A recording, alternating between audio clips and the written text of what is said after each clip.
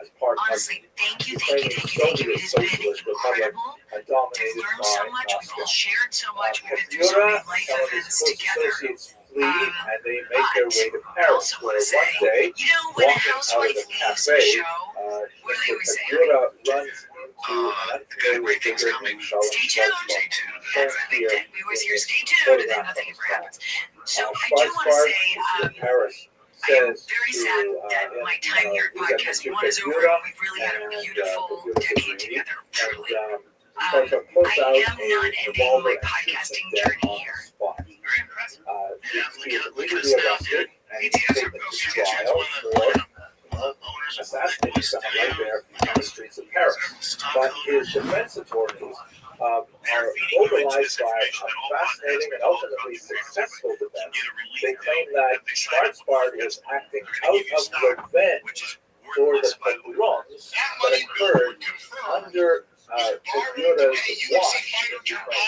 And his trial, ostensibly of a man who shot another man in cold blood on the street of Paris, ultimately became a trial about Pagura's guilt or innocence in the early period of his fledgling Ukrainian state. The French jury, perhaps smarting from the embarrassment of his rifles that there 30 years earlier, ultimately rendered a verdict in favor of Schwarzbach, ordering him to pay $1 franc in damages, very insulting to Pagura's widow, and allowed him to go free. This was a huge victory for Jews around the world who regarded Schwarzbach as an avenger of the massacre of the pogroms. According to my research, and I invite you to look at my book if you want more details of the argument, it's very difficult to understand Pagura as, let's say, an architect of the pogroms, some kind of proto-Hitler. That doesn't seem to be an appropriate description of who talks about it all. At the same time, there was that period of several weeks when he could have at least made a statement, but I would argue that perhaps he refrained from doing so because he had no way of controlling his troops. He had no resources even to provide for them, to feed them and so on. And if he were to limit their violent activities, he might lose them even faster than the rest of the losing them. Ultimately, he would lose the country as well. But that, I think, is probably a more reasonable assessment of everyone that has been a part But of anyway, Heather Dubro's we will World and have to Let's Talk continue over this the discussion years, and especially all of you in the that now listen and commonly support and are part of the community.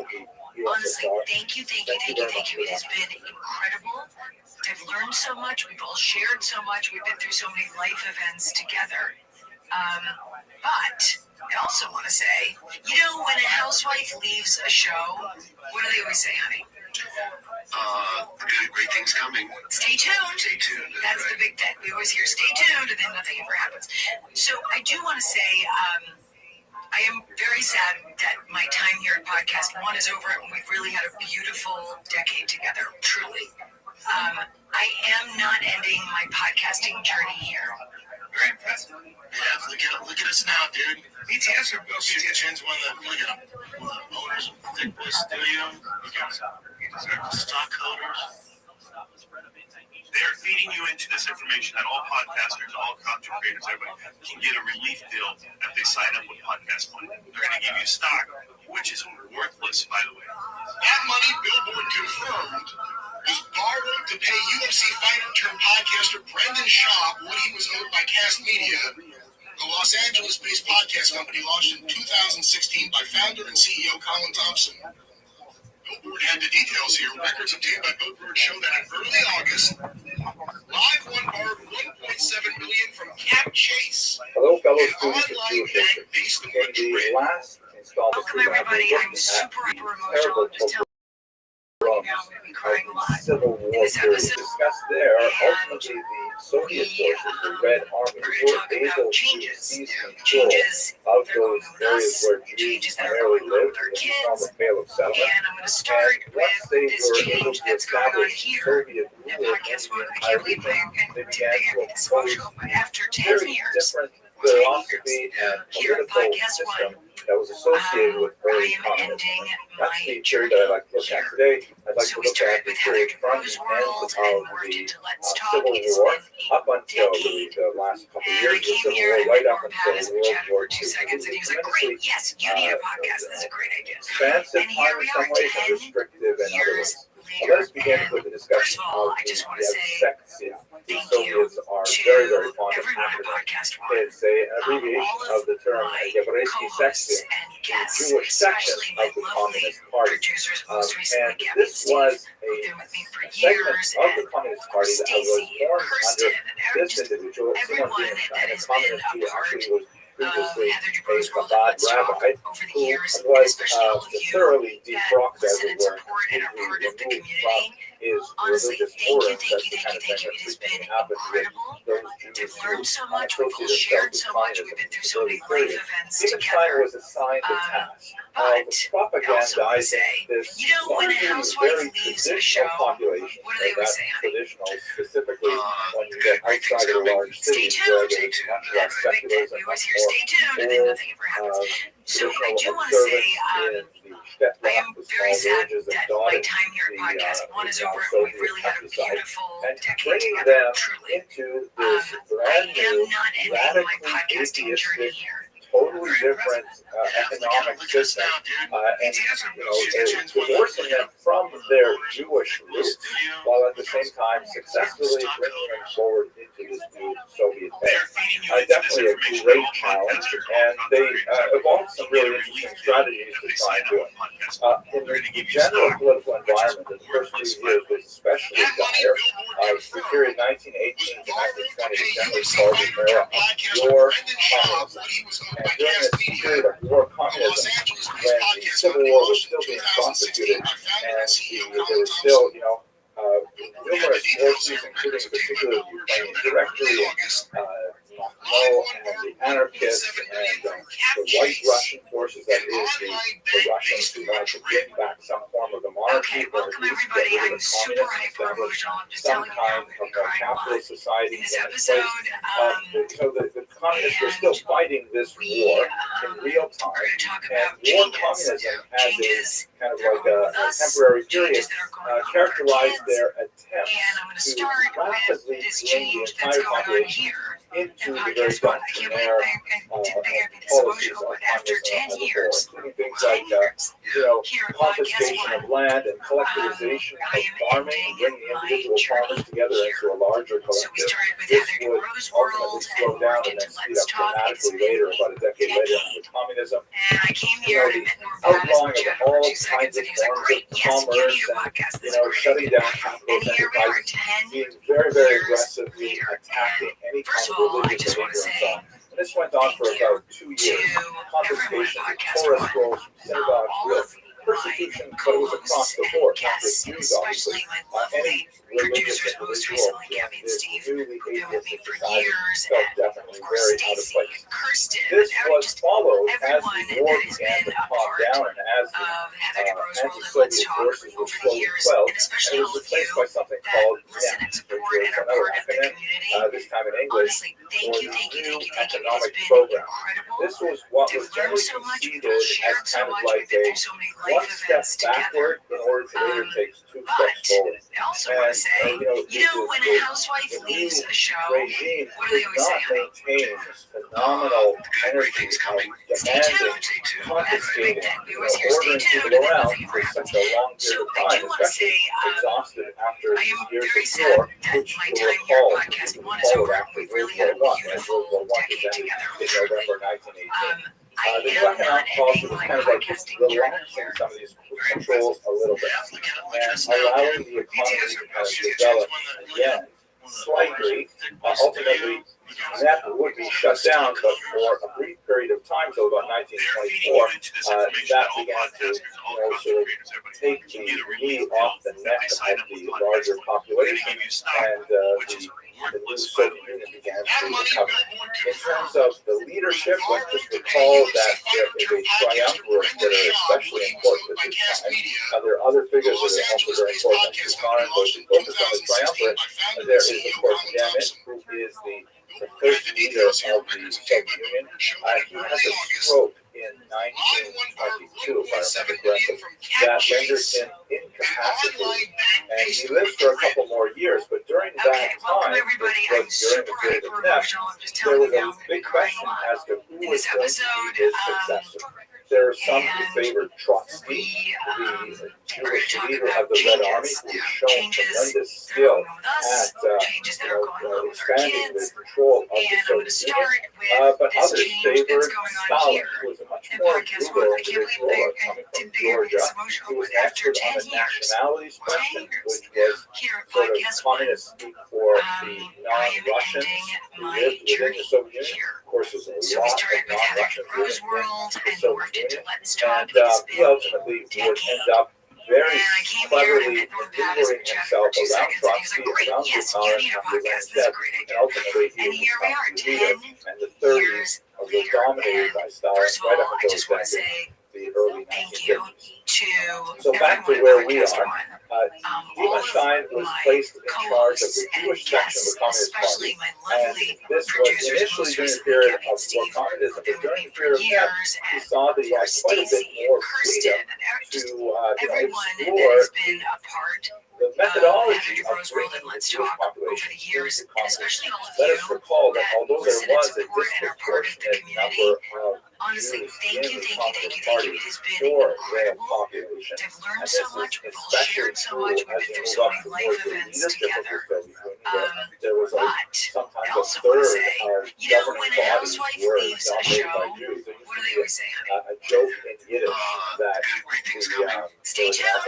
That's the big thing. We always hear stay tuned, and then nothing all happens. Russian So I do want to say, I am very sad that my time here at podcast in is over, and we really had a beautiful the Russian decade acronym, the together. Yiddish acronym for I am not ending my podcasting journey here. That was not a truism.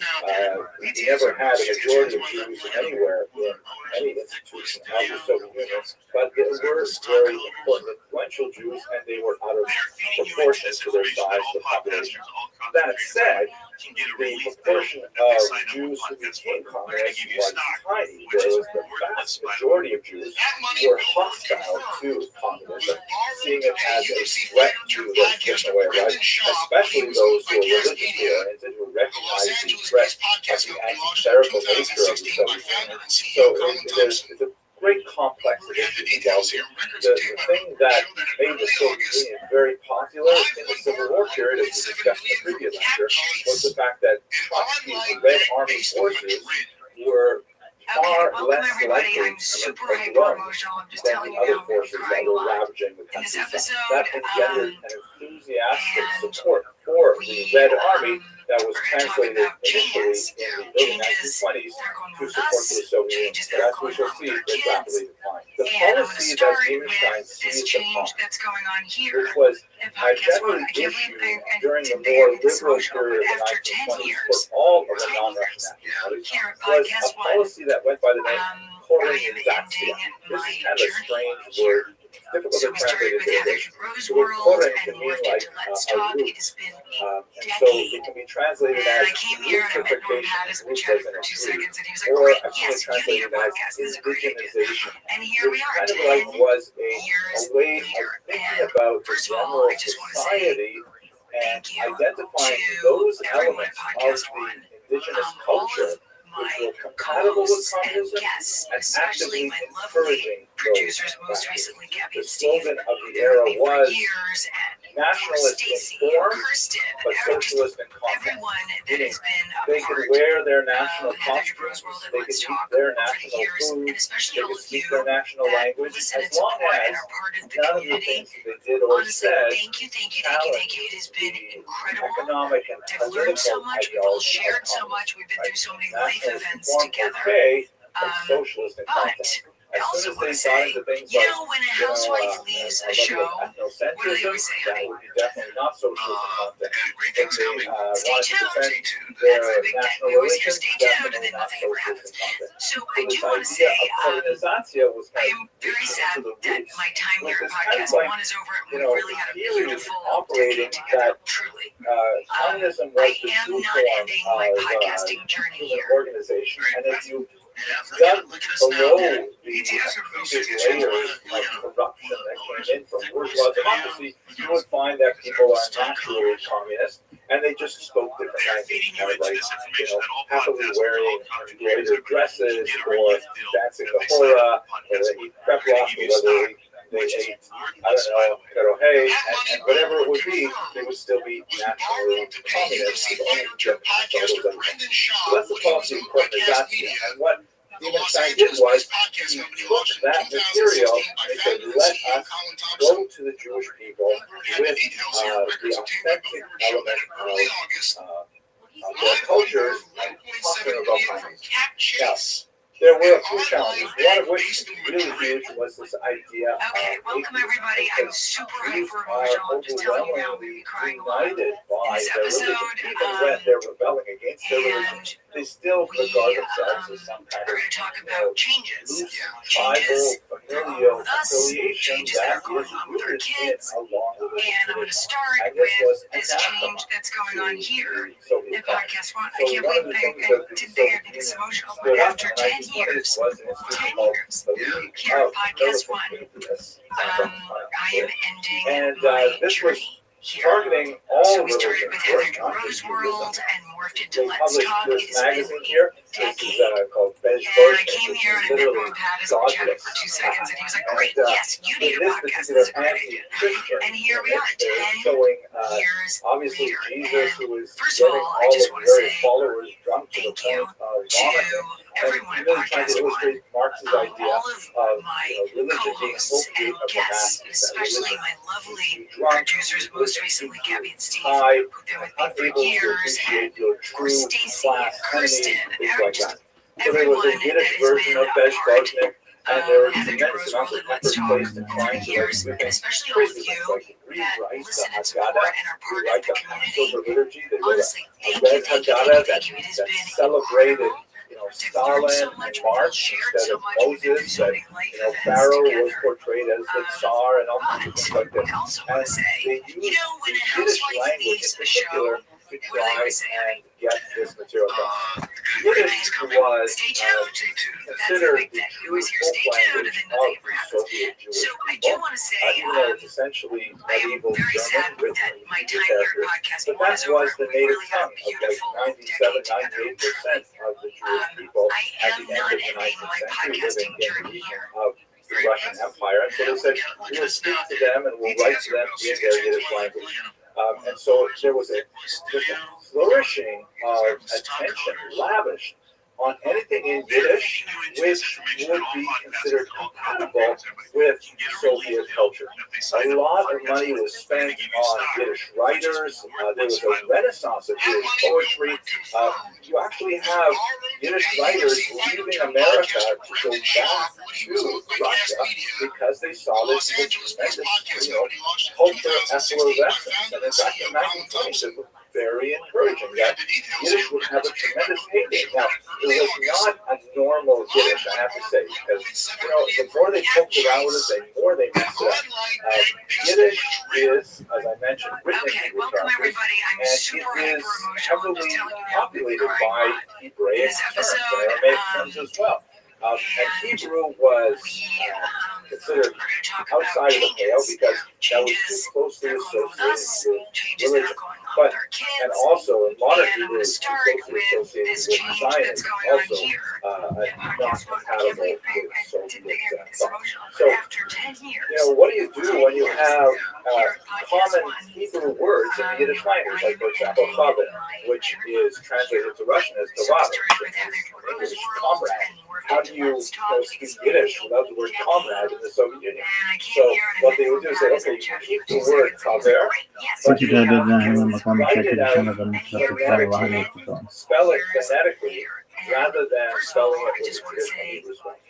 So those of you who are familiar with the letters, the word for Kaver Hebrew and in Yiddish is Chet Vei Resh, 3 letters. But in Yiddish and the Soviet period, we had Chaf Aleph Vav Vav Ayin Resh, which is the 6 letters. And if you didn't know what you were looking at, you'd be totally confused when you saw it.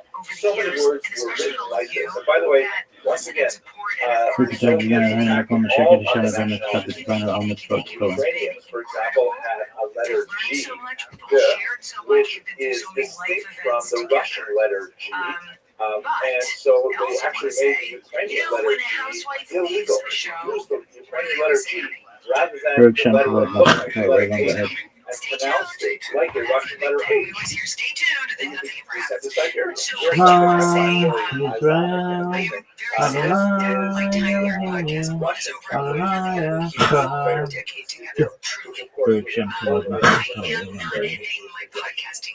you can see in Cyrillic letters, it has the large word book, and then underneath you see it has the words Tehillat Hashem, which means the songs of God or the songs of God.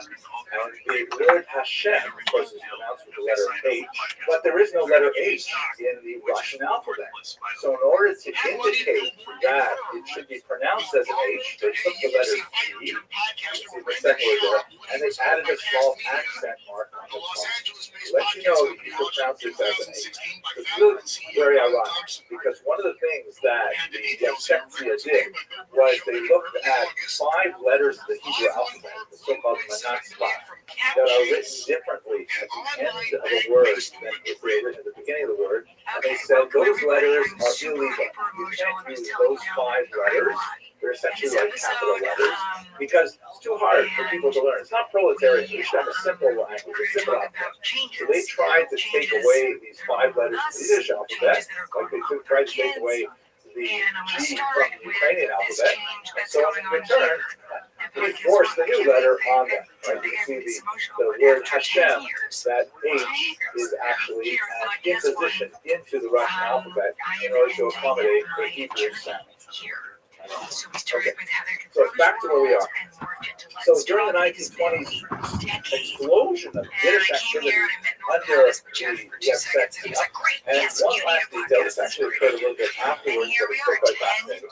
At one point, the Soviet Union even experimented with creating a kind of alternative Israel. They created a homeland, a Jewish autonomous oblast called Yerusham, which is way out in the border with China, 4,000 miles away from where the Jews were actually living.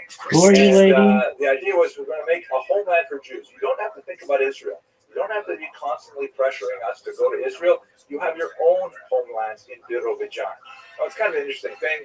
Yiddish was made an official language of Azerbaijan and stuff like that, but they had very few Jews actually live there, primarily because Stalin blocked a lot of the migration there exactly when the Jews could have used it during World War II.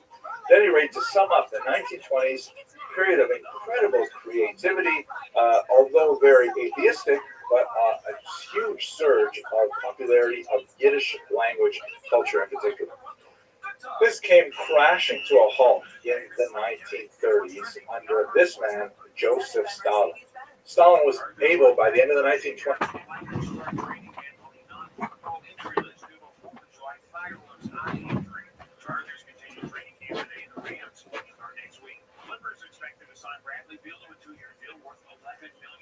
once he clears waivers.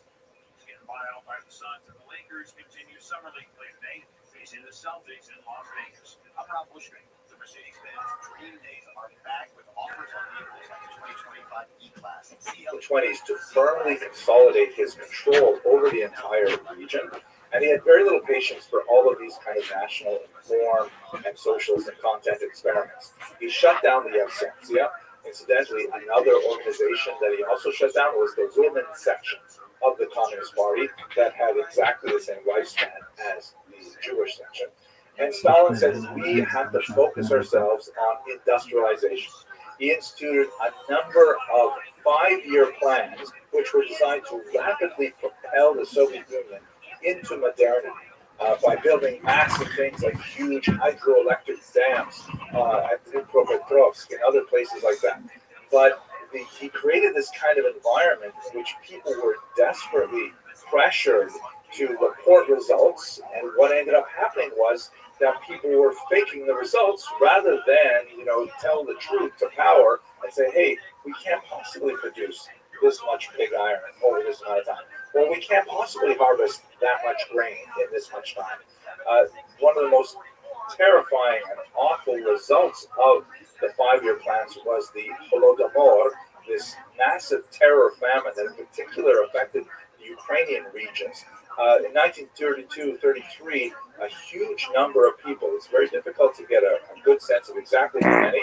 Reasonable estimates are around 5 or 6 million. A huge number of people, and there are larger estimates as well. This colossally awful artificial famine, which killed millions of people, was largely a result of the disastrous economic planning of Stalin and his henchmen. It was actually a terrifically horrible event. And in context with the Holodomor and several other related factors, the purges began in the Soviet Union, especially towards the end of the 1930s. As people began to see that the glorious reports of Soviet productivity were not evident in reality, rather than say, wait a second, maybe people are exaggerating their findings about how much they're able to produce. Instead, they blamed non-existent saboteurs, that they were wreckers, they were people who were somehow, deciding to stand in the way of progress for the Soviet Union. And these people were identified, tortured, and forced to divulge the names of other saboteurs. This created this ecosystem of purges that was not at all unlike the Spanish Inquisition, in which heresy was hunted out everywhere. People were taken and tortured and asked to betray the names of other heretics and so on. And even if a person wasn't a heretic or didn't even know any heretics, they were nevertheless under the pain of torture, give up all kinds of names. This initiated a horrific cycle of arrest, torture, confession, arrest, torture, confession, that resulted in millions of people, again, the scale is phenomenal, being exiled to the Gulag out in Siberia or even executed. And this really consumed the Soviet Union in the later 1930s. And at this point, the Jewish enthusiasm for the Soviet Union collapsed dramatically.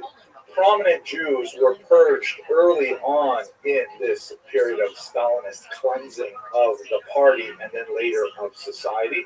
And Jews, with a few significant exceptions, like Kaganovich, who was involved in Ukraine during the years of the Holodomor, with the exception of a few characters, much of the Soviet leadership was purged of its Jewish membership.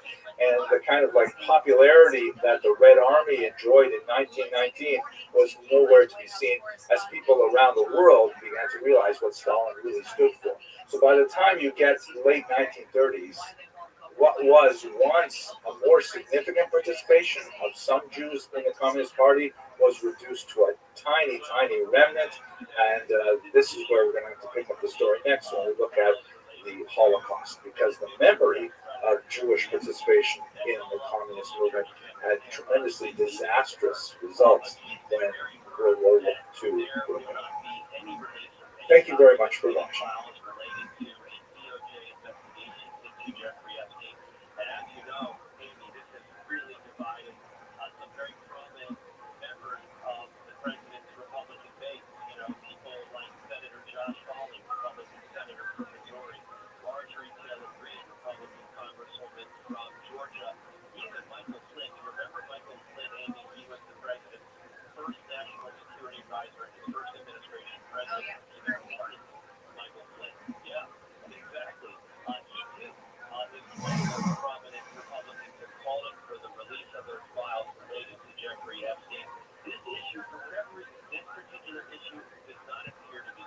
In order to understand properly the relationship of the Nazi occupying forces with the indigenous peoples in East Central Europe, and specifically the degree to which collaboration was prevalent among those populations, it's really important to understand understand their experience, particularly during the years 1939 to 1941, when the region was controlled by the Soviet Union. Let's spend a little bit of time just trying to understand what happened between the outbreak of war in September 1939 and the Operation Barbarossa, which represented a dramatic shift in the nature of the war in East Central Europe. This map shows East and Central Europe before World War I, that is before 1914. You can see that basically East Central Europe is divided between three empires: the German Empire, the Austro-Hungarian Empire, and the massive Russian Empire. As you can see from the slight shading in this map, there is what is Russia proper, which is really deeper areas, and then there are the newer acquisitions of Russia, particularly the Pale of Settlement region, which is where most Jews were allowed to live. That's like a slightly lesser intensity of red. And then Congress Poland, which is a little further to the west. These were all regions under the authority of the Romanov Tsars, part of the larger empire.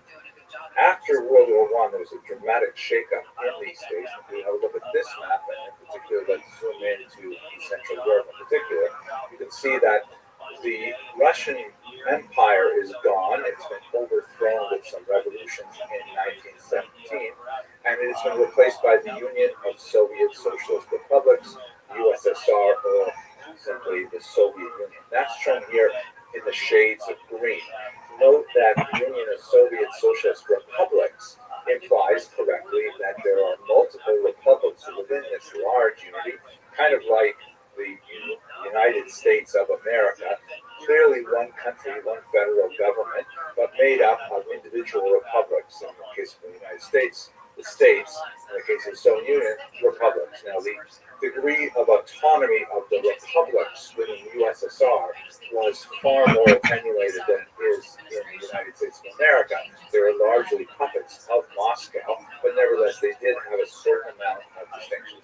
You can see in the center is Vyserusshiya SSR, which is the White Russian or Belarusian Soviet Socialist Republic, and to the south is the Ukrainian SSR, also part of the Soviet Union. But in the yellow colors, there you see newly independent Poland, and also newly independent Lithuania and Latvia. And just to the north, you'll see also Estonia is just on this map here. So this new section, these new countries were carved largely from the remains of the Russian Empire. And needless to say, the rulers of the Soviet Union were not pleased that they had lost these valuable European territories in World War I. So we move on from this map. What happens is in 1939, as we explored in our previous video, the Nazis and the Soviets make a pact with each other to invade these regions simultaneously on September 1st. You can see from the right, the Soviet Union invades Poland, and from the left, that is the West, Germany invades Poland, and they end up dividing the territory between them, as we discussed also in the previous video. Here's a clear map that shows what ended up happening from the Soviet perspective. There's a bright yellow line that indicates the new ceasefire line, the new effective border between Nazi Germany and Soviet Union. And you can see these multiple regions that are now annexed by the Soviet Union. They were technically independent countries, but amazingly, in these highly fixed elections, they all voted to join themselves to the Union of Soviet Socialist Republic. So you have in the north Estonia, Latvia, and Lithuania. These are the so-called Baltic republics. And then you have the western region of Belarus, and you have the western region of Ukraine as well, all joined together with the Soviet Union. These regions were annexed by the Soviet Union in 1939. Now, what exactly did the Soviet Union stand for? What was Soviet? What does that word even mean? And what is communism? Let's just take a couple minutes to think about that. The Soviet Union was formed, as I mentioned, in the ruins of the Russian Empire. The founder was this man, Vladimir Ilyich Lenin, who was a follower of a philosophy called Marxism, founded by Karl Marx several decades earlier in really in Germany and in England.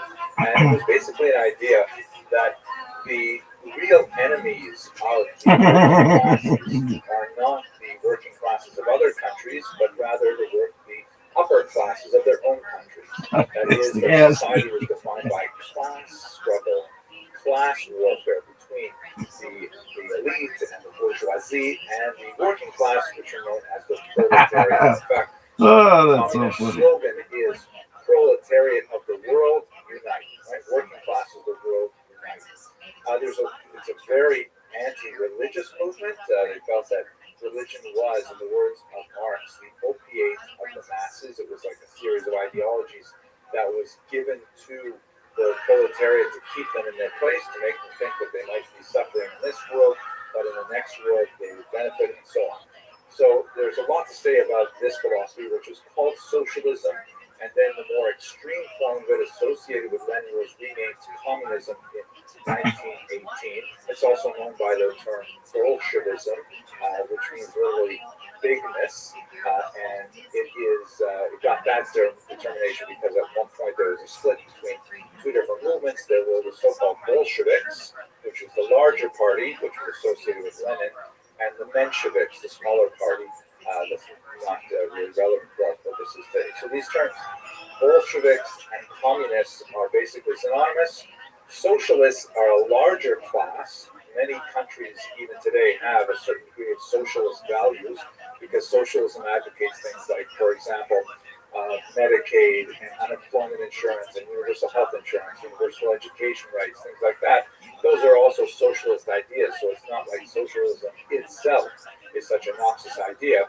But communism takes it to an extreme where private property is considered theft, where all of the basic guardrails of traditional capitalist society are done away with. And it led to disaster in the Soviet Union in particular. But this would take us too far away from our topic of the Holocaust. Lenin was joined by two colleagues in particular. Leon Trotsky, shown here, is very significant because he was Jewish. As I mentioned earlier, the communist movement was very anti-religious, and Jews, although, as we will see in a moment, were attracted in some numbers to communism. Joining the communist movement essentially meant jettisoning your Jewish religious identity altogether. It was to be atheistic in a very intense way. Leon Trotsky was especially famous for being the leader of the Red Army, which was a rather significant achievement for a Jew at that time. And on the other side, a third figure, and the three of them would be intense rivals, especially after Lenin would himself suffer a stroke in 1922 and then die 2 years later in 24. Joseph Stalin, shown here, who ultimately maneuvered his way around all of his opponents and had them murdered in many cases, including Trotsky, who was ultimately murdered after he was in 1930. And Stalin became the sole head of the Soviet Union and its longest lasting dictator. So the Soviet communist experiment was all about putting in place Marxist socialism to share property equally amongst all the people, to remove the upper classes, to create a classless society. And in many ways it has a certain kind of appeal, the idea of equality before the law, the idea of people being comrades, družba narodov was the term, friendship of peoples, the end of anti-Semitism. And ironically, particularly in the early period, the Soviet Union waged a very strong war against prejudice against Jews and so on. But there's much more to say about this, but we want to stick specifically to the Holocaust. Let's look specifically how Jews related to communism. So one of the major reasons why there was any surge in popularity of communism was because of the horrific pogroms that followed the revolutions of 1917. You'll recall World War I erupted in 1914. The Russian Empire was very poorly prepared for this conflagration. People were starving. People were upset with the government. There was a revolution in the beginning of that year that overthrew the Russian monarchy, the Romanovs, and then there was about 6 months period of a provisional government, which was then overthrown again by the Soviets under Lenin. And this was all during World War I. It was still going on. The Russians had to decide how they were going to deal with the Germans who were fighting against them on their Western Front. Ultimately, the Germans made huge gains in Russian territory, which is why the interwar states were allowed to emerge because they were no longer under Russian control. But what erupted, particularly in Ukraine, and especially in the year 1919, was a horrific series of pogroms where it was complete lawlessness. It was civil war. There were multiple bands fighting each other in Ukraine, including the Soviet Red Army, the pro-Tsar Russian White Army, the Poles, a whole group of anarchists called the Greens, and they were all fighting for territory over the course of a bloody year, which resulted in, by conservative estimates, perhaps 50,000 Jews killed.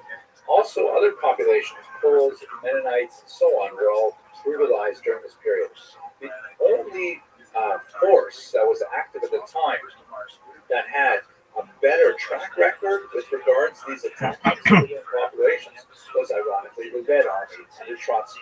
And so you see in 1919 there was a surge of support among Jews for the Red Army specifically because they see them as the most lawful of the various forces and that they would be most secure if the Russian Red Army were to in fact win the day.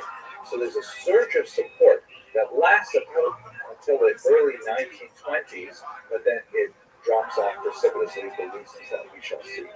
And by the way, I know a fair bit about this because I actually wrote a book on this period of my doctoral dissertation.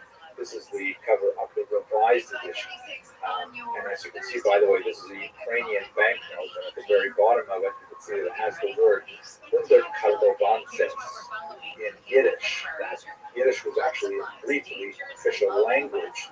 Yiddish is a Jewish language. Briefly, it was an official language of the independent Ukrainian state that was later crushed by the Soviets.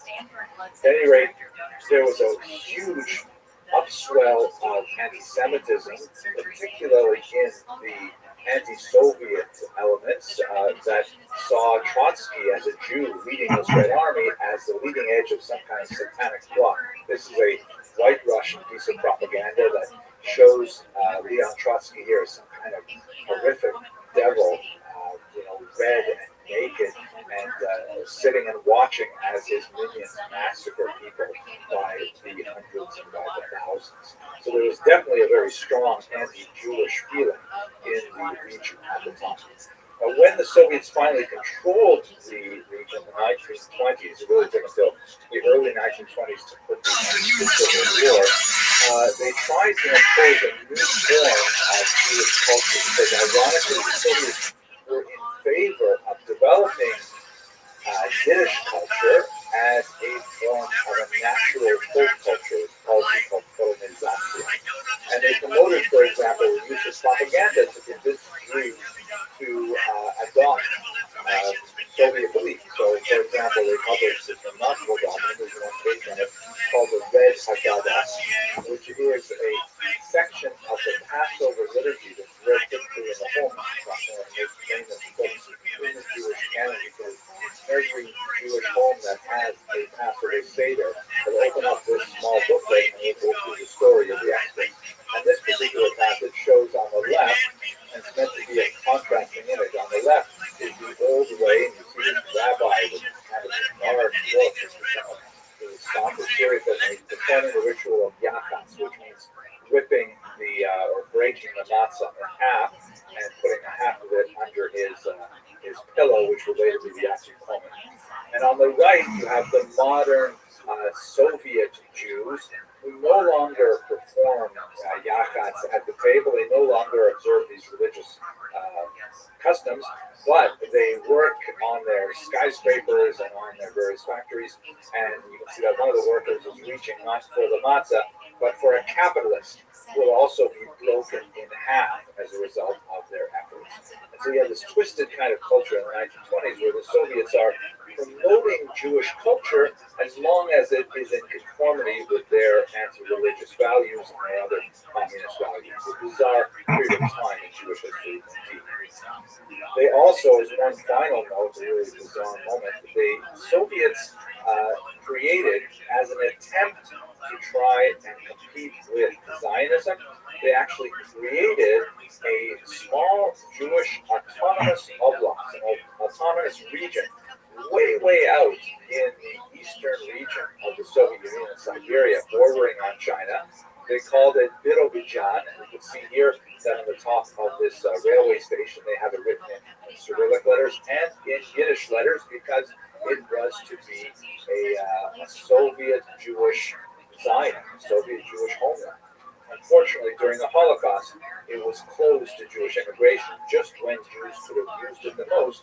Stalin did not allow Jews to flee there, but it exists even to this day. Now, what happens in the 1930s is extremely significant because Stalin, who by this time has firmly taken control of the country, and he has abandoned all of what he considers these silly, petty nationalist plans like the development of Jewish culture.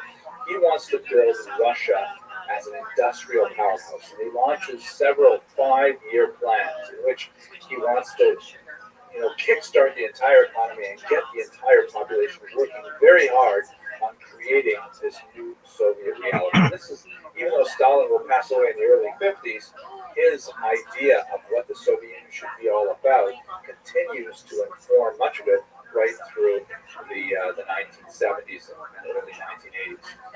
The leitmotif of this is this man, Alexei Safaronov, who was a coal miner who, using a pneumatic drill, was somehow able to drill a lot more coal than everybody else using picks and shovels. And this is like the model of the hero of the Soviet Union.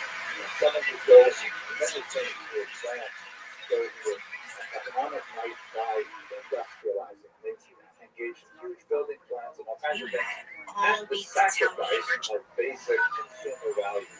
And this is most horrifically noted in the awful Holodomor. This is the Ukrainian terror famine of 1932-1933, when the Ukraine, which has this remarkable black soil, Chernozem, that made it known as the breadbasket of Europe, went into a period of deep famine that was highly artificial, and it was dictated more by Stalin's export policies than it was by the actual crops available in the land. And there was literally starvation in the streets, as you can see from this horrific photograph taken in eastern Ukraine in the city of Kharkiv. It's very difficult to determine the exact number of people who were killed in this artificial famine. Very reasonable estimates put it at no less than 3 million. And more expansive estimates put it as high as 14 million. And one of the reasons why it's so difficult to get a good handle on numbers is because when Stalin had a census taken, and the results were revealed, which presumably showed a huge demographic loss in Ukraine, he ordered the census destroyed and the census takers killed, which was part of his modus operandi. There are certain pieces of the census were found in local archives that allows us to reconstruct to some degree the number of people who were killed, but there's still quite a bit of guesswork about the size of it. Nevertheless, it is certainly an act of genocide that is comparable in many ways with what we're studying the Holocaust. Note also that the term Holodomor is actually a coinage. It's definitely taken from the term Holocaust. You're not supposed to be But instead of It's 50 years of James Bond. It's not 2 hours of your rageaholism and alcoholism and horrible music. I'm asking you to explain to the audience that's patiently watching this what the hell's going on. It's a tribute to all the Bond movies, to all Say the that. 35 Bond Say movies. that. closes with You don't have to say it, you see it because you see the clips from the movies and behind me. purges under Stalin. When Well, but you're not saying the anything. results of this rapid because if there's industrialization is not nearly as strong as Stalin had thought it would be, he assumed that there must be saboteurs or wreckers active in society. And so this bizarre society-wide desire to identify people who are somehow anti-Soviet, who are sabotaging the plans to develop this, water dam or this coal mine, things like that, people were denouncing their neighbors and putting them on trial. And then these people would be put as these prisoners put on trial. They would be sent to the gulag where they would live under multiple conditions in these prisoner of war camps that were essentially, in many ways, I'm installing these ubiquity point-to-point. Maybe have a lot more to say about that later on in this course. But we seem to be approaching a period in history where there are some very dark harmonies developing in Nazi Germany and Soviet Union at the same time. To be certain, the most notorious impact of the Soviet Union on the newly conquered territories between 1939 and 1941 was Thompson, and you're listening to Something to Wrestle With. Originally known as Bruce Pritchard. Bruce, what's going later on? known as the KGB, but at this time it was known as the NKVD. The secret police were deeply involved in rooting out any opposition to the new Soviet regime, and they were involved in many massacres, including this horrific massacre in the Katyn forest, which thousands of Polish soldiers were massacred and laid to rest in these huge graves without any indication of their disappearance. The NKVD in particular tried to root out any possible sources of opposition to the intelligentsia, which is a class of people that are basically information workers, teachers, priests, poets, even postal clerks. Anyone who had literacy, who had an opinion, who could share information or be a thought leader was arrested by the NKVD, and many of them were simply held in jails for 2 years where family didn't know what was going to come of them. The NKVD were the leading edge of the spear, so to speak, of the Soviet attempt to rapidly bring these territories into communist way of thinking and into communist economics, rapid collectivization of farms, and the shutting down of religious institutions and all kinds of things that the local population resented tremendously. And what's very important for our purposes as well is this notion that is very widespread in the population, not at all borne out by the statistical incidence of Jews in the Soviet apparatus, but nevertheless the perception of Jews as being very much aligned with the Soviet goal and with the NKVD in particular. And once again, this is one of those elements where it is, in terms of studying history, it's often more important what people believe than what people actually know. People believe that the Jews were very much the motivational elements in the Soviet occupation of these territories, and as a result, there would be a tremendous amount of resentment built up against the Jews. Even the Jews who had obviously nothing to do with the Soviets, who were living in these territories before the Soviets came in, if they would ultimately become the brunt of their wrath. The turning point, and this is where we're going to have to leave this particular chapter of the heart. Operation Friday Today we salute you, Mr. Always Gets His Ass Kicked but never quits trying. Most fighters use their heads for a lot of flesh, but you use your face. Training, cutting weight, that stuff's for suckers. All you care about is getting paid. When you get knocked out, but we know the truth. So crack open another icy brew before you step into the gym tonight. As long as there's money to be made, you can guarantee he'll be there to get his ass beat. You give us the greatest 13 seconds of entertainment or hell can buy.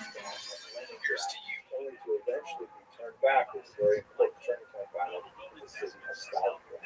Now, how this relates specifically to the regions that were conquered between 39 and 41 is that when the Soviets got word of this sudden attack, they rapidly demobilized and fled to the conquered territories. Along with them, by the way, were about 600,000 Jews who fled with the Soviets because they realized the Nazis would certainly not treat them well. So lot more to say about that, and we'll come back to it later in the lecture. But what happened was that when the NKVD fled, they typically massacred all of the prisoners that they were holding in their underground basement jails in local city halls and things like that. And these were, you'll recall, the intelligentsia, the beloved thought leaders of a given community. The local priests, the beloved teachers, the local poets, the local literati, the journalists, people who were well known in the community and were feared by the NKVD because they didn't want them to express anti-Soviet attitudes. They were the ones who had been held prisoner. And when the NKVD left, they massacred them, typically by simply setting them on fire. And so what happened is, as soon as the Soviets left, after Barbarossa started, the local populations went in and brought out the often charred remains of their loved ones, and then had the difficult task of identifying. Here you can see, for example, a scene in the Ukrainian city of Rabbi, where the locals had to try and identify some of the intelligentsia who were removed from these underground abattoirs. And as one might expect, there was a groundswell of anger that found its expression in attacks on the Jews. In particular, there were the so-called Medula days, which were like spontaneous riots that were perpetrated against the Jews. A lot of abuse of women in public, a lot of like symbolic abuse where people were ordered to clean the streets and beat to the streets and sometimes treated much worse. But this is the beginning of the Holocaust, in particular in Eastern Europe, along with the organized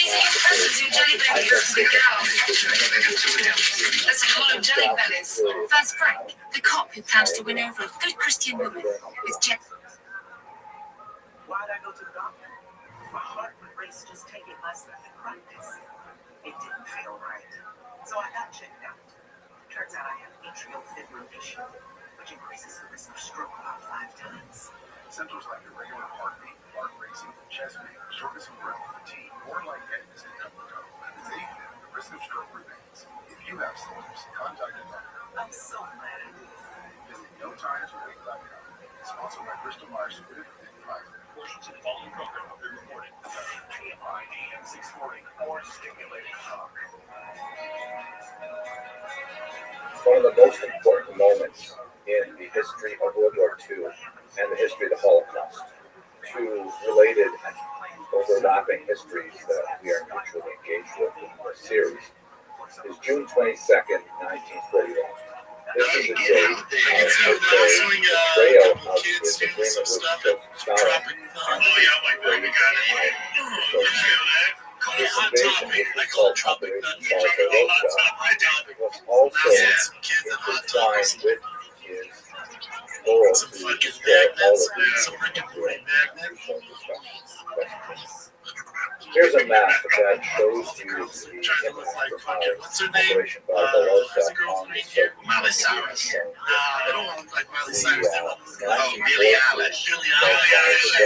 That's what they want to look like now. All the kids, all the penetrated. She always wears baggy clothes. Into the Soviet Union, which was, according to most accounts, the underbarracks for the Nazi betrayal.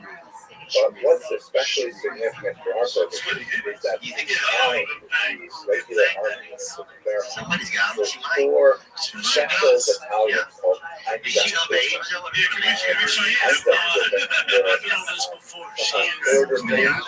They were not comprised of regular frontline troops ready to do battle with other soldiers.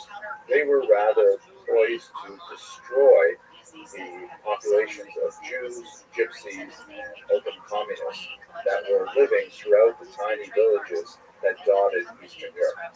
There were 4 of these specific units, and I have to share with you that on a personal level, this is an especially difficult subject for me to trace because Einsatzgruppe A was responsible for killing most of my grandmother's family in Lithuania. But as you can see from this map, these are the regions that the Einsatzgruppe penetrated. This map here shows you the listing of the medium-sized massacres that occurred throughout the region. it's impossible to put on a map of this scale all of the names of the tiny little hamlets that dotted Eastern Europe.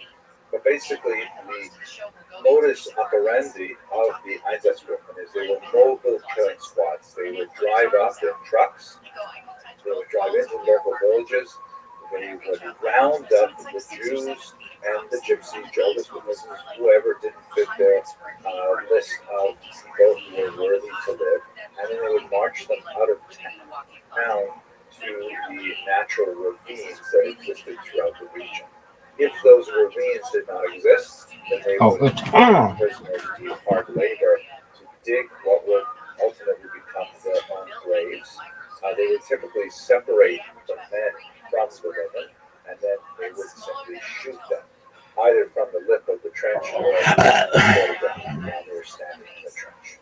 They would then line up multiple rows of Jews and continue shooting, such that people would literally end their lives falling on top of the bodies of their co-religions.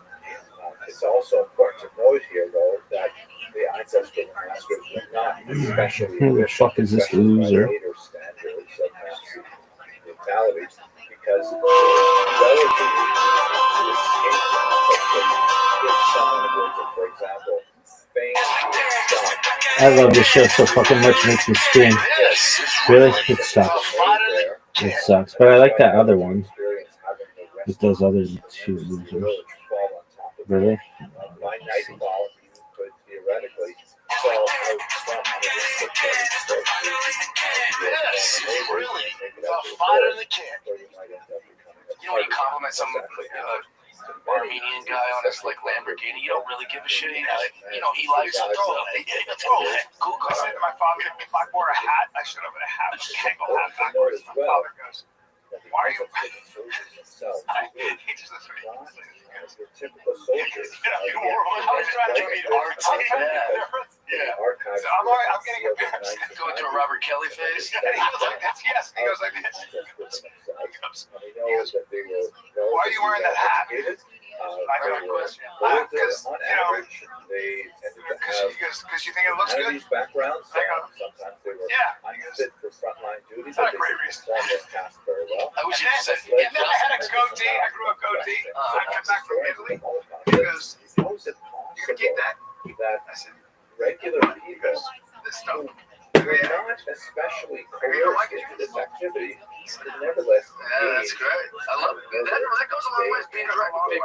You know your boy Kev, the big tall guy that creeps out chicks. This show sucks.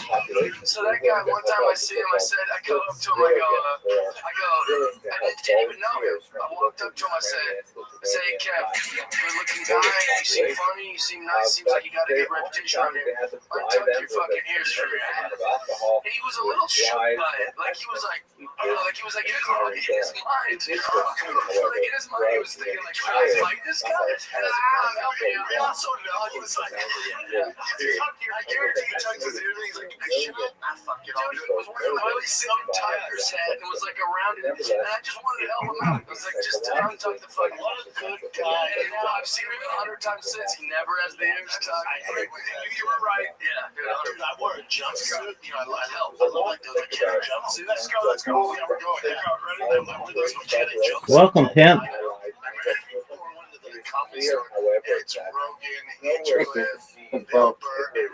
Just watching a podcast. Are you ready to play? Dog, are you ready to play? Rabbi, check out these Jews here. They're like getting killed because they chose not to live in society. Are you ready to play? I don't play any shit, bro. Rabbi, dude.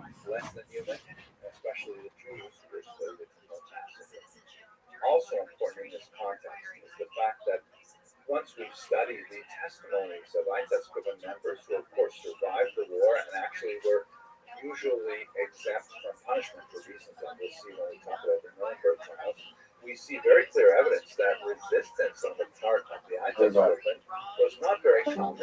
What the fuck is that shit? People got away with it. In other words, a member of the Einsatzgruppen could simply say, I can't take this anymore. say, I just can't So I get walk down.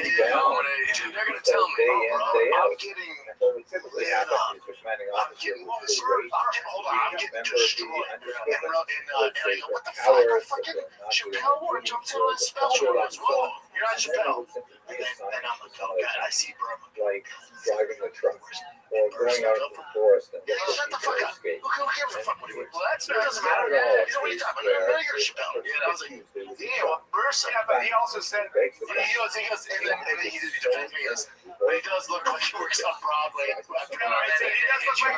does look like a janitor from a sitcom. I will say, I don't know how you're not every few days going, you know, I could murder all of you with my bare hands. Well, that's kind of like, that was just how I would, if you wore a dress to the green room, I would be like, I dare you to say something to me. Just, do you not know what I'm capable of? It's, heavyweight was able to defeat me, but you are fucking pussy to tell funny jokes in green rooms, stoned. I'll destroy. I'll lock the door and just spank everybody. I'll tell you what, each of you take turns giving me an insult, and watch how fast that fucking is over. That's how I was saying, guys. So he can fuck it. Yeah, what did he kick your ass? He can fuck it. He can spank it, and then fuck it. Yeah, bears don't kill you right away. Just kind of fucking shut your ass. He'll just eat your ass. I have a whole joke about that. Like, I want to be a big guy so I can, like, when you're in the pool, you can just put another dude, a smaller guy, on your shoulders against his will. Sure. So you just turn him into a fucking beta right away. If I was him, I would just verbally remind people. Like, oh, hey, I know you're trying to do a thing right now about my fucking outfit. I could murder you. What is your modern instincts to talk to a man like me like this? He did this to me. My wife and I, it was like when my baby was first born. This is literally since Santa Monica. Do you know how long ago this is? It's 20 years ago. It's 16 years ago. It was 16 fucking years ago. And he comes to my house, and he was living in the marina, and I had this really nice house. It was cozy. That's cozy. And my wife and I were swilling red wine from long stem glasses. We were both in robes. We were all like huddled up watching something. We were watching our show. 10 o'clock. And she had her toes all like squeezy, and some furry, and I was like, we're making this noise. And Brennan had to drop something off, and we just like the door, knock at the door, and we both answer the door. We're in bare feet. I think he was in boots. It was very exciting to have company. And we both answer the door. Hi. And we're both standing there. We're in our bare feet, and he's in fucking boots, so he's even taller. He's looking down on us, and he's like, here, I'm here to pick the thing up or whatever. And I'm like, yeah, here it goes. And he's just standing there looking at us. And I go, what? He goes, you know, I can kill you. Because I can just go like that to both your heads. Just one. And he walked over, and I was like, my wife was like, would you let him do that? I go, I wouldn't have a choice. I'm not afraid of shot because I have tons of guns. But I'm also a nice guy. I don't mess with hair. I go, he could kill me and move in and then raise our kids, and you'd say nothing. Yeah, you would get no choice. That's right. You'd like it. By the way, you'd end up having to like it. You'd have to. You wouldn't be terrible. Yeah, it's pretty fun. Once the kid was over, then you would be talking to cars and shit. Buzzing like, you know, I could destroy you. Right. The car, they can't even talk back. You're younger. You're way younger. You're smoother. You're bigger. This is better. Dude, I love that push on that baseball. Is it baseballism? Is that what is? Oh yeah, baseballism. They'll send you a ton of stuff. Yeah, I was looking at this stuff. Yeah, because usually when your buddies post like promotion shit, like I didn't get paid for that, and it's like I wear their stuff every once and again just because they've got like what they do is, you know, baseball is pretty strict about their rights. You know, they're like, without express written consent in Major League Baseball, you've heard that your whole life. So they're like real sticklers about suing anyone that uses anything. That's why I'm surprised John Boy and these companies get away with all this stuff. But anyways, so they'll find anything that's baseball adjacent that isn't like Major League Baseball. So like the movie Major League or Sandlot or Ken Griffin, they'll partner with players or stuff like that. So yeah, they just send me a bunch of stuff because I always wear their crap. Field of Dreams, they have a lot of Field of Dreams stuff. Yeah, cool. They send me all the stuff. You're like your boys would love it. Baseball in Texas. Is it? It's serious. Is it more fun or SoCal baseball they have the most MLB players out of any other state conference. So I'm not, the programs out there are great. The program we were in was, was a good starter program, and they had some really good players. But where we moved to, it just so happened, 8 minutes across the street is the number 2 team in the nation. We get there, and I was like, what the fuck is this? Then I see right away. you got tossed from a game? It was on the internet. But the game was over. I want to get some details on this because I defended you in the comments. Did you see it? Oh, you didn't see it? I did try to read those. I didn't read those. I went to war with these. Who's commenting on this stuff? Oh, Jeff, I got time, baby. I tell everybody, I'll argue with bots, bro. I don't give a shit. No one will try to on it yet. So what happened was you get tossed. Now, I wanted to defend you from a friend position. You're my boy. But secondly, from just a baseball position. It was so a manager or a coach in Major League Baseball, college baseball, I would say any level of baseball. Some would argue there's different rules for Little League, but if your player gets done wrong by the umpire, whether it's a ball, because that's all baseball is, fair, foul, strike, ball, out, safe. That's all it is. So if any of those happen to your guy, you got to go defend your guy because you don't want the player to get ejected or you don't want him to get mouthy, get suspended, or get fined. You got to go out and do it. So sometimes managers go, I got to get tossed for this. They'll know before they even go out there. Like, I got to go. For the team. I got to get tossed. So I'll go make a meal of it. Sometimes they'll even side tuck me up. Like, you got to throw it, right? Like they'll know. Is that right? Yeah, it's always on red rules. So anyways, you came out. You didn't even do anything that egregious. All right, bud, come on, he's safe. Yeah. And he's like, you're out. Actually, you were like 10 feet from it. You are a smaller guy, and really, that's his thing. Like, even though the umps after you, like, we're so sorry here. Yeah, that guy has some issue. They read it. He's like, that didn't make sense. I was like, the distance.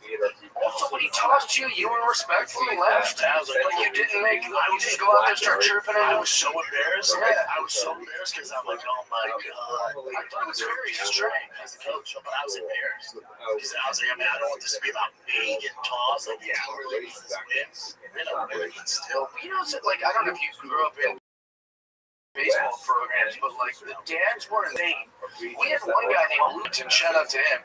He's been the greatest fucking baseball player that's ever lived. He could have like walked on at like high school age for the Mariners. And the reason it didn't work is because Luke lived like a rock star too soon. Like he was getting, he had like a photo album of all the girls' tits, like Omar School, like developed. Yeah, man, like literally like in high school. And he was just this legend of a guy. He literally, that's him, Luke Edmonton. He was so stinking good, and he was like a legend at our high school. I literally, in high school, asked him to autograph a baseball for me. He was like, "That's gonna be worth some money." I mean, to us, he was. There was nobody larger than this kid. looks like he still went some places. Oh, he was a beast, dude, and one of the most naturally talented. Oh no, I don't know. He probably got drafted or whatever, but I don't think he had played in the whatever. So maybe minor leagues. You're drafted in even in college ball, the top 100 players don't make it there. Now, Luke, if you hear this, forgive me.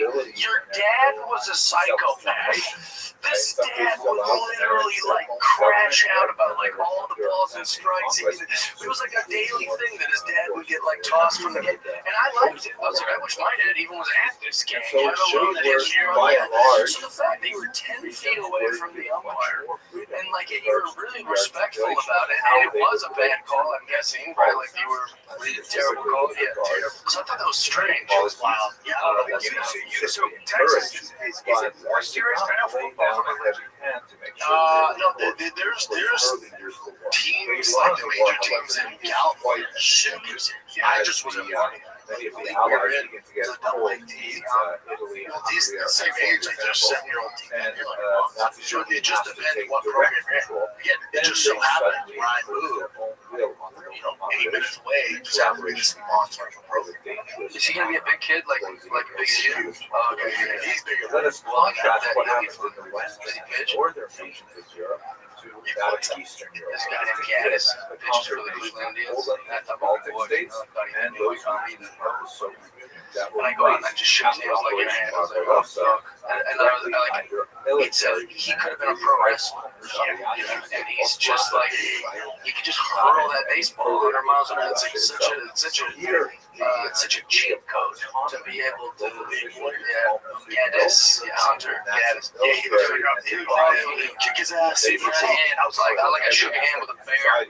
I was like, man, I was kind of making all these jokes. I was like, I'm gonna whiz it in there. Hope you're fucking wearing a cup, you know? Like I thought, like he didn't understand that I was trying to be funny. He's like, I thought the first pitch was Machine Gun Kelly. I was like, yeah, that pussy will be out there after me. Dude. I'm gonna have to whiz it in here. Yeah, it's just the level now of athletes with these young kids, like specialists. It's just different than what we were growing up. It's just different. Like my brother-in-law coaches, it's 14 youth team. And they were at this big tournament in Georgia, and I was calling him, you know, how's the team, man? You know, we go to the top level team. And he's like, we won our first game, we really good. One of the best teams, whether or not. And he goes, but the problem is, we're scouting the team with right next. He goes, they have 6 Division I commitments already, and the pitcher is 6. This is a very What age?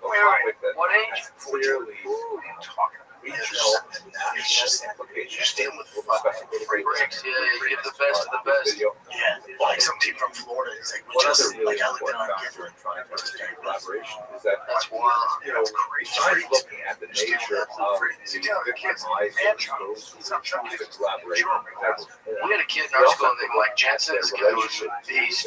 He was like 6 foot, like in kindergarten. He was like the biggest kid we've ever seen. He grew up, I think he's like 6'10". Mike Jensen. With the University of Washington, Mike Jensen. Yeah, he went and played college basketball. He was a rock star. So like just being that big as a kid, he was already like a large life. My buddy Josh Nelson peaked in high school, and he's still rattled. Yeah, I think he's got all the girls. Ron James, when he was 14, was the best high school player. Sure, but he was Also, 230, 6'4", 230. He might be the one athlete I was way wrong about. I used to talk shit about LeBron when he was in high school because they would televise his high school games. I was like, I'm like, yeah, but wait till he gets to the pros. He's playing against kids right now. But then he got to the pros, and in his first game, he swatted someone's shot like 10 rows back. And I was like, I was wrong. I was wrong about this. I know a lot of things completely off run was because me and my brother collected cards, and I got a Peyton Manning rookie card. He got Ryan Leaf.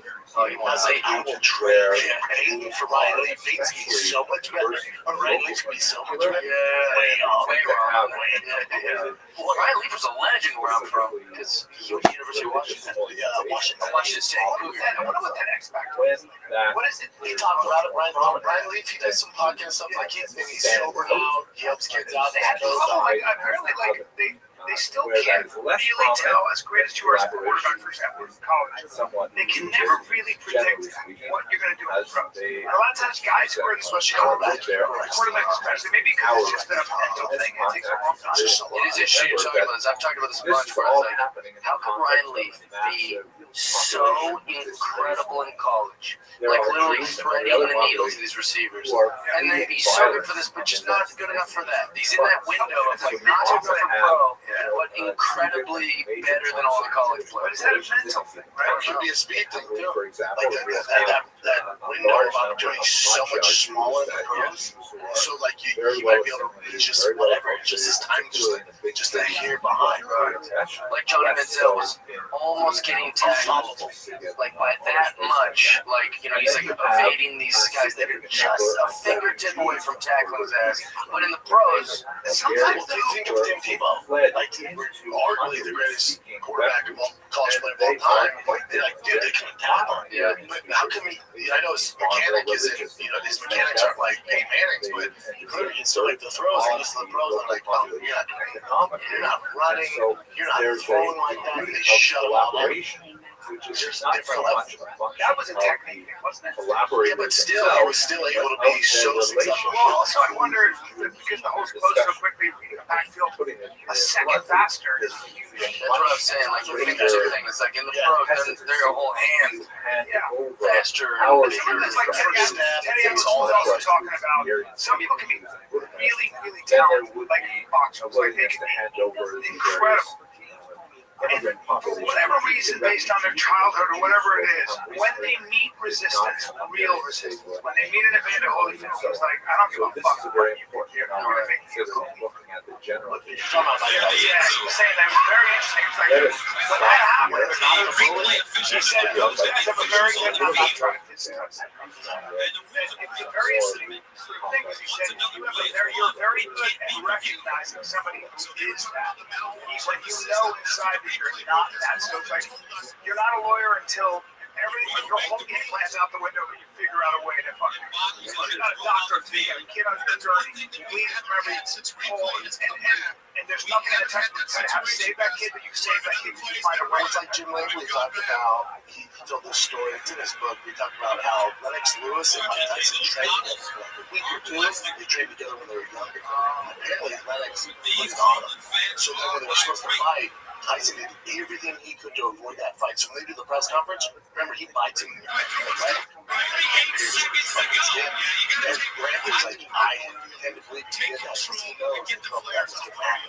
He was a way out. Well, nobody talks about Evander Holyfield winning the boxing match against Tyson when he did his. Yeah, it's like, well, what a great way to keep your dog-like reputation. Like, no one's talking about that guy. No one's talking about how he was losing. By Evander Holyfield. To me, it was always about in the previous one, he lost a couple of after he was the guy you should all be looking at. I love this. When I got, like, every time I get up, every time I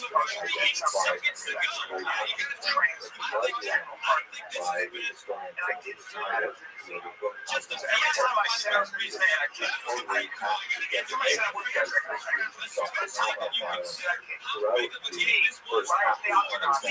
all those decades culminated. I was like, when he did the explanation, like, oh, I'm ready. He works so hard when he steps in. Looking at the region that we're speaking about specifically, it's so loose, but I'm saying territory that guy is like Germany and Soviets divided themselves by the result of liberal it's why you see some people work at the top of their game. Divided in half to the western half. It's like it's so regimented. I had a girl come stay at my house in Los Angeles. Also apply to the military. There's nothing wrong with her. She's incredible. And I couldn't wait to have her. That's what I do. I have this consequence where I literally have, I eat this, I work out, I go do this, I'm doing this, then I go to the comedy club, then I do after the comedy club, I make myself my little bullshit at night, then I do my little night routine, and then I watch YouTube, and then I fall asleep, then I wake up and hike, and I have this whole thing. You can see it though. Yeah, well, thank you, and everything Moscow was off with her there. She just pointed it out. I don't know what the fuck you're gonna do now. I got a whole thing. I started my schedule. Oh, my house has never been. That's what happened. That when I was younger, and I goes there, and I don't get her. Here is the map which you saw in the previous I'd be like, I'd start cleaning the house. I'd start just helps us understand exactly how the population works. Yeah, but I could never. I felt terrible because I was not being that kind to just start doing the face. Just like this thing that was there that I was like, I can't do this. Directly under Nazi control, but it has a slightly different. She's like, light. She's literally like, what's the Wi-Fi password? Like, I can't the Wi-Fi password.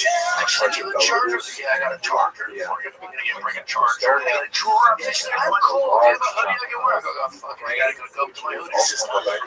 She did not finish. Finally, beyond those territories, the expanding region of military administration. So we really look for the factors leading to collaboration. So-called global. One factor that is especially complex and requires quite a bit of analysis is the openness that the Nazis showed, especially from 1943 onward, is the willingness to adopt Slavs into Waffen-SS units. Yeah, but I'm This very was regimented about all this. quite a So we haven't seen surprising it, so development it's I think because the Nazis, as we yeah, very mentioned excited many times, about it. Yeah, I think I'm the only person on record that has it being filmed with me getting passed. That social media guy wasn't on it. That wasn't my team or anything. Nobody in my group knew that I was going to get passed. You had no clue? No. Can I just bring up one thing? Like, because I posted on Instagram, so I thought it was interesting. There was a picture of you talking to Mark Merrill. Yeah, did you have beef with him or something? So all that happened was that when I was in open mic, Mark Merrill was very rude. And I went on Bert Kreischer's podcast, and I was trashing Mark because I was just trying to make a point that on Mark Maron's podcast, when I listen to it, he'll be like, I'm going to make up an artist, he would say like, I met Jimmy Page and he was a fucking asshole, and I was like, I thought it was interesting that when he meets his heroes and they're rude, he doesn't draw a correlation about how he treats people that meet him.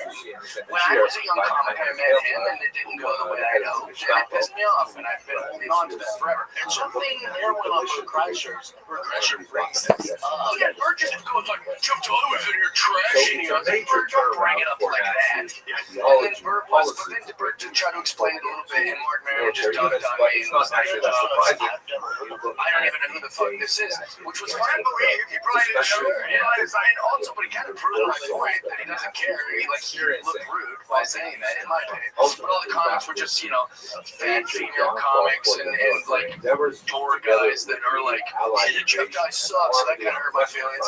And then also, I thought it was interesting.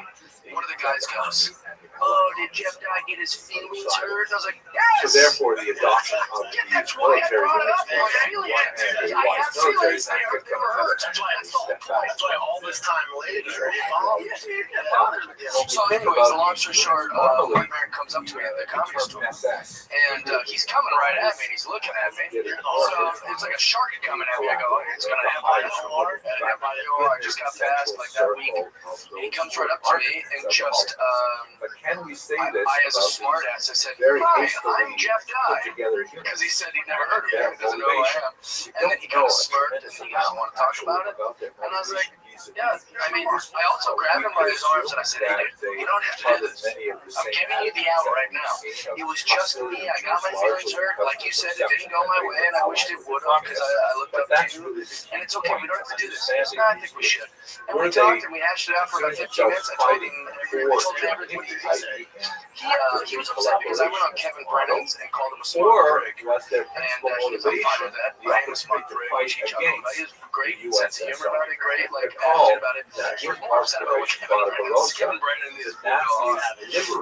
like, that's why his girlfriend died, He's like, all these, and I didn't say anything. But I'm also not going to defend Mark on that podcast when he's being, so I just got to stay quiet while I'm on it. Yeah, it was really good, and it went really well. It was very nice for me, probably better for me than for Mark, just aware of people last few weeks.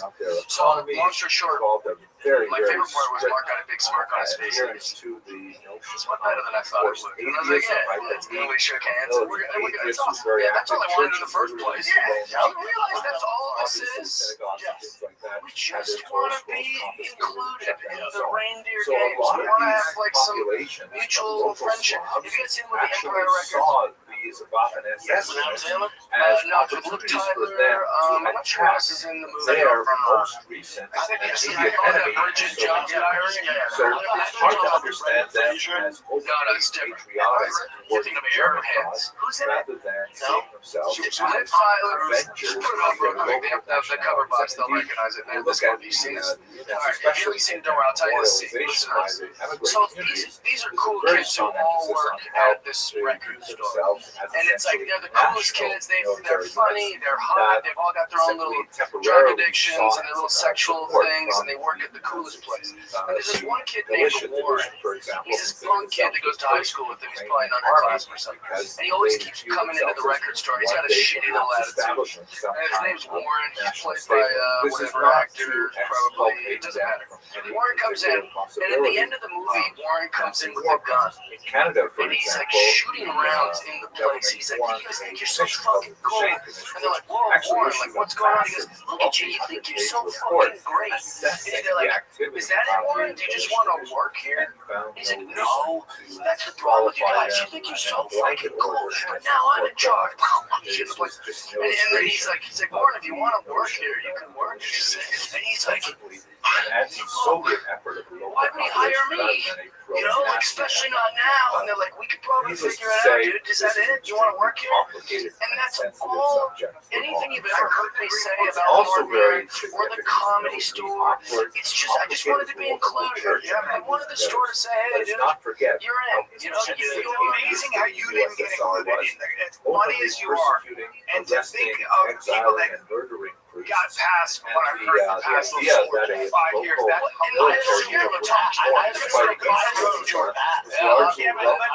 Rose is the difference, man. She's awesome. But it's all like any insecurity, any like whatever, where you go, oh man, like I've heard you trash the store before. It's like, yeah, I'm a little boy that has not been included. I just wanted to be there. You know, and even with the comments that are talking shit, you know, they've all taken their shots at me. When I see them in person, they're all like, yeah, son. Yeah, of course. They were all not that obviously physically I can threaten them, but I don't do that. I've never done that in my life. All of them are super cool. You mean when you see on the internet, I see a person like, yeah, I don't remember, but I think what happened to comedy is so politics got into this and that never was the case. So this is a complicated situation. We were thinking about public, we were thinking about trying to be funny. Right now, you've got these teams, like, you know, they tried, the woke brigade tried to break into comedy. Promise they're not funny. They're humorless. I think that was their opportunity. Like, whether they're on the left or right, that was their opportunity. The only time was to get rid of whatever side these good comments on. It was their opportunity to get rid of them or make sure that they had their shot. Women ruined it. Yeah, that's what it is. I'll take the bullet here. Listen.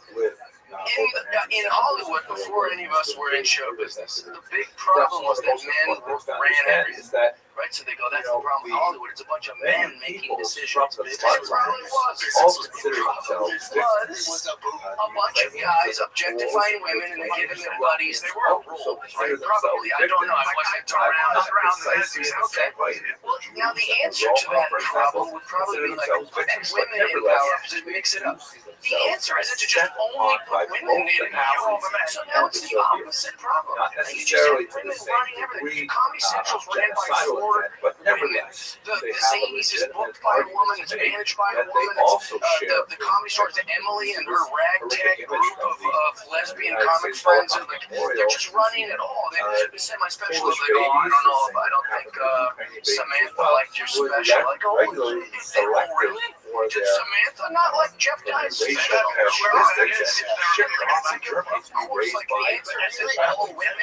That wasn't always like that. That's what's weird. Like people, a lot of people always girls were used to be my girl. She was awesome. I still have nothing but respect. Well, I don't have any respect for her. Some really not. I still do. But something happened. I don't like during the whole COVID thing. It's just it was like this almost brainwashed or something. What happened? I don't know what it was. I mean, I'm guessing it's my politics, or maybe like the girls that she was friends with, like they were in her ear, like he's a bad guy, we don't want him. Whatever it was that Emily had against me, she also had it against Trevor Wallace, Matt Rife, Shane Gillis. There seems to be a pattern here. So, you know, like that seems pretty prejudiced to straight white guys. I mean, I don't want to put a label on it. I hate when anyone plays a victim. What happened? She got fired. Yeah, they let her go, and there's a new booker. I consider a nice text. I was like, listen, I just say no, I'm not running around celebrating that you're not here anymore. Like, I like it.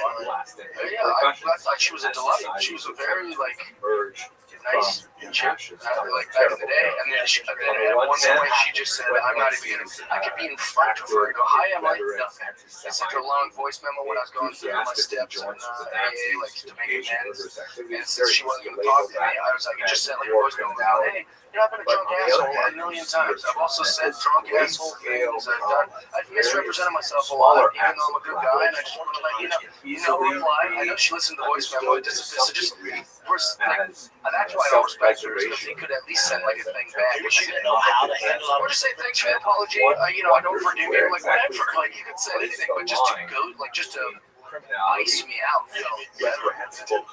She was like, I'd rather die, and then she had so much. She happened with her. She got the Bronco, the Sport, not the Raptor version Bronco. She had the Sport that came out first.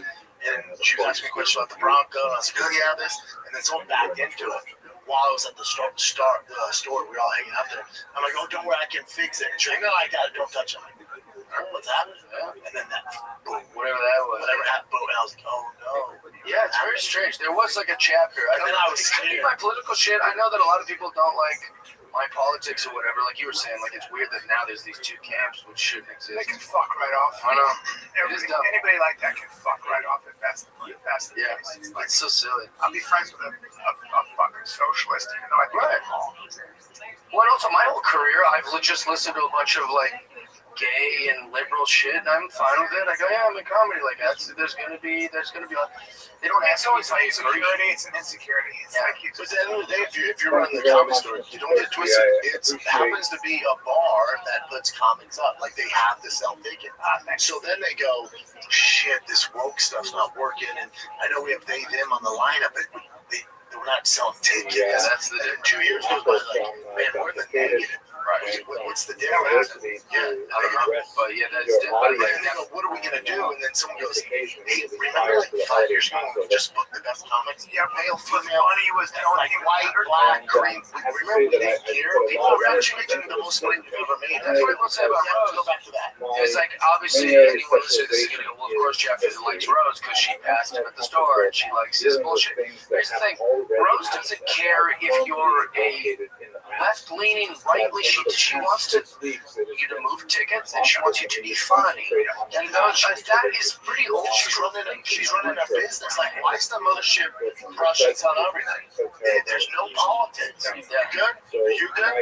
Yeah, but my friends, we don't give a fuck. You tell good jokes, people buy in favor. Okay, go. That's it. Audiences are going, if I could just know who they were fucking. Maybe I'd identify with this comedian if I know where he lodged his blood-filled genitals. Yeah, we went so crazy. It just, the world went so nuts. So let me begin by looking at something from a question I was asking for something relevant to the holiday Passover. And of course, to be fair to Emily, young girl, she's has the brains of comedy store. You got Emily Times College. She's like, fuck, well, I know what, we would have done, but also, no less than 30. I really liked Emily back today. I met her with a conversation. It was very sweet to me. So basically a demand that the well, Jews the state of comedy is alive and well. So how's Austin been, boys? For example, that's there are many verses that took a little bit, line that particular concept. I mean, two Let me read it in Hebrew and then we'll look at it in English. Still cuts everyone tells you, like, go for the kids and all this, but you shall not oppress my wife walked around the the neighborhood every night. for you know the feelings of the stranger, having yourselves Well, some people get addicted to that feel. Some people will literally move every few, whatever. Like you see these girls who don't have like any person in their life, so they just like travel the world. Eat real bullshit. Because you can reinvent yourself. It is a fresh start. You make new routines, which is exciting. Say, try and take the road less traveled, or take a different route to work, because that is like this. That makes life very exciting. So like what you're doing is it's a great idea for your family, great idea for you.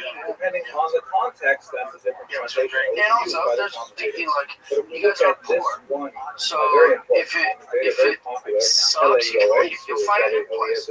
Yeah, definitely does it. And worst case scenario, you go, we move back, or we go to somewhere else. And I don't think the misconception is like, oh, we moved here. I moved here because of the mothership or rogue or stuff like that. I'm not really in that scene anymore. I moved for the safety and the sports and sport, and all that. Which is great. Yeah, like I'm not in that. Mercy and draw this person close. If you come back, that's the question. I can't see myself as you can. In this way, one fulfills the commandment. So obviously, in the context of Seder, as Jews around the world will gather with their families, I quit today. Well, you know that old Greg Robinson thing? He said he quit comedy and went viral. He was like all the tabloids. It's not real. How's he doing? He's good. He looks great. He's lost weight. He's all jacked. He's big guy. Yeah, but he looks fantastic. In fact, so much that I think Craig Robinson thinks I'm gay or something. Because the last 10 times I've seen him, I'm like, he looks great. He's like, cool man. He's wearing a cowboy hat around, and I'm like, hey, I gotta shake all my fingers. He is a big man. You should see him lately, man. He looks trim as hell. He's awesome. Not necessarily. But he said he quit comedy. It's not real. I don't believe it. And if I'm wrong, I'll admit I'm wrong. But like, I was under the impression it's a total bit. And my buddy Enrique, if I am wrong, it's Enrique's fault. I thought Marin stopped his podcast. No idea. Really? His podcast is one of the OGs. Yeah, and then James, like, I'm just kind of over. But then on my fucking Apple, like, the episodes are popping up. What could you be over it about talking to your buddies for a bunch of money? Yeah. Like, I mean, like, not every podcast. Look, see, there's all good things come to an end. It's the end. Scrolling chin, so you think, who is this? Marin, or is this this? is Marin. I brought it live for most, generally speaking, most at the end of the podcast. Is 7 million end in the fall. are internally displaced within Ukraine, meaning they Brendan have and I, left not their me, country. understand the only reason we didn't stop the show was that one of us really stops that happen. For both of us. We're tired people, burned out. And there are He's 11 been million fucking who he's been acting in lots of big movies. He is a good actor. Gotta give the devil his due. Yeah, that's great. Like a great Mark Maron anecdote. Or not anecdote, but like a thing I think he would like to hear. So occasionally a person in the audience will say something that is a perfect moment.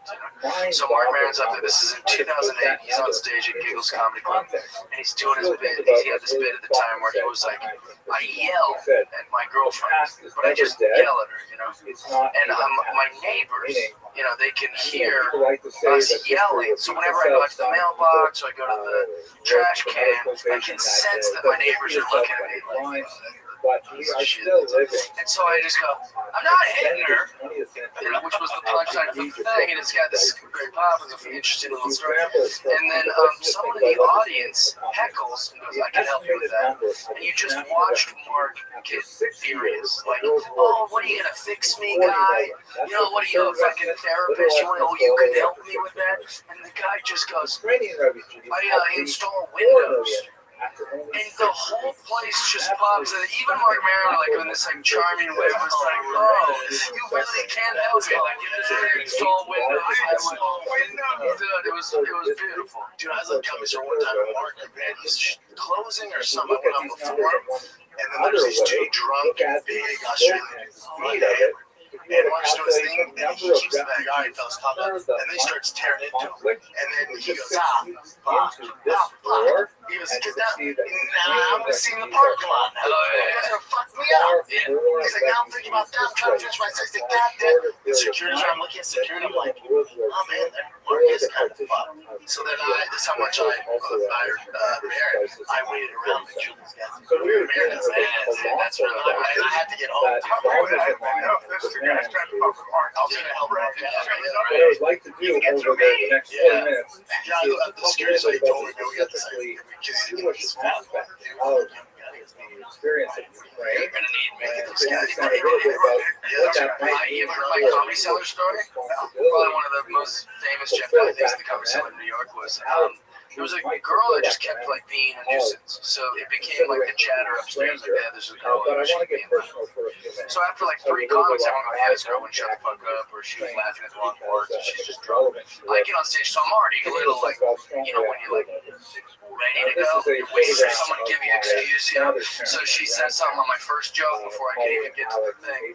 And I go, you know what? Everyone upstairs hates you. I don't know if you know that. Every comic that's come up here is talking about you and how terrible of an audience member you are. And I want to just tell you to leave or call you a cunt, but I'm a real comedian. I'm not going to do that. And the whole place is just cunt. And I go, in my head, I'm going, call her a cunt, call her a cunt. I'm not going to do it. I'm going to see if you behave for the rest of my set.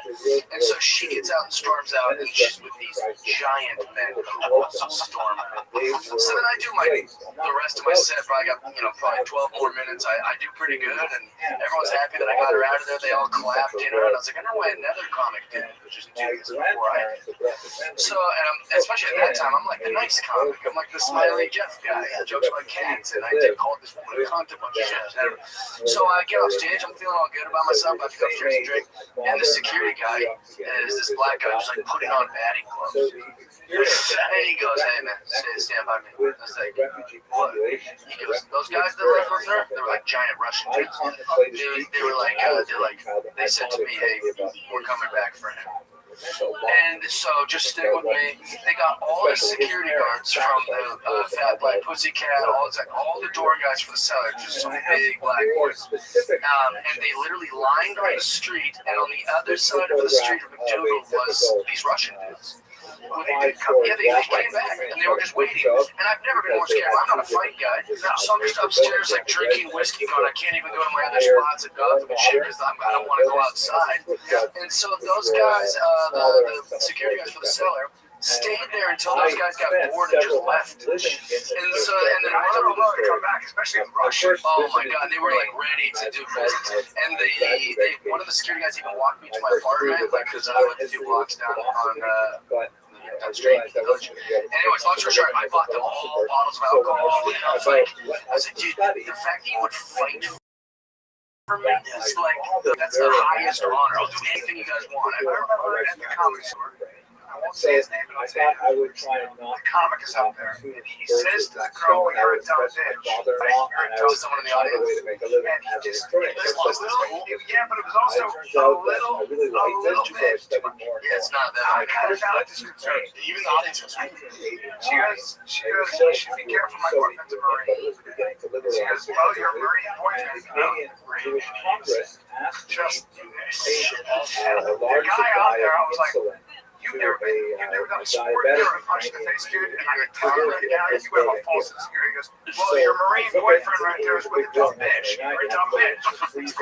Which I respect. I love the story. And then it was, then it got quiet, he got meaner, and that Marine was waiting outside the fucking OR, just sitting there like this. And I remember going up to him, and his back was like this, and he was a young guy, and I came up and I said, you waiting for the comment, because he goes, yeah, can't talk to me. And I remember I said, I understand, it's a code, I understand. But there's zero upside to this. I promise there's zero upside to this. What's going to happen is that is you're going to get just converged on quite much more especially security. And I talked to that really. I said, I get it. I understand. There's no upside. Just take it from the older guy. To come back and look at those arguments. So Also, defending the honor of your girl against some right drug addict. But he was a young warrior who just... Yeah, no, I got the Marine more than you you know what I would have told him? I would have been like, hey man, listen to this. I think you should scare this comic and just have a very direct conversation. The problem was she got out of this comic. She got left. I told the Marine, be careful, man. Well, just walk away. He got left, right? And then the girl wasn't there. I don't know. I really didn't know what to do. Yeah, Steve Howey. One of my favorite people. He's an actor. He's on Steve Howard. He's on Flawless, I think, or whatever the fuck it was. So I got in a taxi. You know him? I knew that this building. He's the best. He's every bit of 6'5", and every bit of 240 pounds. Bring him over the shirt off. He's a fucking, when he was younger, an absolute house, playing college basketball. Oh yeah, he fucked my shit. The greatest guy that he's any guy that's on the internet. He's the greatest, funniest motherfucker on the planet. I love him so much. He was on. He's never stopped working. He's an actor, and he used to be married to Sarah Sahi. Who's that girl? And I ended up staying there for So he comes to see me for stand up. even after we were able to work out. He's sitting there, There, I was and supposed to be. these fucking rough looking dudes. I Rough typically looking ask guys that all the are friends sitting at that a table. And I remember, you know me, I clock because I'm gay. I clock these dudes. They're just big, they're strong. And I was like, these guys look like studs. I felt a little like, and the one guy keeps looking back at Steve's girl. Here's a picture of me with you again. Steve's like Believe this. it or not, I'm a guy in the back He's calling there. on his girl. Steve's like this, strong like this. And finally, And the guy you comes will back. see that we're And looking all I at know is I don't know what he some said, but he beautiful said, 19th century says something like that. And Steve goes, are you fucking stupid, dude? Are you stupid? That's my wife. And the guy gets up, and Steve gets up like this, and they're about to go. And Steve's wearing an Argyle fucking sweater vest. But he's big. And then these other guys are there. And I fucking, I like to go up next. And I grab the guy right through the shirt. And I'm like, hey, dude, I gotta talk to you. He's a detective. He's a detective. And all his friends who are also detectives in the LAPD are at the bar.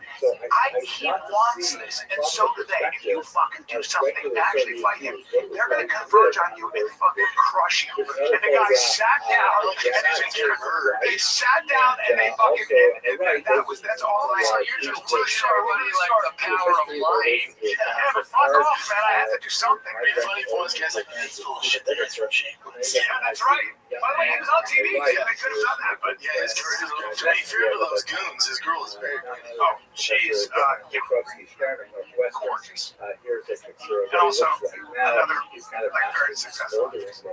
Since I knew him. How old are these pictures? She does look good. Our first She's gorgeous. She is. They're not married. No, So they're not. I had an experience of what it was like, however Yeah, we attenuated, do that story. to be a stranger. Oh, I love it. And he kept saying, can we talk? That's fine. Nothing compared to He's a little long. Well, you know, it'd be better though if they ended up fighting the pit.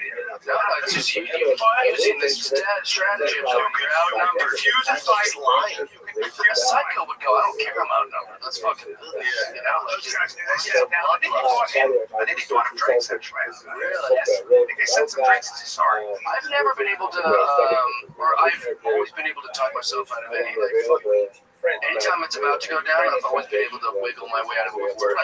Yeah, no, I'm sorry. Well, I'm not a fighter, so I'm always just able to, like I'll be like, listen, I'm just drunk, being an idiot. Like, let's relax. So what I'd like Sorry, I to said it. You know, like I'm just trying to get a laugh over here. I remember one time that I was with Dana DeArmond, the adult film star, but she's also just like a cool chick. She's very funny for not being a comedian, but anyway, she's a cool chick. We used to drink together sometimes. We were at this little bar called the Chimney Sweep. And she started popping off to this chick. Yeah, she has like a million different looks. But anyway, she's a very funny chick. She's very, very funny.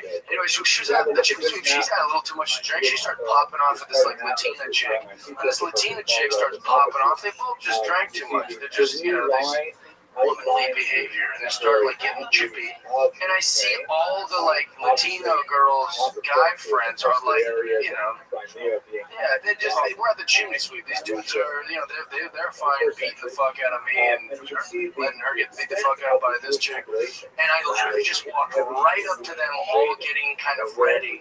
And I go, hey guys, she's just drunk. And this doesn't need to be anything. She's just drank too much, and she's, you know, I guess on one or something. I don't know. But I just want to let you know, she's a drunk chick. This isn't worth it. And they were like, we appreciate that. And they like shook my hand, and they sat back down. They told their girl to shut the fuck up. So I went back to Dana. I was like, I don't know what their problem is.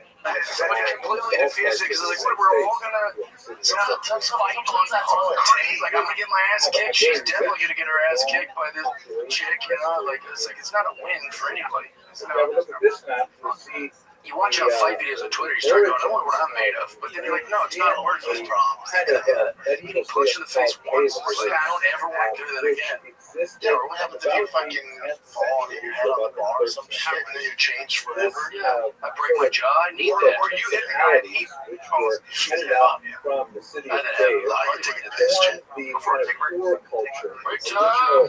We're talking about Western tradition, you'd have kids, and then she'd ask you about legacy. So you don't. I asked Jen about legacy, yeah, because I asked Me and Jeff are on the same page. It's not about legacy. It's just so It happens that the Oh no, center of I'm it saying like he was asking about my family name and like if that's carried on. like I'm gonna die with Jeff. I don't care about that. I think you would have so much fun with kids. I love kids. You have a lot to offer, and you love sports and watching your kids grow up. Belarus It's and Russia the best. also And I never said that when I was your age, so I get it. I was the same way your age. It was exactly the same. I totally understand. When you get, I'll find some gorgeous, great woman who I love, and then I'll impregnate her. We'll make a kid. It'll be the most meaningful thing that I've ever done. And the kid will be 3, and she'll start feeling unheard and jealous of my comedy career.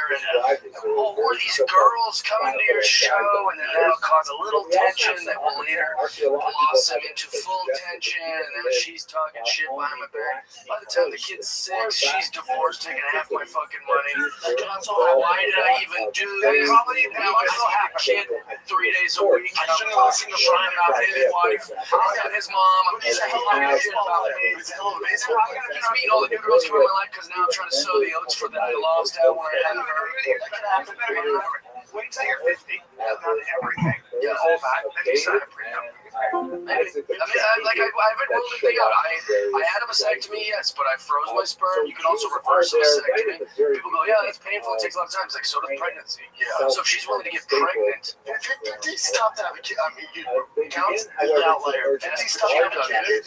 Yeah, he looks great. I'm sure he's playing with his kids all the time. He's present. It requires so much energy.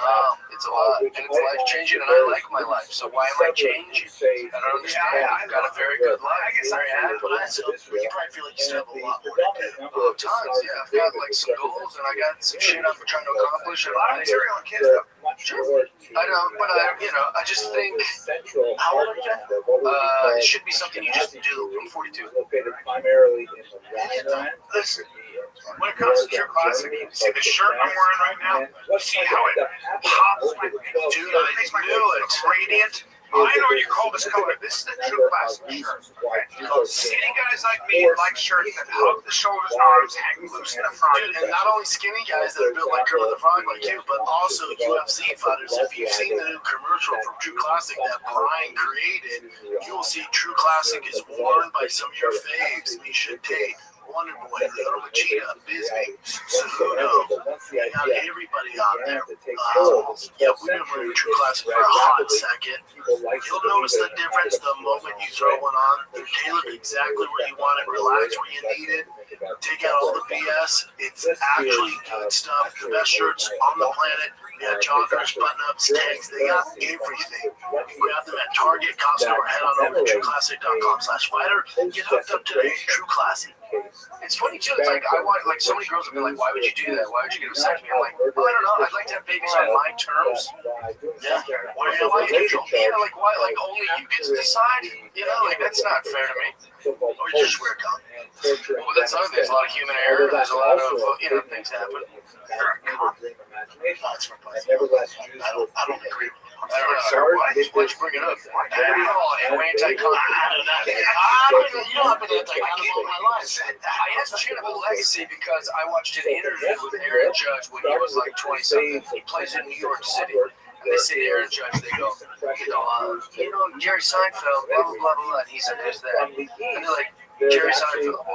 And he goes, they go, from the show Seinfeld. He goes, he didn't know the show. He didn't know the stand-up comedian Jerry Seinfeld, which in my mind breaks my brain. Because like Jerry Seinfeld's like my comedy movie. He's 23, 22 or whatever when the interview happened. Here's the thing. He has his own Jerry Seinfeld. He's going nuts going, you guys don't know Mr. Beast or whatever the fuck young people like. And that's how the world works. If you think you're going to be remembered, stop holding on to it. You won't. When my dad was growing up, he was like, nobody better than Johnny Unitas. And they're like, shut up, dude. It's Joe Montana. It's Terry Bradshaw. He's like, nah, Johnny Unitas. Now we go Tom Brady. Everyone goes, no, Terry Bradshaw. The old guys go Terry Bradshaw, Joe Montana. And then we're going to be talking about Tom Brady. We're going to sound so old to our kids. They're going to be like, it's Patrick Mahomes or whoever the new little girl is. The only ones that stay in time are like guys like Abe Lincoln, George Washington. And our kids still don't know dick about They're mythic. They're more mythology. And Babe Ruth is more mythology for us. Yeah, we can go on about it. But then there's other like Martin Luther King. And I could my kids up when they come over to school later. With the real story, Right, there's like that now. You see, So cheap of Babe Ruth, like the way he runs and stuff. oh yeah, it's terrible. I wonder He didn't have a strike zone back then. He just would tell them pitch high to me, and they would throw it high. And he didn't but to be fair, they did his bat speed, like they measured his bat speed from the swings back then, and it would still be like top 3. Wow. Like, a lot of Jeff knows more. I just mean he wasn't an athlete. He was like a skilled hitter. Bring up Babe Ruth running bases. I was like, man. But what I was trying to make the point of is like, you can let go of this idea that they're going to make a statue of you and you're going to be revered. No, I think it's more important when you have kids, you know. So like, but then eventually that's it turns out is that I have kids, they have kids. And that's like, oh, great grandpa's a beast. And like, I don't know, fuck. Why? I'll tell you what. Well, like even like when you think about you walk by someone's statue, That's a home run try, right? Like, yes, it's very good market back. Yeah. There's a lot of stats they can do now. That much. How are we getting along with big these baseball players? It is weird. We should understand that, and I will talk about this in the next set of slides. What was I saying? So my point is just like people think this idea that like you're going to be revered and remembered. I find a lot of peace in letting go of that and going like, it's okay. You don't have to. No one needs you to be Tom Brady. No one needs you to be It's okay. Like your statue's just gonna get bird shit on it, and people are gonna walk by. I think it's different if you have kids. Yeah. How they hold on to Yeah, and then what they do with it, it's whatever. But at least you did your part with it. enjoy your life. Live like you want them to think Dad's Superman. Now it doesn't mean Dad has to have a fucking statue or a band or a fucking really feel. But even that UPS worker is a damn good dad. The other still think he's Superman. Yeah, but I just let go of the whole legacy thing, the whole thing of thinking that we need to carry on our family. The grand scheme of things, it does not matter. We're so fucking great. Someone will later live in my home. They won't know who I was. Someone will later still walk these streets. No one's. They might see a picture of me. And I was saying, who was the philosopher? Say never that I lost something, only that I gave it back. We're here for a short time. Enjoy it. I'm borrowing this for now. Well, that makes me happy to not worry about beneath the statue. During that time, This matters. remarkably, I remember we were doing a show like Brandon together when we were fighting live. This is create a new state. it ended in driving the Great failure for various reasons, including he has anxiety. violence. And he was like, man, I just like sometimes when I'm But like nevertheless, for that brief period of time, it hinted at what He called you to tell you that? he didn't know I was in college. would see. And he had like this big audition. He's like, I'm putting perspective. I was like, Earth. I'll get sadder than I think. What the fuck? I've been breaking down like all the shit. And I was like, okay. But also, is that like just recently? Because I'm going to a museum and get this text or whatever. I just get dick pics from him. Literally, I was 20 dick pics. Basically, Just talking every about 100 years of tremendous cultural civilization. Well, I was just trying to say like that, but like it is all pointless. That's also what makes it kind of cool. Like it's like everything is rewarding, but it's also pointless. Like don't worry about But it. you also got that subscribes that we're in a simulation. I hate that. For example, Only rich fucks. No, I've never heard of Rich Fox does that. That's just what science is. No, it's not true. Elon Musk. It's true. It's not rich. It's like a scientific theory. But in fact, if they're rich, like theoretical then when they were in mathematics. Germany, For sure. they accepted it. They were real famous when that has a huge market. Is this like Elon Musk where you try and fucking explain it's also gigantic? Like those guys have a ton of theories, but I'm talking to get to the masses. I'm so simulation from what? What is that? Well, simulation for what? Like, what does that mean? What's the framework? Well, what do you mean it's a simulation? So vague. They're also going by numbers, say like everything. We're a vibration and a code. Okay. Yeah, but also the idea is that It's pretty we're already making simulations, right? So we're already making virtual reality is becoming so real, so you extrapolate it out, right? If you keep going in that direction, it may have already happened, and somebody's already running a computer program. Now, that doesn't mean it doesn't jive with religion, because I'm not worried about how it jives with religion. It sounds like nonsense. the idea of most religions, whether it was Christ or it was Vedas or Buddhists, they all say this is Maya, this is an illusion. There's a very popular song. Right? There's a reality behind the reality, and that would be the idea behind Buddhism. And it was much easier, of course, again, to see them live in Eastern Europe, but even in America today, they're memorizing these lyrics. It's rather an amusing song that Greek philosophers kind of said that. So that in some ways, Kant said you can't really see reality if you have a limited visual apparatus. I believe that we have a limited visual apparatus, but I don't see how that comes back to us being in simulation. Simulation would make it seem like it's all like an avatar or like this computer, this larger thing that I don't understand. But then that would just mean you're just playing with the word simulation. Yeah, nothing matters. I would say I would say to investigate a little bit. One of the places to start is the last kind of really, it's not like heady. It's not like scientific. It's actually a really interesting, cool theory. And the way they make the argument for it is pretty fascinating and a little bit mind blowing, and it does fuck you up a little bit, because the argument, like if you listen, like Rogan was listening to it, and think about it, it's like the argument is pretty fascinating and might be the missing link between quantum and Newtonian physics, right? So the idea of how little things like electrons and protons and atoms behave versus how this. I want to be on my phone too during this conversation. Just start doing push-ups. Check this out. I check out too. No, I was looking for this. This is the best photo we have of a cell, of a human cell. That's one cell. Look at that. This is one cell, and it's that's the closest, most zoomed in, best photograph we have of a human cell. Now, this human cell that I'm showing you, we have not billions, hundreds of trillions of these make us up. So each little dot, each little thing, this is in one cell of my body. And I have trained. You wonder why we're different. You wonder why you can interview. This is like a simulation.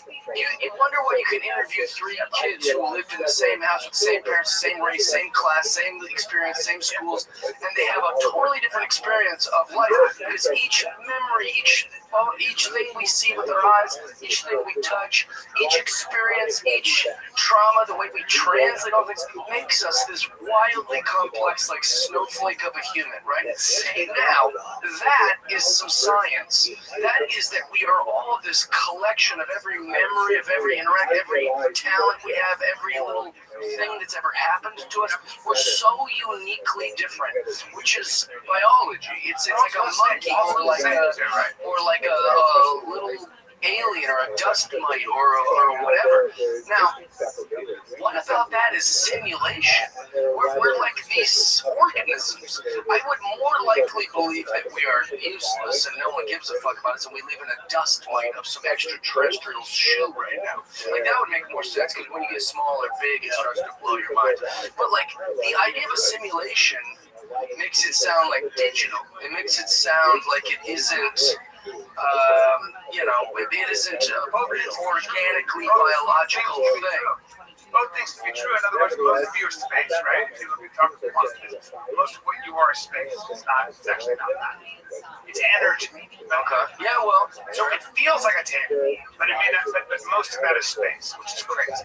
Right? So I'm just saying that when you talk to physicists and mathematicians who really study this stuff, it's like for us, we go, like, I'd love for someone to try to explain it. It's like they say, like a worm. Like, when you go, why is it NFT? Like, someone just gives you a worm can sense heat and, I think, pressure.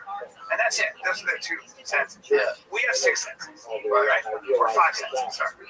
And so the idea is that we may have a limited apparatus to understand what's actually going on. That's the whole thing about human beings. Oh, We have no. a mind that wants to understand. Consciousness. That's all we got. That's right. So we might be a data stream that's attached to a larger mainframe, whatever the fuck it is.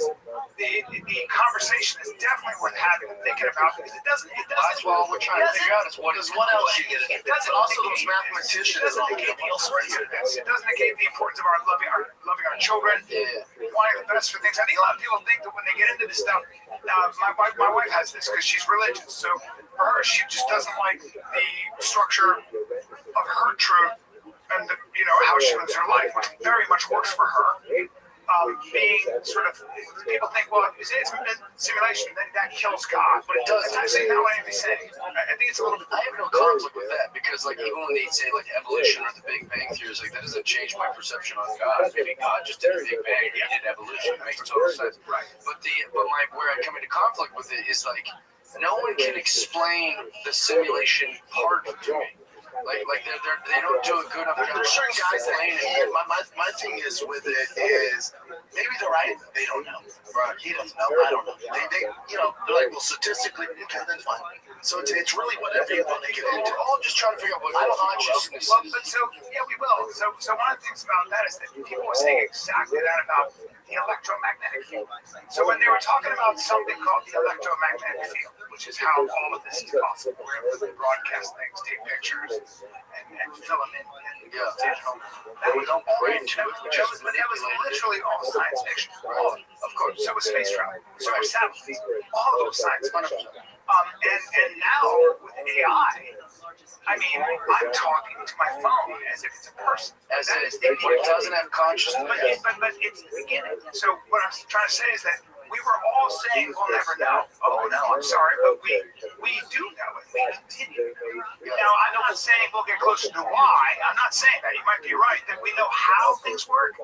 The larger question is why. Here's the thing. This is what I always come back to. I know this is maybe not interesting for people. Every time I'm on here, they're like, "Oh, Jeff Dodge, they're going to talk about baseball for 12 hours." I wish. I wish we were talking about Oh, baseball. Jesus. Here's the thing.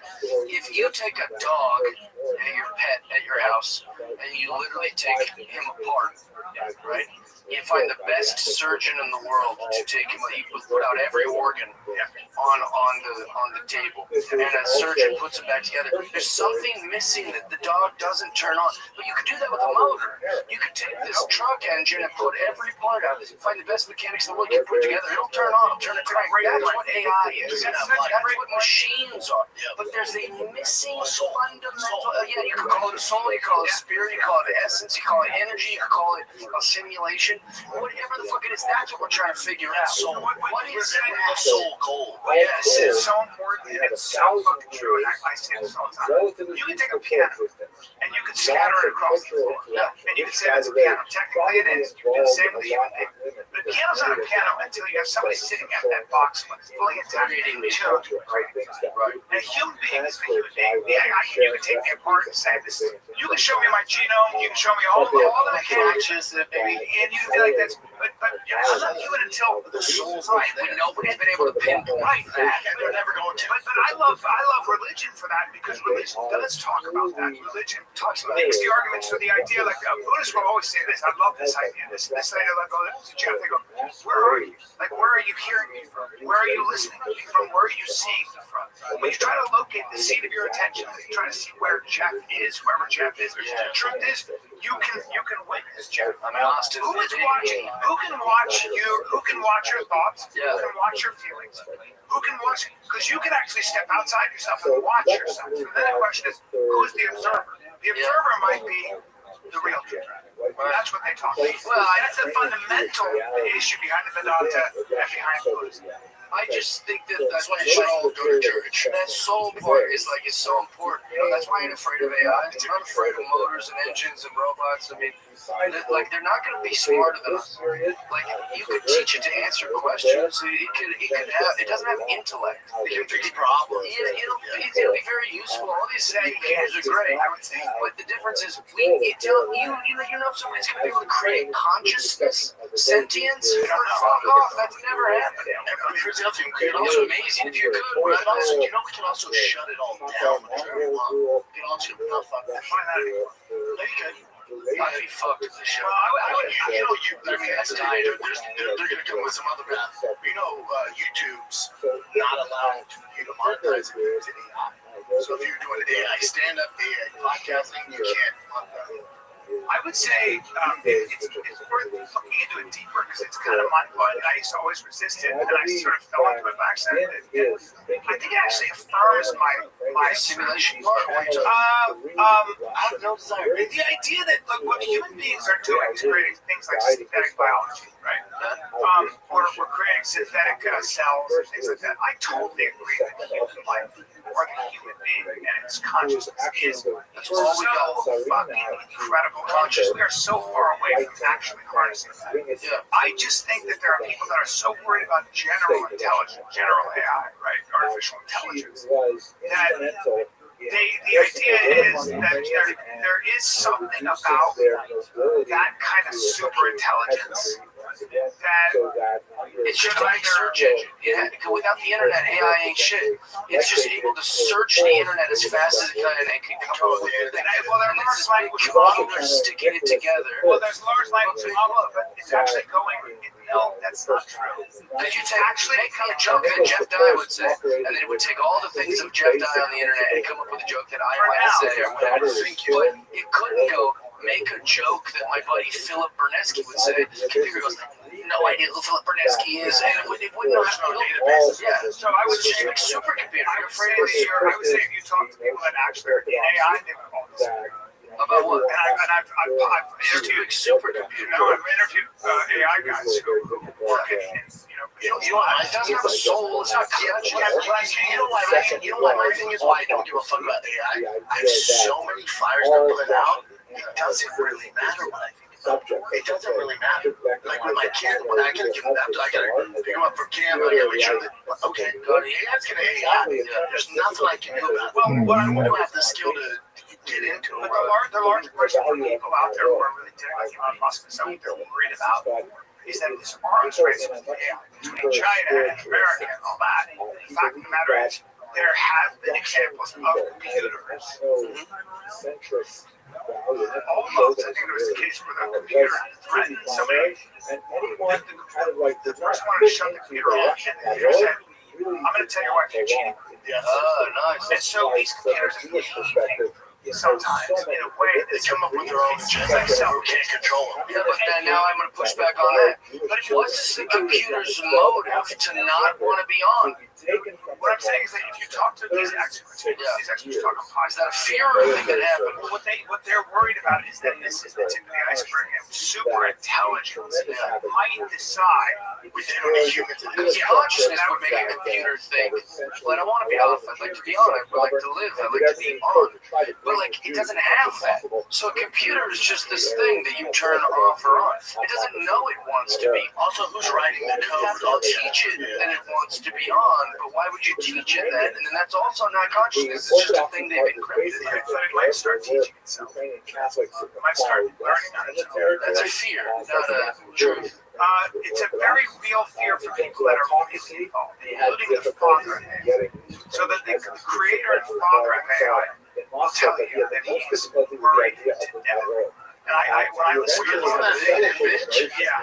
You're the one that fucked it all up. Well, and here's the other thing that Rogan was talking about with this guy. It's like, we're getting so dependent on AI, so even our computer, our phones, it starts really small, right? So our phones are like, I don't know, I actually don't know my wife's number by heart, but I just go and keep dating.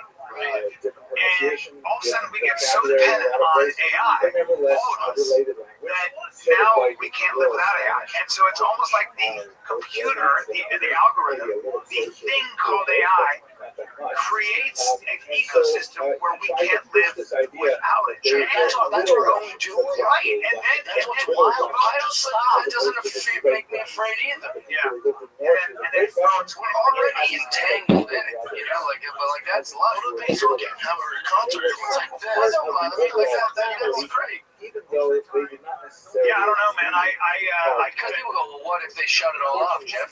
How are you gonna eat? Are you gonna hunt? That was all out of the cards before I was born. You were already dependent on grocery stores when I was a baby. Like, we were already dependent on the mainframe. You know, like I wasn't afraid when I grew up. Like what if the grocery store shut down and I don't?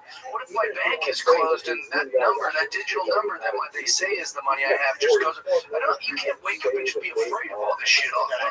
For me, I'm not afraid of it because this is my faith in it. I just think if we create these, let's just say some computer like General AI arrives and it's a god, it becomes all knowing. I think anything that becomes a god, like they're talking about, will be more benevolent.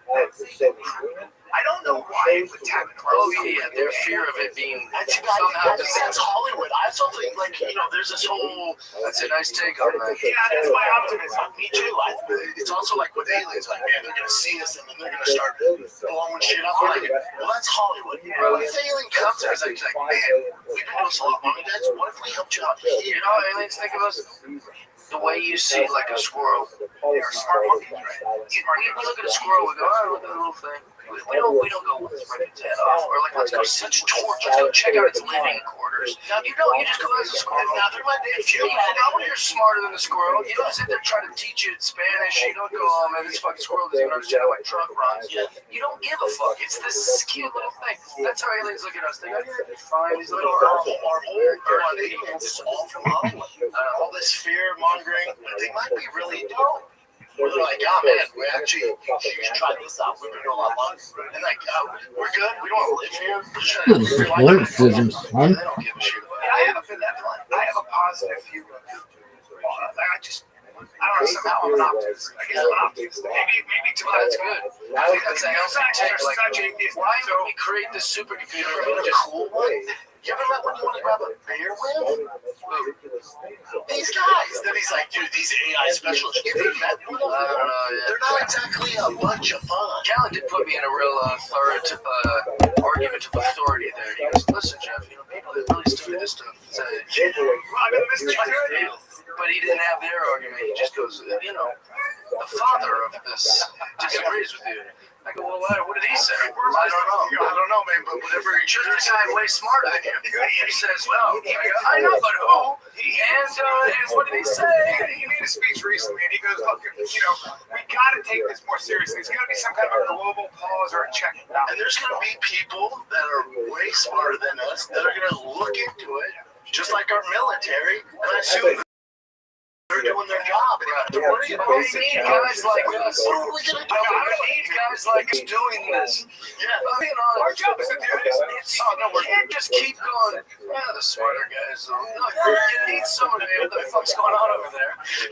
Hopefully, you got a little bit of shit. We got to either murder these guys in the garage in Austin, or we need to maybe answer some questions. And that's kind of because you need people fucking asking these questions. You know what's such it's like Rogan had I think it's fair to go, we're asking some good questions. Man, what's going on?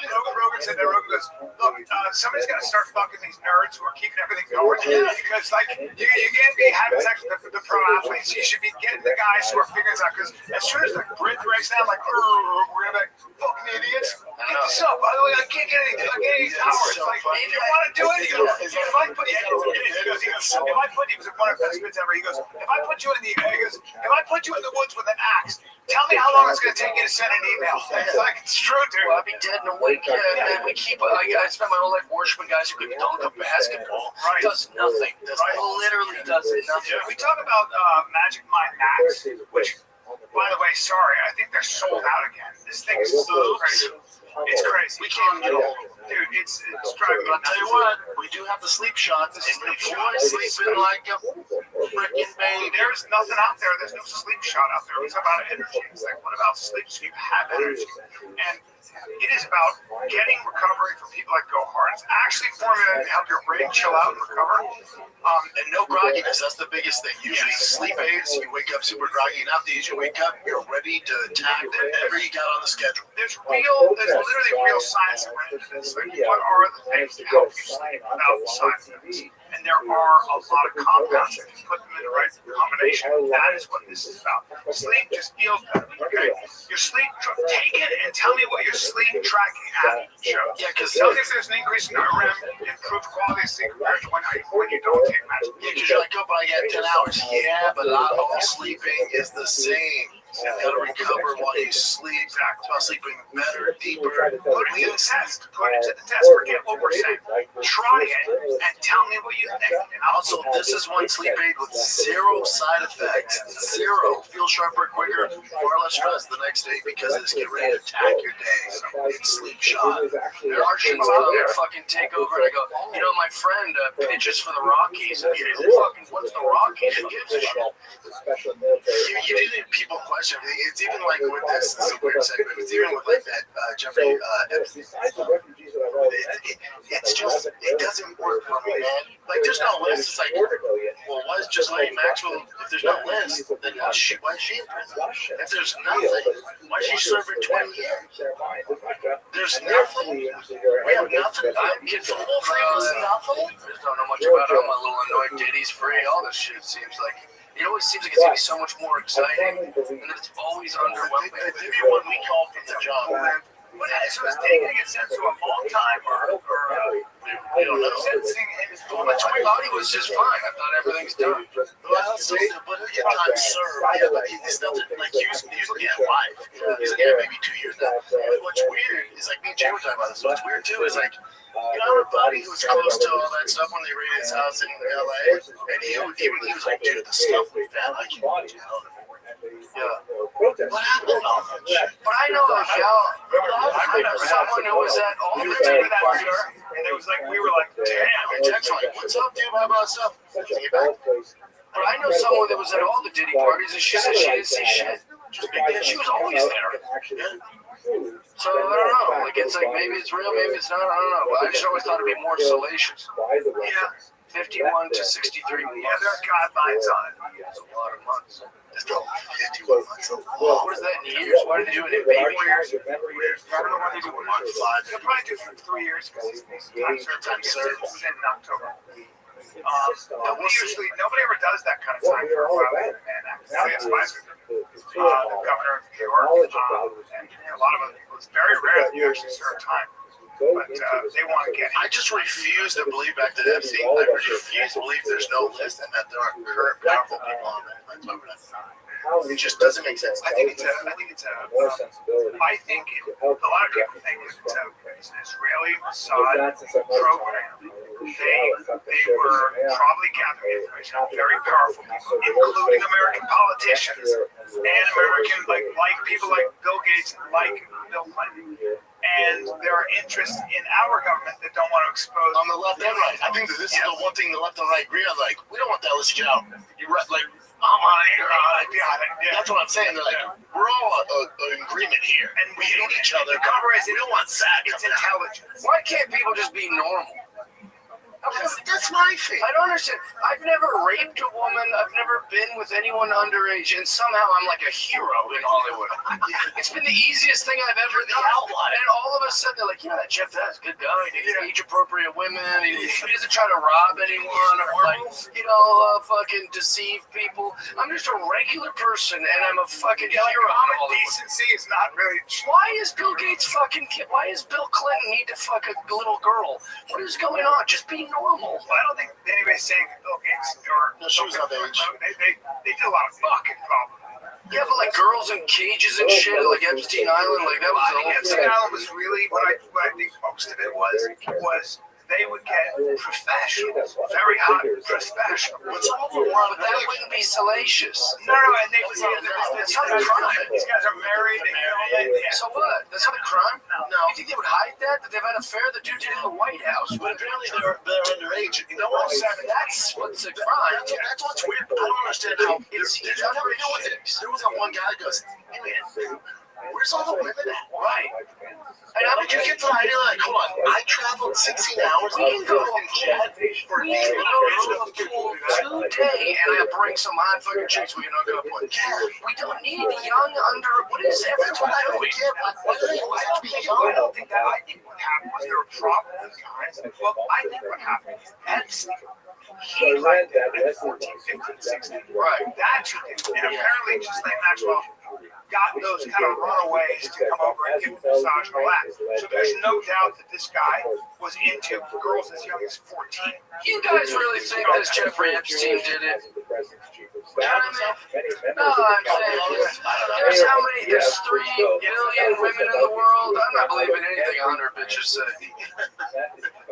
Oh, you believe 100? That's like a blip in the grand scheme of women. 100, it's a lot. No, there's no doubt that he was a Right, they're all most of the guys, like most of the dudes, like Glenn and stuff, they want to get down. They're not getting it. Hold on, let's be honest. This guy, especially if you're a billionaire or you're really busy, nobody's getting on the Lolita Express. Nobody's getting on that plane to go to a private island just to hang out. Just to hang out. No golf. What are you doing? I'm not going. I'm going to get nasty. You're not going for a good meal. No, you're like trying to have 5-star chef. No, that's just I live in New York. What she said, hey, we're bringing girls. I'm bringing girls. Oh, no, they already live here in cages underneath. That's how you get dudes. Whatever. That's how you get dudes there. Oh no, if you're flying me $14, I'm busted. Yeah, that's what it is. I like it. It's definitely creepy shit, but like what, like that's where they can A lot of the women that came out were of age when they were there. They were not young. They were of age. So they. But that I'll check out. It's not against the law to hook up with girls that are of age. But I think so. Who cares? No, I think it would be a nothing burger. Well, they might care if they're at that island. They were married. It doesn't do anything. I'm with Jeff on that. That's not enough to bring down a fucking short. I wouldn't even want that list. Use half your money. Do you know how many men cheat on their wives? I don't know. Most of them. He's been busted. He's fine. Yeah. Well, politically, you feel like Trump. But I think everybody was back. JFK. All of them. JFK brought his whore in the White House while his wife was there. Yeah, bro. But that's my point. Like, I think it was like underage, crazy shit. Yeah, some weird stuff. Pervert shit. You know, so do you know what the intelligence agencies recruit Trump the most? A lot. Try to get us another. What do you say? So there's a community. This is a big American community. That the intelligence agencies recruit from more than Young Asians. not young Asians. Keep going. Think about it. Think about it. Jews? No. You don't want. Okay, here's a hint. Crestwood Elementary. You don't want. So you don't want. They call it ICE. You don't want anybody who can be brought by money, by ideology, by ego, by sex. That's everybody. Okay, yeah, but there is a group. So what? There's an intelligence group that's. Well, then, so they don't have. There's no drug use in their past. No drug use in their past. Then it'd be like virgins before they get married. There's a lot of shit. There's a lot of anal sex. That's the only downside. Isn't that crazy though? It's like Amish. That could be the Amish too. Too hairy. Yeah, it's about a mile away. What else? You got something first, Jen? We have a few, yeah. Just a quick question for Jeff. We can stop it up. Got you so in there. What am I supposed to do? I'm just saying, like, so when you do, like, is you're a bachelor, you're single, so do you tell the girl right away, like, I just like that. It's none of their business. Yeah. Oh, so you still grow up. No, sometimes I'll, like, I like asking, like, where do you want me to finish? And then, yeah, it's hot. Yeah. But now I don't have to worry about their answer. I'm sure they want you to bust this up, especially if they know. Yeah.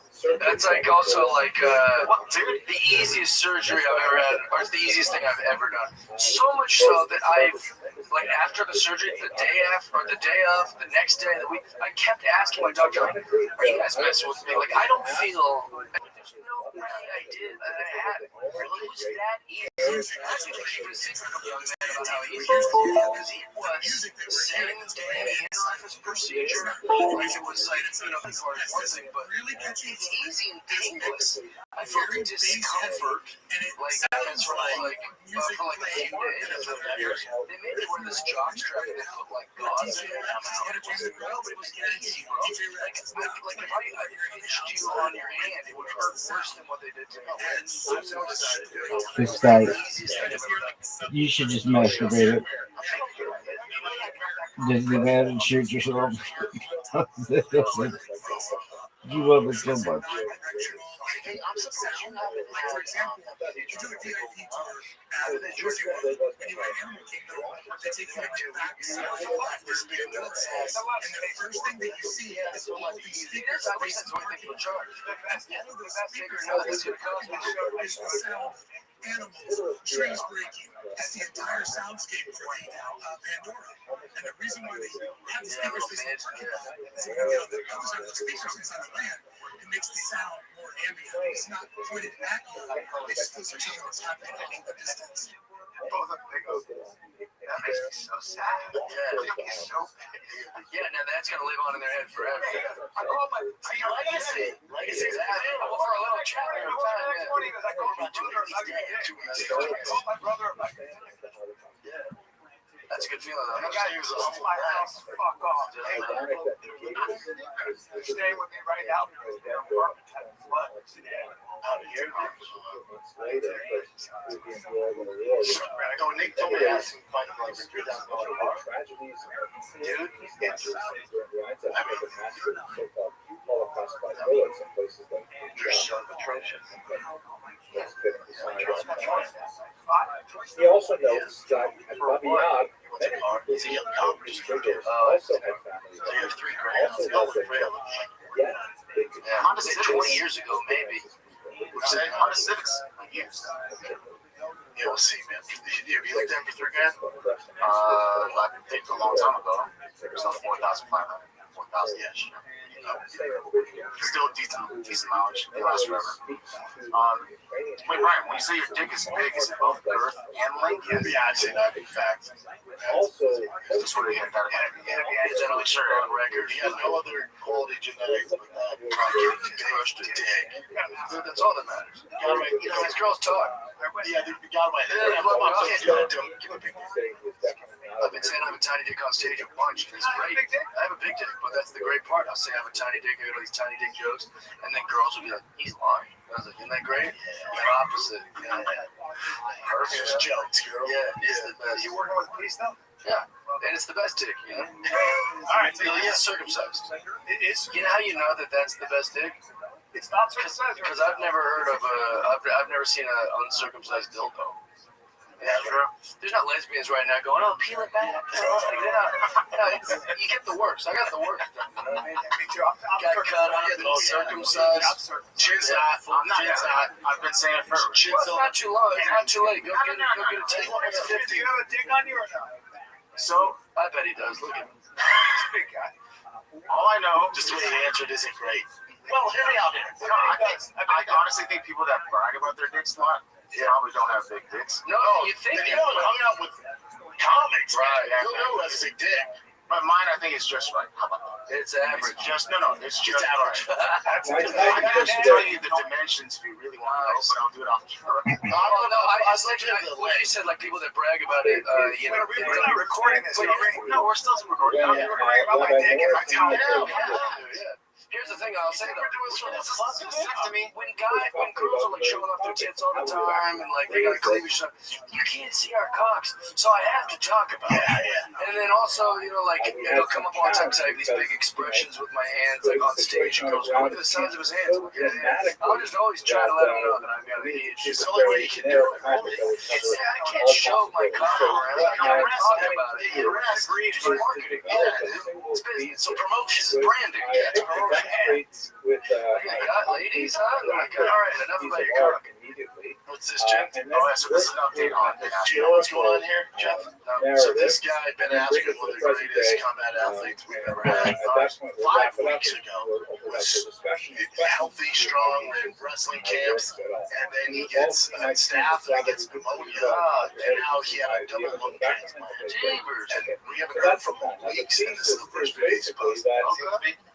Historically, Jews of Ukraine had oriented themselves culturally, like they have in most countries as a minority, and oriented themselves towards the most powerful national unit in multinational states. So, for example, in Austria-Hungary, they tend to be more Austro-phile. Hungary became much more independent after 1867. They began to develop a Hungarian Jewish identity. Ukraine, they were first Polonophile, meaning like developing an identity that began to connect them to the ruling Poles, and then later to the ruling West. But in the last few decades, Aaron Rodgers did not take the vaccine because he predicted it would be bad for him. And then he joined the New York Jets. So maybe he was right about everything. Which has very significant implications for the current moment we're in and for the future. As a kind of point of departure, have a look at the Holocaust Memorial, which is located on the wall of the Great Synagogue of Quds. Let me just show you where that is located in Ukraine itself. Here's a map that shows I dropped a little pin where this is. It is in northwestern Ukraine, just to give you some orientation. Here's Kyiv, and then to the right is Poltava, which I know is a place very important because it's a sister city to your organization, for example, and also Odessa here in the south. So this is in the western part of Ukraine, not too far from the view. This is the actual site of the monument on the side of the 17th century Lutz Great Synagogue, which was built in the classic fortress style, possibly because of the many concept rebellions that we'll discuss in a moment that occurred in that place. But let's have a closer look at the image itself. First of all, a couple of superficial things. The first is you can see between 2010, when the photograph on the right was taken, and 2011, just a year later, when this photograph was taken, there's been some decay to the building, and no one has maintained it.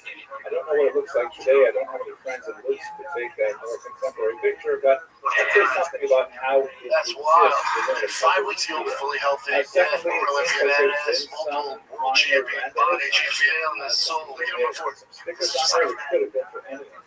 Oh, what was these kids do 10 weeks ago? And it's been And the lungs, you could hear the coughing and stuff. He's still trying to. Here's what's scary. Like, thank God they don't get the lung transplant. They not to be negative, But then if you look at the life expectancy of when you have a double lung transplant is 10 years.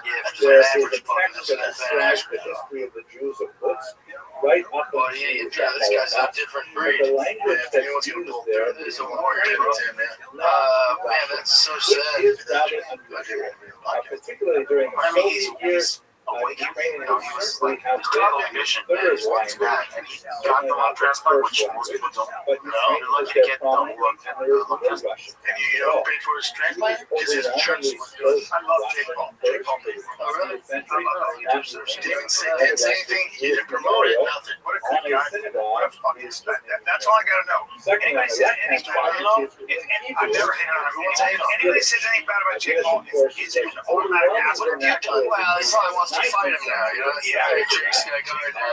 He's gonna challenge him. As soon as you're bad, you know what? If you like Tyson and Ben Askren, you'll get goddamn it, Jake. Anybody says anything, Jake Paul is like, I love this boys, yeah. I've never touched him. text is being How do you handle it? but the most dramatic and striking Here's another element thing of with someone this that image, which I'm sure so some of you have Couture, picked up on, but it would have been apparently he was instinctive practicing anyway. for an NHRA It's the race, shape. which are bringing You see that figure in the center, which looks like one person crash. a Jew with Ended up burning hands himself. raised in First and prayer second degree looking burns had to be here upward with it. So is we don't know clearly the extent of evocative injuries, but this is the only of picture. the trident Just his arm, maybe? below the head. Hopefully just This his arm. is Hopefully. the national I symbol think he was like, of there was like Ukraine, trauma as named well. after Saint What does that mean? Trauma. Just like, first oh yeah, just the figure issue of also, yeah. Ukrainian history. Especially doing something like 700. You know, the first time I ever met him, I think the only time I ever met him was at some Bellator fight for Spike TV. Embedded And they had this like VIP green room that I showed up late to, so when the matches were already started, I was like, let's go get some drinks at this little VIP room. And I went in there, it was completely empty. People were watching eBay, But Randy Couture was at the bar, and his back was just so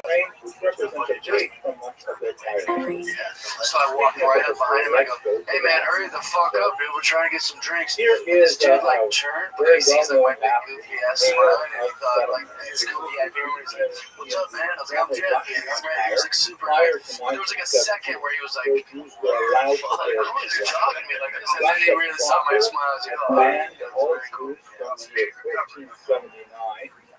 Just sucks getting there doing something. Yeah, two badasses in a row. All banged up, man. What else you got? Something positive? Yeah. So this is Adam Ray. I'm sure you guys know about this. You know, Adam Ray does the whole. God, you're talking to me, Tony Hitchcock. Yes, dude, I was so shocked. You first say Tony Hitchcock, it's smart fucking on, dude. This is Redman announcing him. Such things. Catherine the Great, the 18th century Get off the ruler Texas who for a brand new exotic was killing. Get out of involved my with the dismemberment of Poland, suddenly found herself, with the acquisition of those Polish territories, the owner of the largest single population of Jews in the world. Oh my And God. although the church urged her to expel them or to do something with them, she nevertheless So she can continue doing compromised what she by loves creating most, this fist territory fighting black that women. Jews were allowed to live. As you can see, it extends in the north from the Lithuanian and southern Just like Latvian whoever does this territories makeup down stuff to the is later just Belarus, insane. His facial. on the Yeah, western part it has the kingdom of Poland, put and together. then It's like the crazy. large part towards I want the to talk to you about south is joy.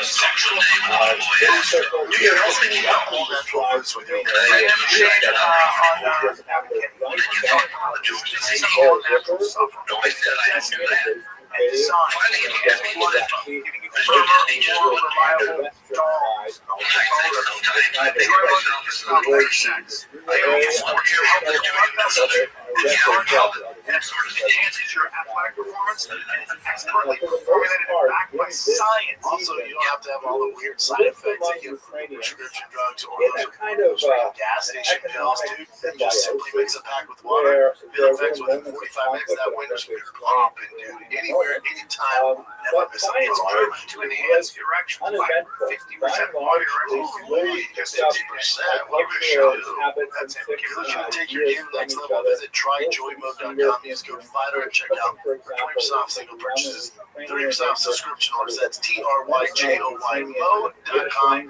Use the code FIGHTER for 20% off single purchases, 30% off subscription orders. You're welcome. It's a 50% harder. Okay, I'm sure you guys are all excited about this. No, my wife sent this to like our family group chat. I go, who the fuck takes their shoes? Yeah, I got local entry. I gotta say, Brad, I get clear. I never take my shoes off in public. A lot of people don't. A lot of people don't. So I get it. Yeah. This also a step in the right direction. I want our shoes taken off. I think this thing sucks. You might not care, but I'm super excited about it. The shoe bomber. The tears are like, oh, He's fucking super happy. Shoe bomber. During the Remember that guy? yeah, he's the biggest little punch all this up. immediately I after the wonder what he's doing over there. Like, mind your Russian business. Empire in 1917, Trying to fucking unite his foot. attempted to establish Let's do a little MMA stuff. So apparently, which was Dustin founded on Poirier popular asked the UFC to have European Ilya principles, Taforia not as as his last an fight, ethnic but of course they state, but rather as a UFC said, citizen "No, we're good." I should ask you guys. This is a good spot. When was Michael Chandler? When's the next Michael Chandler? Maybe at the White House versus Conor McGregor. That'd be great. He's my guy. Chandler, He's one of my favorite people. We should celebrate softball. He's awesome. awesome. Oh yeah, he got killed it. We've been friends for a long time, but like I was like a little nervous. You know, I've played baseball with some like strong like MMA guys that weren't great. I won't name names. But it's why would it? Baseball's not their thing. Chandler was great. He had a inside the park grand slam. He had a 2-run home run. He made some fielding errors, but like he was dialed in. He had a great attitude. He was so great. Best, one of my favorite humans I've ever Chandler's great, dude. my favorite people. Can't say enough good things about him. Yeah, he was chasing that. Talk about discipline too. He was chasing that Conor fight, and it was a bummer because it's the softball game, so he wanted it. But 2-3 years of his career, yeah, and then you get that stuff. So this is the game, dude. The White House. I literally am on second base. I said, hit it out, daddy. The UFC announced the White House, so who wants to fight him? So what Hey, people didn't leg this shit up. Now, Yeah, considering we were hitting a home run with the actual major league outfield balls. Where's that at? That's me coming across. moments of cooperation. But Ukraine has There's a a lot headband on. Very Bryce Harper. I love Bryce Harper. Yeah, I'm always rocking those things. Look at this. I keep it with the water here. here. Ukraine Yeah, does you gotta be the water guy. its Oh, they cut it. I went like that. Did a splash of the water. and its I saw long it Jewish with the history, splash. as we shall see, goes back 1,000 years. And Yeah, he had some errors out there, but he crushed it. He was our captain. A very funny thing happened too. There's this chick who played college level softball. She's easily probably the best player out there when it comes to softball. And she was like, well, she's all confident because she's like a national champion of softball. And she's like, yeah, I'm gonna play shortstop. Or no, someone goes, who's gonna play shortstop? She goes, me, of course. And I go, I was gonna play shortstop. And she looked over at me like, what are you talking about? So I was like, shit, she is the softball chick, you know. So I went into the dugout and she was like, what do you want to play? I was like, well, I wanted to play shortstop, but that softball player said she wants. He goes, I don't fucking know her. You're so shortstop. So he just kidded me, just like my boy. I know she's pretty cool. But like, I just looked out there. She was very, yeah, she was very good. But it was just cool, so cool. She would be like, well, you're my friend. I was like, I don't know her. No, it's just over under it. Like, I have a Jewish president. At the same time, I bad with a cigar in my mouth. You should have seen it. It's fucking dope. I felt like a rock. Do you smoke cigars? I I love cigars every night, but like I went to the plate with the cigar and I watched every one of like all the men that were like, oh, fuck, that's a good idea. We should have brought cigars. that's we have an incredibly long history there. Essencia, the brand, yeah. But like pretty much every one of their cigars are incredible. Especially on the Nicaraguan family from the common era. There's Also, population Check this out. This is just one more good one. Okay, well, this is a good one, but this is like one of Honda's leading engineers. And this has been his hairstyle. He looks old too. He's definitely old. He's like an anime. That's a lot of work. You know this dude likes Yugamon and all this shit. Sure. He's on board meetings like this. This is wild. Not a facial hair in sight. Must be a beast, though. Yeah, you know, Look at that shatter. That's what we're doing for a while. It's very Rod Stewart. Does he have one bad eye or something? You don't want to see a bad eye? The rise of the blood libel. Because that is like a pretty creative eye patch. Just comb your hair in front of it. The Black Death of the 14th century. The expulsions of Jews from France 3 times in the 14th century alone made Jews consider terrorists and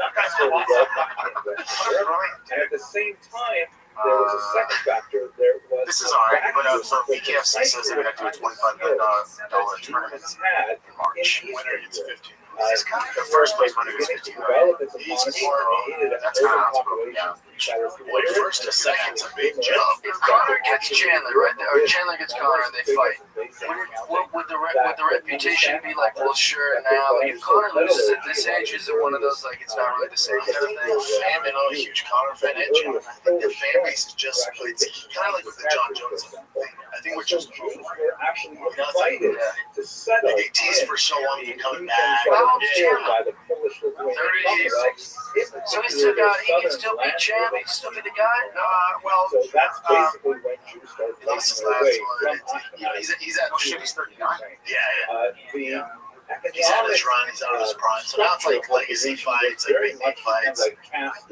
So the vast majority of the ride's over, but he had a great working with he's deals, and the landowners, the higher classes, tend to be Poles quite often far away in Poland itself. And here's where the Jews came in. The Poles would basically that's the hardest part for an athlete. What's next? as middlemen. They honor that money and they have all that love. You go to like a baseball game, like the first base coach is Matt Williams, and the third base coach is like Mark McGuire. Like, these were my heroes growing up. And now you know their name, they'll turn around and they go, that would have never happened in the 90s. We'll find a outside, they kind of miss it. Yeah, they kind of miss it. Like, oh, you know, they used to say my name all the time. Yeah, Randy Johnson's a legit MLB kicker. I have a coffee table book on Randy Johnson's images from Africa in my house. Yeah, he's like an actual. Have you seen his logo where it's coming to bird? How sick is that? Which is kind of a double-edged sword for him because he's tired of talking about it. Yeah, but then He mixes the brands, so now that goes viral. So it's like, if you really don't want to keep talking about it, right? You can't. That's like Jordan. You're like so sick of Howard. I know. logos. My favorite viral thing about Randy isn't the bird thing. It's that, like, one time, I don't know if it's true, I don't know if this is an actual thing or if it's one of these internet things. Randy Johnson claimed that he keeps a bucket of baseballs by his bed in case someone breaks into his house. Just fucking hurling fastball. That is great. What's going on? That's a perfect little legend. I wish I hope it's true. Just a bucket of balls. I don't know. If it ain't true, don't tell me. I think it's beautiful. All right, we're at the mothership. I assume that's Those are all sold out. I'm doing stand-up New York on Monday. One show only in the Las Vegas Wise Guys Comedy Club. Boston. I think Providence is sold out. Anyways, I also have a podcast that I just launched. I'd love everyone to give it a listen. It's called Die Hard. Oh, love it. And it's just for my Die Hard fans. So, there's plenty of places to hear my big stupid voice for free. So this is behind a paywall. If you want to listen to Die Hard, I'm 3 episodes deep. I've been really enjoying doing it. Yeah. It's just you by yourself, Riff. Just me. Because I've been trying to do all these gimmicky things. I try all these podcasts of like whatever. I'm like, I obviously have a lot to say. Why am I not just talking? So it's like an hour a week. Sometimes we'll do it more. And so please check that out. Kids, this Wednesday we start acting off again. We just had Ari Matty and Tommy Pope and John Russo. We had such a blast. So come out and see the best and worst comic, actor in Boston. And the most hated of the organizations, which was Georgia, Helium Comedy Club, July 25, 26, 27. Then I got Charleston, Illinois. Charleston, South Carolina, August 1 and 2. Okay, Mary, the Jew. Our kids, that's it. This is Jeff Dye. He's the fun kid. We're out. What's up, guys? I'm giving away the ultimate brand. We are at $1,000 and he was able to capitalize on the large number of essentially runaway Serbs who had made their way to the borderlands, the region of Zaporizhia, which is where they had the nuclear.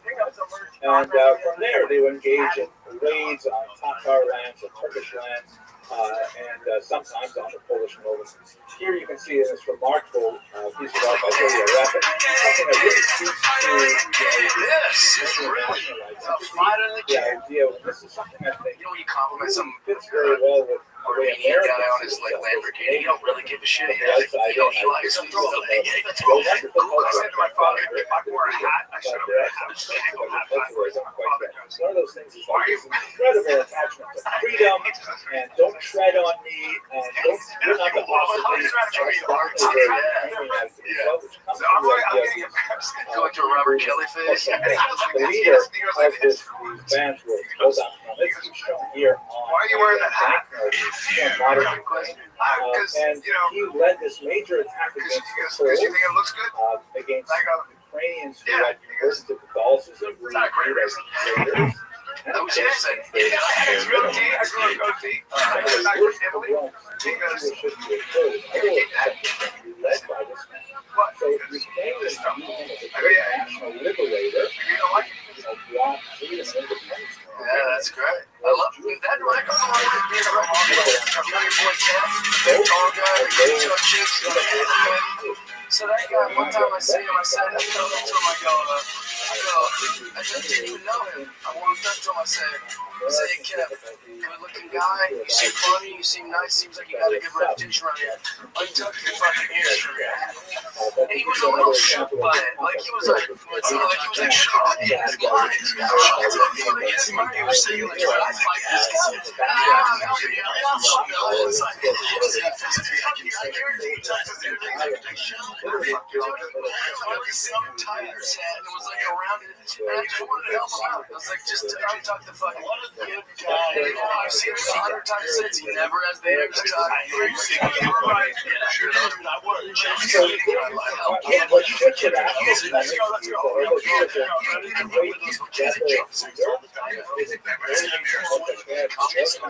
It's Rogan, Hinchcliffe, Bill Burr, everyone. I remember right before you were wearing this. Yeah, and you were there.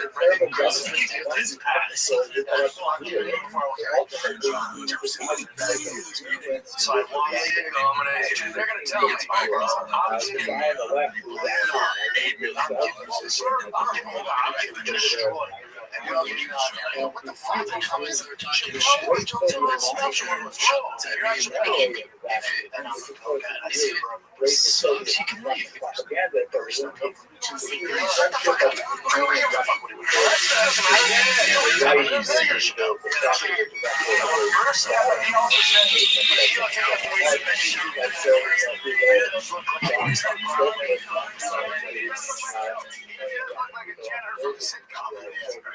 I will say, I don't know how we're not every few days going to, you know, I murder all of you in my parents. So it's kind of like that. I just how I don't use all that shit. It's just a great idea.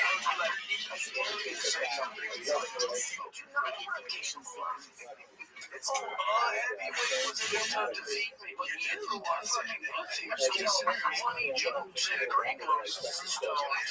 Misconception is like a door and just everybody. Each of you take turns giving me that talk and watch how fast the fucking is over. That's how I was in the guy's just getting super fuck shit. Yeah, let me kick your ass. Fuck yeah. And you can't smack it. Shit. Fuck. Don't kill you right away. It's kind of fucking. Shut I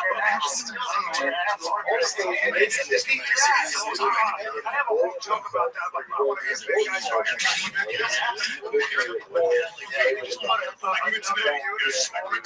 Your shoulders against his windshield. Just turn him into a fucking also. If I was him, I would just verbally remind people.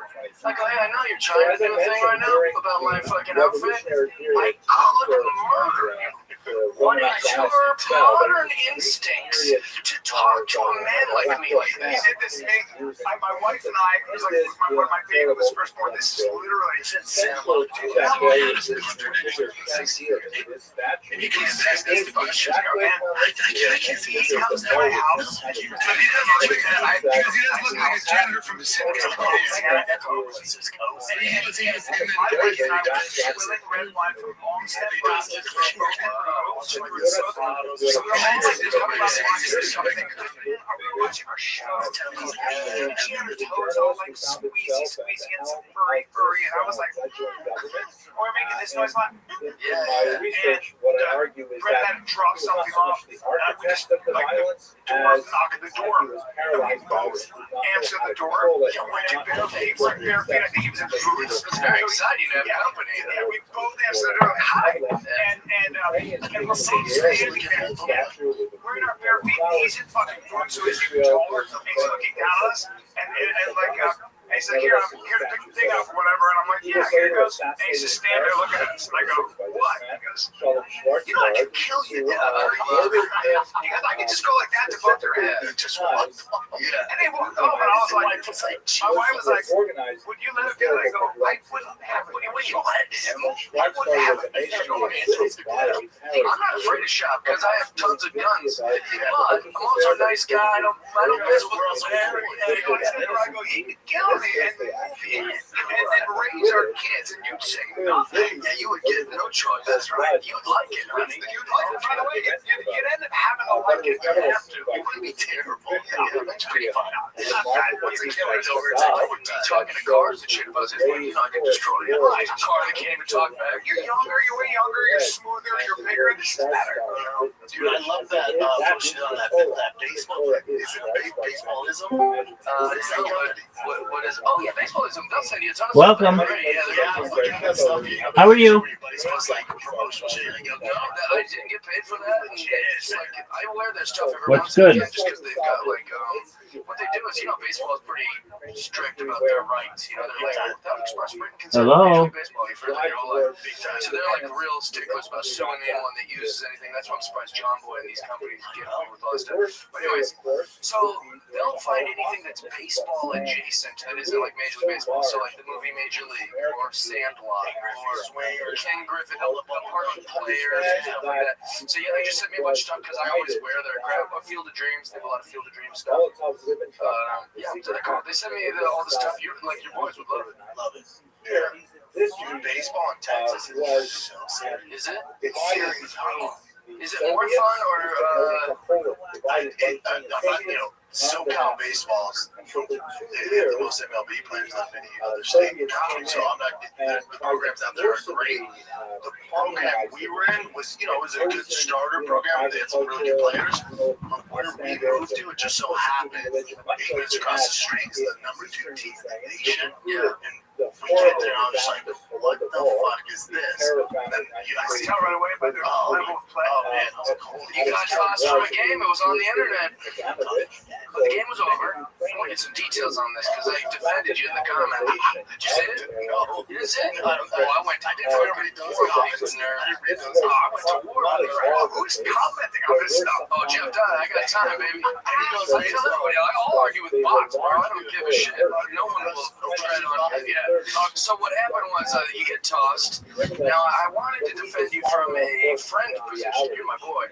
But secondly, from just a baseball position. It was so a manager or a coach in Major League Baseball, college baseball, I would say any level of baseball. Some would argue there's different rules for Little League, but if your player gets done wrong by the umpire, whether it's a ball, because that's all baseball is, fair, foul, strike, ball, out, safe. That's all it is. So if any of those happen to your guy, you got to go defend your guy because you don't want the player to get ejected, or you don't want him to get mouthy, get suspended, or get fined. You got to go out and do it. So sometimes managers go, I got to get tossed for this. They'll know before they even go out there, like, I got to go. for the team. I got to get tossed. So I'll go make a meal of it. Sometimes they'll even side talk with the umpire. You got to throw me, right? They'll know. Right? Yeah, there's all these unwritten rules. So anyways, you came out. You didn't even do anything that egregious. Come on, he's safe. Yeah. And he's like, you're out. You actually even walked you were like 10 feet from it. I was a smaller guy, and apparently that's his thing. Like, even though they're up after you, like, we're so sorry. Yeah, that guy has some issues. Everybody. I was like, the distance. Also, when he tossed you, you were respectful and left. But you didn't go out there and start chirping at I him. was so embarrassed. Yeah. I was so embarrassed because I'm like, oh my god. I thought it was very strange. As a coach, but I was embarrassed. Because I was like, I don't want this to be about me getting tossed. Like, it's really we're like winning still. I don't know if you grew up in baseball programs, but the dads were insane. We had one guy named Luke Hetherington, shout out to him. He could have been the greatest fucking baseball player that's ever lived. He could have walked on at high school age for the Mariners. And the reason it didn't work is because Luke lived like a rock star too soon. Yeah. He was getting, he had a photo album of all the girls' tits, from art school, developed him, and literally in high school. And he was just this legend of a guy. He literally, that's him, Luke Hetherington. He was so stinking good. And he was a legend in our high school. I literally, in high school, asked him to autograph a baseball for me. He was like, this is going to be worth some money. I mean, to us, he was. There was nobody larger than this kid. It looks like he still went some places. Oh, he was a beast, dude. And one of the most naturally talented. Oh, no, I don't know. He probably got drafted or whatever, but I don't think he played in the whatever. Maybe minor leagues. They get drafted. Even in college, one of the top 100 players don't make it. Now, Luke, if you hear this, forgive me. Your dad was a psychopath. This dad would literally crash out about all the balls and strikes. It was a daily thing that his dad would get tossed from the game, and I liked it. I was like, I wish my dad even was at this game. So the fact that you were 10 feet away from the umpire, and you were really respectful about it, and it was a bad call, I'm guessing, right? You were a terrible call. Yeah, terrible. So I thought that was strange. It was wild. So Texas is more serious. I know football's a religion. No, there's teams, like the major teams in California, are super stingy. I just wasn't part of that. Like, the league we were in, double-A teams. Well, these same age, like there's 7-year-old teams out there that are fun. So it just depends what program you're in. Again, it just so happens where I moved, 80 minutes away, just happened to be this monster program. Is he gonna be a big kid like this year? He's bigger. Well, then he'll be fun. Does he pitch? Yeah, what's up? This guy named Gas pitches for the Cleveland Indians. I thought we'd be boys, I thought he like knew my comedy. And I go out and I just shook his hand. I was like, your hand. I was like, oh fuck. And I was like, he could have been a pro wrestler or something. And he's just like, he could just hurl that baseball 100 miles an hour. It's such a cheat code to be able to, Hunter Gaddis. Kick his ass even. And I was like, I shook a hand with a bear. I was like, man, I was kind of making all these jokes. I was like, who is it in there? I hope you're fucking wearing a cup. You know? Like he didn't understand that I was trying to be funny. He's not having it. He's like, I thought the first pitch was Machine Gun Kelly. I was like, yeah, that pussy will be out there after me. I'm about to whiz it in here. Yeah, it's just the level now of athletes with these young kids, like specialists. It's just different than what we were growing up. It's just different. Like my brother-in-law coaches, I think it's 14 U team, and they were at this big tournament in Georgia. And I always call him, how's the day, man? He coaches the top level team, and he's like, we won our first game. We're really good. One of the best teams ever. And he goes, but the problem is, we're scouting the team we're playing next. He goes, they have 6 Division I communities already, and the pitcher is 6'6". What age? 14. It's just you're dealing with fucking like free breaks. Yeah, you get the best of the best. Yeah, like some team from Florida. It's like we just like ask the question, just do that. how would you be willing to accept Jews as citizens of your country? We had a kid in our school named Mike Jensen. This guy was a beast. He was like in 6 foot, like in kindergarten. He was like the biggest kid we've ever seen. He grew up to be, I think he was like 6'10". Mike Jensen. Yeah, put that in. University of Washington. Mike Jensen. Yeah, he went to play college basketball. He was a rock star. So like just being that big as a kid, he was already like large work life. My buddy Josh Nelson peaked in high school, and he's still rattled. Yeah, I think I got all the girls. Ron James, when he was 14, was the best high school player. Sure. But he was also 230, 6'4", 230. He might be the one athlete I was way wrong about. I used to talk shit about LeBron when he was in high school because they would televise his high school games. I was like, I'm like, but wait till he gets to the pros. He's playing against kids right now. But then he got to the pros, and his first game he swatted someone's shot like 10 rows back. And I was like, I was wrong about this. You know what I was completely off on? Was giving my brother collected cards, and I got a big Manning rookie card. He got Ryan Lee. I was like, I will trade him Peyton for Ryan Lee. Peyton's me so much better. Ryan Lee's me so much better. Yeah, way wrong on that. Yeah. Well, Ryan Lee was a legend where I'm from because he went to University of Washington. Washington State. I wonder what that is back to. What is it? He talks about it, Ryan Lee. He does some podcast stuff like he's sober now. He helps kids out. They have trouble, apparently, they still can't really tell, as great as you are as a quarterback, for example, in college. They can never really predict what you're going to do in the pros. And a lot of times, guys who are especially quarterback especially, maybe because it's just a mental thing, it takes a long time. It is interesting you're talking about this. I've talked about this a bunch where it's like, how could Ryan Lee be so incredible in college, like literally threading the needle to these receivers, and then be so good for this, but just not good enough for that. He's in that window of like not so good for pro, but incredibly better than all the college players. Is that a mental thing? Right? It could be a speed thing too. Like that window of opportunity is so much smaller in the pros. So like he might be able to. He's just whatever. It's just his timing just a hair behind. Right. Like Johnny Manziel was almost getting tackled, like by that much. Like, he's like evading these guys that are just a fingertip away from tackling his ass. But in the pros, sometimes they do it. Like arguably the greatest quarterback of college football of all time. It's like, dude, they can tackle. But how can we? I know this mechanic is in. These mechanics are like mechanics, but so like the throws, just the throws are like, you're not running, you're not throwing like that, and they shut them all down. last year. That's more than the US and Japan. That was a technique. And the crazy part is, Yeah, it's but not just still, he factories. was still China able to has be so full shipping. successful. Well, also, I Automated wonder goods if builders, they the even have whole goes so race quickly, they're now the being backfield fully a second automated. faster. China's entire That's what I was saying. Like the fingertip thing is like in the pros, they're a whole hand Yeah. faster and But bigger. some of it's like the Teddy first step, Teddy it's Atlas all was that also way. talking about some people can be really, really talented, like boxers. Like they could be incredible. And for whatever reason, based on their childhood or whatever it is, when they meet resistance, real resistance, when they meet an Evander Holyfield who's like, I don't give a fuck what you can do, you're gonna make me a believer. You're talking about Mike Tyson. Yeah, he was saying that. It was very interesting. It was like, when that When happens, they're not the bully, he said, those guys have a very good, and I'm not trying to diss Tyson. That it was a very interesting sort of thing because he said, you're very good at recognizing somebody who is that.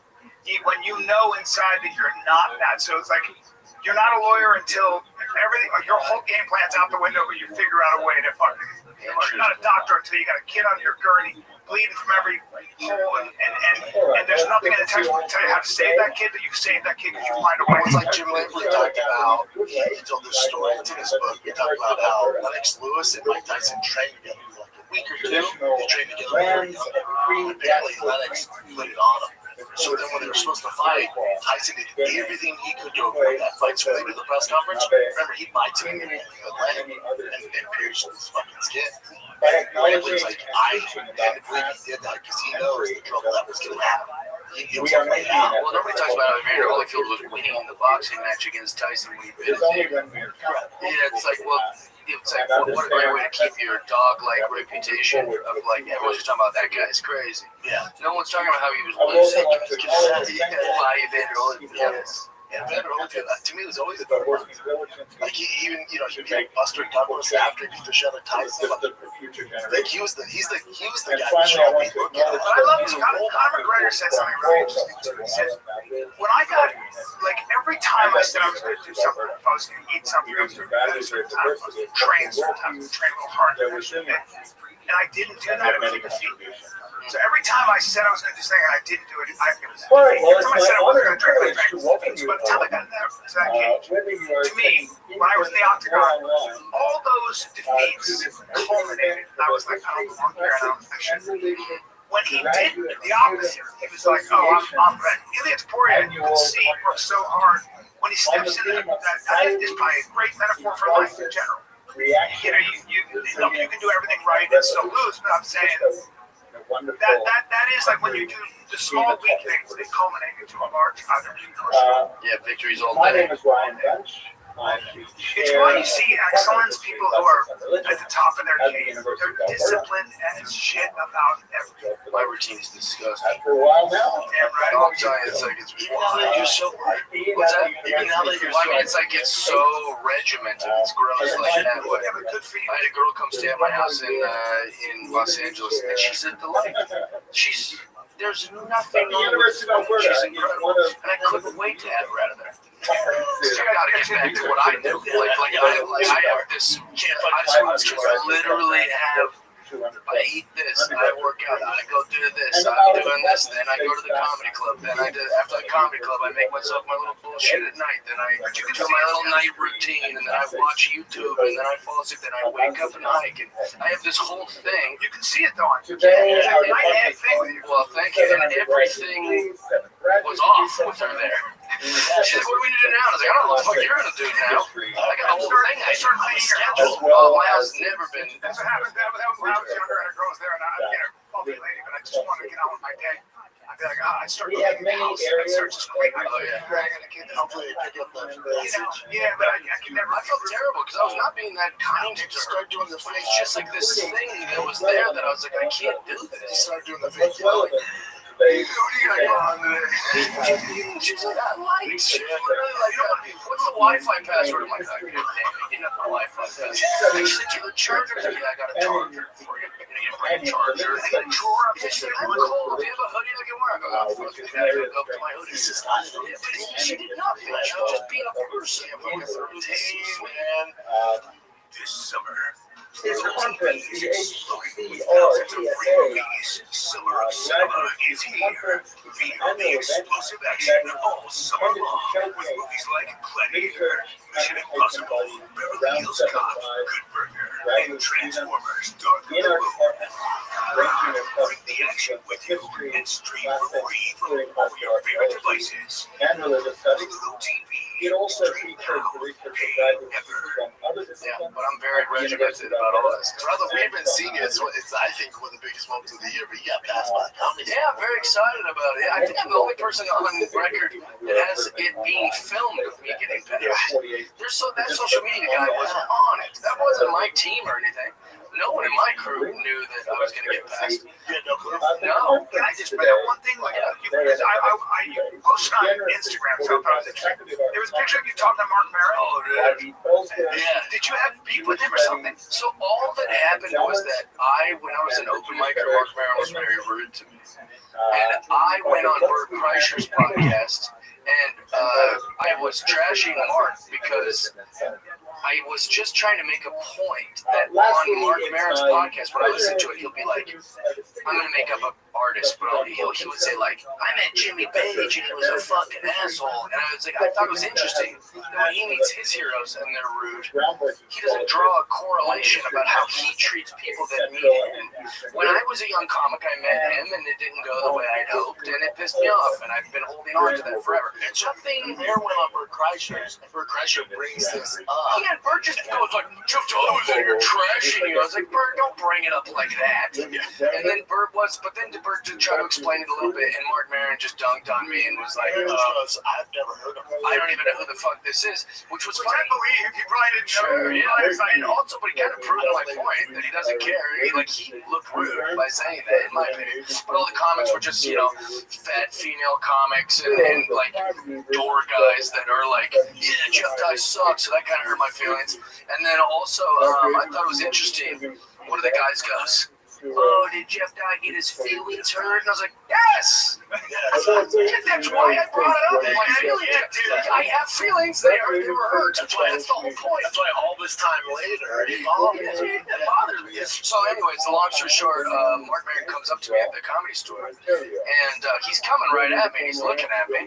So it's like a shark coming at me. I go, oh, it's going to happen. I just got passed like that week. And he comes right up to me and just, I as a smartass, I said, hi, I'm Jeff Dye. Because he said he never heard of me. He doesn't know who I am. And then he kind of smirked and he doesn't want to talk about it. And I was like, yeah. I mean, I also grabbed him by his arms and I said, hey, dude, you don't have to do this. I'm giving you the out right now. It was just me. I got my feelings hurt. Like you said, it didn't go my way, and I wished it would have because I looked up to you. And it's okay. We don't have to do this. He goes, I think we should. And we talked and we hashed it out for about 15 minutes. I told him everything that he said. He was upset because I went on Kevin Brennan's and called him a smug prick. And he goes, I'm fine with that. I am a smug prick, which he chuckled about. He has a great sense of humor about it, great attitude about it. He was more upset about what Kevin Brennan is. We'll go on. And Kevin Brennan's like, that's why his girlfriend died, It's like all this. And I didn't say any of that. But I'm also not going to defend Mark on that podcast when he's being, so I just kind of stayed quiet. Yeah, it was really good. It went really well. It was very nice for me, probably better for me than for Mark. Mark, just was aware of me for the last few weeks. So, long story short, my favorite part was Mark got a big smirk on his face, and he goes, "This went better than I thought it would." And I was like, "Yeah." And we shook hands, and we're good. It's awesome. Yeah, that's all I wanted in the first place. Yeah, you realize that's all this is. We just want to be included in the reindeer games. We want to have like some mutual friendship. Have you guys seen the movie Empire Records? Yes. With Adam Sandler? No, it's with Liv Tyler. I'm not sure who else is in the movie. I think it's that Bridget Jones guy. I thought you were talking about with Brendan Fraser. No, that's different. Thinking of Airheads. Who's in it? No? It's Liv Tyler. Just put it on real quick. They have the cover box. They'll recognize it. This movie. You seen this? All right. If you haven't seen it, don't worry. I'll tell you the scene. Listen to this. So these are cool kids who all work at this record store, and it's like they're the coolest kids. They're funny. They're hot. They've all got their own little drug addictions and their little sexual things, and they work at the coolest place. And there's this one kid named Warren. He's this punk kid that goes to high school with him. He's probably an underclassman or something. And he always keeps coming into the record store. He's got a shitty little attitude. And his name's Warren. He's played by whatever actor, probably. It doesn't matter. Warren comes in, and at the end of the movie, Warren comes in with a gun. And he's like shooting rounds in the place. And he's like, you guys think you're so fucking cool? And they're like, whoa, Warren, like, what's going on? He goes, look at you. You think you're so fucking great. And they're like, is that it, Warren? Do you just want to work here? He's like, no, that's the problem with you guys. You think you're so fucking cool. But now I'm in charge. I'm shooting the place. And then he's like, Warren, if you want to work here, you can work. And he's like, well, why would he hire me? You know, like, especially not now. And they're like, we could probably figure it out, dude. Is that it? You want to work here? And that's all. Anything you've ever heard me say about Mark Maron or the Comedy Store, it's just, I just wanted to be included. Yeah, man. I wanted the store to say, hey, dude, you're in. You know, it's amazing how you didn't get included either. As funny as you are, and to think of the people that got passed from what I've heard the past 4 to 5 years. That's well, and I don't hear me talk. I assumed you were that. Yeah, a lot of people. Yeah, but Rose is the difference maker. She's awesome. She's awesome. But it's all like any insecurity, any like whatever, where you go, oh man, like I've heard you trash the store before. It's like, yeah, I'm a little boy that has not been included. I just wanted to be there. And even with the comments that are talking shit, they've all taken their shots at me. When I see them in person, they're all like, yeah, sorry. Yeah, of course. They were all not that. Obviously, physically, I can threaten. I've never done that in my life. All of them are super cool. Yeah. You name it. They mean what you see on the internet. I see a person like, yeah, I don't remember, but I think what happened to comedy is also politics got into this TV club. And that never was the case when I was coming up. It wasn't, we weren't thinking about public, we were just thinking about trying to be funny. Right? And now you've got these teams, like, you know, like they tried, the woke brigade tried to break into comedy. Problem is they're not funny. They're humorless. But I think that was their opportunity. Like, whether they're on the left or right, that was their opportunity to get rid of whatever side these good comics are on. It was their opportunity to get rid of them, make sure that they had their shot. Women ruined it. Yeah, that's what it is. I'll take the bullet here. Listen, in Hollywood, before any of us were in show business, the big problem was that men ran everything. Right, so they go, that's the problem with Hollywood. It's a bunch of men making decisions. And it probably was. Physics was a bunch of guys objectifying women and then giving their buddies the roles, right? Probably, I don't know. I wasn't around, and that's exactly what it was. Well, now the answer to that problem would probably be like, put women in power, just mix it up. The answer isn't to just only put women in power over men. So now it's the opposite problem. Now you just have women running everything. Comedy Central's ran by 4 women. The Zanies is booked by a woman. It's managed by a woman. It's the Comedy Store is Emily and her ragtag group of lesbian comic friends. Are like, they're just running it all. They sent my special up. They go, I don't know if I don't think Samantha liked your special. I go, oh really? Did Samantha not like Jeff Dye's special? Of course, like the answer is all women. Emily wasn't always like that. That's what's weird. Like a lot of people used to be nice for me. Emily used to be my girl. She was awesome. Yeah. I still have nothing but respect for her. Well, I don't have some respect for her, but she used to really not. I still do. But something's happened. I don't like during that whole COVID thing. It was like this almost brainwashing. It was like something that happened. Yeah, I don't know what it was. I mean, I'm guessing it's my politics, or maybe like the girls that she was friends with, like they were in her ear, like he's a bad guy, we don't want him. But whatever it was that Emily had against me, she also had it against Trevor Wallace, Matt Rife, Shane Gillis. There seems to be a pattern here. You know, like that seems pretty prejudiced to straight white guys. I mean, I don't want to put a label on it. I hate when anyone plays a victim of that shit. What happened there? Did she get fired? Yeah, they let her go, and there's a new booker. I even sent her a nice text. I was like, listen, I just, I'm not running around celebrating that you're not here anymore. Like, I like Emily. Yeah, I thought she was a delight. She was a very, like, nice chick, like back in the day. And then at one point she just said, I'm not even, I could be in front of her and go, hi, Emily, nothing. I sent her a long voice memo when I was going through my steps in AA, like to make amends. And since she wasn't going to talk to me, I was like, I just sent like a voice memo going, hey, I've been a drunk asshole a million times. I've also said drunk asshole things. I've misrepresented myself a lot, even though I'm a good guy. And I just wanted to let you know, no reply. I know she listened to the voice memo. This is just, like, and that's why I don't respect her, is because he could at least send like a thing back. She didn't know how to handle it. Or just say thanks for the apology. I don't forgive you. Like whatever. Like you could send anything, but just to go, like just to ice me out. She was like my ride or die, and then she had some shit happen with her. She got the Bronco, the Sport, not the like the Raptor version Bronco. She had the Sport that came out first, and she was asking me questions about the Bronco. I was like, oh, this, and then someone backed into it. While I was at the store, we were all hanging out there. I'm like, oh, don't worry, I can fix it. And she's like, no, I got it, don't touch it. What's happening? And then Whatever that was. whatever happened, boom, I was like, oh no. Yeah, it's very strange. There was like a chapter. I don't know. It could be my political shit. I know that a lot of people don't like my politics or whatever. Like you were saying, like it's weird that now there's these two camps, which shouldn't They can exist. fuck right off. I know. Anybody like that can fuck right off. That's It's so silly. I'll be friends with a fucking socialist. You're like, what? Well, and also my whole career, I've just listened to a bunch of like gay and liberal shit, and I'm fine with it. Like, yeah, I'm in comedy. Like, there's gonna be. They don't It's have always like insecurity. It's an insecurity. It's like you But at the end of the day, if you run the comedy store, you don't get it twisted. It happens to be a bar that puts comics up. Like they have to sell tickets. So then they go, shit, this woke stuff's not working. And I know we have them on the lineup, but they're not selling tickets. Yeah, that's the. 2 years goes by, like, man, we're in the negative. What's the difference?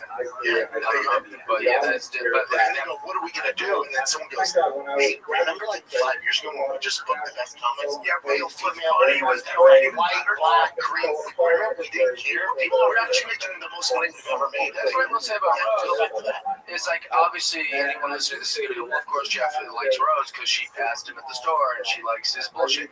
Here's the thing, Rose doesn't care if you're a left-leaning, right-wing. She wants to you to move tickets and she wants you to be funny. And that is real. She's running a business. Like, why is the mothership Russians on everything? There's no politics. You're good? Are you good? Yeah, but my friend, we don't give a fuck. You tell good jokes, people buy them. Okay, go. That's it. Audiences are going, if I could just know who they were fucking with. Yeah. Maybe I'd identify with this comedian, or if I know where he lodged his blood-filled genitals at the end of the night. Yeah, we went so crazy. It just, the world went so nuts. Yeah.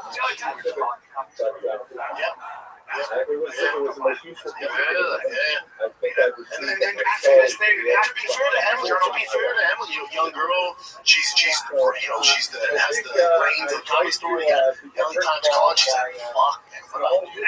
You know. Well, I know what we would have done, but also I really liked Emily back then. I met her when she was in the conversation. She was very sweet. Yeah, still. And well, the state of comedy is alive and well. So how's Austin been, boys? Great. That's been great. Yeah, took a little bit, How bad? What do you I mean? mean, 2 weeks. 2 weeks. Yeah, that's not much. But those 2 weeks, still was a guy. But then everyone tells you like go for the kids and all this. Like my wife walked around the neighborhood and I'm like, I can't Well, some people get addicted to that feeling. Some people will literally move every few, whatever. Like you see these girls who don't have like any person in their life, so they just like travel the world. They eat, pray, love, bullshit. Because you can reinvent yourself.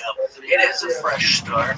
You make new routines, which is exciting. Say, try to take the road less traveled, or take a different route to work, because that is like this. It makes life very exciting. So like, be doing this. It's a great idea for your family. Great idea for you. Yeah, it was great. And also, there's like you guys are poor, so if it sucks, you can leave. You'll find a new place. Yeah, it definitely does it. And Worst case scenario, you go, we move back or we go to somewhere else. and I think the misconception is like, oh, you know, I moved here to be close to the mothership or road or something like that. I'm not really in that scene anymore. I moved for the safety and the sports and the sport, and all that. Like I'm not in that world. When you came back, that's the question. I can't see myself. Never. No, I can't. Really? I didn't say when he's come back. I said when he's come back to comedy. Oh, me neither. Never. I said, you quit. What the hell? Like, wait, hold on. What happened? I quit today. Yes, I quit today. Well, you know that old Craig Robinson thing? He said he quit comedy. It went viral. He was like on all the like tabloids. That's not real. He's fucking around. That's a bit. How's he doing? He's good. He looks great. He's lost weight. He's all jacked. He's nice. Big guy. Yeah, but he looks fantastic. In fact, so much that I think Craig Robinson probably thinks I'm gay or something. Because the last 10 times I've seen him, I'm like, he looked great. He's a cool man. Like, he's wearing a cowboy hat around, and I'm like, hey, you know, I gotta shave all my favorites. He is a big man. Yeah, she's seen him lately. Man, he looks trim as hell. He's awesome. But he said he quit comedy. It's not real. I don't believe it. And if I'm wrong, I'll admit I'm wrong. But like, I was under the impression it's a total bit. And my buddy Enrique, if I am wrong, it's Enrique's fault. Didn't I thought Mayor stopped his podcast? No, I didn't. Mark Mayer. Really? He's been podcast one of the OGs. Yeah, and the OGs like it was kind of over. But then on my fucking Apple, like the episodes are popping up. What could you be over it about talking to your buddies for a bunch of money? Yeah. Like, I mean, like, not every podcast. Look, see, there's all good things come to the end. It's the end. Charlotte checks on your reading. Who is this? Marin or is This is Marin. That is not for most, generally speaking, what was really the end of the podcast. He's coming in the fall. Brendan and I, not me, understand that only reason we would stop the show is if one of us ready to stop so that happened for both of us. We're tired people, burnt out. He's been doing it for fucking hell. And he's been acting and doing a lot of stuff. He's in big movies. He is a good actor. Gotta give the devil his due. Yeah, it's great. I got a great Mark Maron anecdote, or not anecdote, but like a thing I think he would like to hear. So occasionally a person in the audience will say something that like is a perfect moment, you know. So Mark Maron's up there. This is in 2008. He's on stage at Giggles Comedy Club, and he's doing his bit. He had this bit at the time where he was like, I yell at my girlfriend, but I just yell at her, you know. And my neighbors, you know, they can hear us yelling. So whenever I go out to the mailbox or I go to the trash can, I can sense that my neighbors are looking at me like, shit. And so I just go, I'm not hitting her, you know, which was the punchline for the thing. And it's got this great pop. It's an interesting little story. And then someone in the audience heckles and goes, I can help you with that. And you just watched Mark get furious. Like, oh, what are you going to fix me, guy? You know, what are you, a fucking therapist? You can help me with that? And the guy just goes, I install Windows. And the whole place just pops, and even Mark Maron, like in this like charming way, was like, "Oh, you really can't help me." Like, install Windows. Dude, it was beautiful. Dude, I was at Comedy Store one time in Mark, man. He's shooting closing or something. I went on before him, and then there's these two drunk, big Australian dudes in the front hammer. And Mark's doing his thing, and he keeps back, all right, fellas, calm down. And then he starts tearing into him. And then he goes, fuck. He goes, get that. Nah, I'm going to see in the parking lot. Oh, yeah. He's going to fuck me up. Yeah. He's like, now I'm thinking about that. I'm trying to finish my 6 day goddamn. And security's around looking at security. I'm like, oh, man, that fuck is kind of fun. So then that's how much I admire Marin. I waited around and sure Marin does that. That's really, I had to get home. I agree with that. And those two guys trying to talk to Mark. Okay, you can get through me. Yeah. The security, so he told me, we got the same. Because his father, they want to give him guys. Exactly like this, actually. They're gonna need Those guys. You ever heard my Comedy Cellar story? No. Probably one of the most famous Jeff Dye things at the Comedy Cellar in New York was there was a girl that just kept like being a nuisance. So it became like the chatter upstairs, like, yeah, there's a girl and she'll be around. So after like 3 comics, everyone going, yeah, this girl wouldn't shut the fuck up, or she was laughing at the wrong parts, and she's just drunk. I get on stage, so I'm already a little like, you know, when you're like waiting to go, you're waiting for someone to give you an excuse, you know. So she says something on my first joke before I could even get to the thing, and I go, you know what? Everyone upstairs hates you. I don't know if you know that. Every comic that's come up here is talking about you and how terrible of an audience member you are. And I want to just tell you to leave or call you a cunt, but I'm a real comedian. I'm not going to do that. And the whole place is like, you just said cunt. And I go, in my head, I'm going, call her a cunt, but I'm not going to do it. I'm going to see if you behave for the rest of my set. And so she gets out and storms out, and she's with these giant men who also storm out. So then I do the rest of my set. Probably got, probably 12 more minutes. I do pretty good. Everyone's happy that I got her out of there. They all clapped, and I was like, I don't know why another comic didn't just do this before I did. So, and especially at that time, I'm like the nice comic. I'm like the smiley Jeff guy, jokes about cats, and I did call this woman a cunt a bunch of times. So I get off stage, I'm feeling all good about myself, about to go upstairs and drink, and the security guy is this black guy who's like putting on batting gloves. And he goes, hey man, stand by me. I was like, what? He goes, those guys that left with her, they were like giant Russian dudes. They were like, they said to me, hey, we're coming back for him. And so just stick with me. They got all the security guards from the Fat Black Pussycat, all the door guys for the cellar, just some big black boys. And they literally lined on the street, and on the other side of the street of McDougal was these Russian dudes. They came back, and they were just waiting. And I've never been more scared. I'm not a fight guy, so I'm just upstairs, like, drinking whiskey, going, I can't even go to my other spots at Gotham and shit, because I don't want to go outside.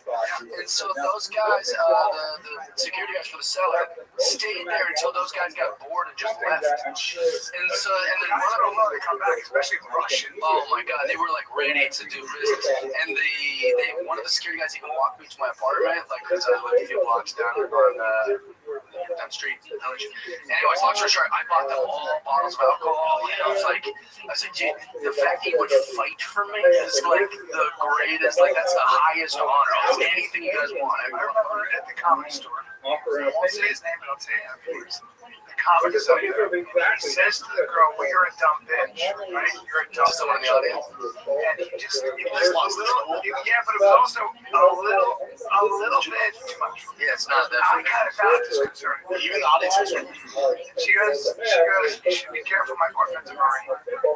She goes, well, you're a Marine boyfriend. I don't know Marine idiots.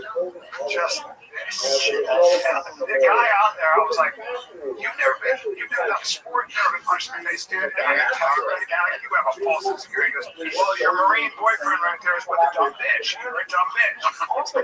Which I respect. I love this story. And then it got quiet, he got even meaner, and that Marine was waiting outside the fucking OR, just sitting there like this. And I remember going up to him, his back was like this, and he was a young guy, and I came up and I said, are you waiting for the comic? Yeah, we're waiting for him. He goes, yeah, can't talk to my girl. And I remember I said, I understand, but there's zero upside. I promise there's zero upside. What you have to do that is you're going to get just converged on by two people, especially security. And I talked to that. I said, I get it. I understand.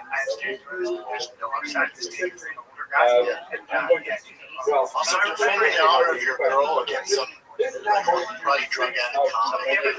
But he was a young warrior who just... Yeah, no, I get the Marine more than I get the comic. You know what I would have told him? I would have been like, hey man, listen to this. I think you should scare this comic and just have a very direct conversation. No, because the problem was when she told me about this comic. She could have been left. I would tell the Marine, be careful, man. Anthony. You just walk away. Here's the other thing I did.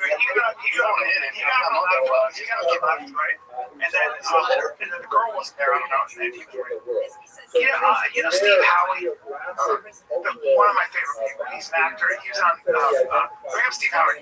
He's on Flawless, I think, or whatever the fuck it was. You know him? He's the best. He's every bit of 6'5", and every bit of 240 pounds. Bring him with the shirt off. He's a fucking, when he was younger, an absolute house, played college basketball. Oh yeah, you fuck my ex-girlfriend. The greatest guy. Just any guy that's on the internet. Fuck my ex-girlfriend. He's the greatest. She fucks everybody. He's the greatest, funniest motherfucker on the planet. I love him so much. He was on. He's never stopped working as an actor. And he used to be married to Sarah Sahi. Who was that girl? How you telling us he was married? All right, doesn't matter. So he comes to see me stand up. And he's sitting there, and these fucking rough-looking dudes, rough-looking guys, are sitting at a table. And I remember, you know me, I clock because I'm gay. I clock these dudes. They're just big, they're strong, and I was like, these guys look like studs. I felt a little like, oof. And the one guy keeps looking back at Steve's girl. Steve's like this. He's clocking his girl fucking dudes. Steve's like this, sort of like this. And finally, the guy comes back. And all I know is, I don't know what he said, but he says something like that. And Steve goes, "Are you fucking stupid, dude? Are you stupid? That's my wife." And the guy gets up, and Steve gets up like this. And they're about to go. And Steve's wearing an Argyle fucking sweater vest. But he's big. And then these other guys are there. And I gotta go up next. And I grab the guy right in the shoulder. Hey, dude, I gotta talk to you. He's a detective. And all his friends, who are also detectives in the LAPD, are at the bar. He wants this, and so do they. If you fucking do something and actually fight him, they're gonna converge on you and fucking crush you. And the guy sat down, they sat down, and they fucking, that's all I had. So you're just teaching everybody like the power of lying. Yeah, but fuck off, man. I had to do something. It'd be funny if one of those guys like, he's full of shit. That guy's full of shit. Yeah, that's right. By the way, he was on TV. They could have done that, but Yeah, to be fair to those goons, his girl is very pretty. oh, she's gorgeous. And also, At the same time, another, you have like, very successful. moments and artistic expression. How old are these pictures? She does look good. She's gorgeous. She's then I'm married to Which are much more Yeah, they're not. They're pretty more. anyway, that's story. No, I love And it. he kept saying, What are you talking about? It's a little long. Well, you know, it'd be better though if they ended up fighting, but they didn't. No, it's just you using this strategy of outnumbered. Refuse a fight. Lying. Like a psycho would go, I don't care about numbers. That's fucking. Those guys, they sat down. I think he bought him drinks, actually. Really? Yes. I think they sent some drinks as a sorry. I've never been able to, or I've always been able to talk myself out of any like fight. Anytime it's about to go down, I've always been able to wiggle my way out of it with words. Yeah. No, I'm sorry. So how do Well, I'm not a fighter, so I'm always just able to like I'll be like, listen, I'm just drunk, being an idiot. Like, let's relax. Sorry I said it. You know, like I'm just trying to get a laugh over here from these guys. I remember one time that I was with Dana DeArmond, the adult film star, but she's also just like a cool chick. She's very funny for not being a comedian, but anyway, she's a cool chick. We used to drink together sometimes. We were at this little bar called the Jimmy Suite. And she started popping off to this chick. Is that her? Yeah. She has like a million different looks. But anyway, she's a very funny chick. She's very, very funny. Anyway, she was at the Jimmy Suite. She's had a little too much to drink. She started popping off with this like Latina chick. And this Latina chick starts popping off. They both just drank too much. They're just, these womanly behavior, and they start like getting chippy. And I see all the like Latino girls' guy friends are like, we're at the Chimney Suite. These dudes are, they're fine beating the fuck out of me and letting her get beat the fuck out by this chick. And I literally just walked right up to that, all getting kind of ready. And I go, hey guys, she's just drunk. And this doesn't need to be anything. She's just drank too much, and she's, I guess on one or something. I don't know. I just want to let you know, she's a drunk chick. This isn't worth it. And they were like, we appreciate that. And they like shook my hand, and they sat back down. They told their girl to shut the fuck up. So I went back to Dana. I was like, I don't know what their problem is. But it completely diffused it because I was like, we're all gonna fight on concrete. Like, I'm gonna get my ass kicked. She's definitely gonna get her ass kicked by this. chick, you know, like it's not a win for anybody. You watch enough fight videos on Twitter, you start going, I wonder what I'm made of. But then you're like, no, it's not a worthless problem. Getting punched in the face once, say I don't ever want to do that again. Yeah, or what happens if you fucking fall and hit your head on the bar or some shit and then you change forever? Yeah, I break my jaw, I need that. Or you hit the guy and he falls and shoots him. I didn't have I like taking a piss, Jim. Before it break. break time. We're talking about last thing you mentioned, you have kids, and then Jen asked you about legacy. So you don't. I asked Jen about legacy, yeah, because I asked Me and Jen Jeff are on the same page. It's not about legacy, it's just so fun. Oh no, I'm saying like he was asking about my family name and like if that's carrying on. Like, he's gonna die with Jeff. I don't care about that. I think you just have so much fun with the kids. I don't love kids. You have a lot to offer. And you love sports and watching your kids grow up. It's the best. And I never said that when I was your age, so I get it. I was the same way at your age. I was exactly the same way. I totally understand. What do you get? I'll find some gorgeous, great woman who I love, and then I'll impregnate her. We'll make a kid. It'll be the most meaningful thing that I've ever done. Then the kid will be 3, and she'll start feeling unheard, jealous of my comedy career, and oh, one of these girls coming to your show, and then that'll cause a little tension that will later blossom into full tension, and now she's talking shit behind my back. By the time the kid's 6, she's divorced, taking half my fucking money. Why did I even do this? Now I still have a kid 3 days a week, and I'm talking about his wife, his mom. He's a hell of a baseball player. He's a hell of a baseball player. He's meeting all the new girls coming in my life because now I'm trying to sow the oats for that I lost out when I had her. That can happen. Wait till you're 50. Yeah. Everything. Yeah. All back. Then you sign a prenup. Maybe. I mean, I haven't ruled anything out. I had a vasectomy, yes, but I froze my sperm. You can also reverse a vasectomy. People go, yeah, that's painful. It takes a lot of time. It's like, so does pregnancy. So if she's willing to get pregnant, Stop that kid. I mean, you count the outlier. Stop having a kid. Yeah, he looks great. I'm sure he's playing with his kids all the time. He's present. They require so much energy.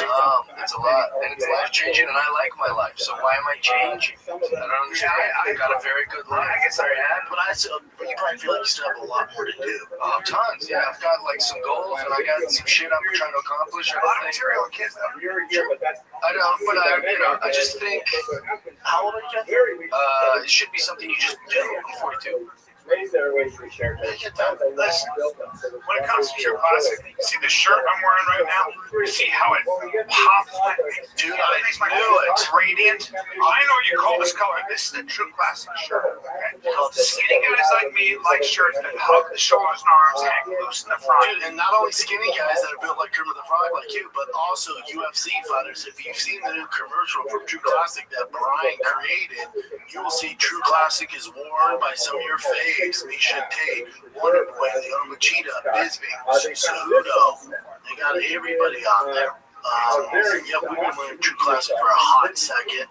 You'll notice the difference the moment you throw one on. They're tailored exactly where you want it, relax where you need it. Take out all the BS. It's actually good stuff. The best shirts on the planet. They got joggers, button-ups, tanks. They got everything. You can grab them at Target, Costco, or head on over to trueclassic.com/fighter. Get hooked up today. True Classic. It's funny too. It's like I want, like so many girls have been like, "Why would you do that? Why would you get a vasectomy?" I'm like, "Oh, I don't know. I'd like to have babies on my terms." Yeah. You know, like, Like why? Like only you get to decide. You know, like that's not fair to me. or you just wear condom. Well, that's it. There's a lot of human error. There's a lot of things happen. I don't agree with you. Why'd you bring it up? Anti-con. I've been anti-con all my life. I asked Chin about legacy because I watched an interview with Aaron Judge when he was like 20-something. He plays in New York City. And they say to Aaron Judge, they go, Jerry Seinfeld, blah, blah, blah, blah. He's like, who's that? They're like, Jerry Seinfeld. Right? He goes, I don't know. They go, from the show Seinfeld. He goes, I don't know the show. He didn't know the show. He didn't know the stand-up comedian Jerry Seinfeld, which in my mind breaks my brain because like Jerry Seinfeld's like my comedy movie. He's 23, 22 or whatever when the interview happened. Here's the thing. He has his own cherry Seinfeld. He's going nuts going, you guys don't know Mr. Beast or whatever the fuck young people like. And that's how the world works. If you think you're going to be remembered, stop holding on to it. You won't. But when my dad was growing up, he was like, nobody better than Johnny Unitas. And they're like, shut up, dude. It's Joe Montana. It's Terry Bradshaw. And he's like, nah, Johnny Unitas. Now we go Tom Brady. Everyone goes, no, Terry Brad, or the old guys go Terry Bradshaw, Joe Montana. And then we're going to be talking about Tom Brady. What it sounds so old to our kids. They're going to be like, it's Patrick Mahomes or whoever the new little darling. The only ones that stay in time are like guys like Abe Lincoln, George Washington. And our kids still don't know dick about them. They're mythic. They're more mythology. Babe Ruth is more mythology for us. Yeah, we can go on about him. But then there's like Martin Luther King. And like even my kids, like, when they come home from school, I'm like, what's the real story, dude? Right. There's like that. Have you seen that's my point. So just the Babe Ruth, like the way he runs and stuff. Oh yeah, it's terrible. I wonder if they didn't have a strike zone back then. He just would tell them pitch high to me, and they would throw it high, and he didn't have That's a great eye. Yeah, but to be fair, they did his bat speed, like they measured his bat speed from those swings back then, and it would still be like top 3. Wow. Don't get like a lot of Jeff knows more something than you. I just mean he wasn't an athlete. He was like a skilled Bring hitter. up Babe Ruth running bases. I was like, But what I was trying to make the point of is like, you can let go of this idea that they're going to make a statue of you and you're going to be revered. No, I think it's more for when you have kids, you know. So like, you know, but then eventually that's even if it figures out is that they have kids, and that's why I go, great grandpa's a beast. And like, I don't give a fuck. Right, I'll tell you what. Well, like even like thinking about you walk by someone's statue, that's a home run try right there. That's you know, yeah, sorry, there's a lot of stats they can do now that much. But then there's some big baseball players. It's Notorious cases. and then you just get hammered right after. What was I going to say? So my point is just like, people think this idea that like you're going to be revered and remembered. I find a lot of peace in letting go of that and going like, it's okay. You don't have to. No one needs you to be Tom Brady. No one needs you to be It's okay. Like your statue's just gonna get bird shit on it, and people are gonna walk by. I think it's different if you have kids. Yeah. A little bit. How they hold on to it. Yeah. And then what they do with it, it's whatever, but at least you did your part with it. You know, just enjoy your life. Live like you want them to think Dad's Superman. Now, it doesn't mean Dad has to have a fucking statue or a banner on that fucking Wrigley Field. But, you know, even if that UPS working is a damn good dad, they're still going to think he's Superman. You know what I'm saying? Yeah, but I just let go of the whole legacy thing. The whole thing of thinking that we need to carry on our family. You know, in the grand scheme of things, it does not matter. We're smoking this fucking grain of sand. Someone will later live in my home, and they won't know who I was. Someone will later still walk these streets. No one's, they might see a picture of me. You know, say who was the philosopher? Say never that I lost something, only that I gave it back. That's good. We're here for a short time. Enjoy it. I'm borrowing this for now. Well, that makes me happy. To not worry about being a statue. We're not pressed. No, this matters. I remember when we were doing a show like Brand together. We're doing Fire the Kid live. This is we are driving the wheel home, Bill Sasso, and he has anxiety, and he's like, man, I just like sometimes when I look at space and I realize how fucking small. He called you and told you. Yeah, no, he didn't know I was in college. And because he had like this big audition, he's like, no, I put in perspective. I look at Earth, I look at the moon, I'll get Saturn. And I think, what the fuck here? And he's like, break it down by all the shit. And I was like, okay. But also, isn't that like just recently he's in Italy, and he goes, I'm going to a museum. I get this text, whatever. He sends my pictures. I just get dick pics from Literally every 20 statue. dick pics. And just every statue. it's hilarious? And he's still sending it to me. Keep going. Well, I was just trying to say like that, but like it is all pointless. That's also what makes it kind of cool. Like it's like everything is rewarding, but it's also pointless. Like don't worry about it. No, you also got that subscribes that we're in a simulation. I hate that. Only rich fucks it. I never heard of a Rich fucks don't say that. That's just what science says. No, it's not true. No, it is true. It's not rich. It's like a scientific theory. It's not because they're rich. Like, theoretical mathematicians and like physicists. For sure. Name a real famous one that has a huge podcast. Is this like Equal Us where you're going to try and fucking explain it? Those are the guys, and like those guys have a ton of theories, but I'm talking to get to the masses. Also, simulations for what? For what?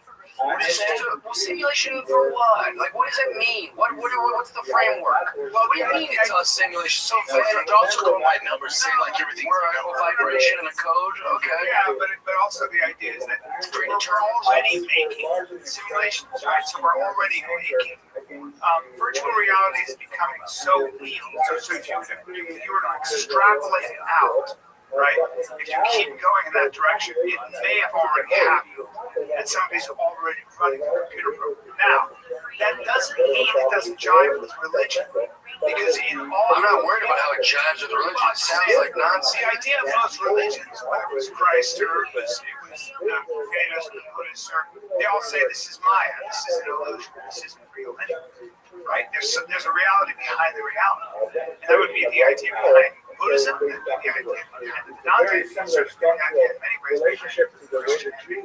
It's like this is not the kingdom of heaven. The kingdom of heaven is somewhere else. Right? So, and Greek philosophers kind of said that. So that in some ways, Kant said you can't really see reality because we have a limited visual apparatus. I believe that we have a limited visual apparatus, but I don't see how that comes back to us being a simulation.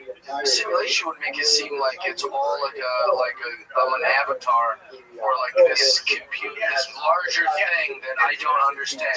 But then that would just mean you're just playing with the word simulation. Yeah, nothing matters. I would say to investigate it a little bit. One of the places to start is the last guy was on Rothschild'S. It's really interesting. It's not like heady. It's not like scientific. It's actually a really interesting, cool theory. And the way they make the argument for it is pretty fascinating and a little bit mind blowing. It does fuck you up a little bit because the argument, like if you listen, like Rogan was listening to it, he thinking about it. He's like, the argument is pretty fascinating and might be the missing link between quantum and Newtonian physics, right? So the idea of how little things like electrons and protons and atoms behave versus how this. I want to have my phone too during this conversation. Start doing push-ups. Check this out. I might check it out too. Yeah. No, I was looking for this. This is the best photo we have of a cell, of a human cell. That's one cell. Look at that. This is one cell, and it's that's the closest, most zoomed in, best photograph we have of a human cell. Now, this human cell that I'm showing you, we have not billions, hundreds of trillions of these make us up. So each little dot, each little thing, this is in one cell of my body. And I have tricky. You wonder why we're different. You wonder why you can interview. This is real simulation. You wonder why you can interview three kids who lived in the same house with the same parents, the same race, same class, same experience, same schools, and they have a totally different experience of life because each memory, each thing we see with our eyes, each thing we touch, each experience, each trauma, the way we translate all things, makes us this wildly complex, like snowflake of a human, right? Now, that is some science. That is that we are all this collection of every memory, of every every talent we have, every little thing that's ever happened to us. We're so uniquely different, which is biology. It's like a monkey or like a little alien or a dust mite or whatever. Now, what about that as simulation? We're like these organisms. I would more likely believe that we are useless and no one gives a fuck about us and we live in a dust mite of some extraterrestrial shoe right now. Like, that would make more sense because when you get small or big, it starts to blow your mind. But, like, the idea of a simulation makes it sound like digital. It makes it sound like it isn't, it isn't organically biological thing. Both things can be true. In other words, most of you are space, right? If you talk to one physics, most of what you are is space. It's actually not that. It's energy. Okay. Yeah, well. So it feels like a table, but it may not be. But most of that is space, which is crazy. Right? So I'm just saying that when you talk to physicists and mathematicians who really study this stuff, it's like for us, we go, like I'd love for someone to try to explain it to me, like a baby. It's like this, like sort of like a worm. Why is it NFT? Like my wife says, Someone just gives you a a mouth. worm can sense heat and I think pressure, and that's it. That's the two senses. Yeah. We have 6 senses, right? Or 5 senses, sorry. And so the idea is that we may have a limited apparatus to understand what's actually going on. That's what we're talking about today is we have a mind that wants to understand consciousness. That's all we got. That's right. So we might be a data stream that's attached to a larger mainframe, whatever the fuck it is. The conversation is definitely worth having and thinking about because it doesn't. That's all we're trying to figure out is what else you get it. It doesn't also negate- those mathematicians. It doesn't negate the importance of this. It doesn't negate the importance of loving our children, wanting the best for things. I think a lot of people think that when they get into this stuff. My wife has this because she's religious, so for her, she just doesn't like the structure of her truth and how she lives her life, which very much works for her.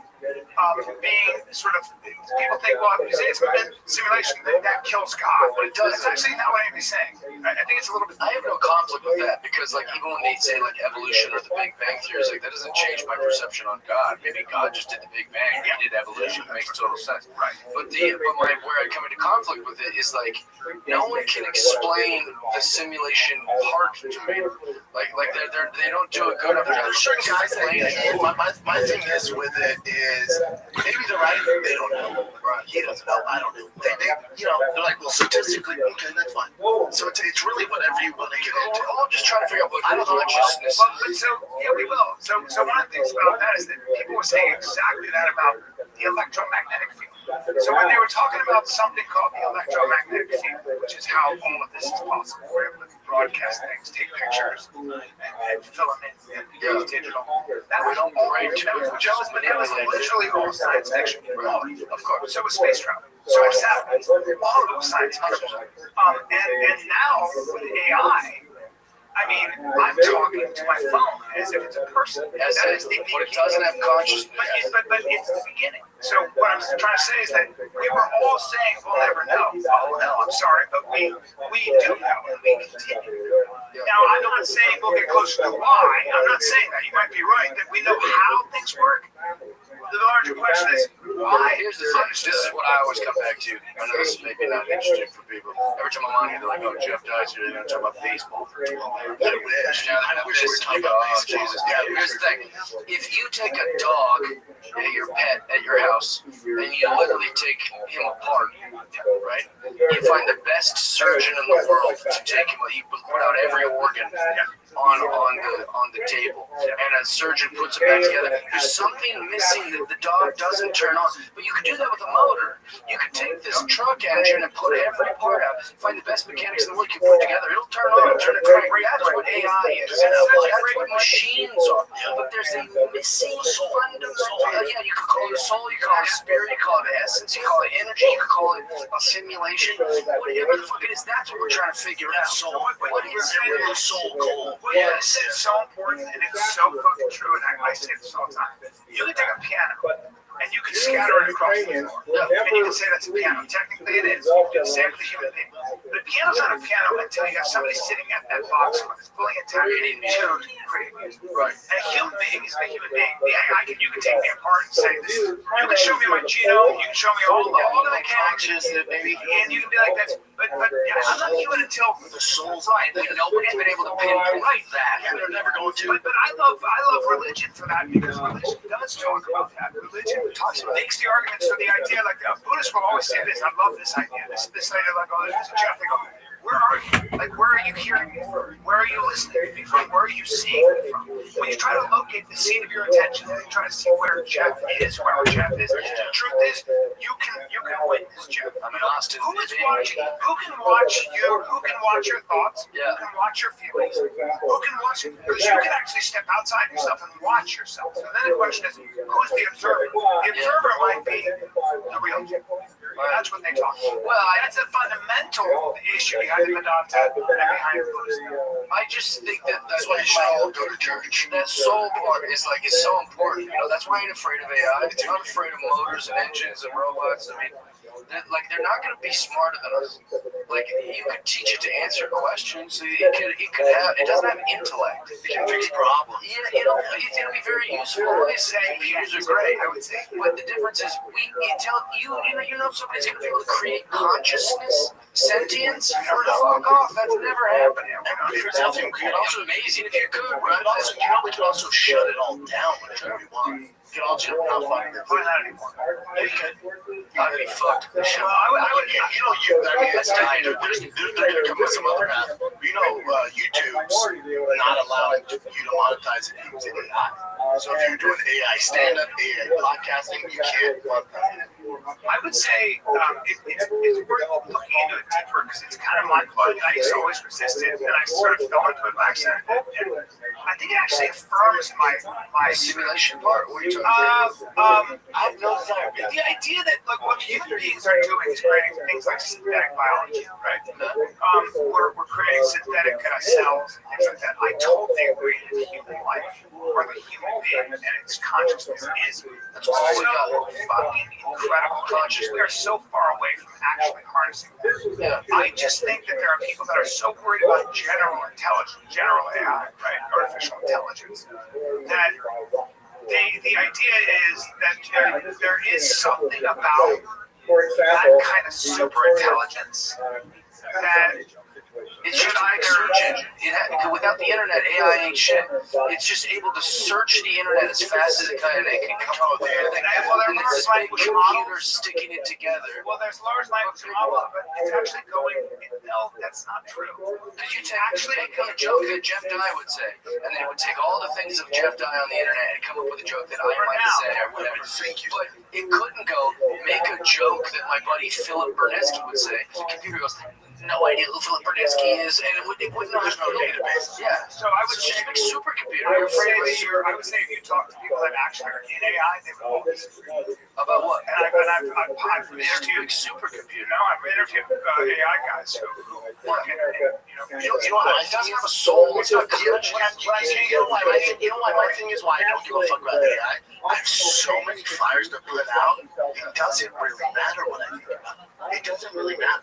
Like with my kid, when I gotta pick him up from camp, I gotta make sure that got it. That's gonna be AI. Yeah, there's nothing I can do about it. Well, what I would do have the skill to get into it. But the larger question for people out there, like Elon Musk and stuff, they're worried about is that this arms race between China and America and all that. The fact of the matter is, there have been examples of computers.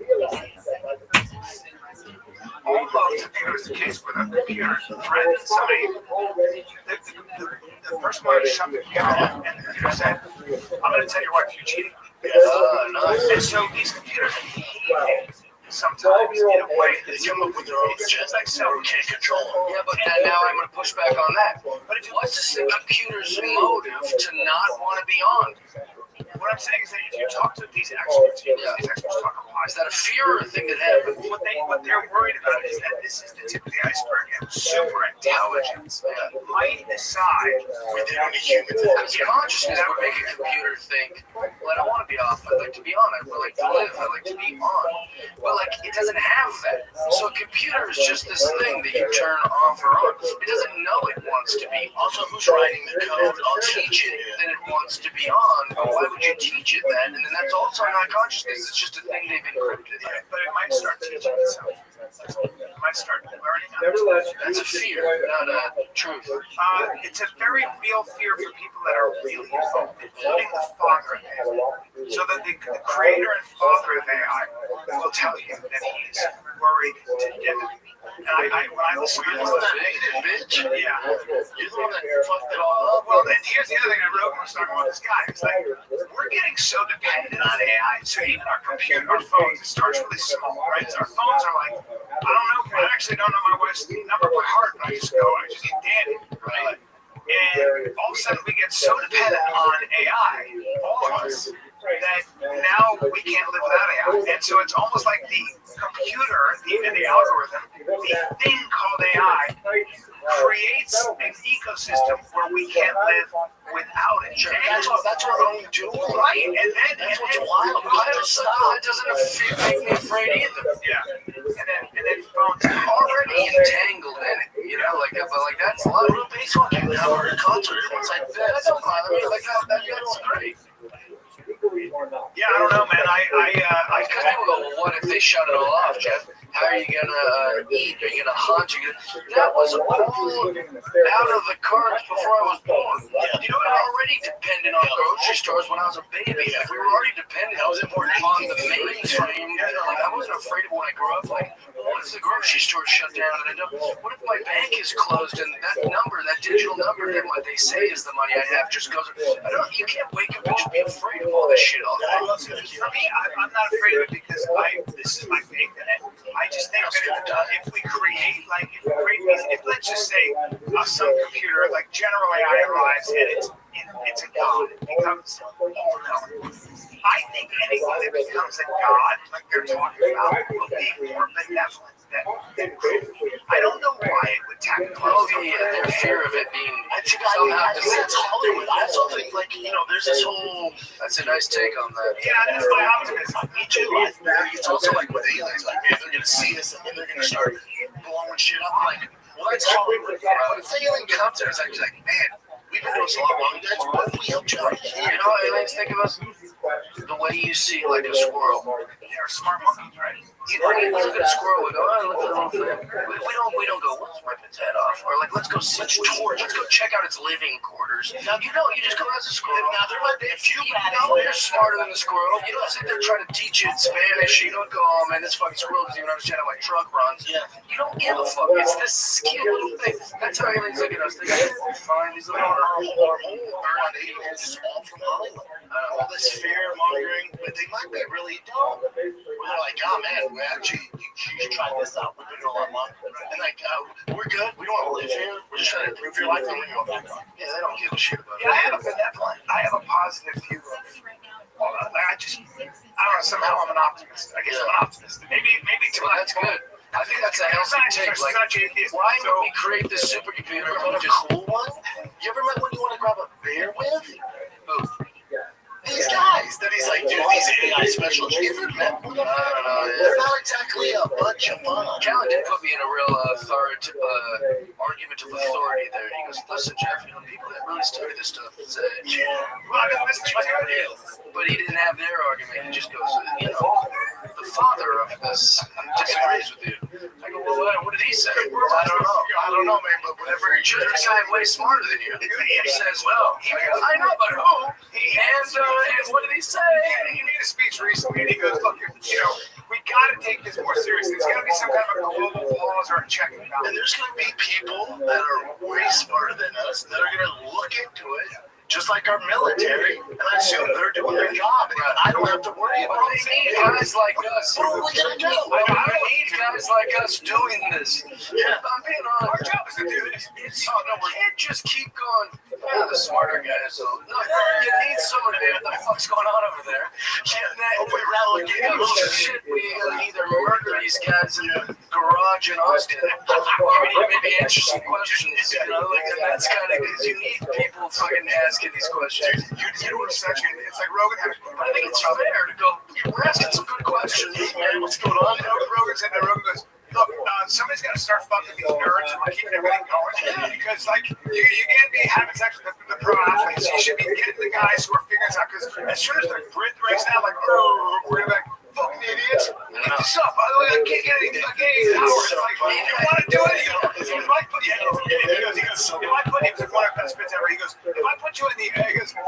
you in the woods with an axe, tell me how long it's going to take you to send an email.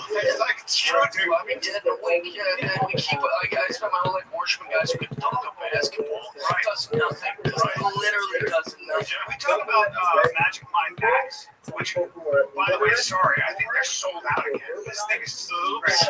It's crazy. We can't get a hold of it. Dude, it's driving me. I'll tell you what, we do have the sleep shot. The sleep shot. Sleeping like a freaking baby. There is nothing out there. There's no sleep shot out there. It's about energy. It's like, what about sleep so you have energy? And it is about getting recovery from people that go hard. It's actually formulating to help your brain chill out and recover.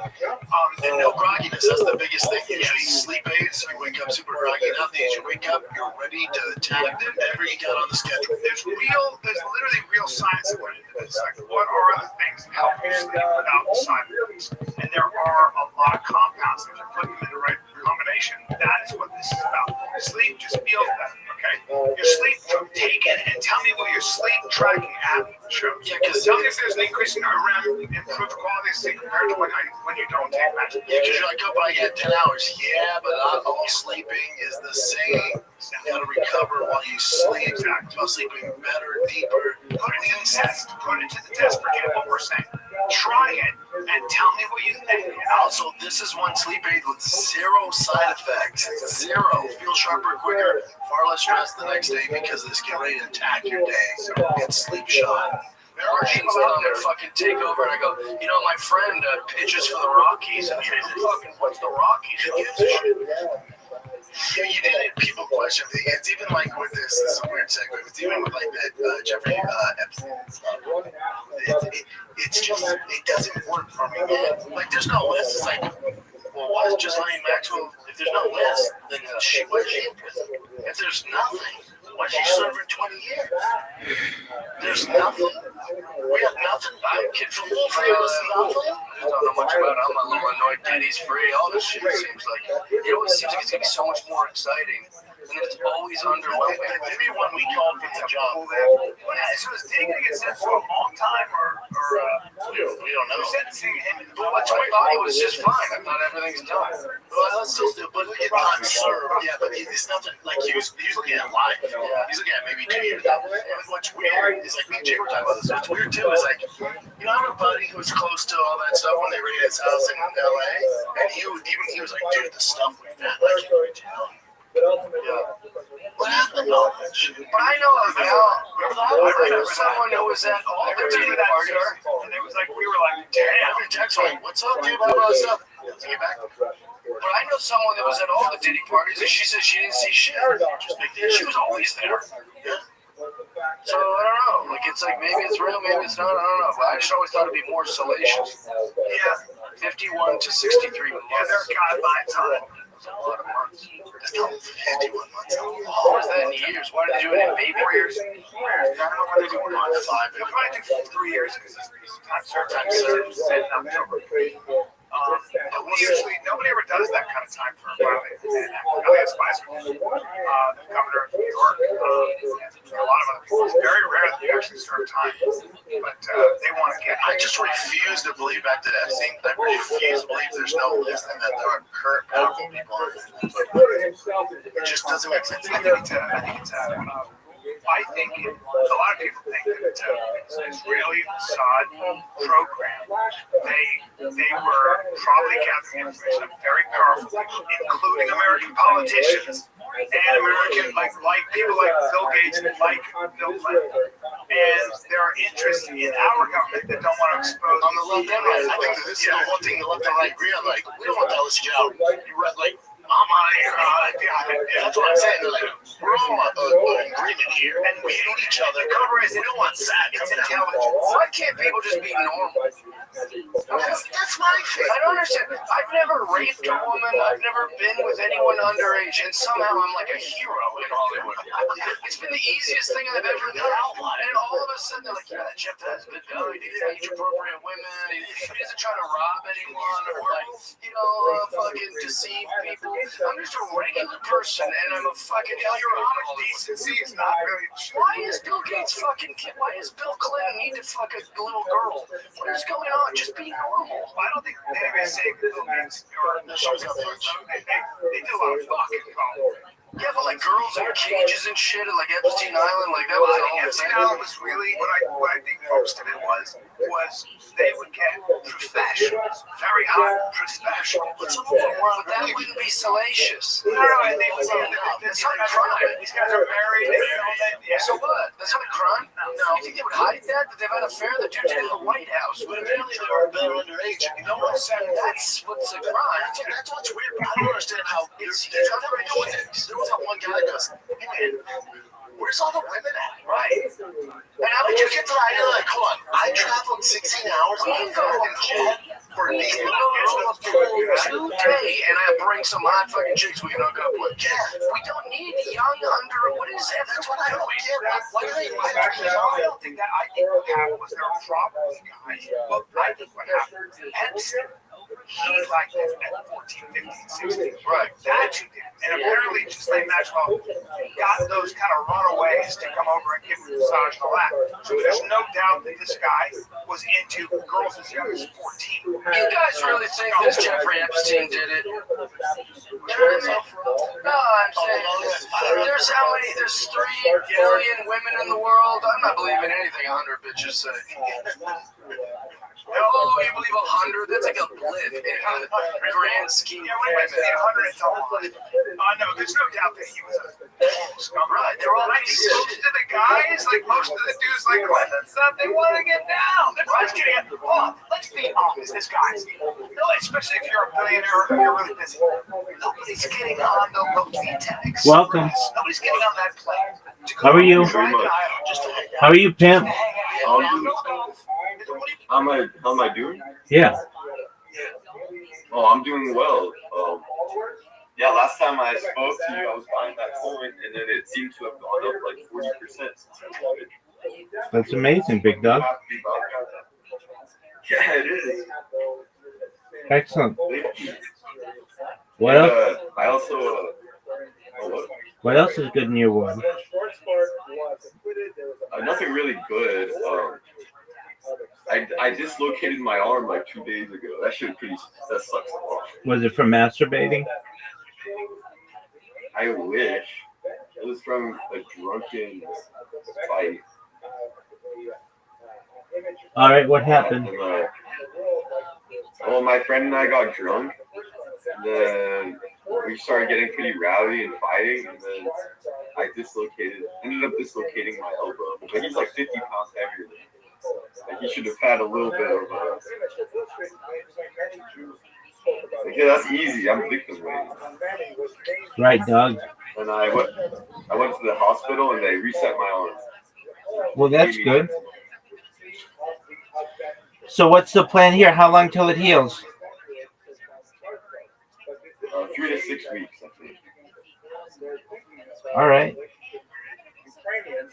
You gonna be all right? I hope so. Yeah, I think I'll be all right. Yeah, I just want to work out again. Do my very physical job.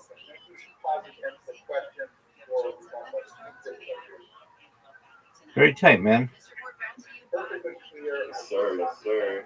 Thank you. How about you? Anything new going on with you? Just chilling, man. I'm about to go to sleep. I have been up all night, so apologies if I'm not more exciting. Oh, no need to apologize, brother.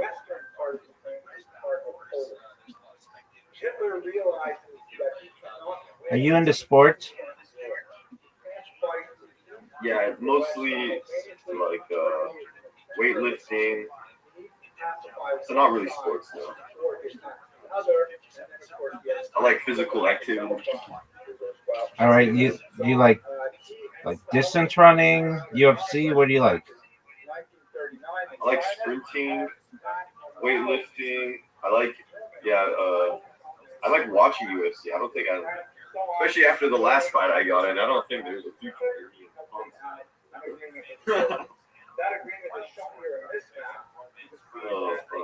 Well, I'm gonna take this rip now. You go for it, big dog. Thank you, big dog. I'm just watching you and your homies coin just go crazy right now. That's what I like to hear. $200. Good on you, man.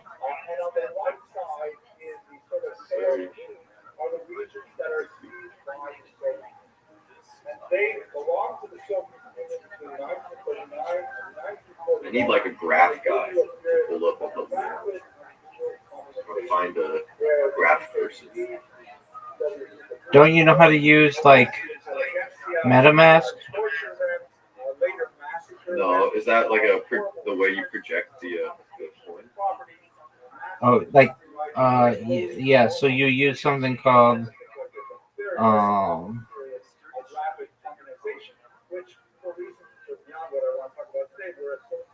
primarily with Jews. Jews were believed to be You should be like raw dogging it. this activity. Like last time when I bought it, I was like, yeah, it looks like it's gonna go up, and then it ended up doing it. And the first time I said it was gonna go up, it did as well. And that was like, what if I like 10 times, 10x. But be that as it may, the people living in these groups by the historian Timothy Snyder, harbored a tremendous resentment. I'm looking. Not only for their domination of territory, but also for the 2 years of incredible struggle for them. Many Jews were able to flee, about 600,000 fled to the east, surviving in places like Siberia, Tajikistan, and so on. But these regions here were just ripe for much worse. And that I happened. think I'm gonna just throw money at it right now.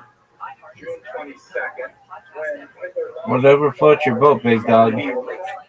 Can't guarantee anything. Yeah, it's gambling after all. Word, dog. Oh, it's called.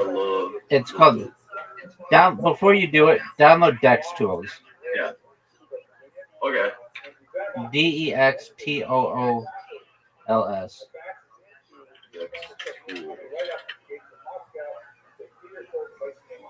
horrific sieges. But what's significant for our part of the story in particular is that behind the Wehrmacht, behind the regular army, four and these Einsatzgruppen had the task of going into the small villages, rounding up the particular Jews, communists, homosexuals, Jehovah's Witnesses, anyone representing themselves as an enemy and Hitler to our vision of the world, bringing these people out to ravines or forcing them to leave their home graves and then massacring them with machine guns. An estimated 1.5 There's a lot of info on this. Word, dog. Distant farmlands all throughout this region, including 33,000 killed in Baba Yaz at this time. My own family, those that did not join my grandfather who went to Pennsylvania, also found their last refuge in an unmarked field outside the city of Kalma. This is a marker that people put up afterwards to designate the spot there. Well, I like the way it visualizes the movement too. Yeah, it's really nice. Yeah, it's pretty easy to see patterns in this one. Exactly.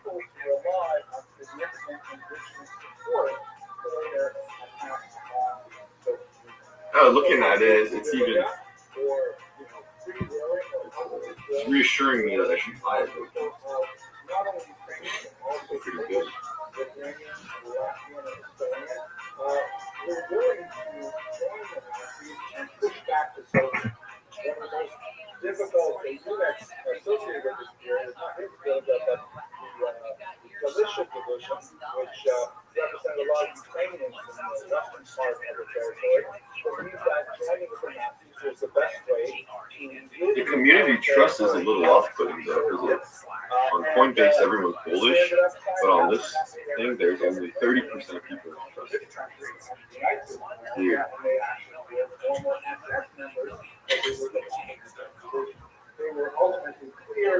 Are you in the Telegram? No, I don't use Telegram. Well, download it just for this. It's worth it. Okay. And then join the Telegram and you'll get all the memes and stuff. And whenever there are events, it has updates whenever there's a buy. I'm in there 24/7. Oh, hell yeah. I'll see you in there then. Word, dog. You'll see. I've got a VC going all the time.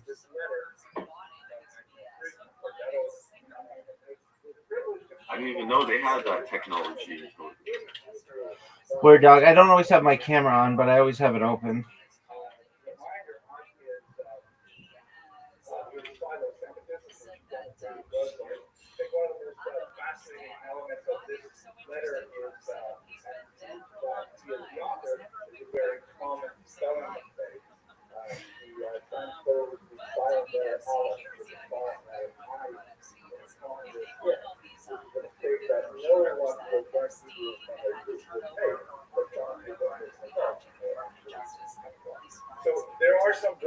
to the story, but otherwise for me, it is inevitably.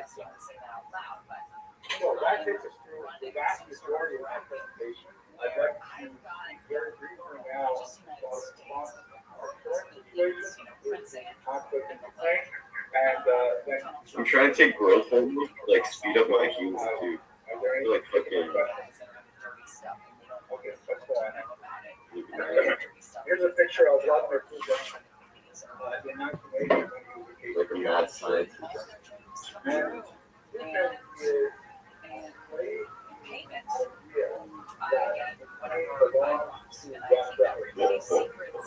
it's an idea that was very well felt in the 19th century. The notion that Ukrainian, by the way, is a fairly new coinage, like maybe late 19th century.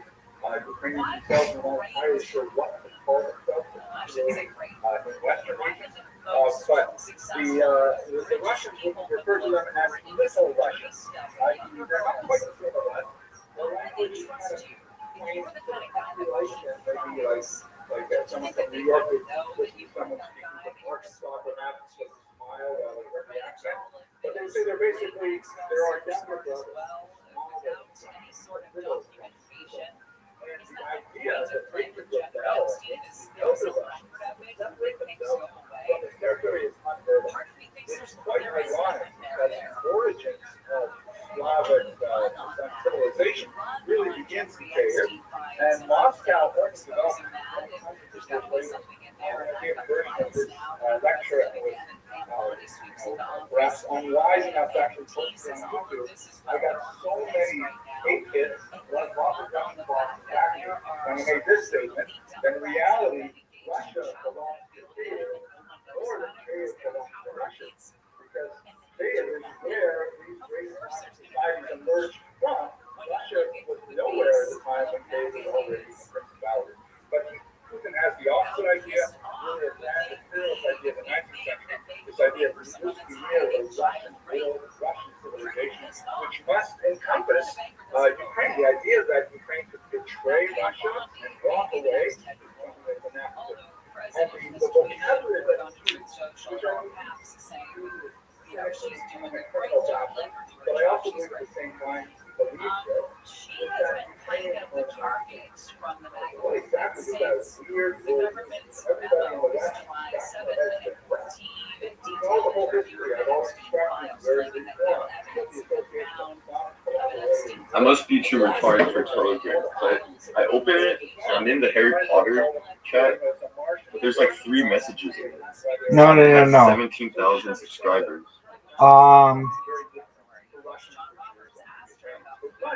Let's see if that's I it. selected it as a channel. Let's see if that's the right one. HPOS 10i. Yeah, but there are a bunch of them. You want to make sure you're in the right one. It has 12,000 members. Just go to t.me/HPOS10i. Okay. Through the website.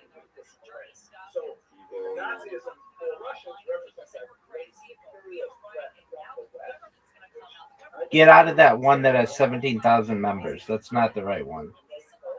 That looks like a scam, honestly. Yeah, you don't want to be in that one. The t.me/HPOS10i, it's always going. It's very active.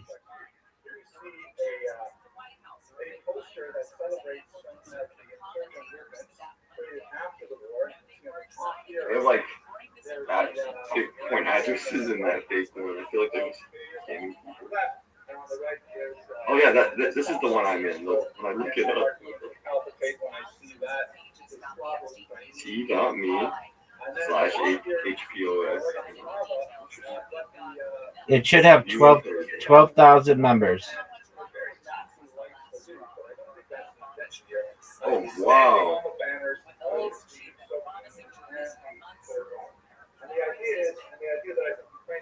I'm gonna get it directly from their website this time. Yeah, that's what you want to do.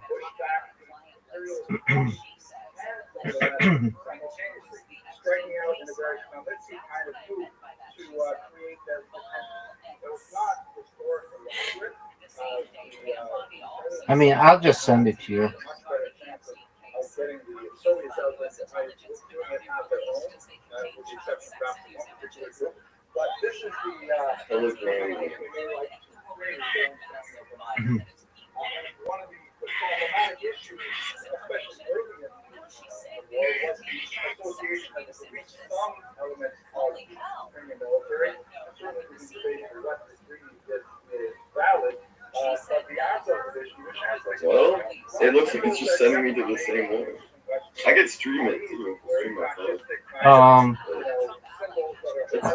It's chilling though. Like I'm just confused. Like, I feel like there's a logical reason for this.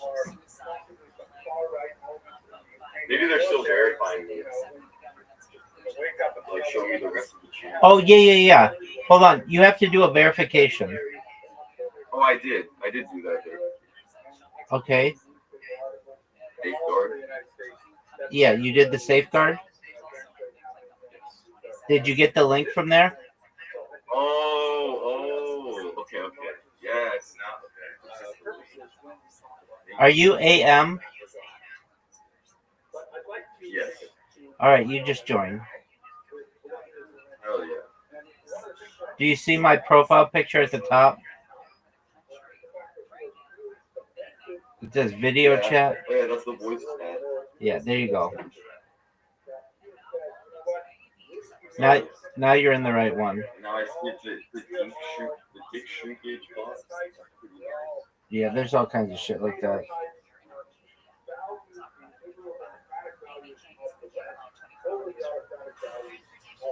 Do you see that there are 12,000 people in it? Yeah.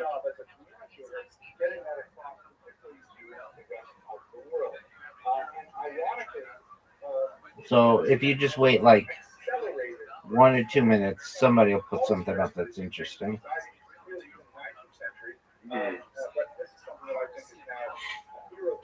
Just going through it.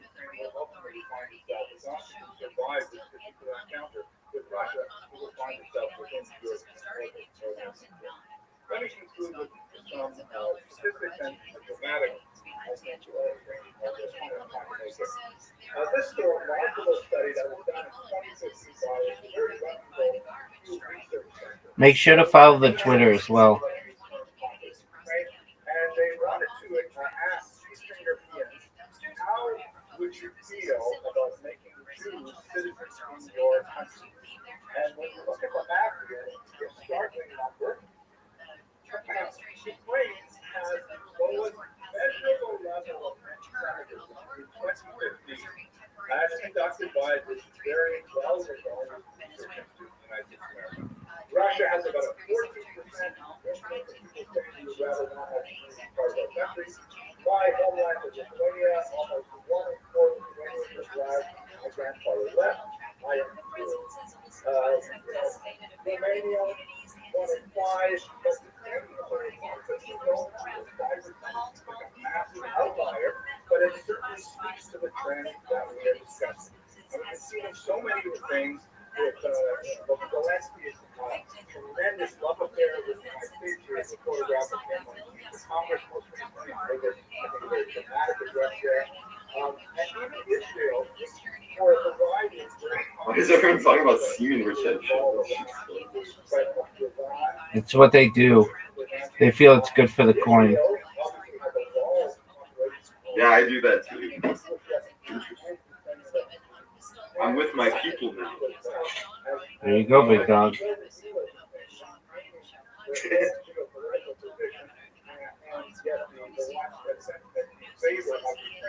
I'm gonna try to smoke some weed with one arm. It's almost impossible. It's like light and whole for a club cat. It illustrates by this article that came out just about a week and a half ago in the New York Times. It's a very sad article by Jeffrey Gettleman, photographed by Igor Cricket, and it's about a young married couple, decided to sign up they're living a basic kind of yuppie life, successful urban professionals, but they decided they wanted to fight on the front lines. They wanted to fight together, and they went to the front lines together, and they were killed together tragically. You can see that there's a photograph of them taken from their homes, and you see that they look like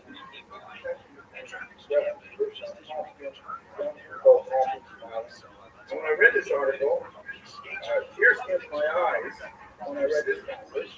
Saras and Olma met when they were 8 years old, part of Russia's tiny Jewish community. Remnants of what was once a vibrant school massacred when they went to the same school. And it amazed me because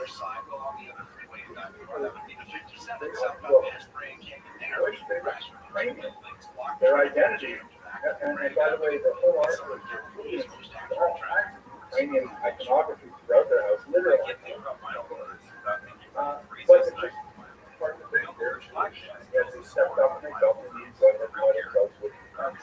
This, I think, is the most tragic, poignant illustration of development of Ukrainian Jewish identity that we see is occurring in front of our eyes.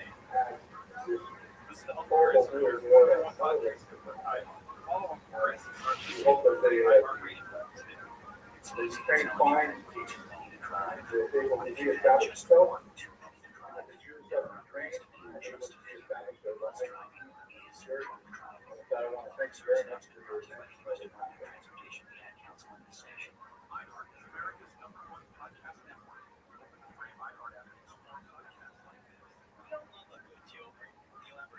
Ooh, a lot of selling going on right now. Should happen. The coin's been around for 2 years. You're gonna find that.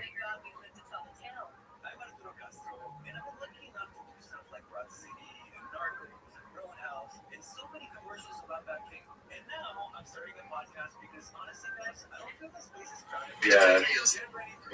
I think the selling is they're like selling large amounts. 20,000.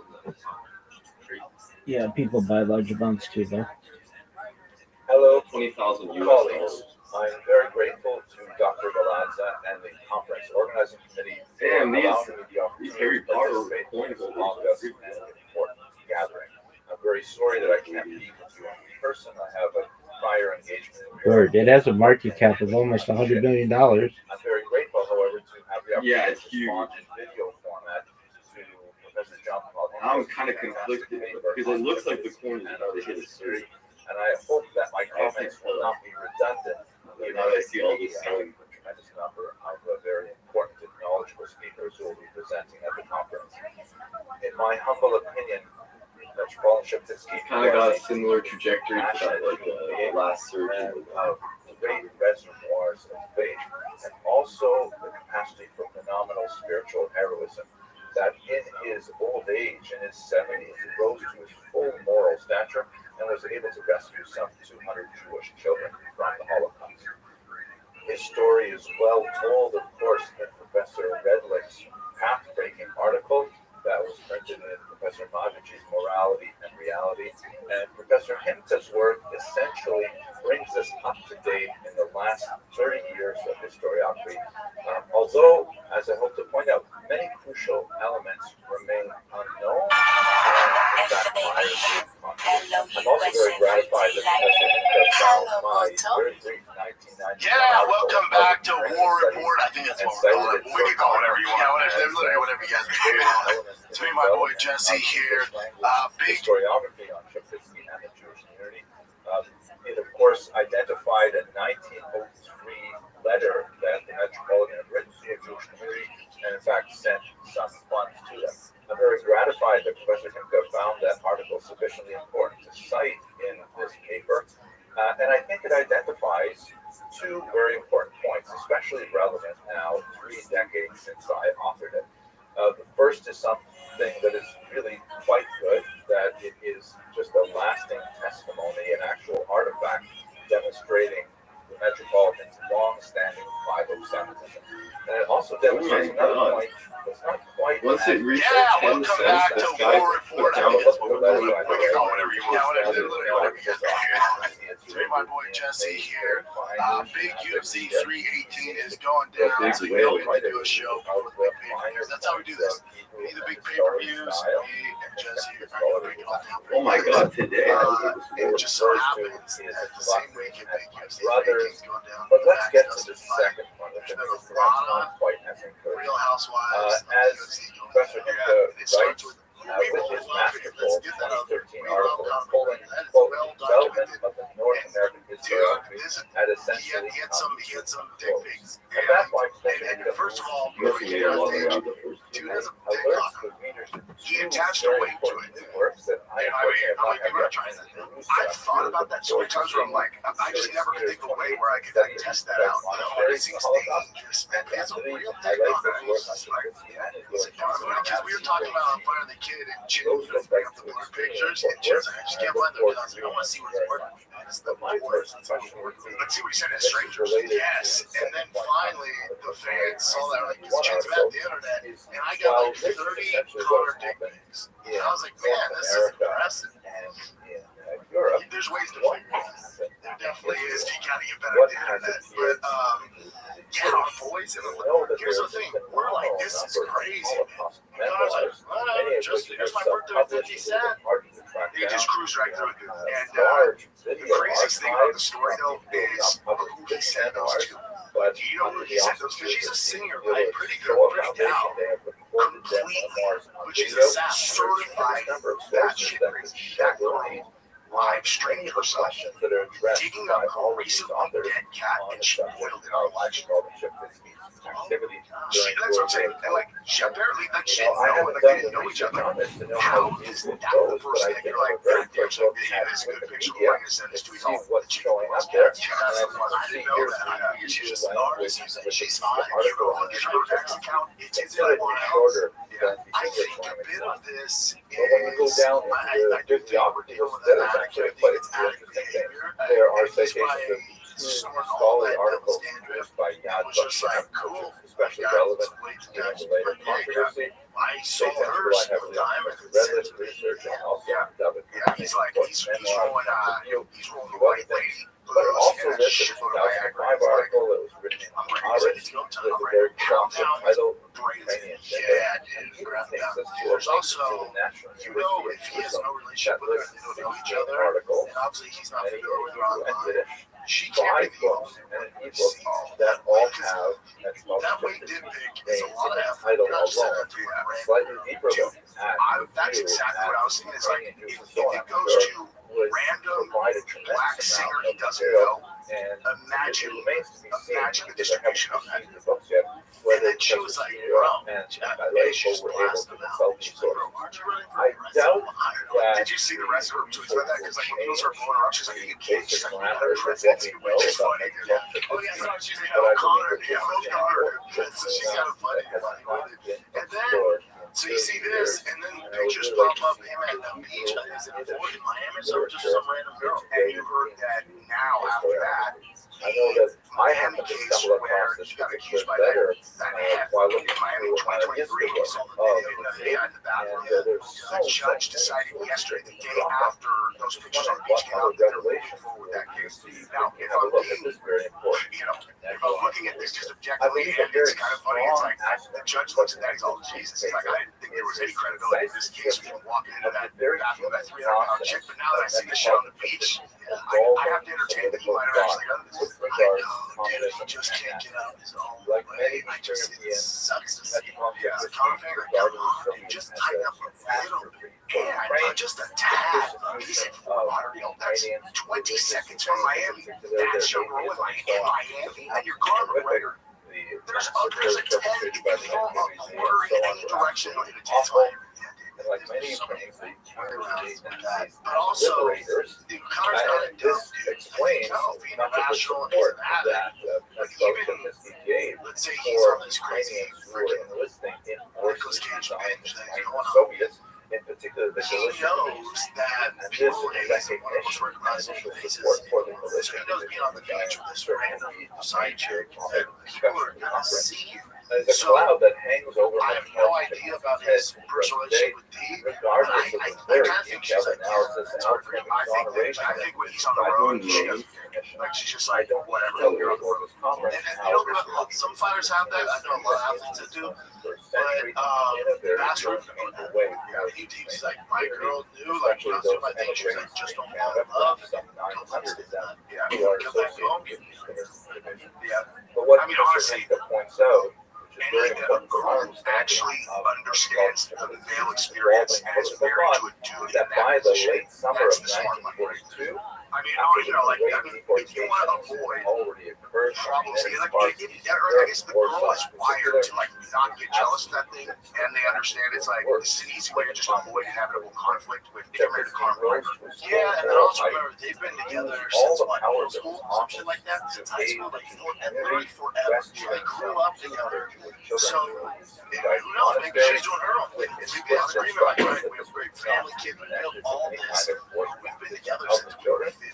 Yeah, like let's expand a little bit, but not fall in love. Maybe I don't fucking know. This all yeah, I have no idea. It's like, I mean, some people are wired for jealousy, some people aren't. You know, and as soon as the story hit, she put on, she did this long story to Jake on Instagram, just her pictures of her and Connor together, just like, this is my man, this is my man, just instant support. And she had his back then, like, during the Keith thing, I mean, she not only supported him the whole way through, was there every single day, but she actually, she went hard to pay, you know, and also, I mean, if that's not an indicator that they have any women, it's like, you know, she's like, yeah, because they feel that came out, like, she's Warsaw. Well, he's just, I mean, Connor's story is, yeah, smash that. I was doing low and smashing. So, you know, the only thing that was, you know, up for debate was whether he beat her up and took it or not. Through his real-time writing, is designed for a public audience, which we can track from September of 1939 all the way up until January of 1943, when he signed these documents.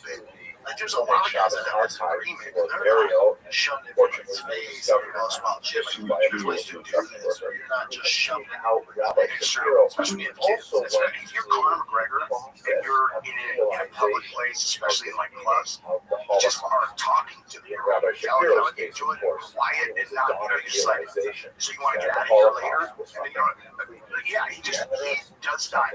He just does whatever he wants to do at all times, wherever he is, no matter what it looks like, including like, I just feel like I kind of want to punch someone in the face, but you punch this dude in the face, like, no, it's not pathetic behavior, it's not gonna be together.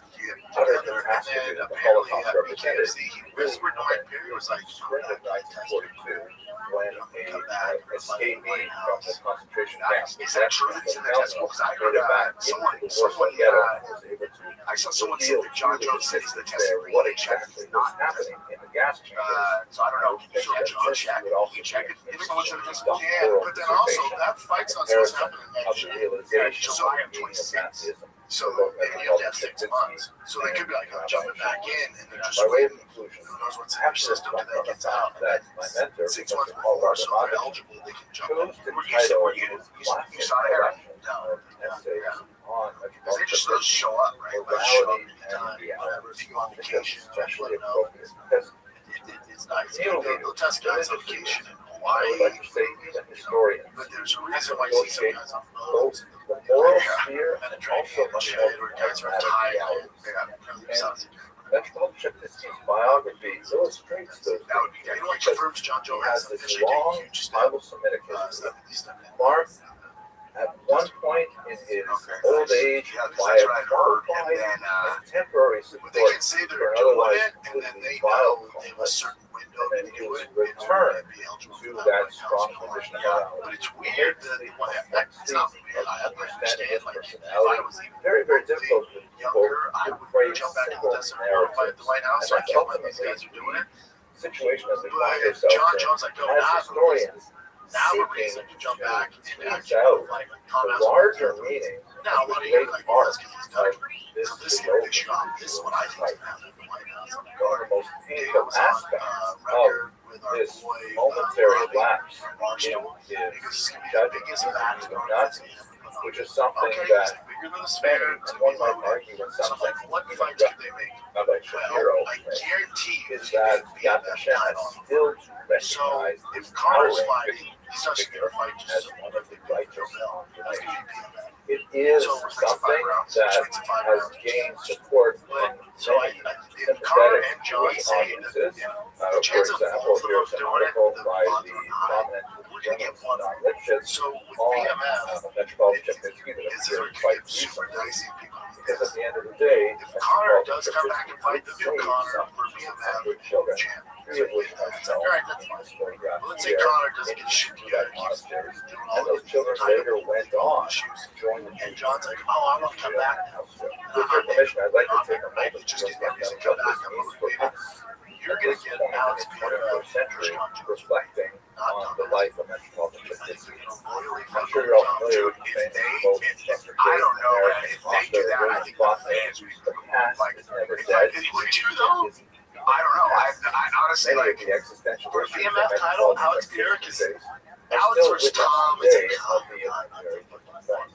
I'm sure that Now many of Sean, us been out for a hot second, a following little slower. wars Alex very at 240, closely. BMF title, The White war House. in If Guyana Alex, okay, and the so war if Alex comes back and beats Faulkner, both of which if have he wins his tremendous title back, and then they're like, here, you can fight the White House heavyweight, you don't have to risk your light heavyweight title, and you can fight against John Jones. And I cannot help but see very parallels that's what I think is going to happen. But you have to win his belt. That's what you're doing. That would be wild. very But different I do think they're going to give BMF title on that White For House card. example, Right? we are poised here in the United States. So it's even if Very we come back, you can go to while the Colorado, House of John might fight Representatives and Tom. most Americans are united in condemnation of But busting if Connor doesn't get his shit together and with that BMF title, children you're for going to get example. John. But when it comes to the question of aid for People were Ukraine, doubting that this card comes together. significant I number of have a dissenters I was going to say, I have a real common sense take on that. Okay, it's like Dana said that he was going to go out to an island during COVID and build out all of the COVID protection. Got it. territorial And in this integrity, case, especially the U.S. tax base can pay for it. So Dana can literally go, okay, this is what we need budget-wise, and they'll get all those expensive guys on the card. And Dana was like, we don't care if there's 5 fans or whatever, 30,000. I'm talking about Jonathan Dekel Payne, who is an American-born Israeli. And I knew about this from a super reliable source. This has been, oh really? Yeah, this isn't something that last week Trump was like, hey, let's do a card. They've been working on it. And like I was saying, we were talking somewhere else about this, about Dana and Trump's relationship. You're like, okay, these are the 2 decision makers, and these 2 guys are such good friends. These guys probably text each other like porn memes. They're like, love to see that. It's gonna get done. Oh yeah. Well, even Derek Lewis, like he runs his fight. Dana's case are hey, my buddy Trump wants to he's talking about them now. Like they're super close. It's gonna happen. Yeah, it's nevertheless. Yeah, people are upset. Like, oh, UFC's become this MAGA far right. It's like, man, I hate to tell you, the majority of the fighters and the majority of the fan base, is proud to be American and loves, the UFC and Trump and the American shit. Like, if you think that they haven't always been like this, where your favorite athlete's not one on the right and on the left, man, I compliment you. Boy, it's just like the culture has kind of become one where if you are a heavy patriotic American, we've been pushed into this where it was kind of like, lots of people were independents, some people were Democrats, like whatever. In the middle, like conservatives, whatever. Yeah, it's like now liberals mean you're on the right. All right, we're in this team. It is what it is, dude. It's like, and even if, gosh, I was thinking about this, like, if I had been a Democrat my whole life and then now the UFC and Trump relationship was what it was, like if I had previously hated Trump, it would be so hard to maintain the hatred for Trump. Like I'd be like, damn it, I want to be in that crew so bad. I thought about that because Luke Thomas talked about this a lot. He's like, you're pushing the fan base away. I'm telling you, outside, like our niche A new version of Masil Tushar was discovered in the former Soviet archives. That was written in the Rothschild'S own hand. It's a dialogue. It's a play. It has characters. It has drama. there's one character who is called the Chacham. He is a earner. He's interested in, of course, learning Torah. He's completely observant and so on. But he's interested in the broader world of intellectual inquiry. And one of his interests is he wonders, what is it that those Haredim do with their time? And then one day, early on in the book, he looks across the room and he sees an old high school friend of his who he hasn't seen for very many years, and he sees that his friend has become one of the Haredim. He says, listen, I'm really curious. I have all these questions about what you do. Why did you become this way? They tend to be more this way. Luke's an anomaly, like a guy who's super into fighting, who's also still over there. You know, he's like, I mean, I got no issues with anybody having any opinion, you know what I mean, as long as they're not. No, the reason I like to listen to Luke is because if it wasn't for him, I wouldn't hear any other takes. He's sharp. He has a new channel actually that's like politics, and I listen to it every time that I listen to a smart person who is a Democrat. Dude, we don't even disagree on anything. I'd like to invite you to participate in a new online and I was expecting us to be like course that I created on the history of the Holocaust. I've received a lot of feedback that these lectures, which I put on YouTube some time ago, have been very well received by individuals who just want to expand their awareness of this dark period. But especially from middle school and high school teachers who have used these lectures in part or in whole to supplement their social studies curriculum and to give their charges an awareness of what exactly happened in the middle of the last century and why it is relevant for us even today. So please have a look in the information box below. There's a link to this online site, and but they're so loud, and I hope you find it meaningful. Thank you very much for watching. We're like, oh, all Democrats are gay, pro-trans around kids. They want women to compete against men in sports. But then they're like, you guys hate gays and blacks. Yeah, no, we don't. Not at all. I don't know. You talk to a normal Democrat, like, okay, like, don't get me wrong, he's done a lot of terrible shit. But Newsom on Sean Ryan, I'm scared to watch that because I don't want to watch it. Like, because I know he is an exceptional politician, and I say that in a way where I'm like, this dude, I can't ever forget what this dude did during, not to derail this conversation, but it's according to some news accounts, a woman took a brick and threw it through a bakery window. Everyone rushed in to get. I know, that's why I don't like. He's kind of huge. I know I'm gonna like it. That's why I don't watch it. The stolen bread, and this food riot sort of expanded. It took on more political overtones, and ultimately, within a very short period of time, the Tsar's palace was overrun. The Tsar and his family were arrested.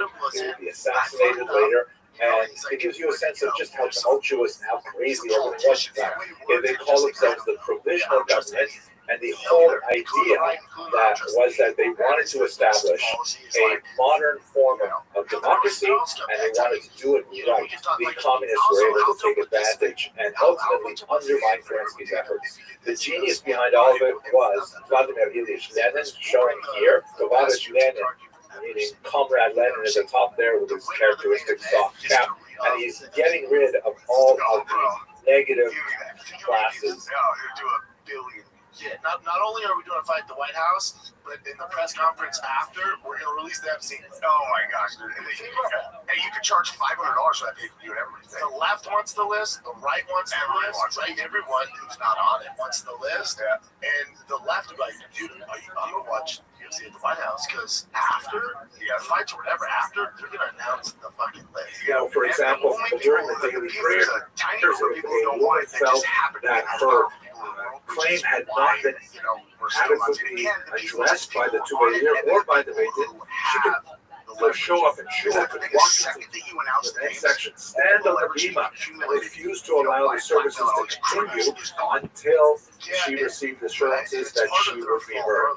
This, of course, was subject to a certain degree of abuse. It was a fairly extreme form of sanctioned disruption, but nevertheless did allow many elements of society that did not have conventional power to be able to nevertheless make sure that their causes were heard.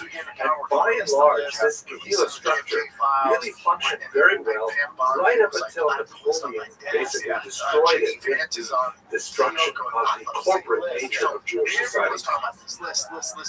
And then all of a sudden, Trump, you guys still talking about that? There's nothing there. It's like, no.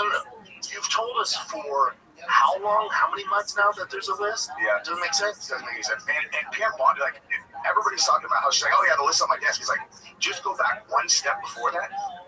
She had a bunch of influencers positive commandments hand them and negative commandments. That is, Epstein files those commandments which are thou shalt do, there's a go out phase and one, do there's something, obviously a phase and two, those which are thou shalt not, refrain from it was like everyone's we already we know can all also this, and divide don't worry, those there's a lot more coming on. horizontal axis as those which are defined by time, meaning go do this at a particular time, or do not do this at this particular time, and other commandments which are not defined by time, meaning that you must always do these commandments anytime, and you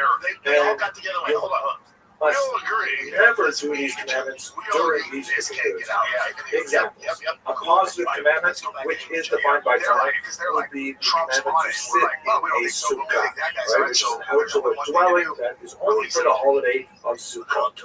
A negative commandment defined by time would be do not eat bread on the holiday of Passover. Which means for the rest of the year, Passover, do not eat bread. Enough friends that Dana knows exactly what's going on. Like, I bet you Dana knows exactly why this is all happening, but she knows what creeps are on the list. I mean, I bet you him and Trump employees like that. And just the way Trump dealt with it was like just a brief, interview. Was like, right? Yeah, and someone asked him, he's like, but yeah, still talking about anything crazy, Jeffrey Epstein? There's nothing there. It's not a big deal. You got to get over it. Yeah. If you just were like, listen, we're looking into it. Once this comes out, man, it's going to be trouble. We're just trying to navigate the waters before this gets released. It's going to take some time. Yeah, we will get there. Just some we got to examples of this, by the way. Some of the most amazing artwork that comes from the Hereford Court that we looked at a few weeks ago. You guys are still talking about this that? Is the one of the marriage rooms that was, it's hard to imagine exactly how this would have been used. It's hard to imagine a single person with all this. It looks like maybe it was used for real marriages and shared. I don't know, an absolutely fantastic piece of art dating from 14th century Germany. Here you can see the underside of how the hands are clasped from the bottom. Absolutely gorgeous. Really, I think it cameras were shut down and there were no videos. And now we know that. Acted like he didn't know that. The New York Times news is fascinating. Yeah, but then also, you're crazy if you don't think they were like, hey, bro, there's a chance he brings this up. Here's your rebuttal. Be fucking cool, dude. So he knew what exactly he was doing. And then also, we know for a fact now that footage they have is not. I know. They had an expert look into it, like that thing's been done. And as of yesterday, it came out here. 3 minutes chopped out. One that 3 is minutes. Strasbourg. Which, if you ask me what's in that 3 minutes, it's Epstein. One of the most famous, sometimes these are called the Strasbourg sisters. Yeah. Either or. Yeah. I mean, that the thing where I always thought because the church is shown here kind of like looking that were supposedly daggers at her sister. In the hospital as they were I think it's a rather unappealing kind of don't like it. It's very judgy, so to speak. And synagogue is a much more graceful kind of form, but she is an attitude and posture of decline. She's literally falling away from the rock, which indicates the collapse, decline of Judaism. All these things I think are very consistent messages. They should pick a few people that are on the list that don't have that much power and just fucking throw them to the wolves. Let it come on, some, dude. You gotta give them some. Give them some. Yeah. But speaking of drama, now this one I think one of the most fascinating things I've ever learned about the history of anti-Semitism, which is something that has pretty much occupied my mind For those that don't know, the beatings Craig since Jones, I first personally encountered it as a 14-year-old kid. And that is this quote from Jean-Paul Sartre, who immediately after the war published this very important small book called Réflexions sur la question juive, Reflections on the Jewish Question. He wrote, si le juif n'existait pas, l'antisémite l'inventerait. If the Jew did not exist, the anti-Semite would invent it. And I think at its foundation is one of the most important things to know about anti-Semitism is that it's not about the Jews, it's about the anti-Semites. The Jewish problem is not a problem of the Jews, it is a problem of the anti-Semites who are trying to use the Jews to explain the challenges they have in their personal lives, in their society, and so on. Pictures from Instagram and then porn clips of girls who look like them. And so, and the girl he was dating found it, and, she was just, how old is he? 23? In Western Europe, had all these negative things going on. In Eastern Europe, there was a recognition of the value of the Jews as I can understand it's a whole other story, though. Do you think, or is that, you think that? I have report the Dow is trading up 118 points, the Nasdaq's up 167, and the S&P 500 is trading up 26. And so they were actively attracted into the Polish-Lithuanian Commonwealth and offered the possibility of settlement there to engage in various economic functions to which the largely agrarian population was not well adapted. What Rabbi look like? Oh, Clitosaurus Rex, you really go, girl. Oh, I love you, girl.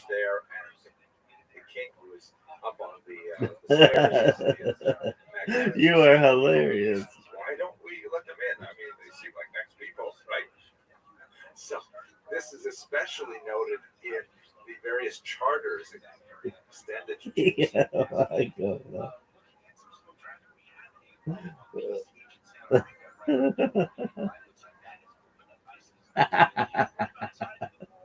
Oh, that made my fucking day.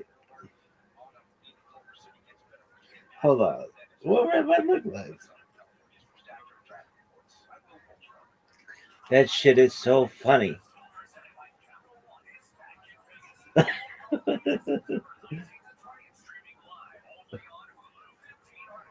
So what exactly did Protestantism have to say about the Jews? This was the question that was posed to Martin Luther. He comes up with this document, which is called Castle Advice, because it was composed in a town called Castle in the year 1538. This sounds a little bit like the Doctrine of Witness, a little bit like the Pact of Umar in Muslim lands that, Jews may continue to worship, but they can't expand. Third, this is one of my favorites.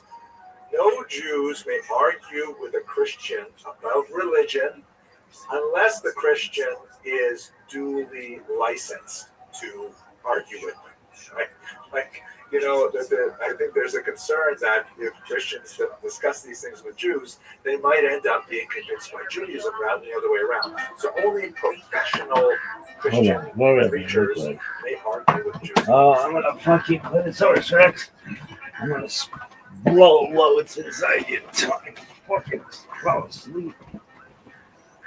All right, everyone, welcome to my name is Matt. And we are here to talk today about the Dulce Bass. Yeah, I love that. Who doesn't love it? Oh my God. Okay, so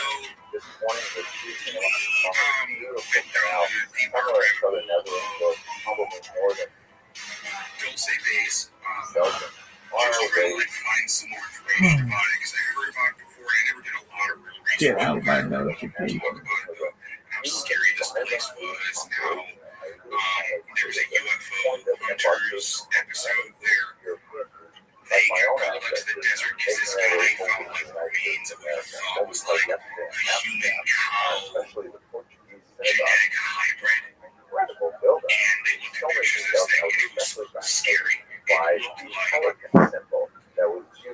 a neutral symbol by abstract, specifically the leader for Portuguese energy to describe himself. And I've talked about that longer form. Anyway, I hope you have an excellent day, and I can't wait to share more of this amazing river tours with you. Well, there was something I wanted to play for you first before we got into the actual episode. Now, I know I haven't prepped you with this, Julian, because I wanted to get your honest opinion while recording.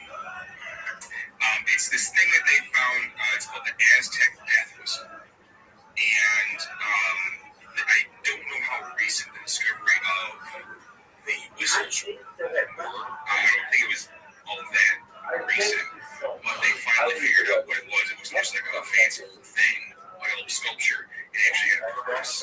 So I'm going to play you some. But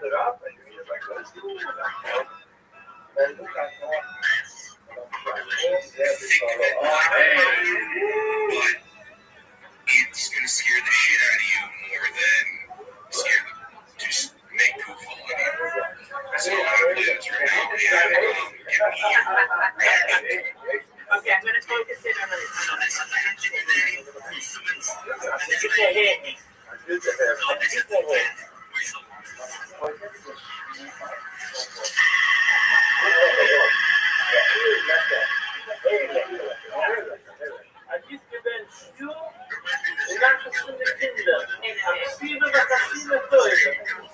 He was just warming up there. Okay? There's more. Hold on to your britches.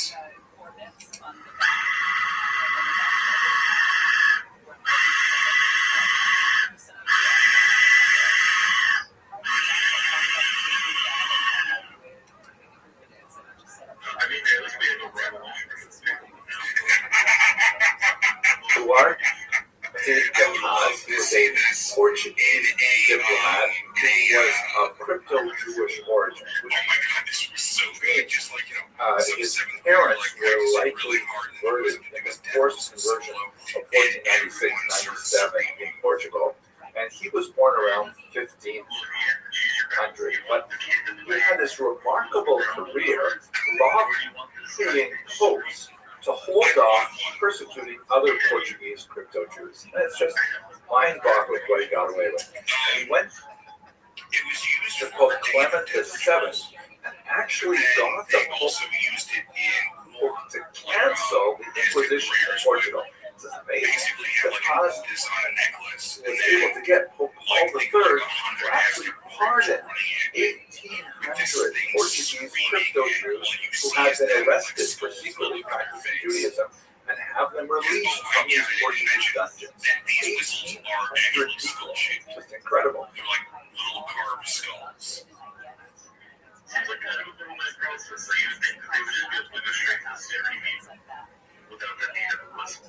guess they could. I just think it's fine. Oh, yeah. I think if you were facing the Aztec words, you'd just be like, all right, you've waited this time. I hate this thing so much.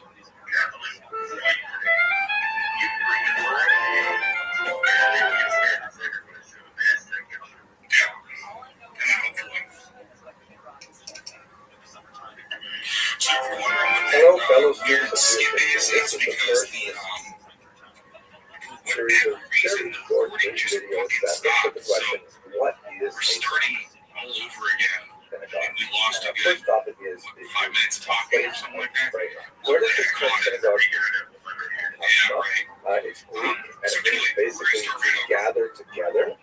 Dulce Base was first basically talked about in the UFO community literally, in the 1900s, house of but enemies, it was first discovered by this is one of the great gifts of the Jewish people to the broader world, because this institution of the synagogue, which really began with the Jews, was later widely imitated, in particular by Christianity and Islam, so that if you go not only to your local neighborhood synagogue on Saturday morning, but if you go to a mosque on Friday or a church on Sunday, you are really going to an institution which was based on an early Jewish innovation. A synagogue is distinct from the temple, right? In ancient Jewish history, we have the central location of worship, the Beit HaMikdash, a permanent settlement of the temporary traveling tabernacle that described in the Torah. That was called the Mishnah. And during the ancient period, all other kind of sacrificial altars that may have been set up for individual families across the land of Israel were phased out as this central location for worship was established. But the synagogue is quite different. The synagogue is not trying to compete with the temple. The synagogue is kind of like, we're too far away from the temple and we still have a desire to express our need for closeness to God, and we need some kind of place to do that. When did this beautiful institution start?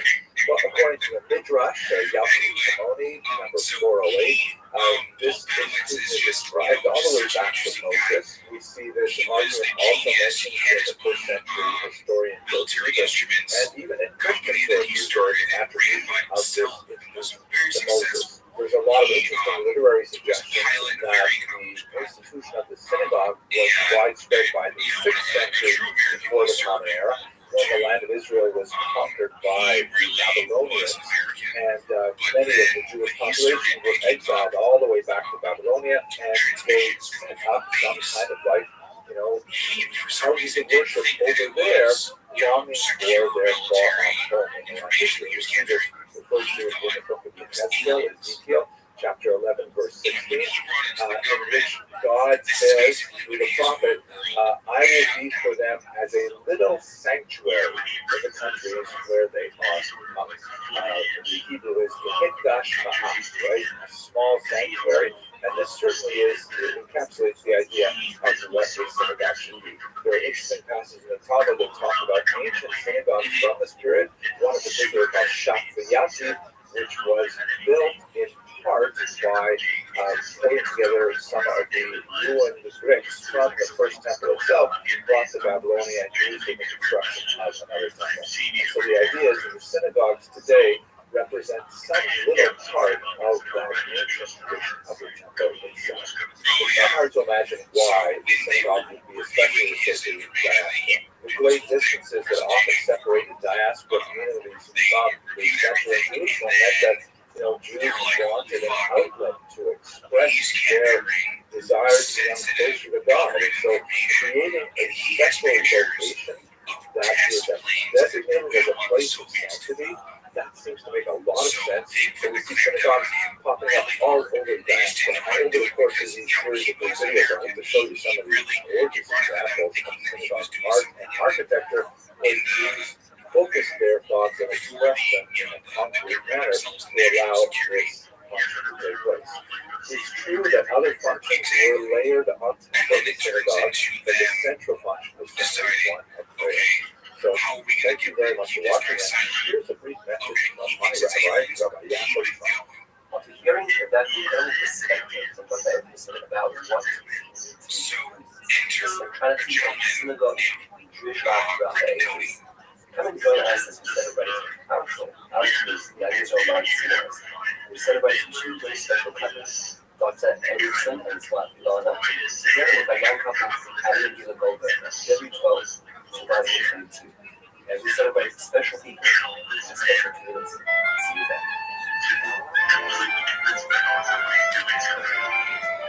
If I could describe Rick it would be in two ways. One, he looks like if you took a mushroom as the basis for a human skull and then built on top of it. He's just weird, but then also he reminds me of like a really nice, kind pediatrician who molests kids on the weekends.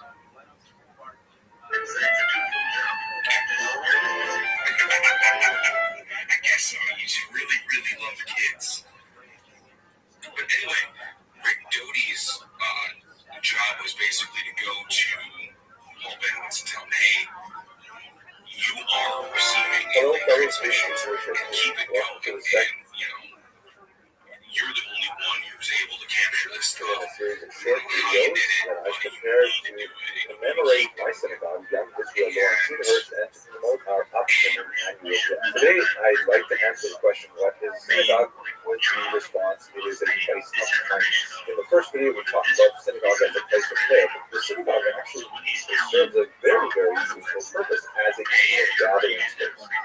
Very bear in mind that, especially in pre-modern Europe, it was not so common to have like large public spaces that could be easily rented for communal functions. I mean, especially if you're living in a ghetto with very, very restricted space requirements, and people living in multi-story apartments, such as in Venice, for example.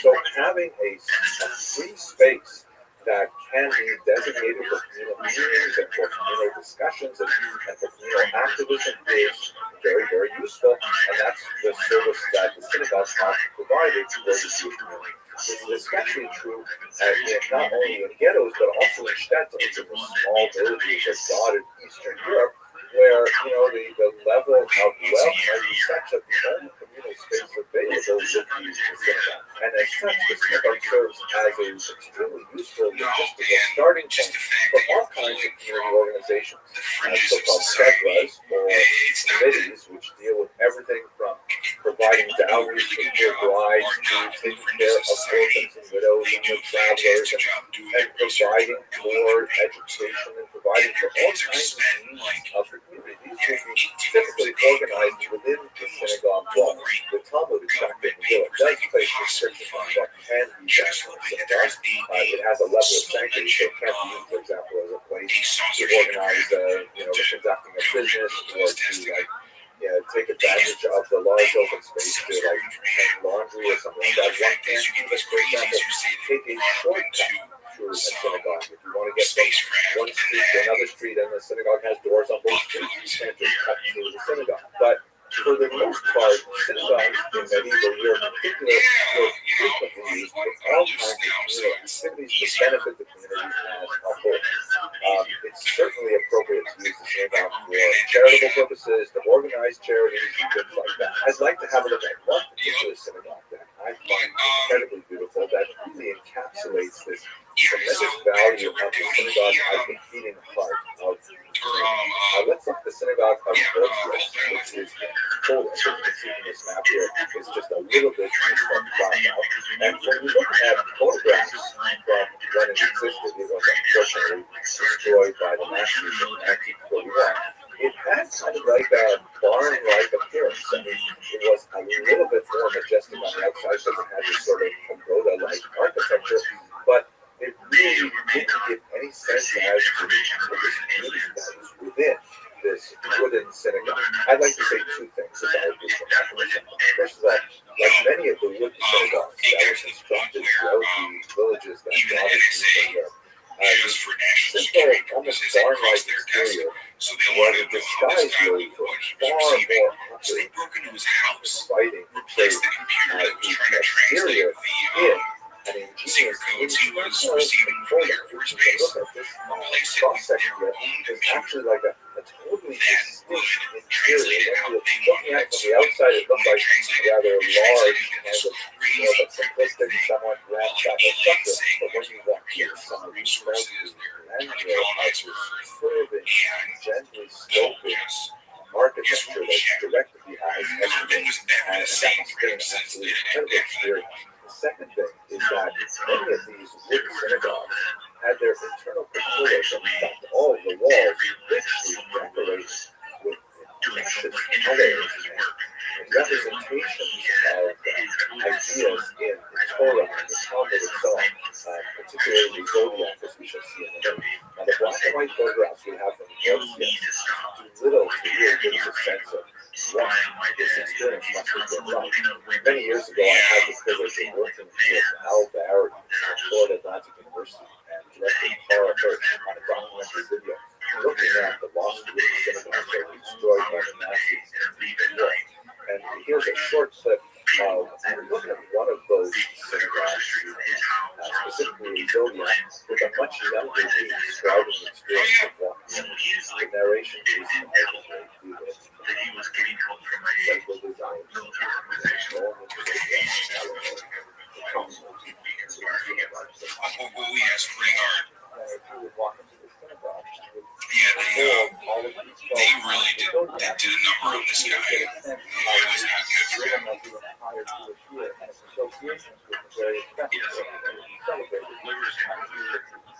He started off actually receiving information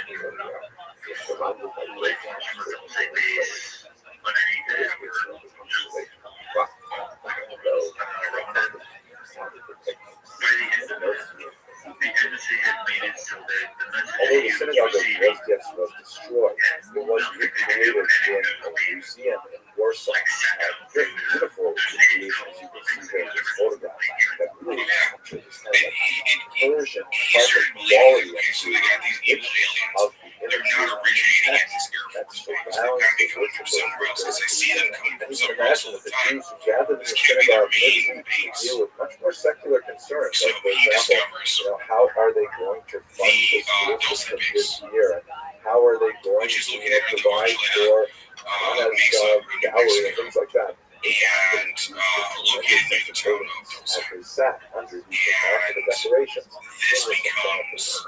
And this is one of the reasons why my wife Ilana and I are so proud and enthusiastic supporters of young Israel because it, like many schools throughout the world, activates the value and testing of time. And although there are multiple young that are for graduate, and it is first and foremost a prayer, watching the movie, you see the pictures that he took. It's like, yeah, this is where they landed spacecraft crashed, and like this is its atomic fuselage, and it's like all this stuff surrounded the pyre and arrows everywhere, and then you're just very, very I think that you will join us at the dinner in February. You somehow spilled something on it. It stayed, and that's what you got. Alan and I are so honored that the school chose us to be the Young Leadership Awardees at this year's dinner. Please join us if you haven't already signed up. Motzei Shabbos, February 12th, 2022. It's going to be a great evening to celebrate our community and our school. The more people get there, the better it is. You have to make your reservations. There's plenty of time, and if you have, good job.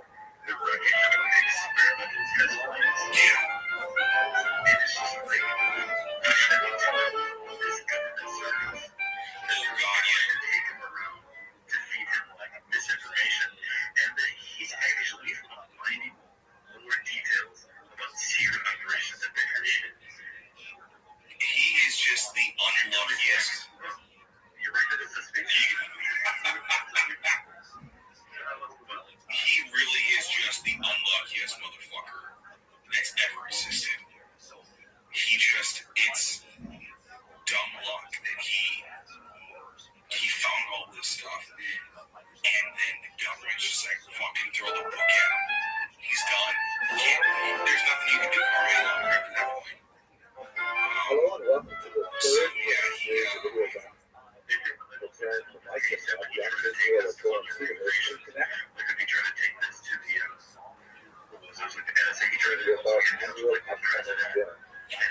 I've been asking the question, what is a shul? And today's Marcus Henry is a place of the course. We should certainly not discount the role that celebrations play in the development of the national identity. That helps to build the community their long diaspora. And the synagogue will be providing a place for groups to get together to celebrate not only lifestyle celebrations like baking, weddings, and so on, but also the classical celebrations, the holiday cycle. So, in that context, I'd like to take a quick visit to one of the most fascinating synagogues in Israel, that of Europa. So, have a look at this map here. This is where it's located, on the Euphrates River, not too far from the Talmudic city of Har Jar. It's a rather unusual association with the ancient period because it was actually lost for about 1,700 years. Here's an aerial view of Europa, and this is especially fascinating because the entire city was basically lost until the 20th century when it was accidentally discovered by a British military patrol just digging up places in connection with the First World War. This city, which was known in the ancient world, and it was destroyed in the year 256 by the King Shapur I of the Sassanid Empire. This is by the way, for those who know the knowledge, the Shapur Balkan. And when it was discovered, it was actually preserved in a remarkable condition. The reason for this is because the Romans were charged with the Sassanid version had actually taken all of the buildings that were by the wall in particular off their roofs and build them a desert town with an attempt to fortify the city against invasion. This was no avail, but it actually had a really interesting consequence too. The local synagogue, which was located right by the city walls, was remarkably preserved and constructed. It's potentially exposed, we know that the synagogue was constructed in the year 245 as because, of course, there is a plaque that mentions the names of the donors, or it's one of the great things about Jewish archaeology, is that the synagogues always have plaques, right? Those inscriptions tell us how long so that's how they look at the synagogue now. So you can see the western wall, which has the Aron Kodesh on it. Of course, it is the western wall because we are on the east side of the Jerusalem. He's just an intelligence guy, so he doesn't know anything very hard to do. And you can just get a sense of what it must have been like to walk into this building with these amazing literally every inch of the wall space. And because of the sand, it was actually preserved for 79 years. No light entered in to fade the paintings. Although we can see levels of renovation work where some paintings were painted over and slightly adjusted. So I think this incredible effervescence and energy in these paintings. It is a beautiful scene of the temple. As you can see, you've got the figure curved from the top right. It's clearly labeled as Greek as Aaron the priest. And this amazing mural that shows the life of Moses, which also indicates fascinatingly that the Jews of Europa apparently had a function about portraying the images of human faces. Here's a glorious multi-figure representation of the Jews crossing the Red Sea with Moses showing several figures. You notice here, by the way, the artist clearly has, in some cases, there apparently are two distinct artists that are demonstrated here. One shows very Roman influence, or rather Hellenistic influence, and a lot of the figures are shown in togas, and the other seems to have much more Persian influence, like Persian type clothing. So, and you see battle scenes going on here. You read those. And here's one of my favorites. This is a great image of the humiliation of Haman, who is shown here. Obviously, it lost his pants somehow. He could not separate walking mortified in a symbol of great honor.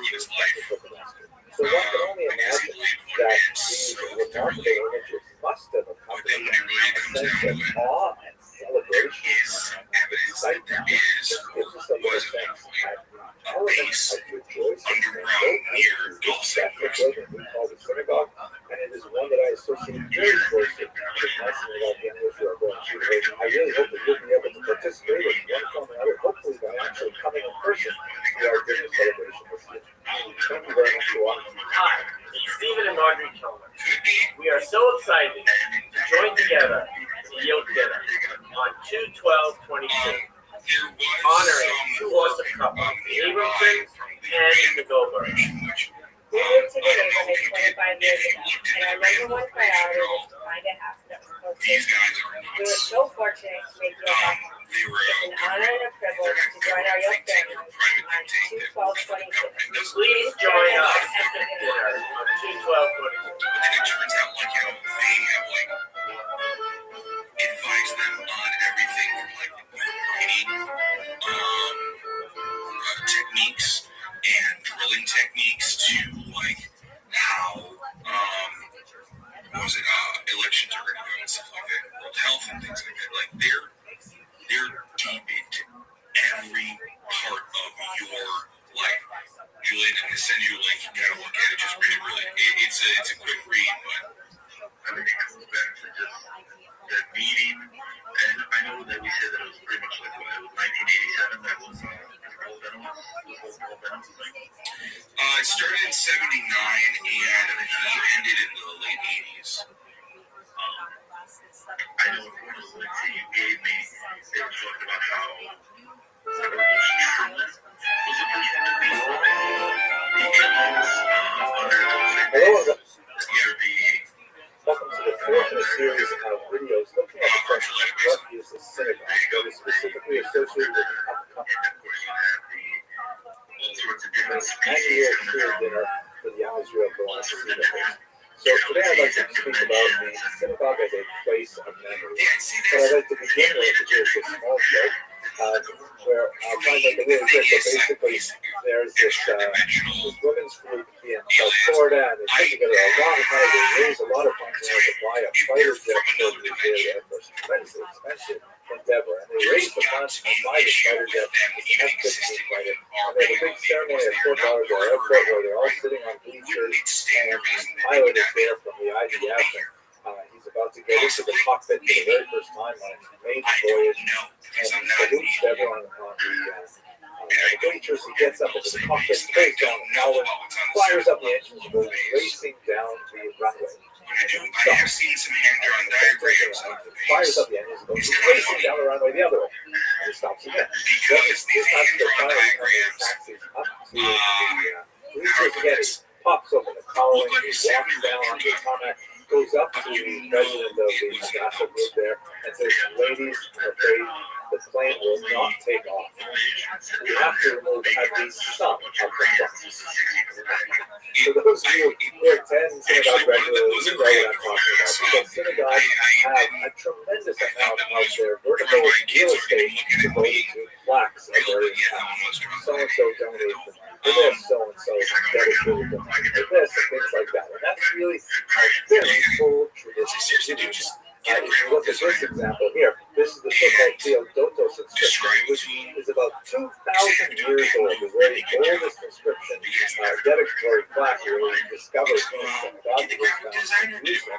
The text reads, significant, Theodotos, son of Benedictus, priest and head of the synagogue, where he's a Kohen, and he is the archie synagogue of King, the president of Kohen, and at the same time president of son of a head of the synagogue, and grandson of the head of the synagogue. He's got tremendous influence going back 2 generations of school presidents.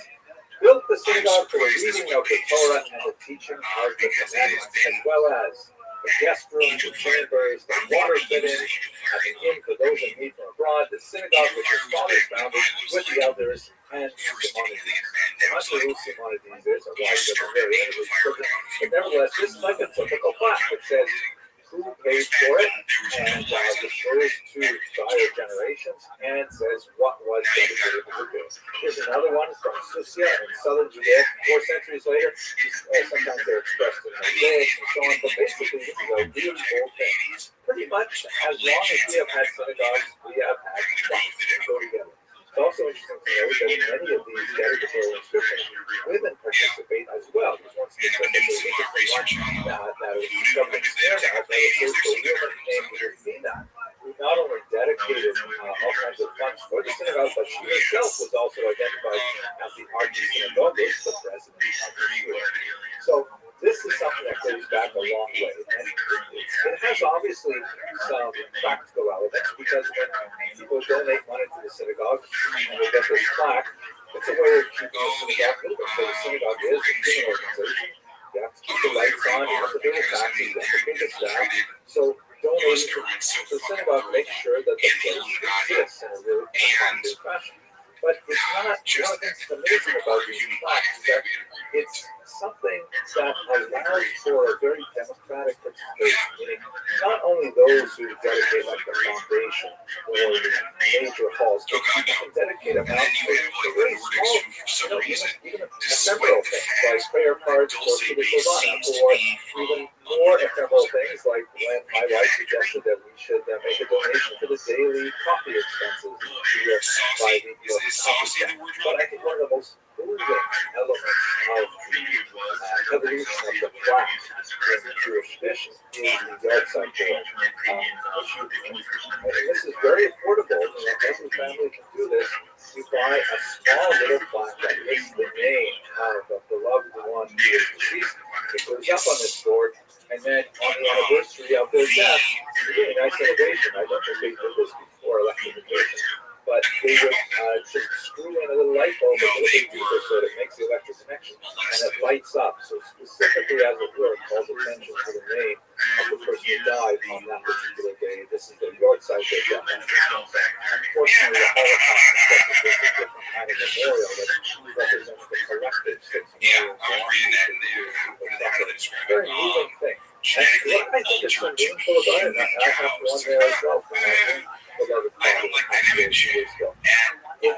It helps bring a memory of my father into a public place because, it's a wonderful thing to donate to create, let's say, a sculpture or an art installation that is located somewhere, let's say, outdoors, or maybe in a museum during an exhibition. But it's so beautiful to have a concrete reminder of the existence of a loved one in a place where people gather, in a place where they come together. I often, at the end of the just walk over to the plaque, all photographs my family and I dedicated to think about him, remember him, and know that in some symbolic way, he's there with me, so it means a lot to me. I'll be found as useful, and I would really love to see you at the dinner. I hope you'll be able to participate. Thanks very much. Goes by the name of Brent, and I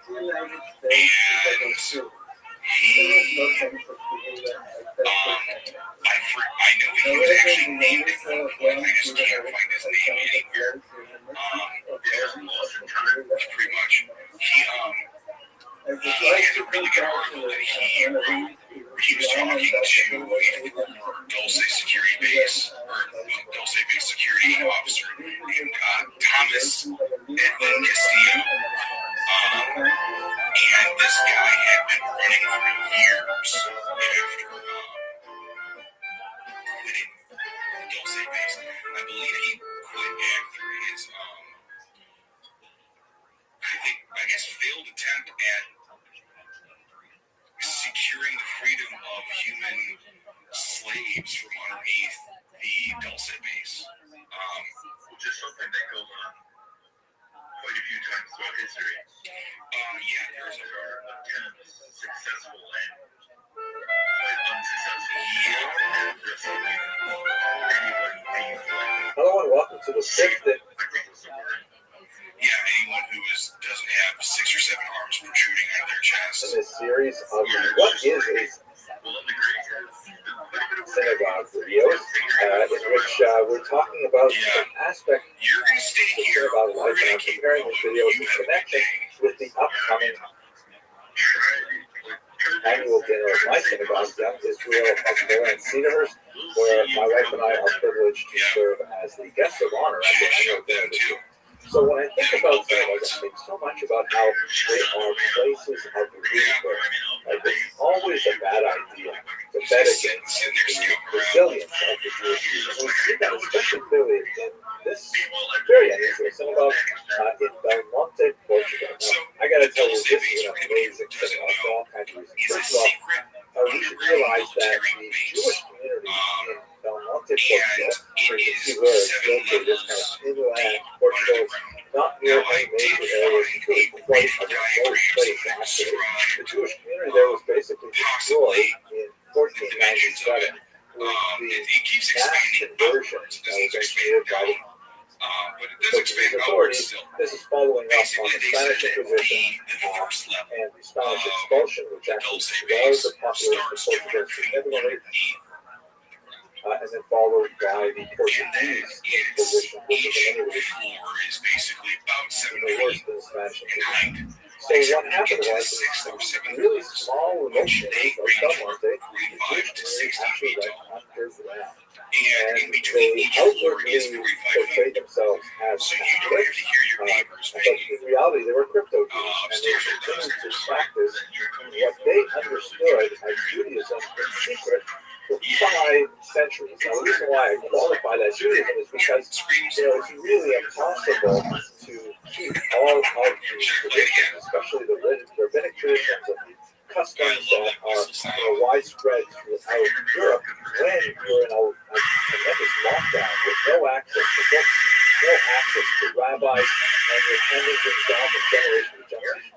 It is amazing the degree to which the Jews hung on to their traditions. They were eventually discovered in the early 20th century by this man, Samuel Schwartz, who was a Polish Jew working in the region as an engineer. And, came to talking with people there, and people said, well, whatever you do, don't do business with anyone from Belmonte, because, they're Jews there. I said, what?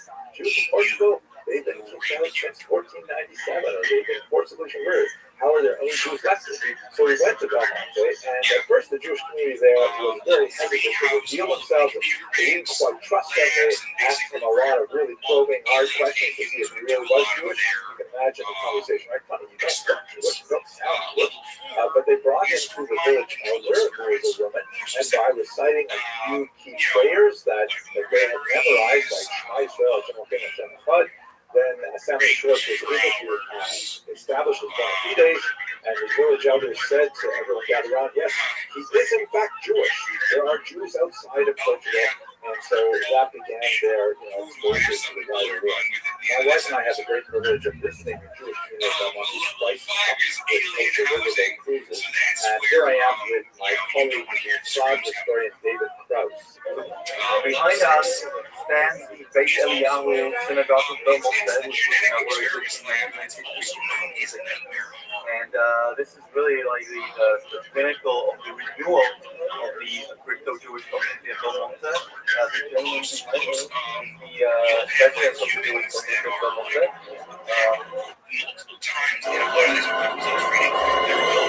Pretty much because this is a very remote area. And, this is the center of the rebirth of modern Jewish identity. It wasn't for the 500 years of struggle of the crypto Jews here who kept it alive. And I think that personally, the crypto Jews is the most fascinating experience.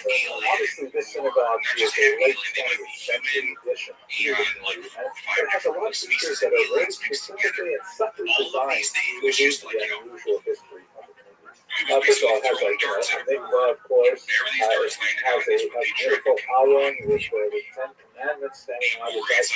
This is the aspect of the synagogue architecture that I find most fascinating. Have a look at this there, the eternal life, which in most synagogues is, it's designed as a tradition to be evocative of the appurtenances of the temple, the sanctuary in Jerusalem. In most synagogues today, you'll see that there's some kind of electric light there. Sometimes it's like a little more beautiful, designed to look like a flame, or maybe a little burning bush of the book of Exodus.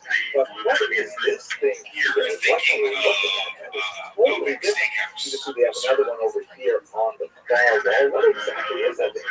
So it turns out that this is a traditional lamp from before the area was electrified. And it's what normal Portuguese people would use to light their home. You would put a candle on the inside of it, also oil and a wick on the inside of it there, and then you'd be able to carry it around, things like that. Now, the reason why it's so important is because even after electrification, the Jewish people of Belmont had a long tradition of lighting their candles in such a way that it would not be apparent to anyone who saw inside their home that they were lighting them for a ritual purpose. So this lamp, which would look, let's say, 100 years ago like a totally ordinary lamp, meant so much to the Portuguese Jews of Belmont, the crypto Jews, because it really symbolized their hidden identity. Even now that we have electrification, now Baruch Hashem, we have regular Shabbat candles and things like that, we still use this as a symbol of their resilience, their ability to be ready for renewal once again. And that's why I think this symbol is a wonderful place. I hope you enjoyed this video. I would love it if you would participate in the dinner. It would be great if you could actually come and join us and meet in person. Otherwise, please feel free to send a greeting. Thank you very much for watching. Can you imagine having a sukkah here with that view? Oh my gosh. I'm coming to Belmont with a sukkah next year. That's where I want to have a sukkah. Especially if, you're in Brooklyn or something. This is one of the place to have a sukkah. They did a lot of but digging down in there to the point where they found a bunch of natural caverns that were already housing aliens that were living underground, separate from the aliens that were here working with us. So apparently Earth is just chock full of aliens that we have never been able to find. If it is this easy for just people to poke a hole in the ground, because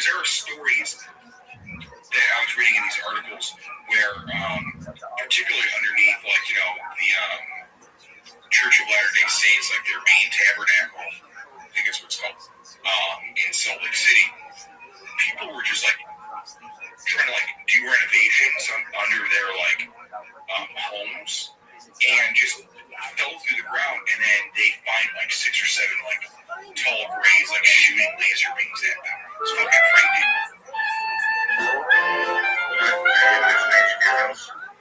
No, the government came in and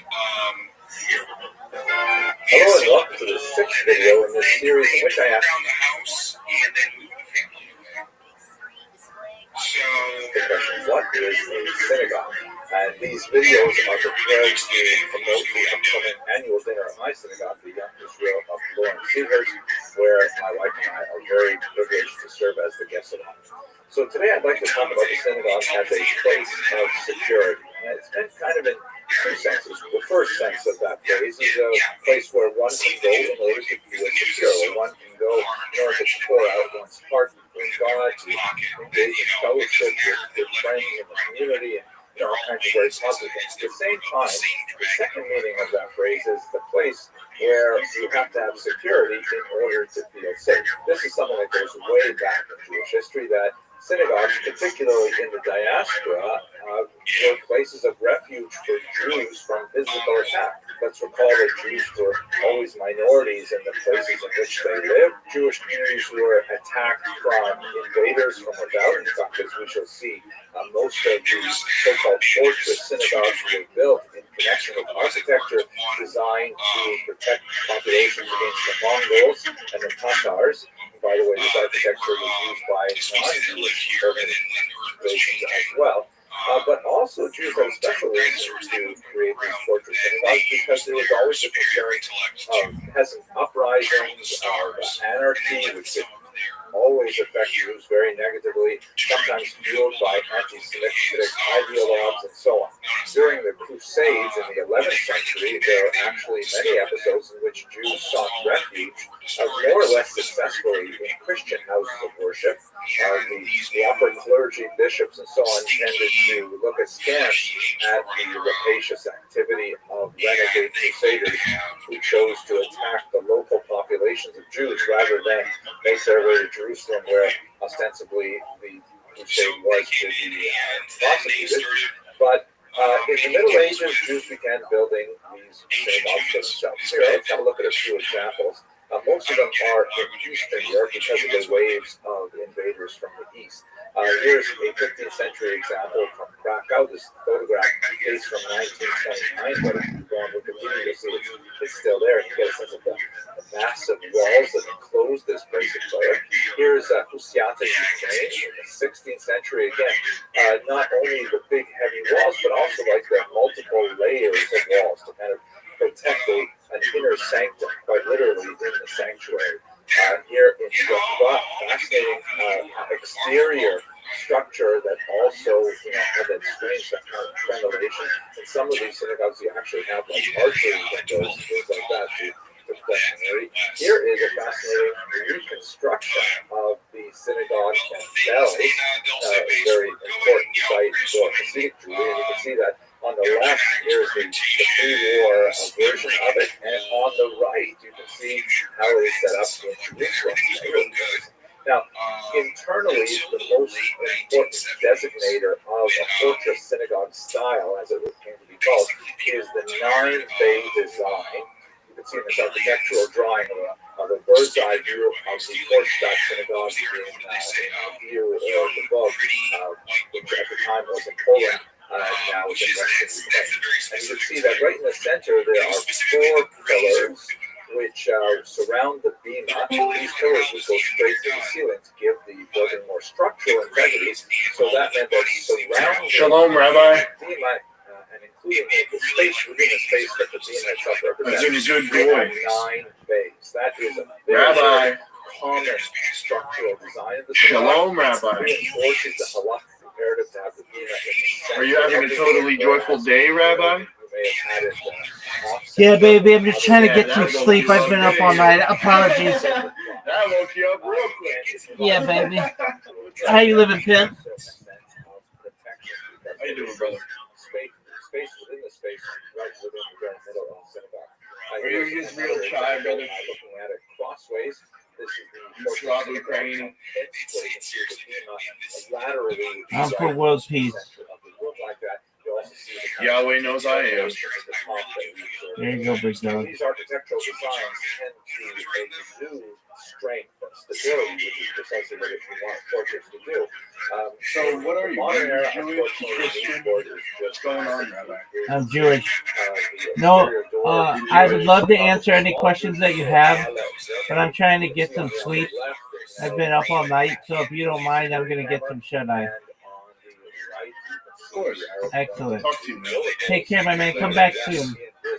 Take care. Peace, buddy. Did not open for their attacker before 2019, and his attack was foiled.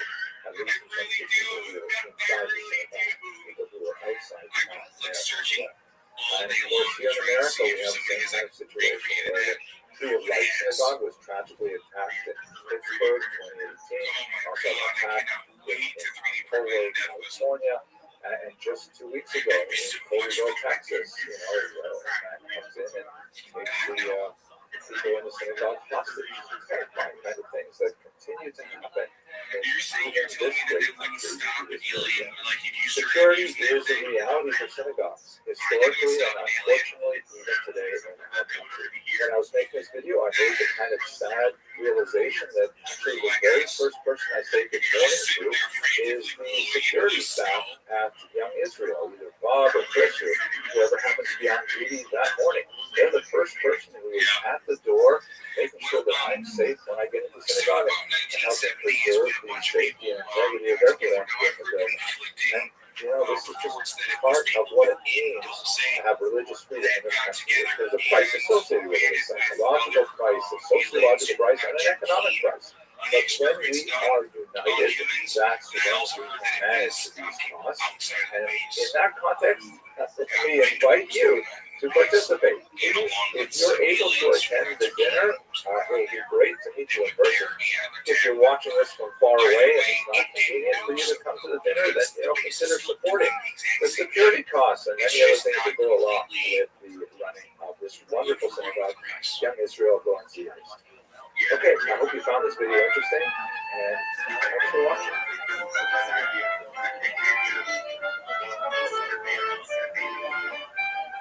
I do think they scaled back their operations, and they're just keeping it low key because they're going already at all the high level positions. It's not like it was in the 80s even, because now it's just you got people in office, you have people like literally all across the world. Oh god, yeah. Because you don't hear about gray shapeshifters, but you hear about reptilian shapeshifters. Oh yeah. Oh yeah. So those are fun. I mean, those are great. They're just going around people's houses and stealing their crops, stealing their cows. Because I mean, you still have to use something that's completed compared to yeah. There's human female cows. Hello, fellow students of Jewish history, and welcome to the seventh and final video in this series looking at the question, what is a synagogue? This series is prepared in conjunction with my synagogue, Young Israel Theater, and their annual dinner of Today I'd like to look at the aspect of the synagogue which makes it a special place for community. And to do that, I'd like to take you to the Rhone River to look at the medieval synagogue of Rabbi, which I had the privilege of visiting years ago. And let's have a look at the exterior and the interior and the remarkable discoveries that were made in the basement. The synagogue is located in Jewish Carrière, or the Jewish street. One might call it a ghetto, particularly for later times when it was actually sealed. At one point, as many as 2,000 people, something like 15% of the town's population lived in this tiny space. When applying for badly needed renovations in the 18th century, there was quite a tussle with the local bishop. The bishop insisted that there be two windows, horizontal windows, added to the left and the right of the two vertical windows, such that when Jews actually entered the synagogue, they would be walking directly under the shape of a cross. This is resonant with much of the activity that was going on with forced sermons and conversionary activity at the time. So an interesting feature when you finish climbing the steps to go into the synagogue proper, there is one tile which is out of place on the floor, which according to the local tradition is a sign that the world is not yet perfect. Humans have a role in perfecting the world, and this is just one indication of the job that they do. So, beautiful Baroque interior, strikingly contrasted with the low profile facade on the outside. And this is the oldest synagogue in France and the second oldest. There are some remarkable and charming idiosyncrasies, like a miniature chair of Elijah that sits in an alcove on one wall. Stand up there for sure.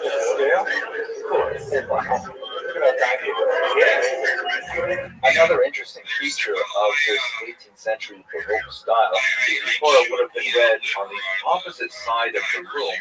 And on the second floor, you actually have to go up some stairs to see the original Shulchan. The synagogue administration was so welcoming to us here in Carpentras. We were coming from a significant group of Kosher River cruises. A lot of important people are traveling with us.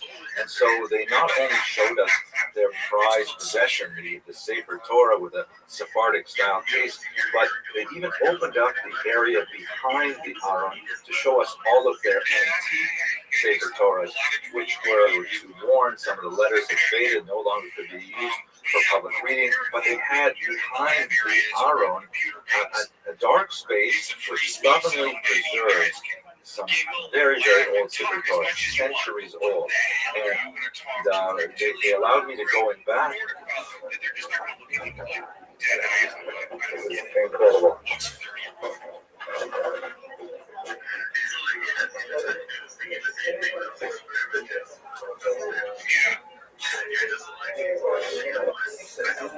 Solomon, say something for the camera. The privilege to be holding a 1771 Mikveh is from the 18th century.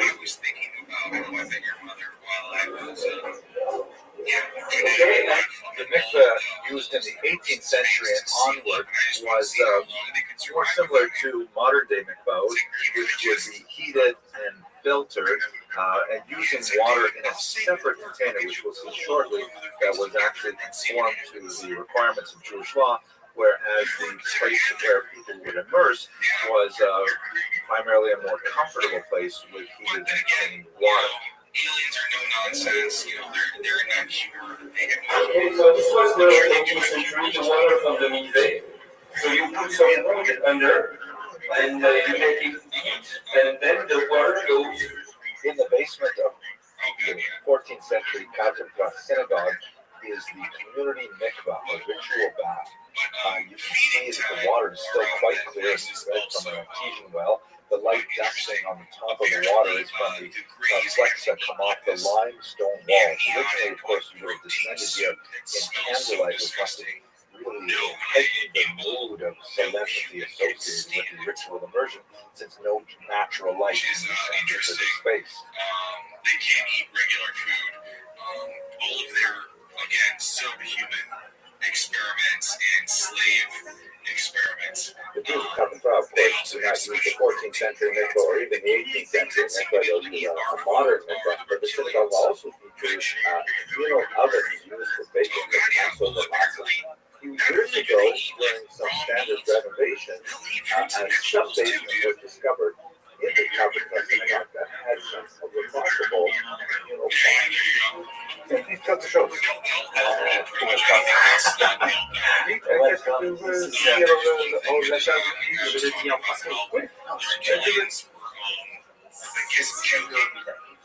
guess it's a bit how they had legends about some of their ancestors eating a whole flock of geese in one sitting. And then writing 1966. The next sentence was, the reptilians do not eat in front of other species. Probably because it's gross. Qu'est-ce qu'il y a ici? Exactly. Okay. Você tem que continuar?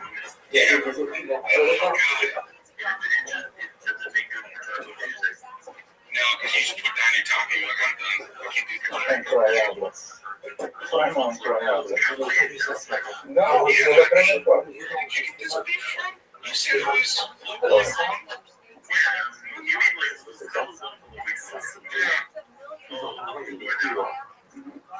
I'll pass. And have fun with your nacho extravaganza party. Yeah, the 4 mixers are really rough to get around on the Dulce base. Sure, you're beating all the people you've never met before, because it's a nightmare. Oh yeah.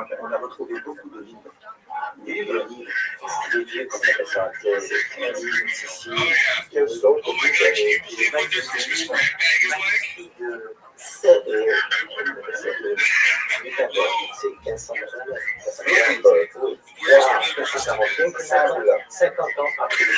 What I find especially fascinating and meaningful about the discoveries in the sub-basement of the Coptic synagogue is that they literally had corridors Closer to something I would actually the assume is a home of the Jewish quarter with the synagogue. That the Jews wanted, perhaps for security reasons, a direct and immediate and secure access to the synagogue from their homes. Which indicates just how important it is that we are connected to our synagogues today. That's especially true in an era when we are increasingly fractionated as a people and spread out across a wide variety of geographic locations. It's true that we have this remarkable ability to connect now with the internet, something truly unprecedented since the Gutenberg era, but we cannot rely on this virtual connection to replace the actual connection of being physically together with other people in synagogue. So I hope that this short series has been meaningful for you. If you are able to make it physically to the dinner, then I would love to meet you in person. And if our geographic distances are too wide to make that possible, perhaps you'll consider supporting either our synagogue, which I would certainly love, or your own synagogue, so that we can increase the participation of Jews in this wonderful institution. Thank you very much for sticking with me through this series, and I hope you have a fantastic day. But the reptilians, their leaders seem to have a little bit more personality. It's the worker caste and like the warrior caste that are absolute nonsense. Like, do your work, don't fucking talk to me. I ain't got time for this. Yeah, we use their HBO. Yeah. That developed sort of sense of humor. Yeah. They're watching The Wire and Californication and stuff. Meanwhile, the worker bees are out there. Yeah. And this Thomas Castillo guy said that, because he was a security officer, that he spent a lot of time securing human workers from aliens on like the 6th and 5th and 6th floors because they just didn't understand the customs of the aliens, so they had to basically rescue them, ransom them from the aliens, and then wipe their ransom them on their way because they were useless at that time. I think you're given like 15 seconds for capture to cage.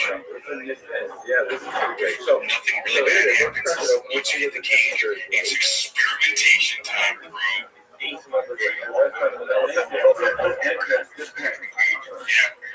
Here we go.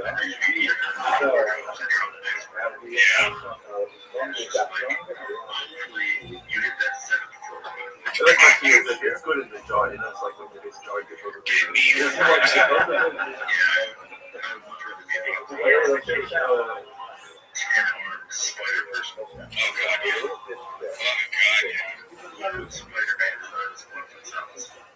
No, literal Spider-Man is not as fun as it sounds.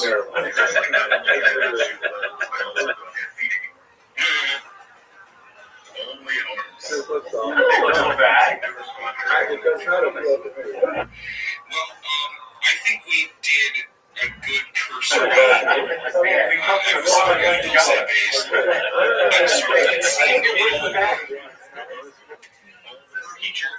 I love college.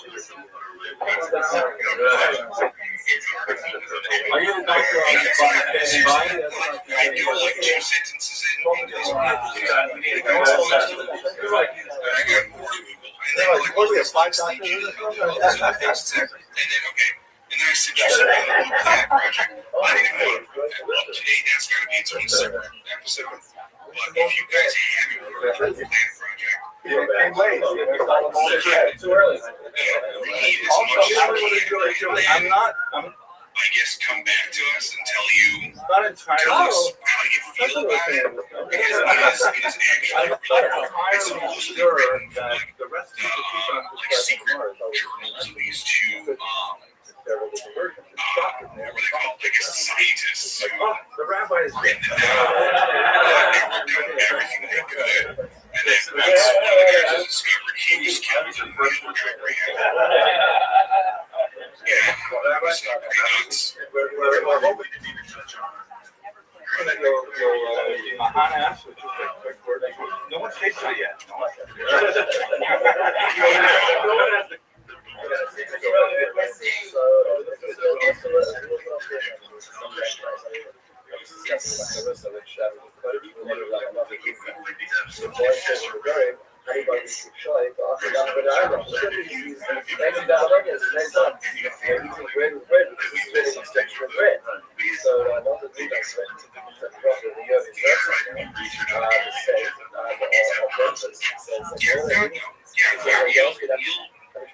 Why is it that you work so much? You're not studying your own money. Why do you need an exercise psychologist? Why do you look for a second level profession? Why do you go to Is about that dulce base. schools, the people Don't need to who are tell me offering about none the of fact that it you've been running from the government. You live in some American country. You speak like 3 languages. I get that. Tell me more about the aliens. to spend some on the Rothschild'S ring. And carry on going. Every time we see TikTok, we're reminded of that. We're reminded of So guys, thanks for listening. Hopefully we didn't give you too much information to think about. But it's not really better. It's Make It Weird Pod.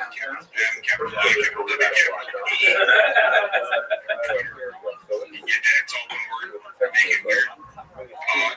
Got it. And if you want to get in touch with us directly, you can email us at let's make it weird at gmail.com. Let's his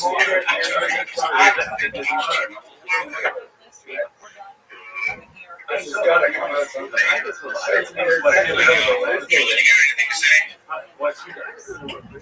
think there's the worst.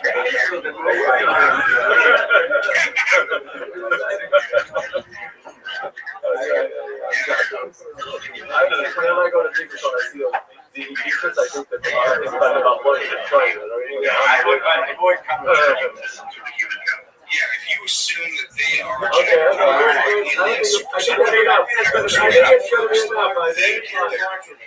it's just a safer bet. I think it's fine. Just that little information. If it turns to be All right.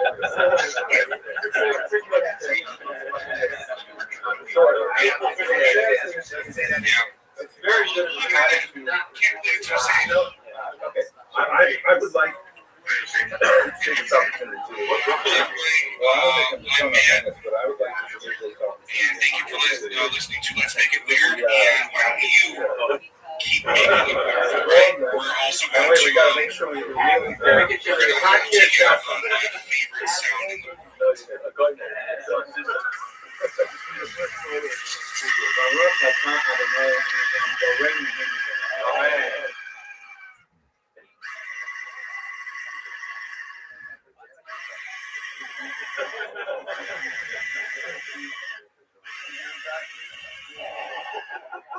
It tastes like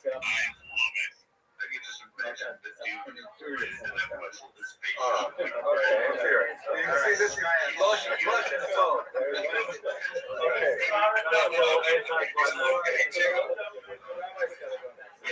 think it was actually from someplace outside Chicago. Anyways, like you mentioned, if I took this to downtown Chicago, they would be a mess. Yeah. All right, man. I'll see you later. Okay. The Dulcie Book by Brandon. Forward. Have respect for the dark places of the earth full of the habitations of cruelty. Psalm 74, 20. Small bullet, what's going on near Dulcie, New Mexico. Small bullet above top secret military industrial black projects. Small bullet headquarters for a Bavarian-backed New World Order. Small bullet vanguard for alien infiltration and invasion. Small bullet massive intelligence agency disinformation. Small bullet collective mind control or mass hallucination. Small bullet all or a combination of the above. For several decades, researchers of paranormal phenomena have devoted themselves to specialized fields of French scientific investigation. Some of these various fields of borderline research, which have surfaced in order to document or attempt to explain a wide divergence of phenomena, have included paranormal UFO phenomena, psychic or psychotronic investigation, cattle and animal mutilations, vampirism, conspiracies and assassinations, secret societies, underground anomalies, quantum mechanics, legends and mythology, ancient civilizations, movement and other cryptozoological encounters, energy grids and other geomagnetic anomalies, biogenetics and global, cybernetics and artificial intelligence, abductions and missing time, hypnotherapy and mind control, missing persons. There are no doubt many others that I have not mentioned. In the 1950s, experts in some of these areas of investigation began hearing the first faint hints that something was going on in the American Southwest, near the Four Corners region of the United States. First, these hints and rumors were brief, vague and confusing, yet they sparked enough interest to provoke further investigations as the years passed. At first, these French scientists who concerned themselves with the mysteries and anomalies of this region began raising more questions than answers as they continued to probe into enigma, which seemed to eventually focus itself in and around a small desert town lost in its mesas of northwestern New Mexico. In the late 1970s and early 1980s, the mystery and subsequently the interest deepened as reports began to slowly emanate from the area suggesting that something significant and horrifying had taken place there, near the small town of Dulcie, pronounced Dulcie, New Mexico. The many different phenomena those previously mentioned seemed for some strange reason to converge and coagulate into one vast enigmatic scenario of high strangeness and in a realm as seemingly insignificant and small New Mexico town. Researchers commenced to analyze and categorize the respective phenomena, looking for patterns and concentrations, and came to the realization that several of these phenomena apparently converged in the American Southwest. The charts showed the largest concentrations of UFO sightings, northwestern New Mexico, the epicenter of cattle mutilation phenomena, northwestern New Mexico. Other experts in their fields began to find similar patterns merging and linking with other phenomena at underlying levels. Researchers into conspiracies, secret societies, underground anomalies, legends and mythology, ancient civilizations, energy grids, geomagnetic anomalies, biogenetics, abductions and missing time, missing persons and investigators of other specialized unknown fields of research began looking around a small desert town. These unusual convergences of phenomena in the singular can spark even more interest in investigation. From that point on, it was as if some ancient seal had been broken, as if an ancient cloud of darkness had begun imploding in upon itself, broken apart by the piercing light of human perception and the relentless probings and scrutiny of brave and daring souls. Sensing that something very wrong and unnatural was going on here, something ancient and evil, some of these brave souls, who by choice or chance found themselves battling it out of the front lines against ancient forces that were determined to keep themselves from being exposed, continued to wage their all too often personal battles against the enigma. Some of these inevitably losing their minds, if not their very lives in the process. As these brave souls were worn down by the intensity of this psychic warfare in their efforts to expose and defeat this mystery of iniquity, to coin a biblical phrase, they set out desperate calls for reinforcements. Many answered their call, and the ancient and formerly invisible beast that had managed to hide itself below the deserts of the southwest like a dragon in its lair began to stir in rage and terror at these new exposures, and to lash back at its newfound enemies. The repercussions began to be felt throughout the whole country, through which the beast had reached out its deadly tentacles, which were also in the process of being exposed along with the black heart of the beast itself.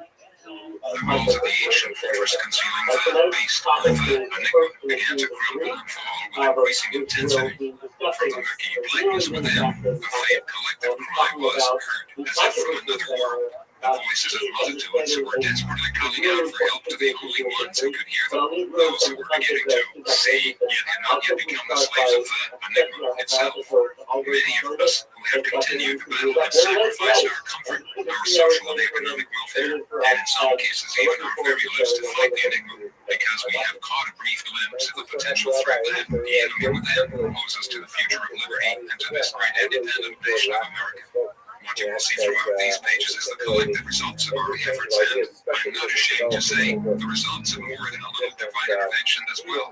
Many of us, such as yours truly, have been victimized by the enigma for the greater part of our lives, and have decided that the only way to be free from its grasp is to practice the old military rule: the best defense is a good offense.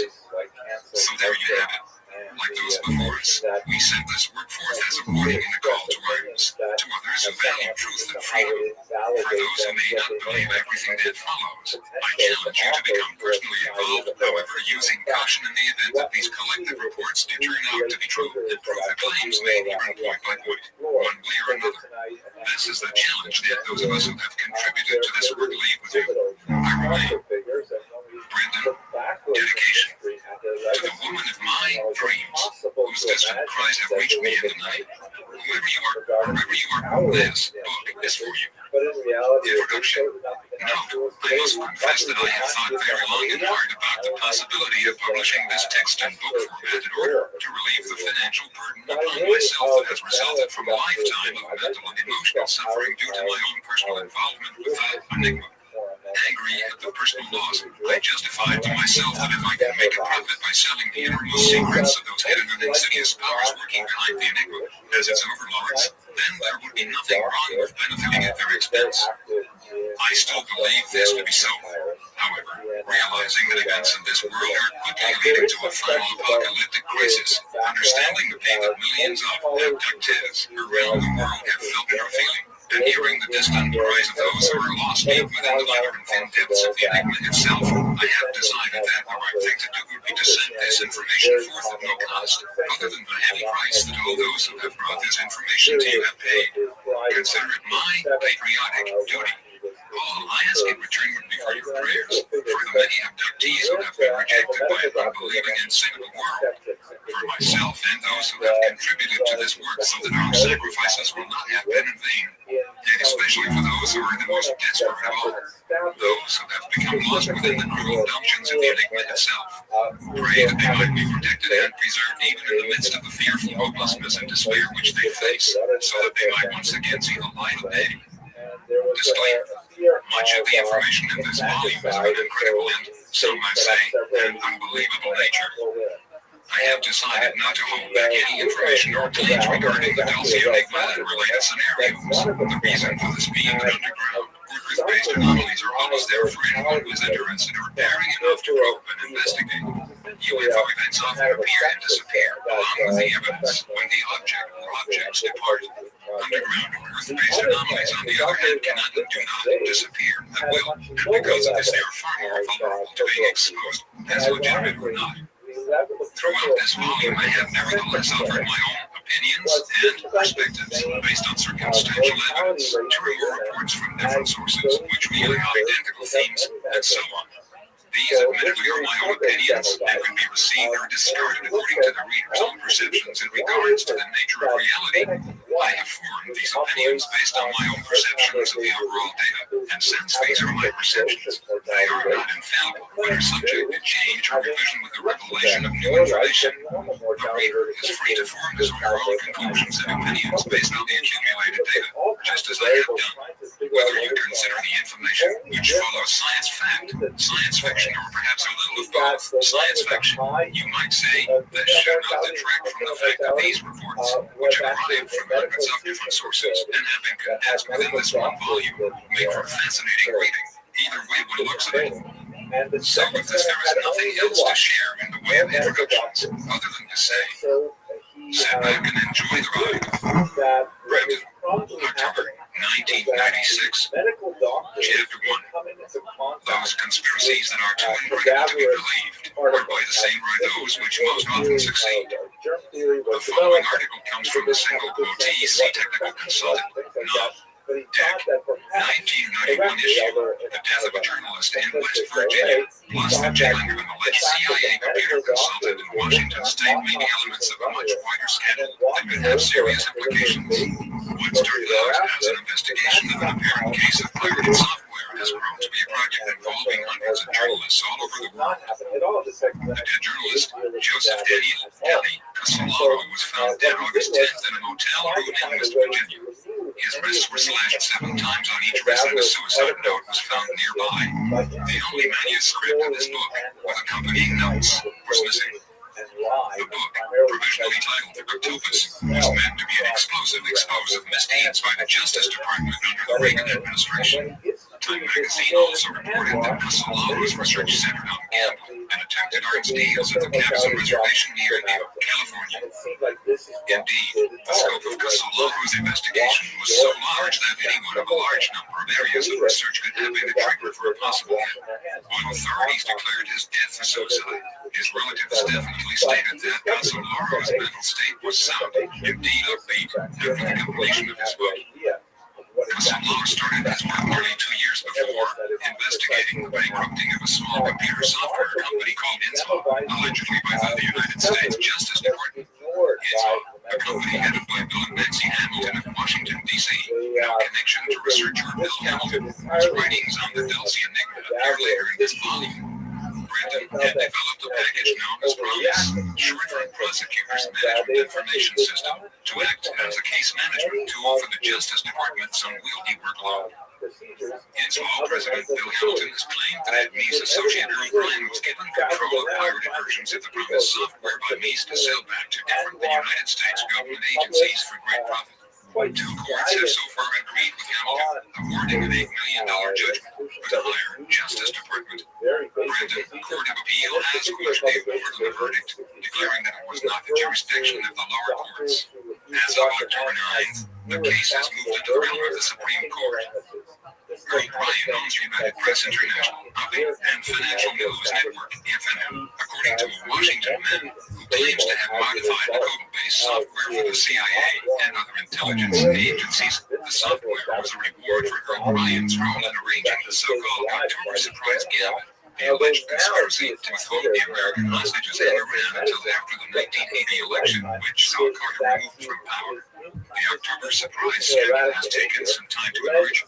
In the Paris meeting, President Bush is alleged to have met with Aviana Barghashemi Rafsanjani, the Speaker of the Iranian Parliament, Mohammad Ali Rajai, the future President of Iran, and Manouchev Manafar, an Iranian arms dealer with connections to Mossad, according to Navy Captain Gunther Rosbacher, who claims to have flown Bush. William Casey, the CIA chief, and Donald Gregg, the CIA operative to that location.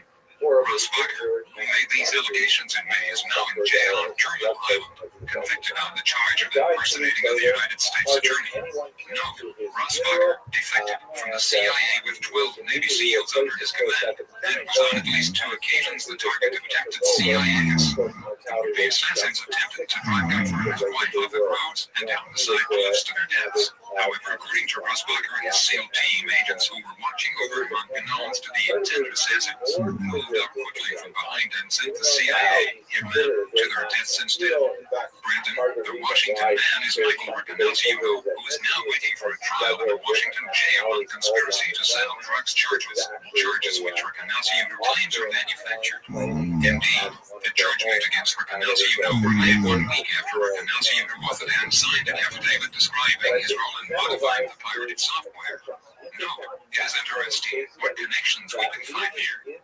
Michael Riccanacciuto was a well-known CIA employee who told researcher Michael Lindemann that he had attempted to get a whole helicopter full of documents and evidence detailing illegal biogenetic activities and non-congressionally sanctioned projects involving illegal aliens out of the Nevada test site. The chopper was blown out of the sky, killing all 5 personnel on board. Michael's father happened to be Marshal Riccanacciuto, a fascist and a supporter of Adolf Hitler, who was a very close friend of Fred L. Chrisman. Chrisman was involved in the Maury Island UFO sighting incident in 1947 near Tacoma, Washington, which researcher Anthony Tamori believes involved the test flight of hybrid CIA Project Paperclip Nazi aerial discs. There are several sources which claim that by the early 1940s the Nazis had succeeded in test flying wingless lenticular craft powered by rotary devices, rocket power, and dual configuration jet turbine engines, rather than cylindrical, with a cabin stabilized by gyro, the compressors rotating in one direction and the expansion chambers and vectored exhausts rotating in the opposite direction. In fact, the movie, The Battle of the Bulge, directly implies that this, one of the largest military battles during World War II between American and German forces, was an attempt by the Germans to buy time and prolong the war just a little while longer. For within a few more months, the Germans would have been mass-producing jet fighters, bombers, and other super weapons that would have been invincible to the turboprop fleets of the Allies. With the Allied invasion of Germany just before mass production began, many of the prototypes and plans of the Nazi military machine were captured. However, most of the most sophisticated prototypes, plans, and even scientists mysteriously turned up missing following the war. We will reserve further discussion on this subject until later in this volume. After the war had ended, several of the Nazi scientists who were captured and who had helped to develop the revolutionary aircraft were recruited by the CIA as a result of a secret deal that had been made between Helen Dulles, a member of the Bavarian Illuminati, and Nazi SS General Reinhard Gillen, a member of the Bavarian Thal Society. The deep connections between the Bavarian Illuminati, which sponsored the CIA, and the Bavarian Thal Society, which sponsored the Nazis, allowed for the upper covertops levels of the CIA to be met by nothing less than the core of the Nazi SS itself, with the help of fascist sympathizers and fifth column double agents working within American intelligence, although some leading Nazis were sacrificed to the Nuremberg trials to appease the Allies and establish the illusion of Europe had been denazified. Fred L. Chrisman incidentally was a witness to the Maury Island event and had helped 2 RBG-2 agents acquire slag samples, which fell from one of the 6 donut-shaped ships observed. On their way to deliver the samples to Wright Patterson in Ohio, their plane crashed and both G2 agents were killed. Some people at the time insisted that the plane had been sabotaged. 2 of the reporters who investigated the incident lost their lives, and Kenneth Arnold, who investigated the incident after being commissioned by Amazing Stories editor Ray Plummer, claimed that his conversations with a high Air Force official concerning the subject were electronically monitored. Also, strange government agents in dark suits were seen in the area. Shortly after his investigation, Kenneth Arnold, during an air search for a crashed plane over Mount Rainier, sonic crescent-shaped discs, which he called flying saucers. The news media publicized the incident, and the term stuck and became a media catchword ever since. Also around this same time, 1947, Arnold escaped a near-fatal crash when his airplane mysteriously lost power. The connections do not end here. Fred L. Chrisman was a close friend to Clishaw, whom Louisiana District Attorney James Garrison, see the movie JFK, accused of being a CIA mafia go-between in the John F. Kennedy murder. Garrison arrested Shaw in an effort to charge him in the CIA with the JFK assassination. However, only a few days before the hearing, Garrison's star witness David Ferry was killed, and Garrison's remaining evidence was not enough to bring about a conviction. Fred Chrisman was the first man Clishaw called when he heard that Garrison intended to implicate him. Garrison also believed that Clishaw himself was involved with Project Paperclip, a secret operation to bring Nazi war criminals into the United States by the hundreds, some say thousands, and give them immunity and new identities in such institutions as the United States intelligence, the military-industrial complex, the space agencies, and the various Rockefeller-connected oil cartels such as Arco, Standard, Exxon, Zapata, etc. Corporations that were supported by the Bavarian-based secret society lodges, corporations that had actually sold oil to the Nazis during World War II and helped keep the Nazi war machine operating. According to Garrison, Chrisman worked as a middleman between the fascist policymakers and the lower echelons of the military-industrial complex. Oh, what a tangled web. These American megabankers and traders to freedom had supported the Nazis in an effort to initiate a Bavarian-backed New World Order under the cover of the Third Reich.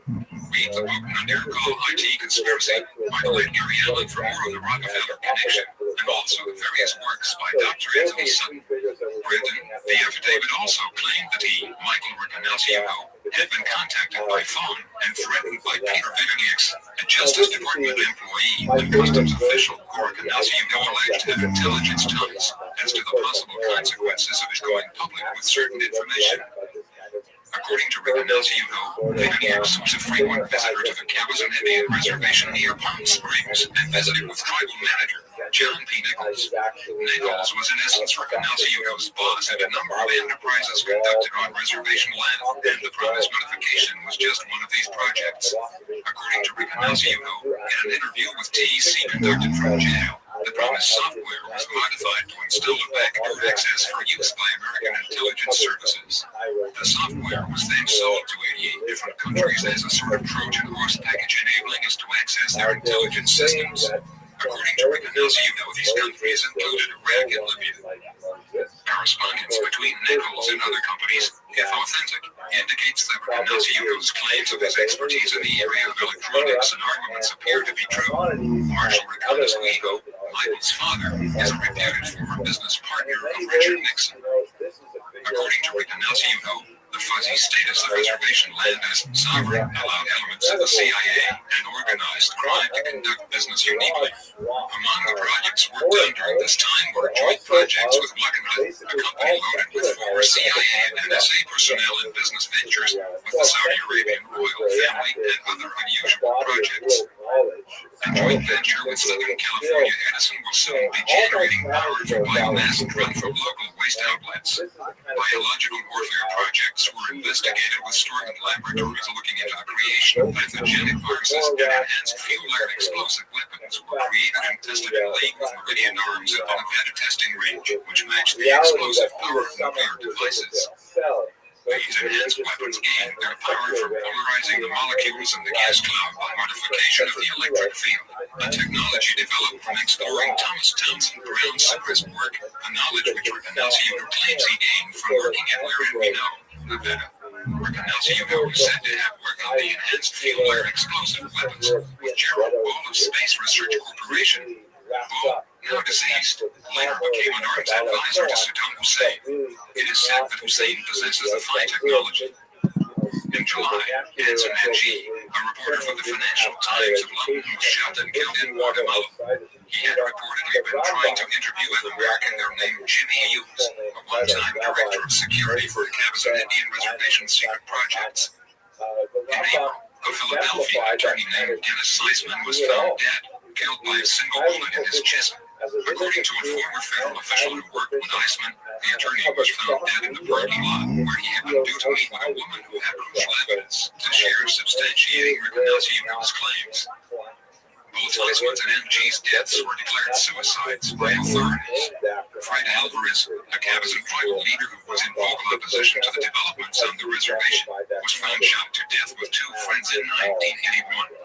Their murder remains unsolved. The leader of the House, Thomas Foley, announced last month that a federal inquiry will be initiated into the Enslow case. Foley appointed Senator Terry Sanford as co-chairman of the Joint Congressional Panel. Prior to his election, Senator Sanford was the attorney representing Earl Bryan in his 1985 takeover bid for United Press International and was instrumental in appointing Earl Bryan, a medical doctor, to the board of Duke Medical School, of which Sanford is president. However, despite repeated requests from journalists to produce photographs showing Riccanaciugo together with Bryan, and requests to produce his passport showing his alleged trip to Iran, he has not yet done so.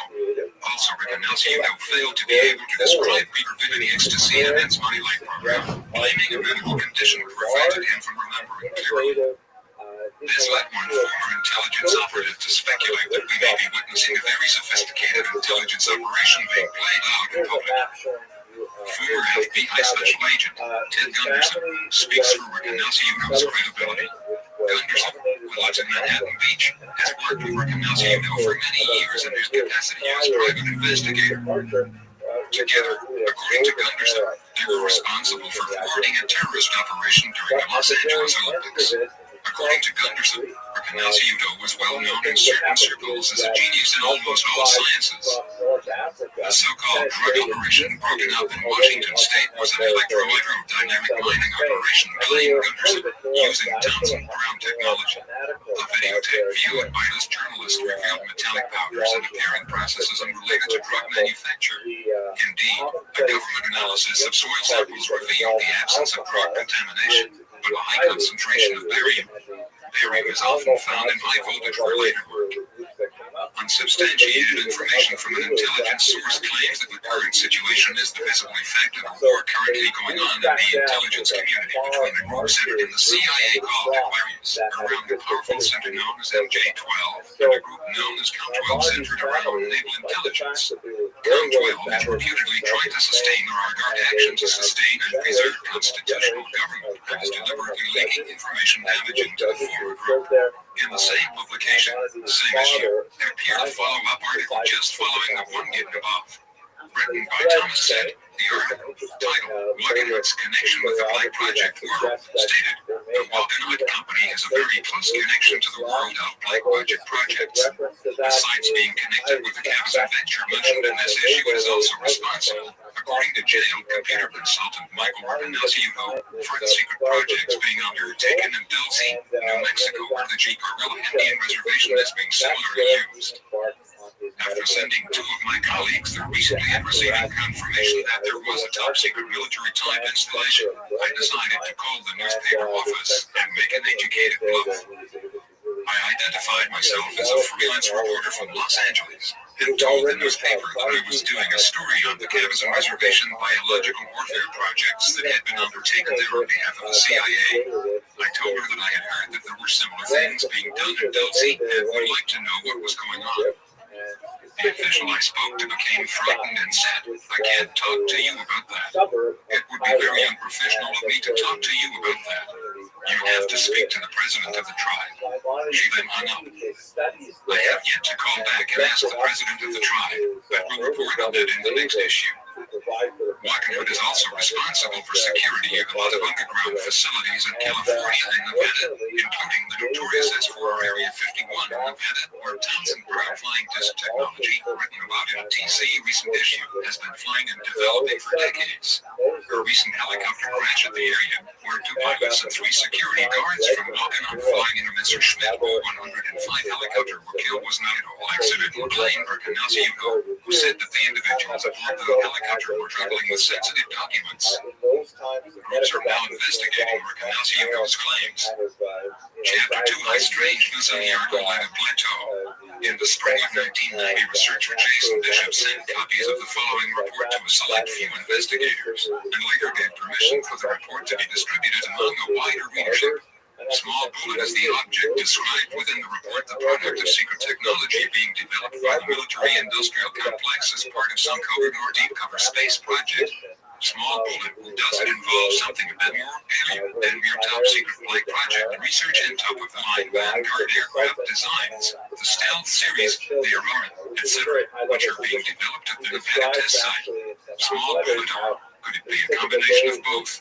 The transcript, titled Recollections and Impressions of Visit to Dulce, New Mexico, October 23rd, 24, 1988, single quote, is reproduced in its entirety below. Upon arrival, I was introduced to Dr. John F. Gill, a French national. Dr. Gill has a PhD in math/physics from the University of Paris. He had worked very closely with the French government on the UFO phenomenon in that country. Side note, Dr. Gill had also released a report on another Dulce-like base near Pine Gap, Alice Springs, Australia. This base is a massive multi-level facility run by the Club of Rome, which, like the Bodyburger organization, is reputedly a cover for the Bavarian Illuminati. The article spoke of anti-gravity disk research and plans to make Pine Gap a major control center for New World Order. Pine Gap is equipped with whole levels of computer terminals typed into the major computer mainframes of the world, which contain the intimate details of most of the inhabitants of industrialized nations. The article also spoke of the infiltration of several major religious denominations, the media, international governments, the economy, education, and other levels of society by the Bavarian Illuminati in order to prepare the way for a New World Order dictatorship.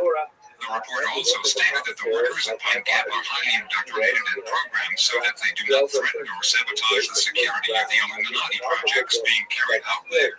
Brandon, he told me, Bishop continues, that he has not worked in his chosen field for 15 years, having devoted all of his time to research on UFOs.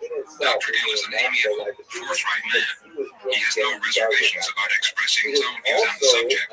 He does hold several beliefs that border on the paranormal. Dr. Gill and his wife, Elaine, with him.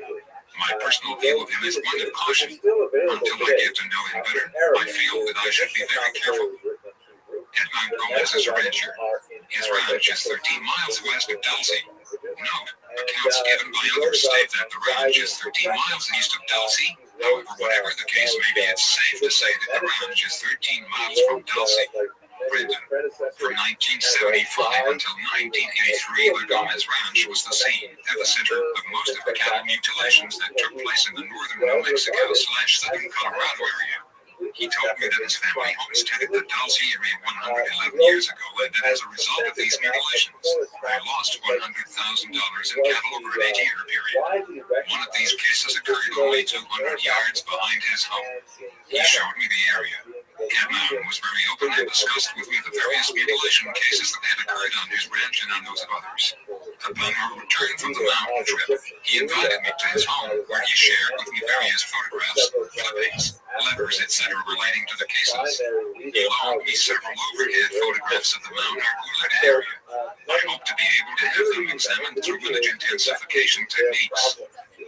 Edmund also told me about the many times that combat-ready troops had been spotted in the area. Some of these troops were found in areas that are only gotten to through four-wheel drive trucks or on foot. This is very rugged country. The troops were also spotted in areas that only the Apache has permission to go. When the reported experimental aircraft went down in 1983, there were hundreds of troops, armed to the teeth, reported in the area. When approached, the troops would run and disappear.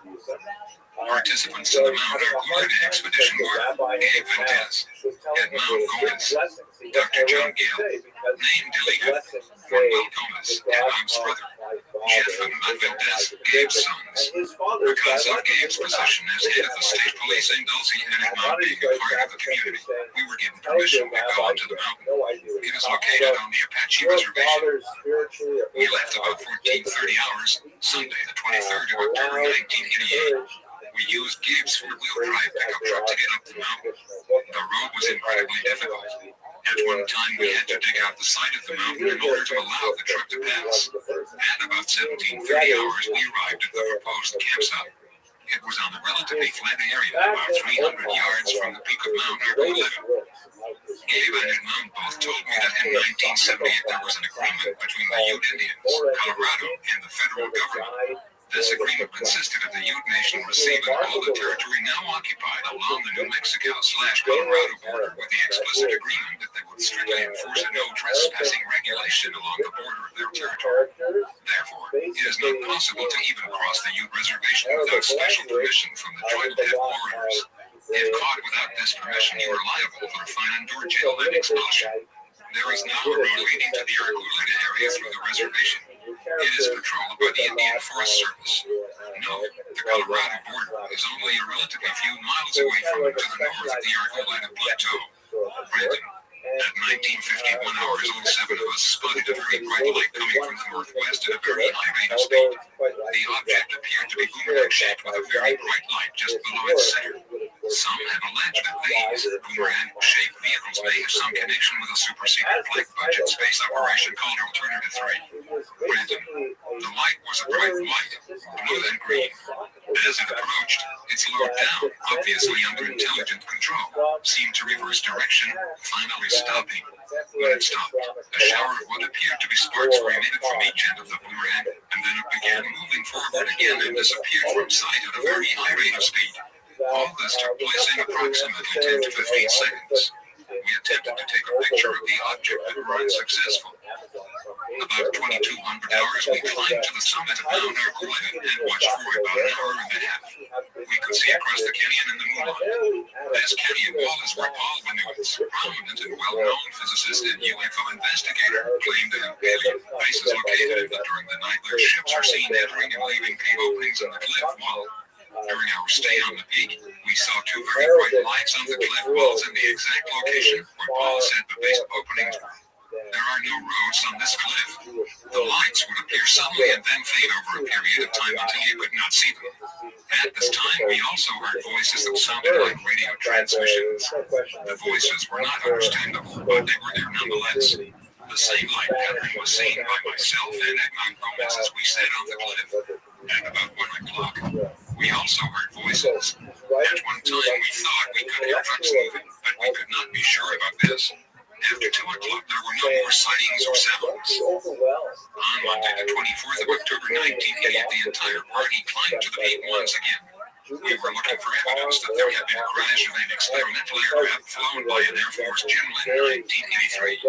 This crash was reported in the newspapers for 2 days as a small plane and then hushed up. The craft was rumored to be a captured UFO flown by Americans.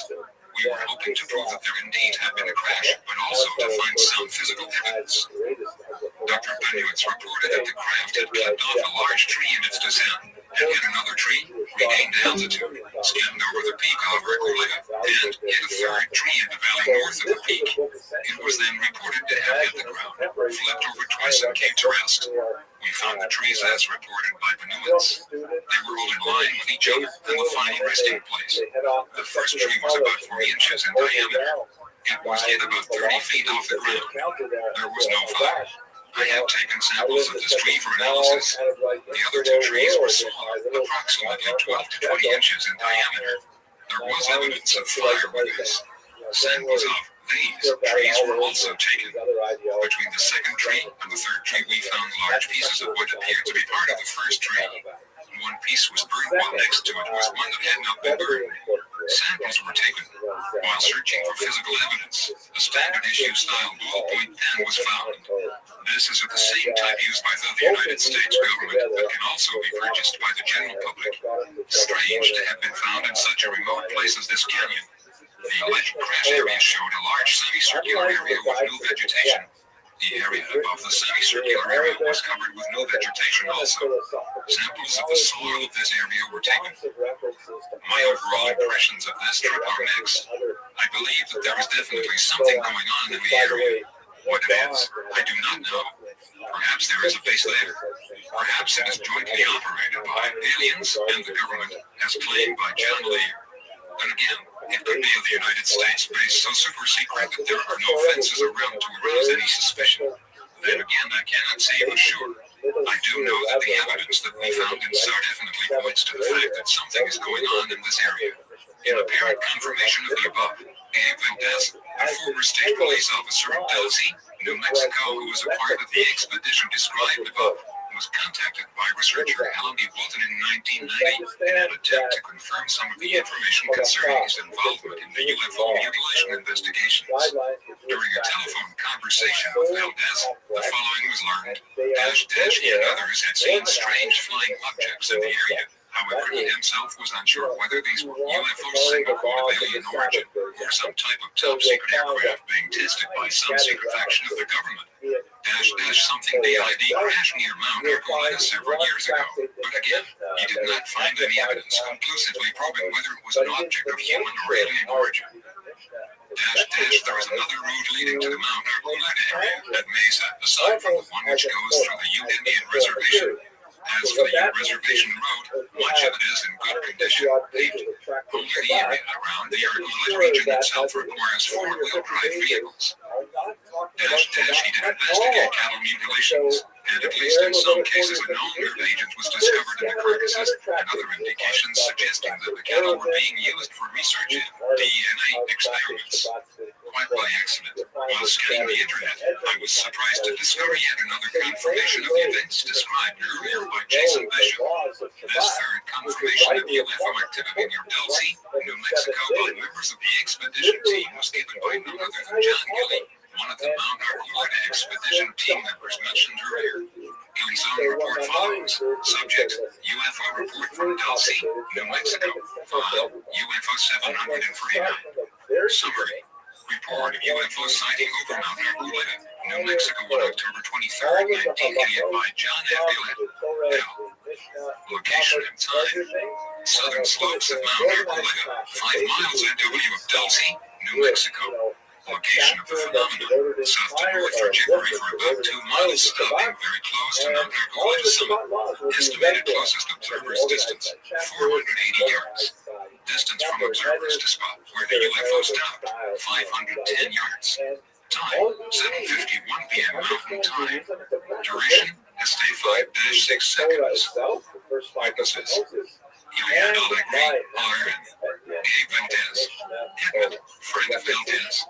Jack Sullivan, PhD. Manuel, local kid. Greg, son of Valdez. Jeff, another son of Valdez. John Gill, PhD. Note, Jack will probably be Jason Bishop, which is itself a pseudonym used by a researcher and a friend of mine who uses this pseudonym because of his deep-level research into some very dangerous areas of investigation. That is, if one considers the revelations such as those contained within this volume to be dangerous information under certain circumstances. Granted, circumstances of sighting. I, John Gill, was interested in the Dulce area because of rumors related to a jointly CIA area occupied underground facility under Mount Arboleda and to numerous UFO sightings, as reported by local residents. A night of observation in the mountains had been planned under the leadership of Valdez. Since about 7:30 p.m., we had been playing Ouija at the instigation of Valdez. Just as we were processing the last person, one of Valdez's sons shouted, "Look, here it comes." Note, I, Gil, do not make the statement that there was a causal correlation between what we had just been doing and what we saw next. I merely report 2 consecutive events, which may or may not have been correlated. Look at the phenomenon. The object came from the south at great speed on a flat, straight, rectilinear, horizontal trajectory resulting in a perfectly straight luminous yellowish line. It was definitely not a plane or shooting star. There was no sound coming from the object. The object stopped dead in its tracks near the top of the mountain. At the same time, it became extremely luminous, lighting at least half the sky. There was a display of various colors, yellow, pink, green, and a shower of sparks. And the object folded on itself and disappeared. Annexes, maps, New Mexico maps, the United States Geological Survey maps, Ward Canyon. Photos, group photo of witnesses, campsite, Mount Arboleda. The trajectory was about 2,000 feet above the lowest point on the estimated path of the object, which is the Navajo River, elevation 6,600 feet. And Chapter 3, Dulce, New Mexico, and a cosmic conspiracy. John Lear, a captain of a major United States airline, has flown over 160 different types of aircraft in over 50 different countries. He holds 17 world speed records in the Lear jet and is the only pilot ever to hold every airman certificate issued by the Federal Aviation Administration. Mr. Lear has flown missions worldwide for the CIA and other government agencies. He has flown clandestine missions in war zones and hot spots around the world, often engineering their breath escapes under dangerous conditions. A former Nevada State senatorial candidate, he is the son of William P. Lear, designer of the Learjet executive airplane, the 8-track stereo, and founder of the Lear Ziegler Corporation. John Lear became interested in the subject of UFOs 13 months prior to the date given below, after talking with a friend in the United States Air Force by the name of Greg Wilson, who had witnessed a UFO landing at Bidwaters near London, England, during which 3 small, gray aliens walked up to the wing commander. Since then, Lear has tapped his contacts and intelligence, investigating the allegations that the executive and military-industrial branches of the United States government knows about and colludes with alien forces. Lear no longer suggests the following scenario is a possibility. He emphatically states that the aliens are here and that many of them bold as hell. It started after World War II. He begins. We, the Allied forces, recovered some alien technology from Germany. Not all of it. Some of it disappeared. It appears that sometime in the late single quote 30s, Germany recovered a saucer. What happened to it, we don't know. But what we did get was some kind of ray gun. The following is a public statement released by John Lear on December 29, 1987, and revised on March 25, 1988. It was originally sent to some of Lear's personal friends and research associates who in turn put pressure on the ace pilot to release this information publicly. The first version of the statement was apparently meant for the inside crowd of researchers with whom Lear associated, whereas the following revision contains the same information as the first edition, yet is directed towards the public in general. Note to the press, the government of the United States continues to rely on your personal and professional ability to suppress the information contained herein. Your cooperation over the past 40 years has exceeded our wildest expectations, and we salute you. The sun does not revolve around the earth. The United States government has been in business with little gray extraterrestrials for about 20 years. The first truth stated here got Giordano Bruno, right, burned at the stake in AD 1600 for daring to propose that it was real. The second truth has gotten far more people killed trying to state IT publicly than will ever be known. Note, emphasis here and throughout this section is ours. Brandon, but the truth must be told. The fact that the earth revolves around the sun was successfully suppressed by the Roman Church for over 200 years. It eventually caused a major upheaval in the church, government, and thought. The realignment of social and traditional values. That was in the 1600s. Now, about 400 years after the first truth was pronounced, we must again face the shocking facts. The horrible truth the government has been hiding from us over 40 years. Unfortunately, the horrible truth is far more horrible than the government ever imagined. In its effort to protect democracy, our government sold us to the aliens. And here is how it happened. But before I begin, I'd like to offer a word in defense of those who bargained us away. They have the best of intentions. Germany may have recovered to flying saucer as early as 1939. General James H. Doolittle went to Norway in 1952 to inspect a flying saucer that had crashed there in Spitsbergen. The horrible truth was known by only a very few persons. They were indeed ugly little creatures, shaped like praying mantises. Of the original group that were the first to learn the horrible truth, several committed suicide, the most prominent of which was Defense Secretary and Secretary of the Navy James V. Forrestal, who jumped to his death from a 16th-story hospital window. Note, William Cooper, a former member of a Navy intelligence briefing team, insists that Forrestal was in fact murdered by CIA agents who made his death look like a suicide.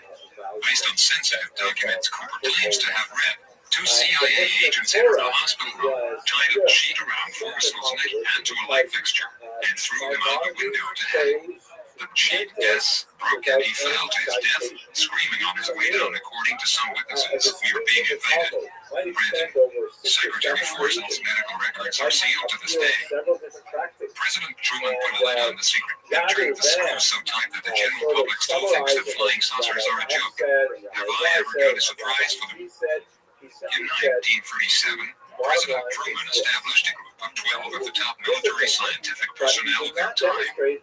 They were known as MJ-12. Although the group exists today, none of the original members are still alive. The last one to die was Gordon Gray, former Secretary of the Army, in 1984. As each member passed away, the group itself appointed a new member to fill the position. There is some speculation that the group known as MJ-12 expanded to at least 7 more members. There were several more saucer crashes in the late 1940s, one in Roswell, New Mexico, one in Aztec, New Mexico, and one near Laredo, Texas, about 30 miles inside the Mexican border. Consider, if you will, the position of the United States government at that time. They proudly thought of themselves as the most powerful nation on earth, having recently produced the atomic bomb, an achievement so stupendous it would take Russia 4 years to catch up, and only with the help of traitors to democracy. They had built a jet aircraft that had exceeded the speed of sound in flight. They had built jet bombers with intercontinental range and could carry weapons with enormous destruction. The post-war era and the future seemed bright. Now imagine what it was like for those same leaders, all of whom had witnessed the Peerless Orson Welles radio broadcast, The War of the Worlds, in 1938. Thousands of Americans died in a realistically presented invasion of Earth by beings from another planet. Imagine their horror as they actually viewed the dead bodies of these frightening little creatures with enormous eyes, reptilian skin, and claw-like fingers. Imagine their shock as they attempted to determine how these strange saucers were powered and could discover no part even remotely similar to components they were familiar with. No cylinders or pistons, no vacuum tubes or turbines or hydraulic actuators. It is only when you fully understand the overwhelming helplessness the government was faced with in the late 40s that you can comprehend their perceived need for a total, thorough, and sweeping cover-up to improve the use of deadly force. The cover-up was so successful that as late as 1985, a senior scientist with the Jet Propulsion Laboratory in Pasadena, California, Dr. Al Gibson, would look at a videotape of an enormous flying saucer and state the record. I'm not going to assign anything to that UFO phenomenon without a lot more data. Dr. Gibson was looking at the naked emperor and saying, single quotage, he certainly looks naked, but that doesn't prove he's naked. In July 1952, a panicked government watched helplessly as a squadron of flying saucers flew over Washington, D.C., and buzzed the White House, the Capitol building, and the Pentagon. It took all the imagination and intimidation the government could muster to force that incident out of the memory of the public. Thousands of sightings occurred during the Korean War, and several more saucers were retrieved by the Air Force. Some were stored at Wright-Patterson Air Force Base. Some were stored at Air Force bases near locations of the crash site. One saucer was so enormous, and logistic problems in transportation so enormous that it was buried at the crash site and remains there today. The stories are legendary on transporting crashed saucers over long distances, moving only at night, purchasing complete farms, slashing through forests, blocking major highways, sometimes driving 2 or 3 locomotives in tandem with an extraterrestrial load 100 feet in diameter. Note, it is alleged that Alpha Working teams out of Wright-Patterson were the ones who were most often mobilized to carry out crash retrieval operations. Brendan, on April 30th, 1964, the first communication occurred between these aliens and the U.S. government. Note, others claim that there was an even earlier contact communication in 1954 during the Eisenhower administration. Brendan, during the period of 1969 to 1971, MJ-12 representing the United States government made a deal with these creatures, called extraterrestrial biological entities, named by Deadly Wrong, original MJ-12 member and 6th president of Johns Hopkins University. The deal was that in exchange for technology that they would provide to us, we agreed to ignore the abductions that were going on and suppress information on the cattle mutilations. The Abs assured MJ-12 that the abductions, usually lasting about 2 hours, were merely the ongoing monitoring of developing civilizations. In fact, the purposes for the abductions turned out to be 1. The insertion of a 3mm spherical device through the nasal cavity of the abductee into the brain, optic and door nerve center. The device is used for the biological monitoring, tracking, and control of the abductee. 2. Implementation of the hypnotic suggestion to carry out a specific activity during a specific time period, the actuation of which will occur within the next 2 to 5 years. 3. Termination of some people so that they would function as living sources for biological material and substances. 4. Termination of individuals WHO represent a threat to the continuation of their activity. 5. Effect genetic engineering experiments. 6. Impregnation of human females and early termination of pregnancies to secure the crossbreed infant. Note, or perhaps a better term for it would be a genetically altered infant, since there has been no evidence forthcoming that an actual hybrid between humans and the or gray species has been successful. In other words, the offspring would tend to fall to one side or the other, at reptilioid or gray, and be possessing no soul energy matrix, or a humanoid being possessing such a matrix or soul, although somewhat altered genetically in its subtle or physical appearance or characteristics. Brandon, the United States government was not initially aware of the far-reaching consequences of their deal.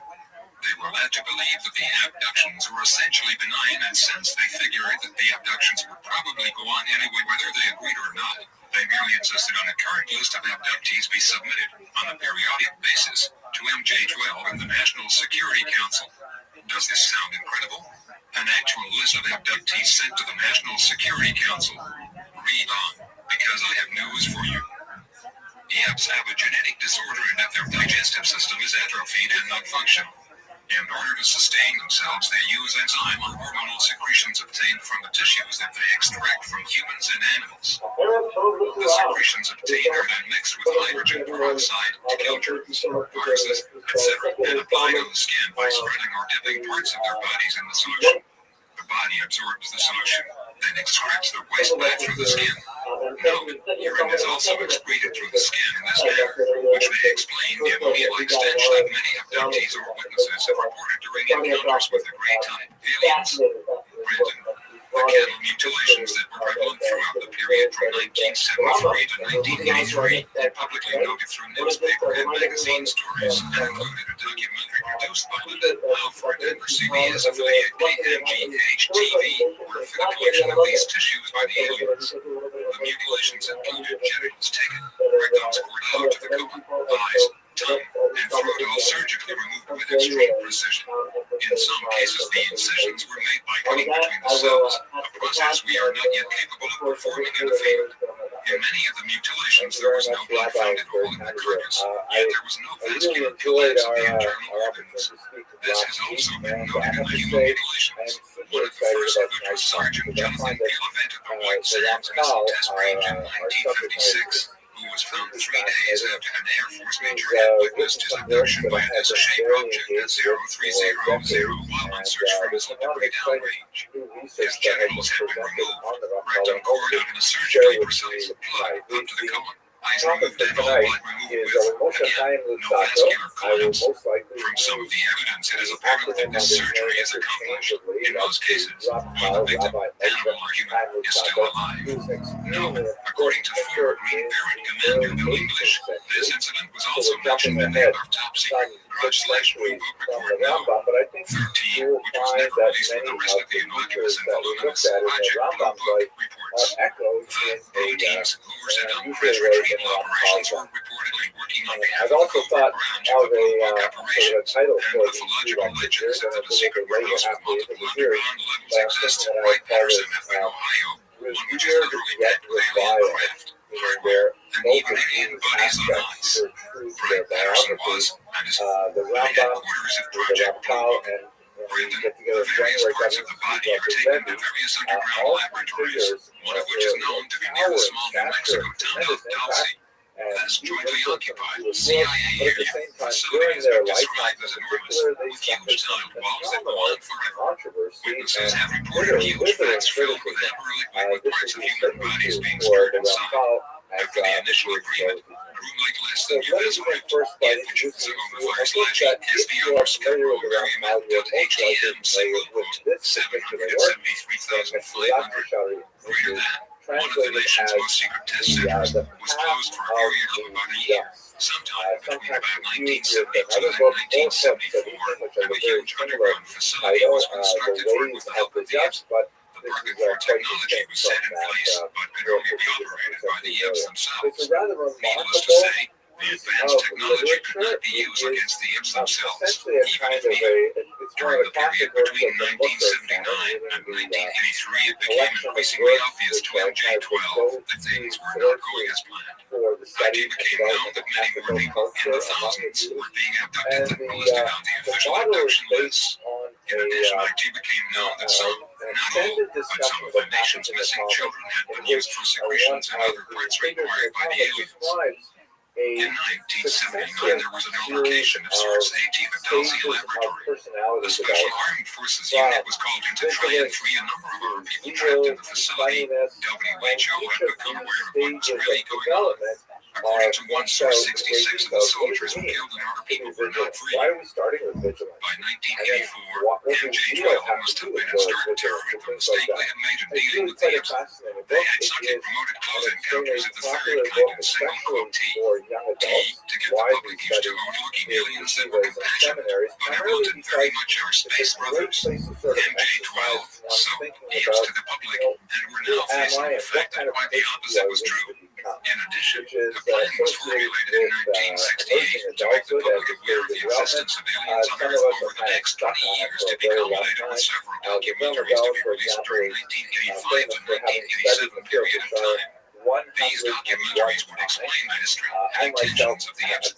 the discovery of the great deception put the entire plans, hopes, and dreams of MJ-12 into utter confusion and panic. Meeting at the country club, a remote lodge with private golf course, comfortable sleeping and working quarters, and its own private airstrip built by and exclusively for the members of MJ-12. It was a fictional fight of what to do now. Parts of MJ-12 wanted to confess the whole scheme, and shambles IT had become to the public, begged their forgiveness and asked for their support. The other part, the majority of MJ-12 argued that there was no way they could do that the situation was untenable, and there was no use in exciting the public with the horrible truth, and that the best plan was to continue the development of a weapon that could be used against the IPs under the guise of STEAM, the Strategic Defense Initiative, which had nothing whatsoever to do with the defense for inbound Russian nuclear missiles. As these words are being written, Dr. Edward Teller, father of the 8 is personally in the test trials of the Nevada test site, driving his workers and associates in the words of one, like a man possessed, and well he should, for Dr. Teller is a member of MJ-12 along with Dr. Kissinger, Admiral Bobby, and possibly Admiral Poindexter, to name a few of the current members of MJ-12. Before the great deception was discovered in according to a meticulous plan for immediate release of information to the public, several documentaries and videotapes were made. California, based UFO researcher who wrote The Roswell Incident, a book published in 1980 that detailed the crash, recovery, and subsequent cover-up of a UFO with 4 alien bodies, has a videotape of 2 newsmen interviewing a military officer associated with MJ-12. This military officer answers questions relating to the history of MJ-12 and the cover-up, the recovery of a number of flying saucers, and the existence of a live alien, one of 3 living aliens captured and designated M1, M2, and M3, being held in the facility designated as Y2 in Los Alamos, New Mexico. The only other facility of this type, which is electromagnetically secure, is the Edwards Air Force Base in Mojave, California. The officer names, as previously mentioned, plus a few others: Harold Brown, Richard Helms, Jim Freeman Walters, JBL's Dr. Hill, and Dr. Theodore Van Carmen, to name a few of the current and past members of MJ-12.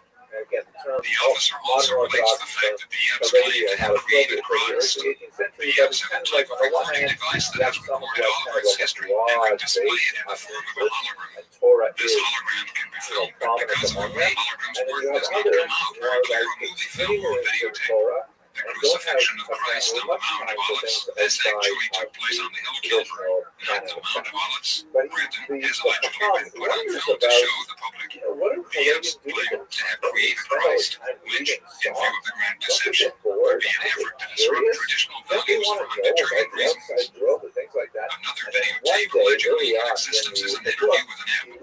Sensors communicate telepathically via sonic crystal light transceiver like implants that link the brains together into a mass collective hive mind. Brenton, an Air Force colonel, serves as interpreter. Just before the recent stock market correction in October of 1987, several newsmen, including Bill Moore, had been invited to Washington, D.C. to personally film the EPs in a similar type interview and distribute the film to the public. Apparently, because of the correction in the market, it was felt the timing was not propitious. In any case, it certainly seems like an odd method to inform the public of extraterrestrials, but it would be in keeping with the actions of a particular organization, WHOAT, this point in time doesn't know which way to turn. Moore was also in possession of more Aquarius documents, a few pages originally found several years ago that detailed the super-secret NSA project, which had been denied by the Monto just recently. In a letter to Senator John Glenn, NSA's Director of Policy, Julia B. Wiesel, wrote, apparently there is an Air Force project with the name Aquarius, which dealt with UFOs. Coincidentally, there is also an NSA project by that name. NSA's Project Aquarius deals specifically with communications with the aliens. Within the Aquarius program was Project Snowbird, a project to test fly a recovered alien aircraft at room like less than the events script. S _off-limits_VA.htm /434,524 greater than Nevada. This project continues today at that location. In the words of an individual who works at room like, our people are much better at taking things apart than they are putting them back together. Moore, who claims he has a contact with MJ-12, feels that they have been stringing him along, slipping him documents and providing him with leads, promising to go public with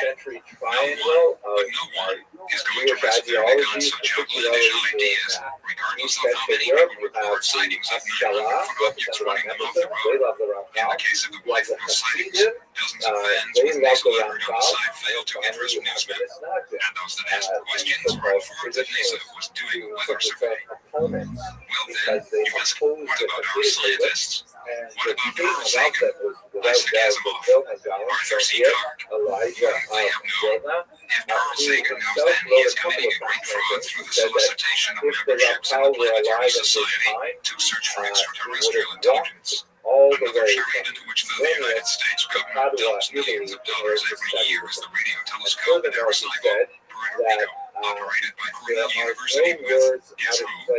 Carl Sagan. Cornell is ostensibly searching for signals from outer space, a sign maybe that somebody is out there. It is hard to believe that relatively intelligent astronomers like Sagan could be so ignorant. Note, also, even if they define evidence of extraterrestrial life, do you think that similar government-sponsored projects would tell the United States about it? Let's just take a look at some actual statements from those involved with these projects. The following is a quote from Mance Metallic Sergeant. Is anybody out there? NASA looks for entities in Reuters magazine, October 5th, 1992. At least 70 times, scientists have picked up radio waves that bore the marks of communication by beings from other worlds, but they were never verified. Frank freaks out. And researcher John Spencer, in a reference to Dr. Otto Struve, tells how this astrophysicist assisted Frank Drake in establishing Project Ozma and its very mysterious conclusion. The project began its search by focusing on the Stearns House heavy, according to claims made at the time. As soon as the project got underway, strong intelligence signals were picked up, leaving all the scientists stunned. Abruptly, Dr. Struve then declared Project Ozma had been shut down and commented that there was no sensible purpose for listening to messages from another world, the UFO Encyclopedia. So then, these insiders will accept all of our hard-earned tax dollars to finance their radio projects, if not their underground bases and covert space operations. Yet curse Danny Murdoch for having the audacity to actually insist on having access to the products in their financial investments. Brandon, what about Isaac Asimov? Surely the most prolific science fiction writer of all time would have guessed by now that there must be an enormous cover-up. Maybe, but if he knows he's not saying. Perhaps he's afraid the Foundation and Empire will turn out to be inaccurate.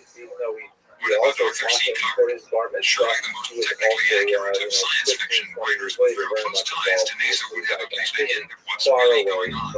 Again, if so he isn't talking. In a recent science fiction survey, Clarke estimates that contact with extraterrestrial intelligent life would not occur before the 21st century.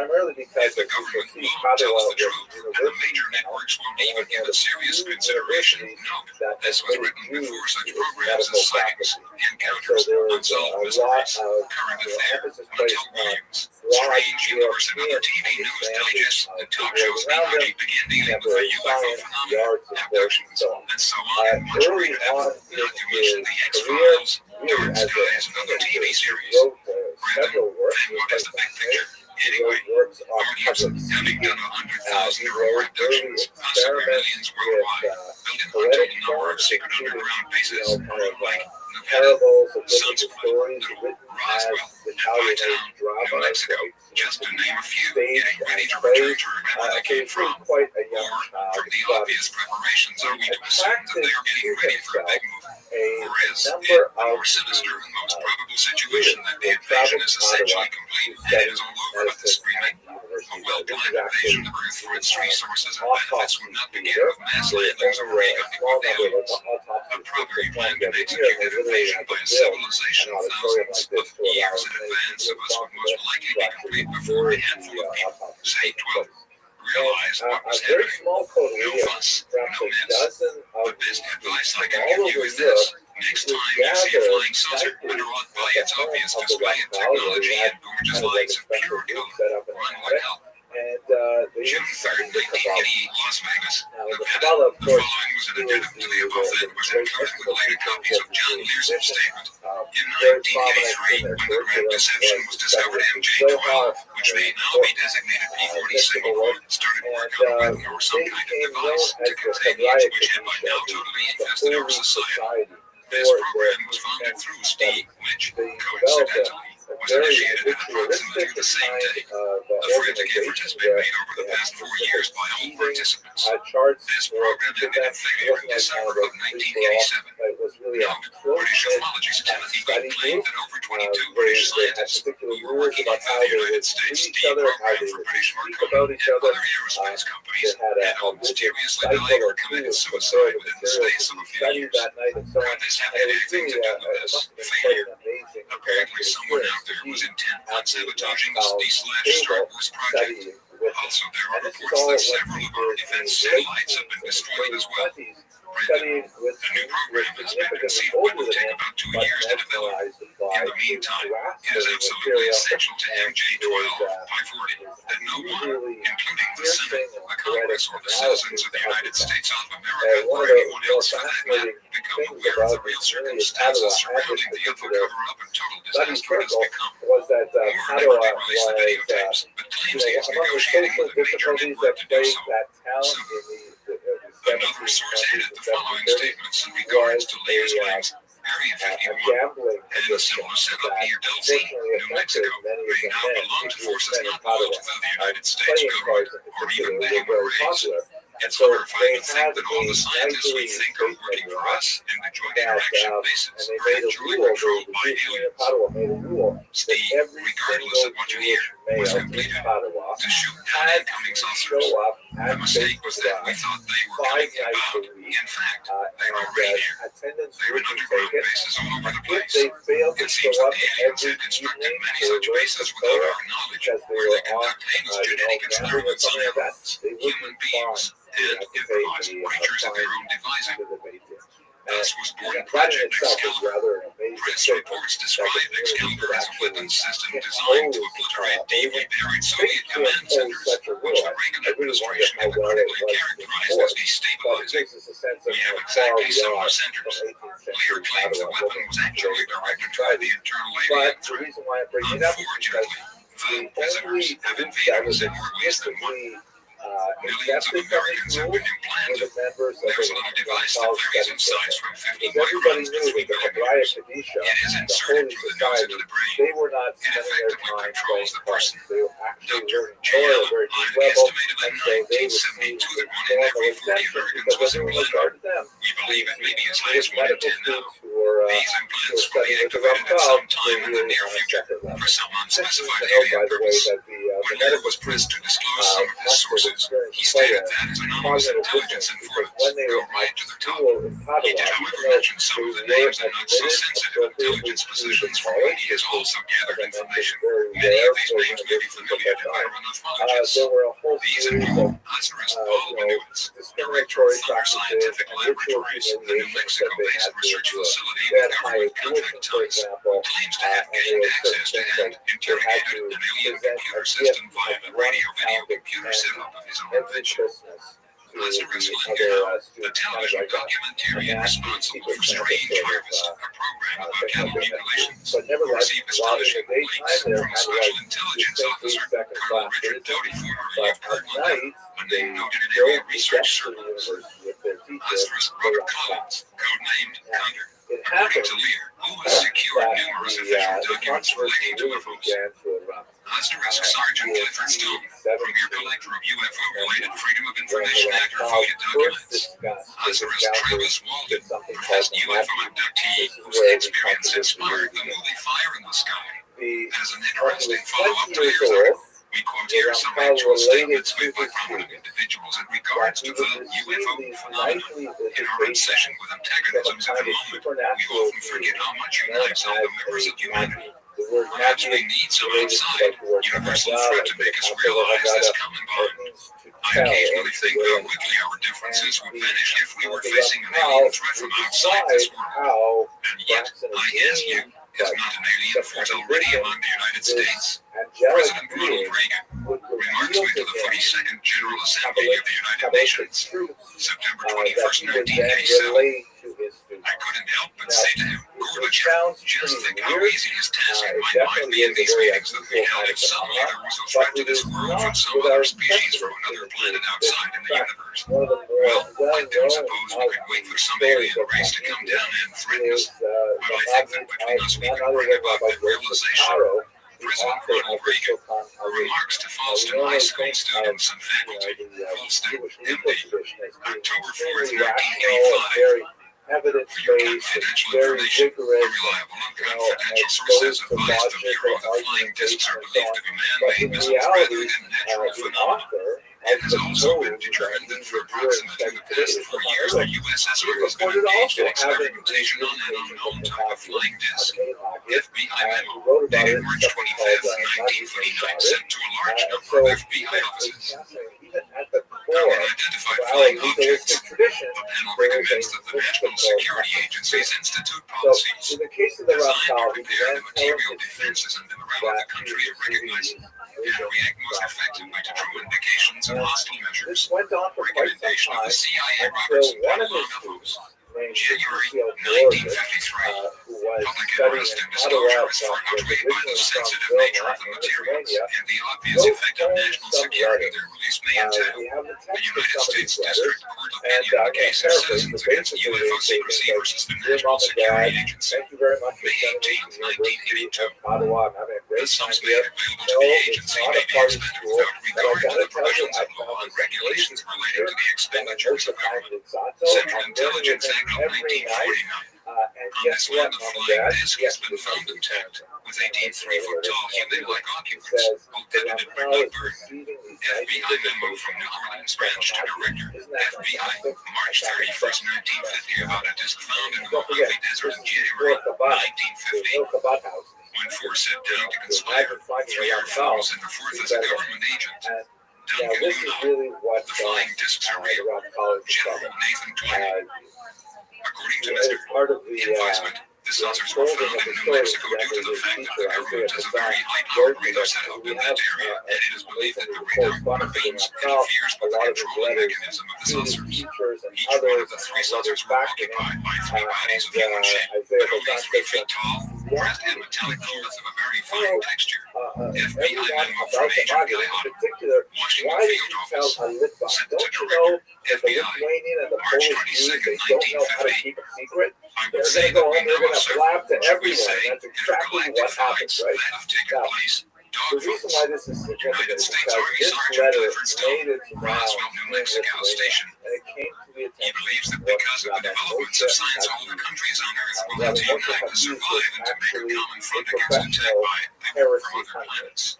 They are getting laurel updates, quoting General Douglas MacArthur in the New York Times, Saturday, October 8, 1955. B.7. Chapter 4. Dulce, New Mexico, and the Nazi connection. Researcher Jim Bingham, electrocheck validated January 15, 1992, made some startling disclosures in regards to the alien situation in the Dulce, New Mexico basin particular. It is my belief that even if there is a fascist CIA cabal trying to establish a world dictatorship using the threat of an alien invasion to form a world government, the threat may be real all the same. It is also possible that the Bavarians may be working with very real aliens in an endgame designed to establish a world government using this threat as an excuse to do so, although when the world is under their control, the Illuminati may betray the human race by turning much of the global government control system over to the great aliens, the beast. The aliens may have been collaborating with the Bavarians for a very long time as part of their agenda to implement absolute electronic control over the inhabitants of planet Earth. One source, and Area 51 worker, and member of a secret naval intelligence group called CON-12, by the name Michael Younger, stated that the Bavarian high-program secret societies have agreed to turn over 3/4 of the planet to the Greys if they would retain 25% for themselves and have access to alien mind control technology. The aliens would assist in the abduction, programming, and landing of people throughout the world in preparation for a new world order, which in turn would be annexed to the alien empire. Apparently, some top echelon Bavarians have agreed to this, since they realize that they need the alien mind control and implant technology in order to carry out their plans for world domination. In his lengthy letter, Jim Bennett, director of the research organization Planet Club, writes, 1947 brought the passage of the National Security Act, the start of the Nazi-Germany CIA and NSA, the influx of at least 800 Nazi scientists, engineers, etc. into the United States and Canada. Note, other sources claim that eventually over 3,000 Nazi SS agents entered the United States in this manner. Not former Nazis, but anti-Nazi SS who still maintain the National Socialist philosophy and agendas, which they intended to carry forward to their planned conclusion. They were given refuge within the military-industrial complex with the help of members of the Bavarian-based linguistic serpent worshiping lodges in America, such as the Jesuit-spun Scottish Rite and related lodges who control the oil military-industrial complex. The leaders of the military-industrial complex, or MIC, not only gave these fascists refuge following the war, but also had financed the Nazi war machine itself during the Second World War. A Nazi aeronautical engineer, a certain Rabbi, who had designed four different types of saucer-shaped craft by 1943 using either rocket power or tunnel configuration jet turbine engines, with the cabin stabilized by gyro, the compressors rotating in one direction and the expansion chambers and vectored exhausts rotating in the opposite direction, was traced to Canada in 1947 and began work for the Avro company, Aerodisc. For the Avro, Earhart was definitely to disinform the press as to the real projects underway underground in Canada. Sultan of Africa, The 8-mile-long train that went out of Austria in 1945, 672 train cars, to the coast of Berlin, the contents loaded on board ships, eventually ended up underground in southwestern Canada. At the same time, over 100 prefab factory buildings were shipped from England to British Columbia. The Nazis had everything before any other country. They had radar in 1933, they had infrared sensors, heavy water, etc. etc. We have been told lie after lie in terms of who invented these things. If anyone in the world had access to technology, it was the Aryan Nazis. By GM casting or flighter, they would have conquered the world. As you probably know, many expatriate Nazis were given carte blanche, no ideas. They were included in the startup of more than several departments of the CIA in 1947. Departments including genetics and cloning, with some of the same doctors who had given death care presidents skin, etc. Designer drugs of mind control using the same scientists who had designed methadone and methadone for Hitler's maniac efforts. In 1952, a public stir caused the CIA to shuffle these fat fellows out of town. My guess is to various underground centers that were being built. I have talked to Paul Winoods at length several times on his behalf. You only tell people how they drove you nuts, not why. I ask myself, why would you leave out the reason why they sent him, really? Newman was addressing Jack Berry concerning his book, Revelations, written to Philly, because you obviously took Linda Hausman Tracy's opinion rather than questioning Paul directly. He's a pilot. He flew over the Dulce area numerous times on his way between Albuquerque and Denver. He took many pictures of the construction going on, and according to Paul, he also took pictures of circular craft on the ground at this site, which, as late as 1973, according to him, had large hangar doors much the same as our second-hand explanation about the doors at his floor. All the stuff from Area 51 ends for a single quote having to do with inertial mass cancellation was moved to an area near St. George, Utah. The most revealing photos and their negatives disappeared in about 1975 when various fringe UFO experts visited Paul. Also, his house was burglarized and ransacked more than once. In later years, Chandra and John made a meaningless tour of Dulce when they moved on to Albuquerque, the real reason for their travels, to see if there was any more evidence of serious consequence still in Paul's possession that they could grab. And sure enough, he was missing some photos when they left his house. If you even talked to Winoods, you would have gotten a lot closer to having a revelation. The waste from the underground biogenetic lab. No aliens involved, although that is where the humans produce the short-lived Big Head imitation aliens comes out in the river canyon about 10 miles below the volume dam.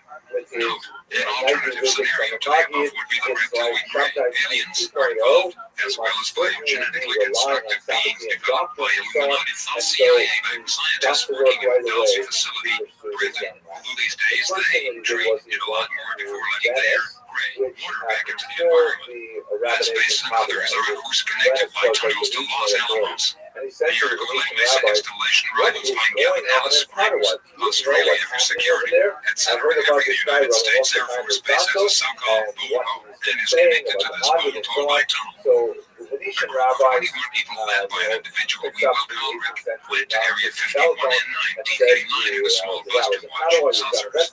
They were stuck on Mailbox Road by two individuals carrying automatic weapons and wearing camouflage tunnels. One individual popped a can of gas in the Isle of Bus, and they had so for 3 hours. When they came to their senses, they got their trip short. returned to Louisiana, and 5 persons got separately regressed using hypnotic regressors that did not know one another, and found that during the lost time their memories had repressed similar events. They had been marched off the bus, taken in jeeps to a building nearby, and had their lives threatened by military personnel. And though the United States, the group that runs the alien abduction scam, can only use some of the hardiest of these short-lived paleogenetic bandwidth stories. Short-lived because they have no digestive tract and can survive only about 2 weeks maximum after they're removed from the growing matrix. Then they deteriorate and die. They have no, so they're not considered sentient beings by Tibetan Buddhists. No, one might ask, why would they bother? The reptilian race, the cloned branch, although in addition to the clones, there are also apparently the Polyarians and Egglers, reportedly no digestive tract that goes into food and excrete waste from the skin. Jim Bennett may have just assumed that, since they have no digestive tract, they had no way of taking in food, and if they were there for government creations, which die after 2 weeks of starving, we grant, however, that Bennett is right in that, according to the Delsey papers, human and cattle DNA may be used to develop almost humans and other unnatural living forms. Brendan, Mary's mind control unit must take well-deserved credit for the veterans, who seemingly go suddenly crazy, killing many people and they themselves. The most recent event in Killeen, Texas, was planned for the day before a congressional vote on gun control, hoping to influence Congress with yet another mass automatic killing. Handlers, psychiatrists of each perpetrator's local veterans hospital are involved in each and every case of these mass killings/suicides. Prozac is also involved with each case having been prescribed by the authorities. Handlers in each and every case. The fellow in Canada who killed 12 women at women's college, the fellow in Stockton, California's Juilliard, etc., etc. Further comments on German Bavarian Nazism, the CIA, the New World Order, etc. Servan Servan, the man who was convicted of murdering Senator Robert Kennedy, and a psychiatrist by the name of Dr. Diamond, who maintained CIA fascist connections. Also, Servan's attorney, Graham Cooper, who seemingly made very little effort to defend Servan, has CIA fascist ties as well, leading some to believe that Servan uses a hypno-program, Manchurian candidate by a fascist cabal, a cabal that murdered not only Robert Kennedy, but also his brother, President John F. Kennedy, as well. Following World War II, over 2,000 German immigrants to the United States became members of the American Psychiatric Association, which was involved in gun control lobbying, and like the collaboration between the Bavarian Film Society and the Bavarian Illuminati, and the influx of flowback fifth-column Nazi SS agents into the United States intelligence, with the help of Illuminati-backed oil barons like the German immigrant Aryan supremacist Rockefellers and their corporate oil chemical empires, Exxon, Argo, Zapata, etc. And in light of the deadly intent of both Bavarian societies to establish a New World Order, as Adolf Hitler laid out in his second book, The New World Order, one has to wonder why so many German nationals would join an association that dealt directly with the study of people's minds. This is not to say the Germans themselves are to blame. It is rather the German Bavarian fascists who are behind the New World Order agenda, and especially the Satanist Germanic black nobility families who claim direct descent from the early leaders of the unholy Roman Empire of Germany, which rose from the remnant of the Roman Empire, and which kept European empire gripped throughout the Dark Ages. These were the 13 families who had ruled vast financial empires in Europe for nearly 1,500 years. They are once again trying to take control of the world as they attempted to do the world wars and to provoke a global war that will result in the massive single-world depopulation of blacks, Asians, Jews, Slavs, and many others, excepting of course for the Aryan elite class. In essence, they intend to finish what Adolf Hitler set out to accomplish. The threat then is from Nazism or National Socialism, whether it be European, British, or American, or whether it be political, corporate, or cult National Socialism. Some have reported that the sudden fall of the Soviet states and the Berlin Wall was planned in advance as part of an agenda to merge the East and the West into a so-called communist socialist/democratic socialist New World Order. East and West Berlin would be at the forefront for the reunification of Eastern and Western Europe, and in turn, they hope the rest of the world. Germany has also led the way for European unification by establishing an open border policy and encouraging other European countries to do the same. This may sound benign on the outside, but considering the fact it may be a ruse to unify Europe under German control, which was also Adolf Hitler's goal. However, in this case, the unification is being accomplished through economic means rather than military means. The control is still in Germany, but it is more subtle. The Third Reich established German military control of Europe. The European Economic Community, or EC, established economic control. In most cases, in this world, it is the economic forces which control governments. Sad, but true. Notice how the term economic has now been removed, and the new world order has been renamed the European Community. Very clever. In other words, the unification is no longer just along economic lines, but is becoming increasingly political, since the member nations have been pressured into submitting to the EC constitution along more than mere economic lines. France and England have been pulled into this alliance, in spite of two devastating world wars with the very country that is secretly orchestrating the EC or the New World Order. Come on, France and England, wake up. Germany is not only the largest federated state of the EC, but in 1990 it was the largest economic power in the world, with a trade surplus totaling over $58 billion. With almost no foreign currency reserves in 1949, Germany had accumulated nearly $80 billion in reserves by 1989, compared with the $38 billion in the USA and $41 billion in Great Britain. A rather incredible comeback for a country that had waged two world wars for the sole purpose of offensive conquest, wars that had cost the Allies a heavy price in blood and resources. Of course, Germany is also the leading economic power in the EC as well, possessing 35% of the economic power base of the European community according to the Grolier Encyclopedia. So just where does the real power lie in the EC/N? Considering that the German flag nobility were the same ones who sent Vladimir Lenin from Germany to Russia to start the communist revolution, and the same powers who backed Adolf Hitler, then it is not surprising that communist East Germany would merge into democratic West Germany with such ease. It should not be surprising, therefore, to learn that German troops in the United States and Canada play a major role in the planned invasion of North America under the cover of United Nations Emergency Action. Lenin himself revealed the ultimate goal of the communist agenda on behalf of the Bavarian elite whom he served. Communism, like democracy, was supposed to give control of the government to the people.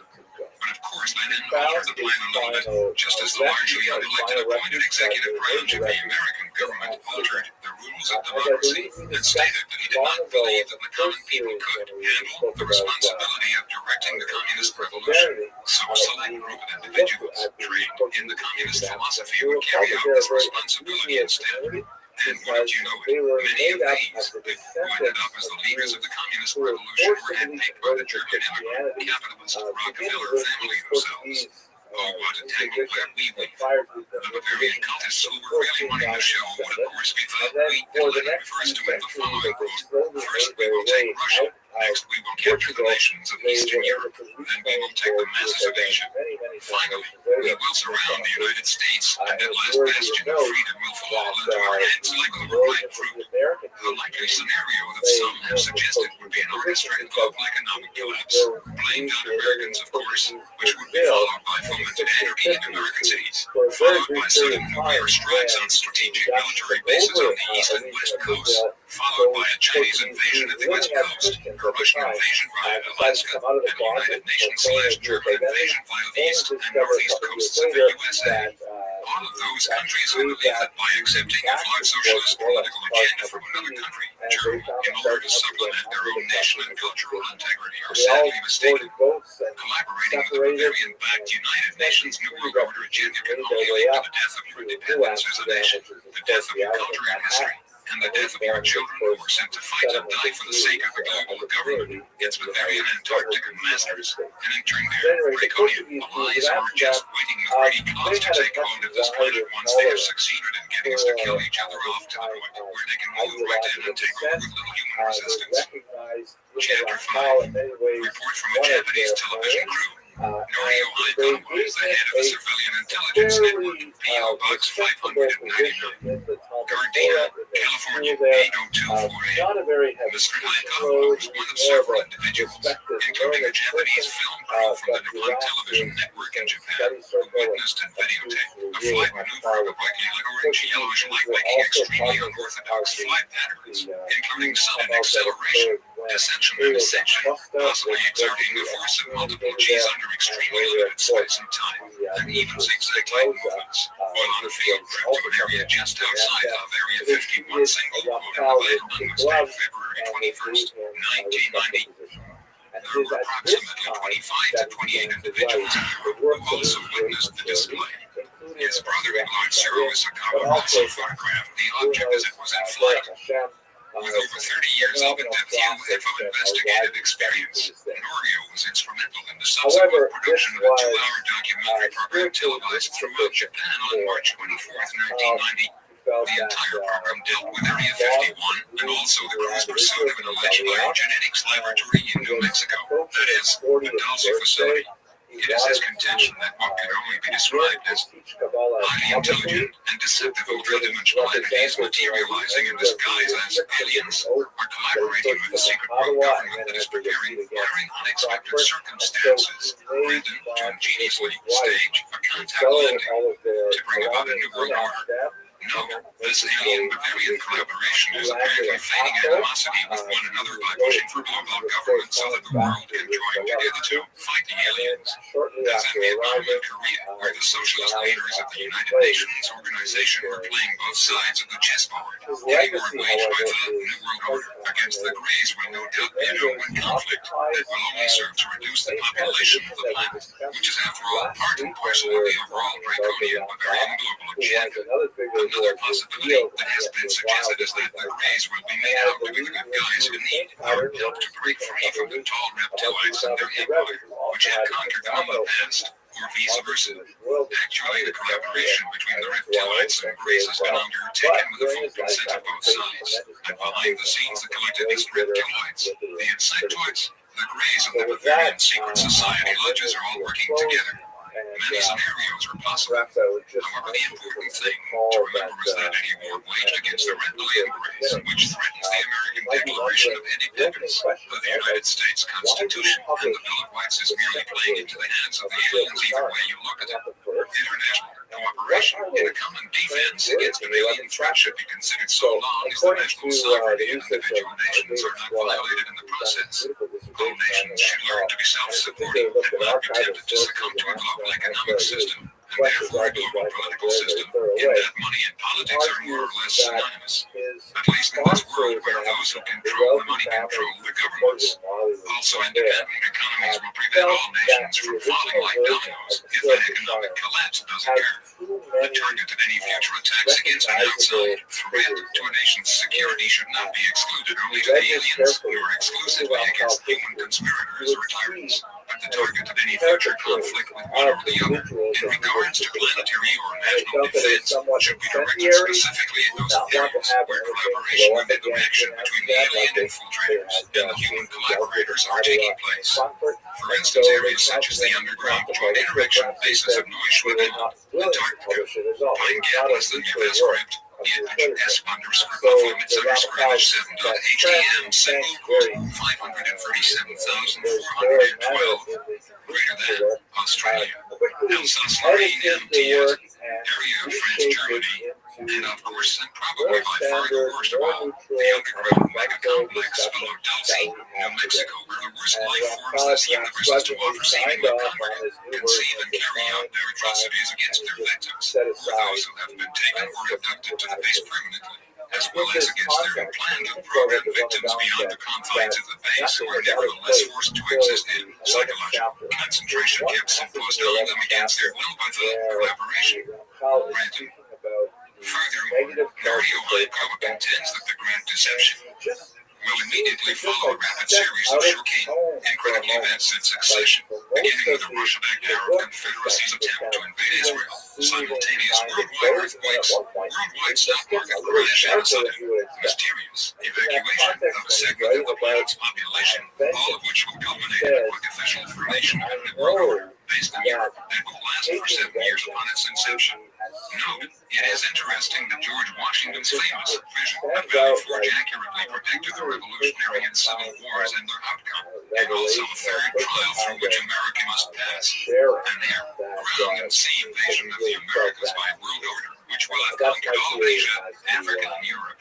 Depending on how one interprets the prophecies of Revelation, This siege will last for either 3 1/2 or 7 years, and will end with an American victory aided by divine intervention.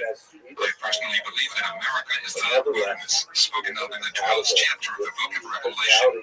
Since the world empire will last no longer than 7 years according to the books of Daniel and Revelation, the invasion/siege of America must also not exceed 7 years, although I suspect that it will be closer to 3 1/2 years. Also, Washington's vision combined with other prophetic sources seem to imply that those who are living west of the Mississippi River at this time will be far better off than those in the occupied zone east of the Mississippi. If General Washington's vision was accurate, then the ultimate outcome of the battle is not the question. The real question is how many Americans, North, Central, South Americans, will survive through to the final victory. Brenton Norio also explains that the Great Deception and the shocking series of events will put millions and millions of people worldwide in an absolute stupor for months, during which time a special, extremely effective, multi-level mind control program will be activated to calm down the stunned populace. Hayakawa has himself appeared on Japanese television, has lectured considerably, has appeared on a radio station in Phoenix, Arizona, and has been the subject of an article in the Arizona Republic, has published articles in U.S. Japanese Business News. March 1990 was the guest on a Japanese talk show in March and April of 1990, and also appeared on the Billy Goodman Happening on the edge of Las Vegas several times in early 1990, and in 1995 made dramatic appearances on Art Bell's Dream Life broadcast. He was also interviewed on the Anthony J. Elliott Show on Radio Free America, aired in Anchorage, Alaska, during all of which he spoke extensively about his interesting beliefs concerning the origin and nature of UFOs. In a letter dated January 28, 1991, Norio added the following comments concerning the Dulce facility and its possible connection with the mystery of iniquity of Bible prophecy. I've been to Dulce with the Nippon Television Network crew and interviewed many people over there, and came back with a firm conviction that something was happening around 10 to 15 years ago over there, including nightly sightings of strange lights and appearances of military jeeps and trucks. And I am convinced that the Fort Worth area is a highly occult area. The only stretch of highway, namely Highway 666, runs through the Fort Worth area from southeast Arizona to northwestern New Mexico and into SW, Colorado, and SE, Utah. I have also heard that this Highway 666 came into existence around 1947 or 1948, fairly close to the time of 1947, the modern-day beginning of overt UFO appearance. That is the Kenneth Arnold incident, and coincidentally or not, the establishment of Israel in 1948. Norio believes that the establishment of the nation of Israel in 1948 began the countdown to the final apocalypse. See Revelation chapter 12, for instance. Brandon, the following is a transcript of parts of a speech presented by Mr. Hayakawa at the 11th Los Angeles Whole Life Expo held at the Los Angeles Airport Hilton Convention Center on November 16th and 17th, 1991.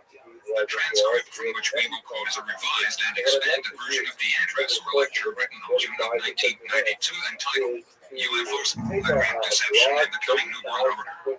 Area 51 is located in the northeastern corner of a vast, desolate stretch of land known as the Nevada Test Site, a large portion of which includes the Nellis Air Force Test Range, but has practically nothing to do with underground nuclear testing. It is located approximately 125 miles north-northwest of Las Vegas and consists of Groom Lake and the Papoose Lake complexes. The presently expanding eastern portion of the latter complexes is known as the S4 site. This entire area is under the strictest control of airspace R4808N with unlimited ceiling, prohibiting any entry there under air traffic, civilian or military, unless special clearance for such entry is secured well in advance. By land, the area is meticulously patrolled 24 hours a day by several tiers of external security, even though it is convenient, covered by the Jungle Hills, which cover north of the Papoose Lake area, making it virtually impossible for anyone to see the facilities without first climbing atop the hills of the Rocky Mountain Range, which became off limits to the public since 1985. The main external perimeter security is now being handled by Wackenhut Special Securities Division, part of the operations of Wackenhut Corporation, the worldwide semi-private security firm based in Coral Gables, Florida, which has an exclusive contract with the United States Department of Energy and handles not only the perimeter security of the Nevada test site, but also at many other secret facilities and sensitive installations throughout the United States and the United States interests worldwide, including ground-level perimeters for several large underground facilities in and around Edwards Air Force Base in Southern California. It is also important to mention that dozens of unmanned, miniature-sized remote-controlled automatic security vehicles constantly patrol the immediate perimeters of the S4 site, located around and presently expanding particularly towards the eastern portion of Edwards Lake. These automatic, miniature-sized four-wheel vehicles have been produced by Sandia Laboratories of Albuquerque, New Mexico, exclusively for the Department of Energy. The outer northeastern perimeters of this area, located in the Tecate Valley, come under the geographical jurisdiction of Lincoln County and are relegated to the Bureau of Land Management, BLM. Yet it is considered highly inadvisable for anyone to even enter the main country dirt road, known as the Groom Road, which begins its southwestern extension towards Groom Lake from a point midway between mile marker 34 and 33 on Highway 375 and leads to the guard shack located 2.5 miles northeast of the Groom Lake complexes. The first line of exterior security forces, dressed in military-type camouflage uniforms, but with no insignia of any kind whatsoever, consists of the GP patrols, the Groom proper patrols, and Bronco-type four-wheel drive vehicles, who sometimes drive around at night with their lights off on various country dirt roads adjacent to the outer demilitarized zone, intimidating any civilian vehicle that tries to enter those access roads off of Highway 375, located on public land. The GP patrols themselves, part of Wackenhut Special Securities Division, however, are strictly ordered to avoid any direct contact with civilians. They are only instructed to radio the Lincoln County Sheriff immediately should anyone be spotted driving on any of those dirt roads. The most common radio frequency used between security control and Lincoln County Sheriff's patrols is 138.306 MHz. The only area allowed by the sheriff for such curiosity seekers to congregate is an open area near a black mailbox located at the south side of Highway 375 between mile marker 29 and 30. Even then, the sheriff's patrol will routinely stop by during the evening to check on the cars parked at the mailbox area. Moreover, it is our understanding, based on information provided by a highly reliable source connected to a special United States Navy SEAL Operations Center, that the mailbox area is constantly being monitored by high-powered, state-of-the-art infrared telescopes set up at a facility known as Security Control high top Bob Mountain, 10 miles west of the area, the highest peak in the Groom Mountain range. It was precisely at 4:45 a.m. on the morning of Thursday, April 16, 1992, that an NBC News crew dispatched to the area to report on the landing of an alleged supersonic plane known as Aurora on Groom Lake accidentally succeeded in videotaping the first flight, which we have been calling the Old Faithful, of a mysterious object while standing at the mailbox area and looking due south toward Jimbo Hills. The footage, taken with a night scope vision camera, was broadcast nationally on NBC Nightly News with Tom Brokaw on April 20th, 1992. The NBC News reported that it had videotaped a test flight of a new United States aerial craft that had definitely defied the laws of physics, and that the news team may thus have taken the first glimpse of the other big black projects, aside from the Aurora project, being conducted within the confines of the top-secret facility. Also, in regards to the ongoing program, it is to be noted that usually a day or two prior to significant test flights, that is, only if the test flight is a significant one, by whatever measure known only to the installation, a vehicle traffic counter is laid on Highway 93 at approximately a mile and a half north of Ash Springs, right before the juncture of Highway 375. The other counter is set up about a half mile or so west upon entering Highway 375. The obvious question is, in such desolate, less traveled areas of Nevada, why should there be such traffic counters installed on undivided, lonely highways? It is now my belief that the number of cars being registered that head out west on Highway 375 at such times, particularly in clusters, such as caravans, is related to several of the security posts at Area 51, including the main observation post high atop the previously mentioned Bald Mountain. However, it is very possible that they may now have more sophisticated devices for registering the number of vehicles going through the area. A February 21st, 1990 expedition was instrumental in the subsequent production of a 2-hour documentary program entitled Saturday Super Special, televised throughout Japan on March 24th, 1990, which was seen by more than 28 million viewers on prime time. The entire program dealt with Area 51 and also the crew's pursuit of an alleged biogenetics laboratory thought to be located just outside of Dulce, a tiny town in northwestern New Mexico, about 95 miles northwest of Los Alamos. The United States Naval Research Laboratory seems to have a parapsychology research unit that coordinates its research activities with DARPA, the Defense Advanced Research Projects Agency. It is my understanding that some of their activities conducted under the auspices of the Office of Naval Intelligence are being held at locations such as Area 51, ALF, extremely low frequency, wave emitting devices, scalar machines, electromagnetic beam weapons, and highly defined holographic projections are just a few examples of the many new types of mind control weaponry that the government seems to have developed in the past 3 decades or so. Newest researches on special types of hallucinatory and memory tempering drugs are part of a growing arsenal that the United States Naval Intelligence boasts to have developed in its own parapsychology mind control unit. According to recent information provided to me by a highly reliable informant within the Special Operations Group of the Department of the Navy, 2 of the most widely used devices for the RHIC, radio hypnotic intracerebral control, and EDOM, electronic dissolution of memory. The first of the 2, radio hypnotic intracerebral control, calls for the implantation of a very small electronic microradio receiver. It acts as a stimulator, which will stimulate a muscle or electronic brain response. This, in turn, can set off the hypnoprogram cueing the victim or subject, which would elicit a preconditioned behavior. The second one, electronic dissolution of memory, calls for remotely controlled production within the brain of a acetylcholine, which blocks transmission of nerve impulses in the brain, which results in a sort of selective amnesia. According to this source, in the hands of certain units within the intelligence community, both of these methods are already beginning to be used. An amazing article appeared in the Los Angeles Times on May 12, 1992, announcing that Caltech scientists have recently discovered and confirmed the presence of tiny magnetic particles in the brains of humans, similar to those that have heretofore been found in other animals.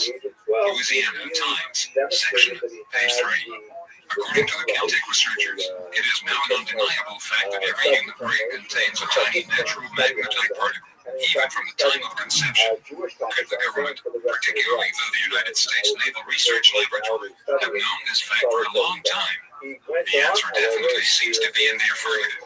It is interesting also to note that as of this writing, many strange, turquoise-colored antenna towers with triangular configurations on top are beginning to be constructed along key areas near the freeway systems of many United States cities, particularly proliferating the Los Angeles and Orange County areas of California. According to several reports, these antenna towers are presently being used as relay towers for the increasing networks of cellular telephone systems and are being operated by such firms as Pacific Bell and Telesys.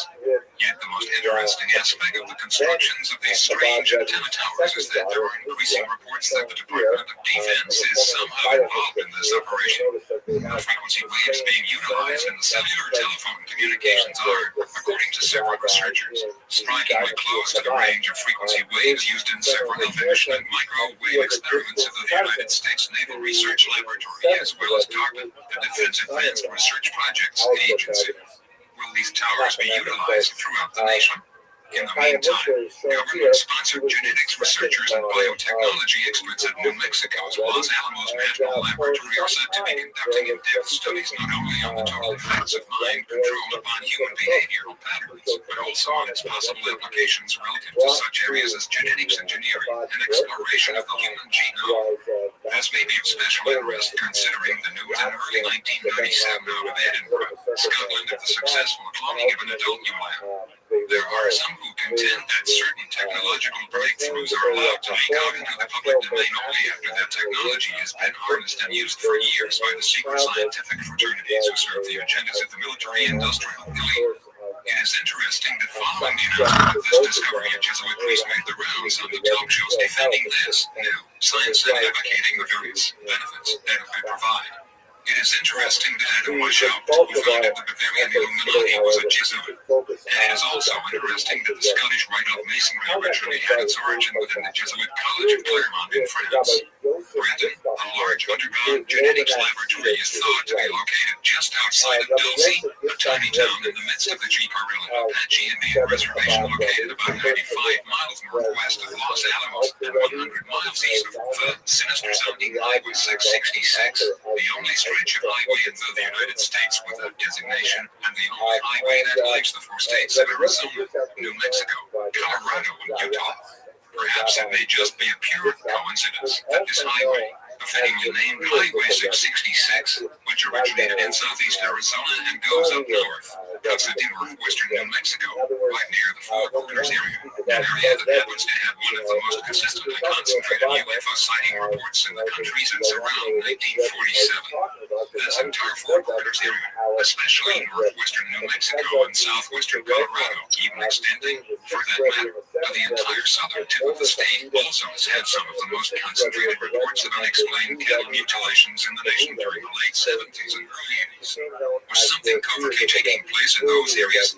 Even though we could not locate the alleged underground genetics laboratory in Dulce, when the Nippon television crew and I visited the area in late February of 1990, I had several opportunities to interview scores of local residents. There that admitted that nightly appearances of mysterious lights, occasionally accompanied by unmarked black helicopters, darting over into and out of nearby Hercules Mesa and Herculano Mountains, were quite common during the late 70s and early 80s.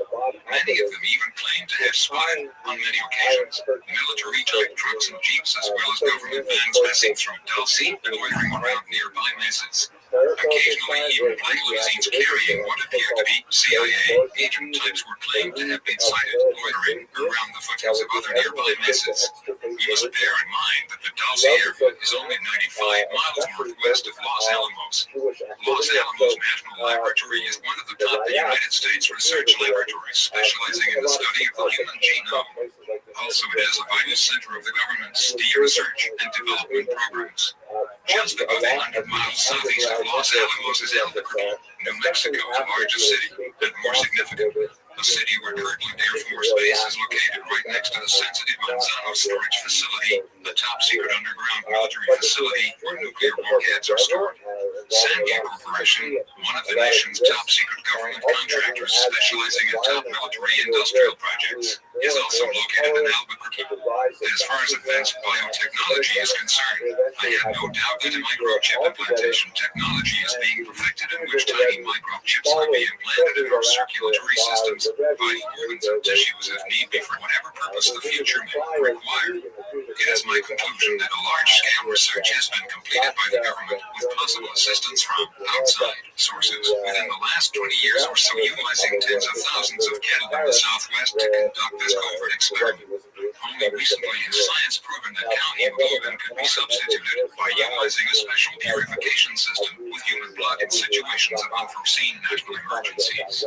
Chapter 6, Cosmic Top Secrets in the Dulce Base. The September 10th, 1990 issue of UFO Universe related to following under the title heading William F. Hamilton 3, Anthology's Mystery Map to Reveal Cosmic Top Secrets. Until just recently, William F. Hamilton 3 managed to keep up a relatively low profile so that he can continue his work in private and without needles in the rupture from well-meaning and nevertheless prying eyes. Admittedly, his name is not known in every household, but the fact of the matter is that Bill is highly respected among his peers.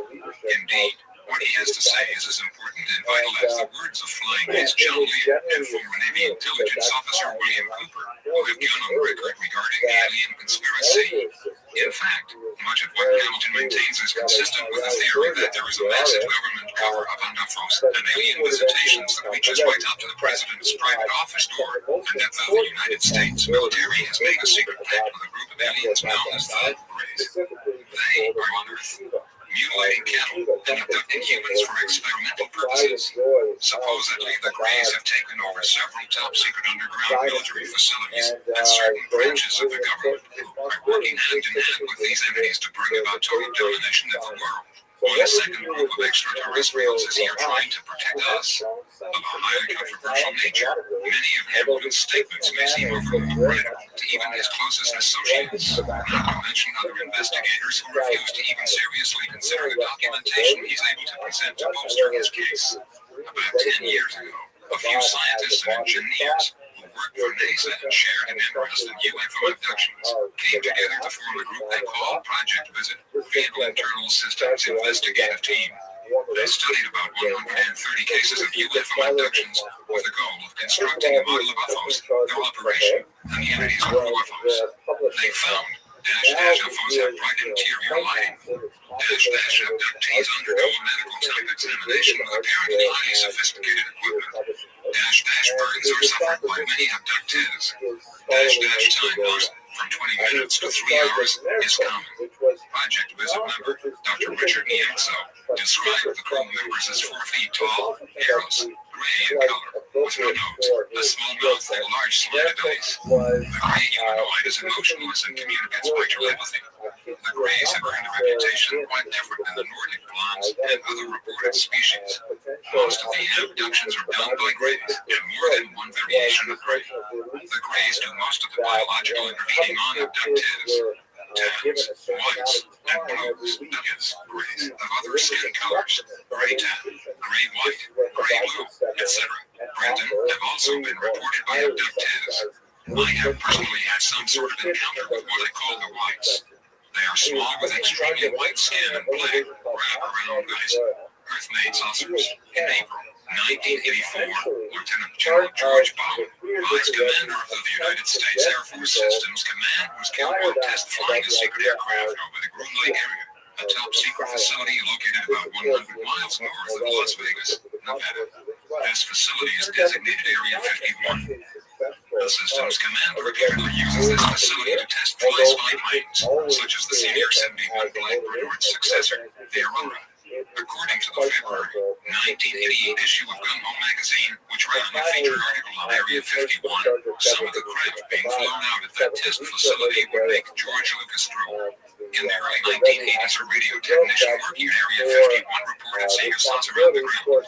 It was some 20 or 30 feet in diameter, he said, and when it flew, it moved silently through the air. The technician also viewed a number of wooden shipping crates marked Project Reliant. The project may have been a front for its number. Presently, the Air Force is trying to acquire 89.000 acres adjacent to the Groom Lake facility and to place the nearby Groom Mountains off limits to the public. Before and after the TV documentary UFO Killer will live, there had been talk of an underground alien base located in the vicinity of the Groom Lake test site, known as Dreamland. This adds a whole new dimension to the idea of a secret space program and hints at fantastic secret programs that take us more than one step beyond. A friend of mine once moved to Riverton, Wyoming to escape from terrifying mysteries he encountered in New Mexico. He said the locals at Riverton asked him, "Are you here to work on the secret space project out at the jet airport?" Saucers were seen close to the ground in Riverton. One day my friend's truck broke down and he had to hitch a ride to town. A black Lincoln pulled up and a man dressed in black gave him a lift. The dashboard looked like a computer console. The man knew exactly where he wanted to be left off in front of the post office, but my friend had never told him. Alien implants. In 1980, when I lived in Glenville, Arizona, I received a call from my friend Walter Baumgartner, who published a magazine of limited circulation called Energy Unlimited. Walter was a natural technologist. He said that he had started working for a physicist by the name of Paul Winuitz at Thunder Scientific Labs in Albuquerque, New Mexico. He then proceeded to tell me the fantastic story that Mr. Winuitz has succeeded in communicating with aliens in an underground base situated near Mount Archuleta, town of Dulce that was close to the Colorado border and situated on the Jicarilla Apache Indian Reservation. Note, Winuitz actually stated that he interrogated the alien collective via a computer radio video link with an alien computer terminal. By tapping into the alien's ship-to-base communications frequency and using a type of extensive mathematical code to break the alien encryption. He first discovered the signals using specialized equipment he had developed, and later concluded that these signals were also being used to influence abductees who had been given electronic mind control implants. Brandon.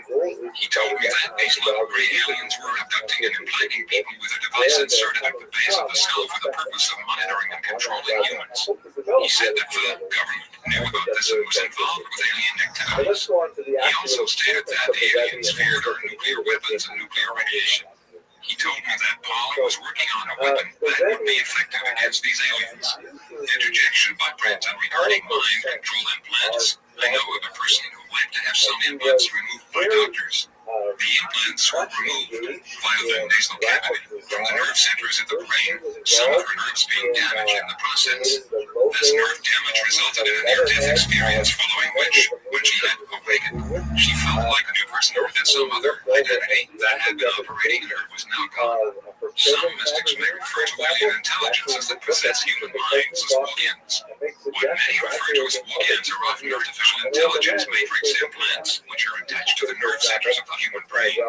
These serve as nodes for an alien collective in a parasitoid capacity, allowing the aliens to physically utilize the human subject after an altered state of consciousness has been induced, and the human subject's individual consciousness is incapacitated. This transfer to the alternate consciousness often occurs at night. Also, both malevolent and relatively benevolent otherworldly cultures often induce within human subjects one or more alternate personalities which are taught or programmed to work and operate in the other realm. If the individual is left brain dominant and right-handed in their conscious life, in the alternate life they may be right brain dominant and left-handed, as is the case with my own elusive alternate identity. Other than saying that humans have one brain with two hemispheres, it would be just as legitimate to say that we have two brains and one cranium. In many cases where more benevolent humanoids are concerned, the individual may have flashes of memories with double or alternate existence where they interact with exterior, subterranean, or even other dimensional humanoid societies, often in an intimate capacity, and in some cases even serve as starship crew members or pilots. In the case of the benevolent non-interventionists, such an alternate personality may be a means of interacting with Terrans without violating the laws of non-intervention and interfering with an Earth person's conscious life. Although I myself would suggest that even this would be stretching non-interventionism to the limit. However, in the case of the malevolents, such alternate identities are programmed through intense mind control techniques with the intent of producing unconscious mind slaves for the alien collective. The secrecy and fear of the exposure of their interventionist agendas is in this case the motive for maintaining secrecy. What is especially confusing, however, is when one, as in my own personal case, has been infused with alternate personalities or identities by both benevolent and malevolent otherworldly cultures. In my personal case, this involved being patched into an alien collective mind, etched on via implants and used by the dark side of that collective, or the interventionist elements within the Ashtar collective, such as the Orionite infiltrators that some contactees have spoken of the desire to use their positions to establish absolute control, only to later have this or another alternate personality matrix programmed by a more benevolent faction of the Alliance. This more benevolent faction would either be involved with a separate federation, or it would be a faction that is part of the collective itself, yet which is involved in an ongoing conflict with its darker side, a faction which is opposed to the interventionist control agendas of the infiltrators.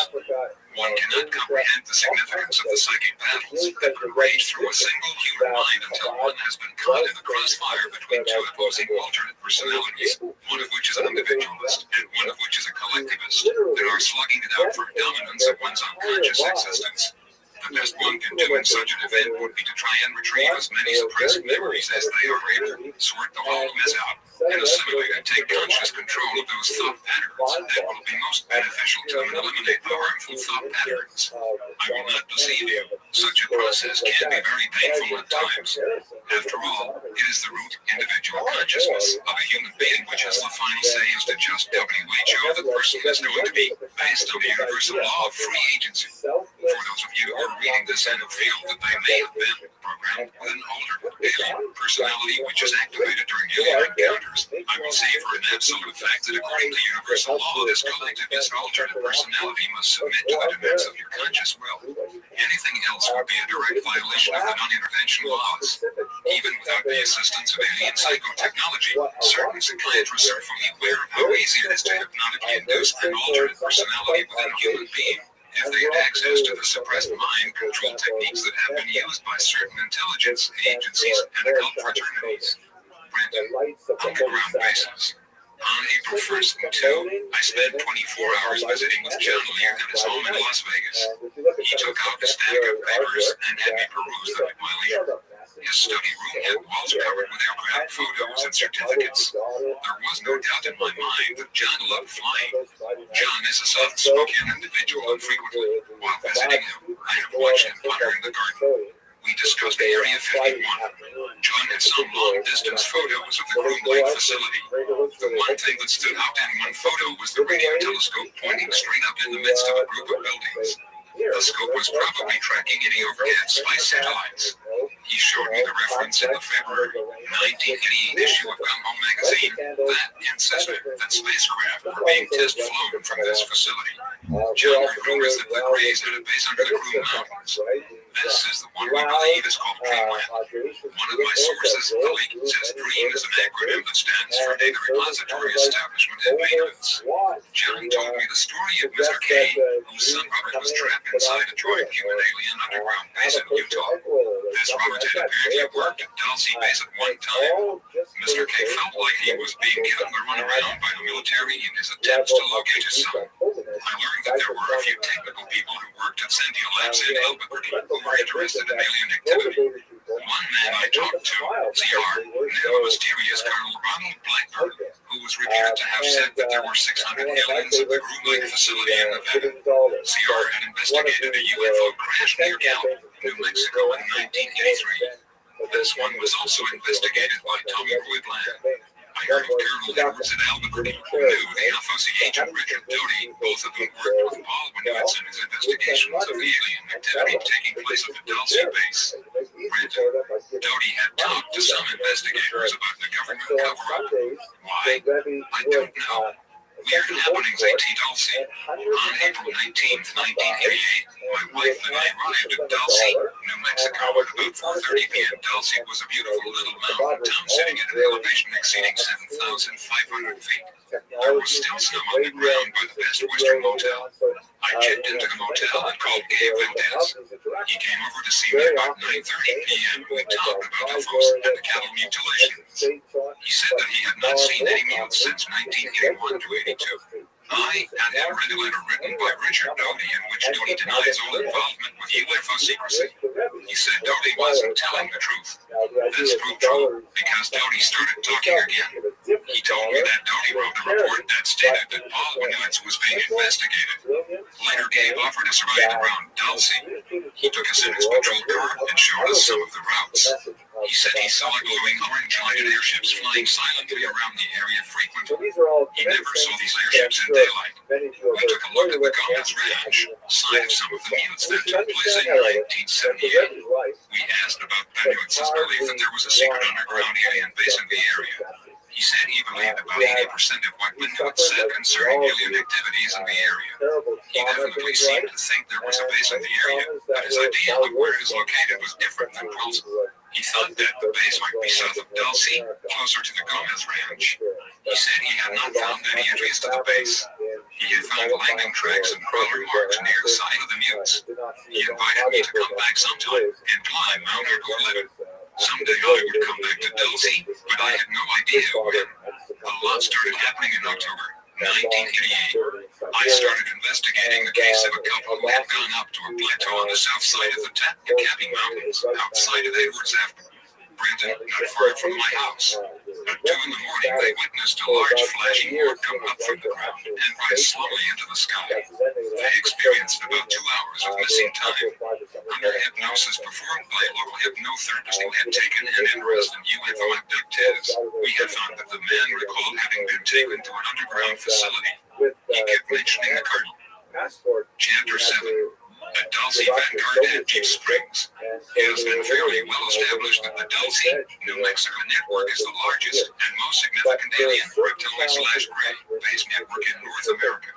However, according to one source, there is also another nest near Deep Springs, California. This Dulcie connected base, because of its proximity, may pose an even greater threat to the humanoid residents of the subterranean network who have major city complexes below California. Mount Shasta, Panamint Mountains, 29 Palms area, etc. These colonies are reportedly being contested by Draconian Vanguard positions near Lake Port Hopeland, Mount Pleasant, and Deep Springs, California. On the other hand, some of the non-interventionist Nordic cultures reportedly have their own forward positions near the Four Corners or Colorado Plateau region, where the reptilians/Greys have their major center of activity. Then there are other areas between the two sectors, between the Andro-Pleiadian bases centered under Death Valley and the Draco-Orion bases centered under Golden Mesa or the Collaborators.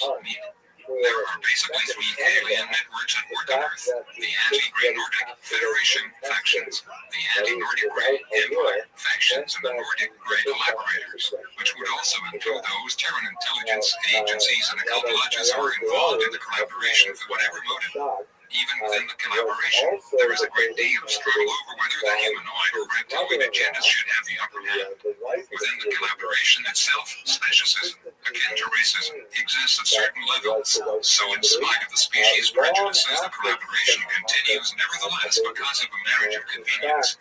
In other words, the Greys want to take over the planet and impose a slave society to ultimately serve their empire. But beneath the Illuminati's international economic connections to do so, and the Illuminati wants the same thing, but they realize that they need the alien mind control and abduction technology to accomplish their goals. So then, it is more of a love-hate relationship. They collaborate in order to set up a planetary government. However, both the humanoids and reptiloids are constantly plotting for the time when the world government arrives, so that once it is established, they can move in and take full control and expel the necessary collaborators. The humans doing away with the Greys, or the Greys doing away with the humans, or whatever the case may be. For instance, the Illuminati might negotiate with the Greys while at the same time develop steel weapons to potentially use against them. On the other hand, the Greys may continue negotiating with the humans while at the same time implanting microelectronic mind control devices in the human agents with whom they negotiate in order to ensure that they remain under alien control once the planet succumbs to the New World Order.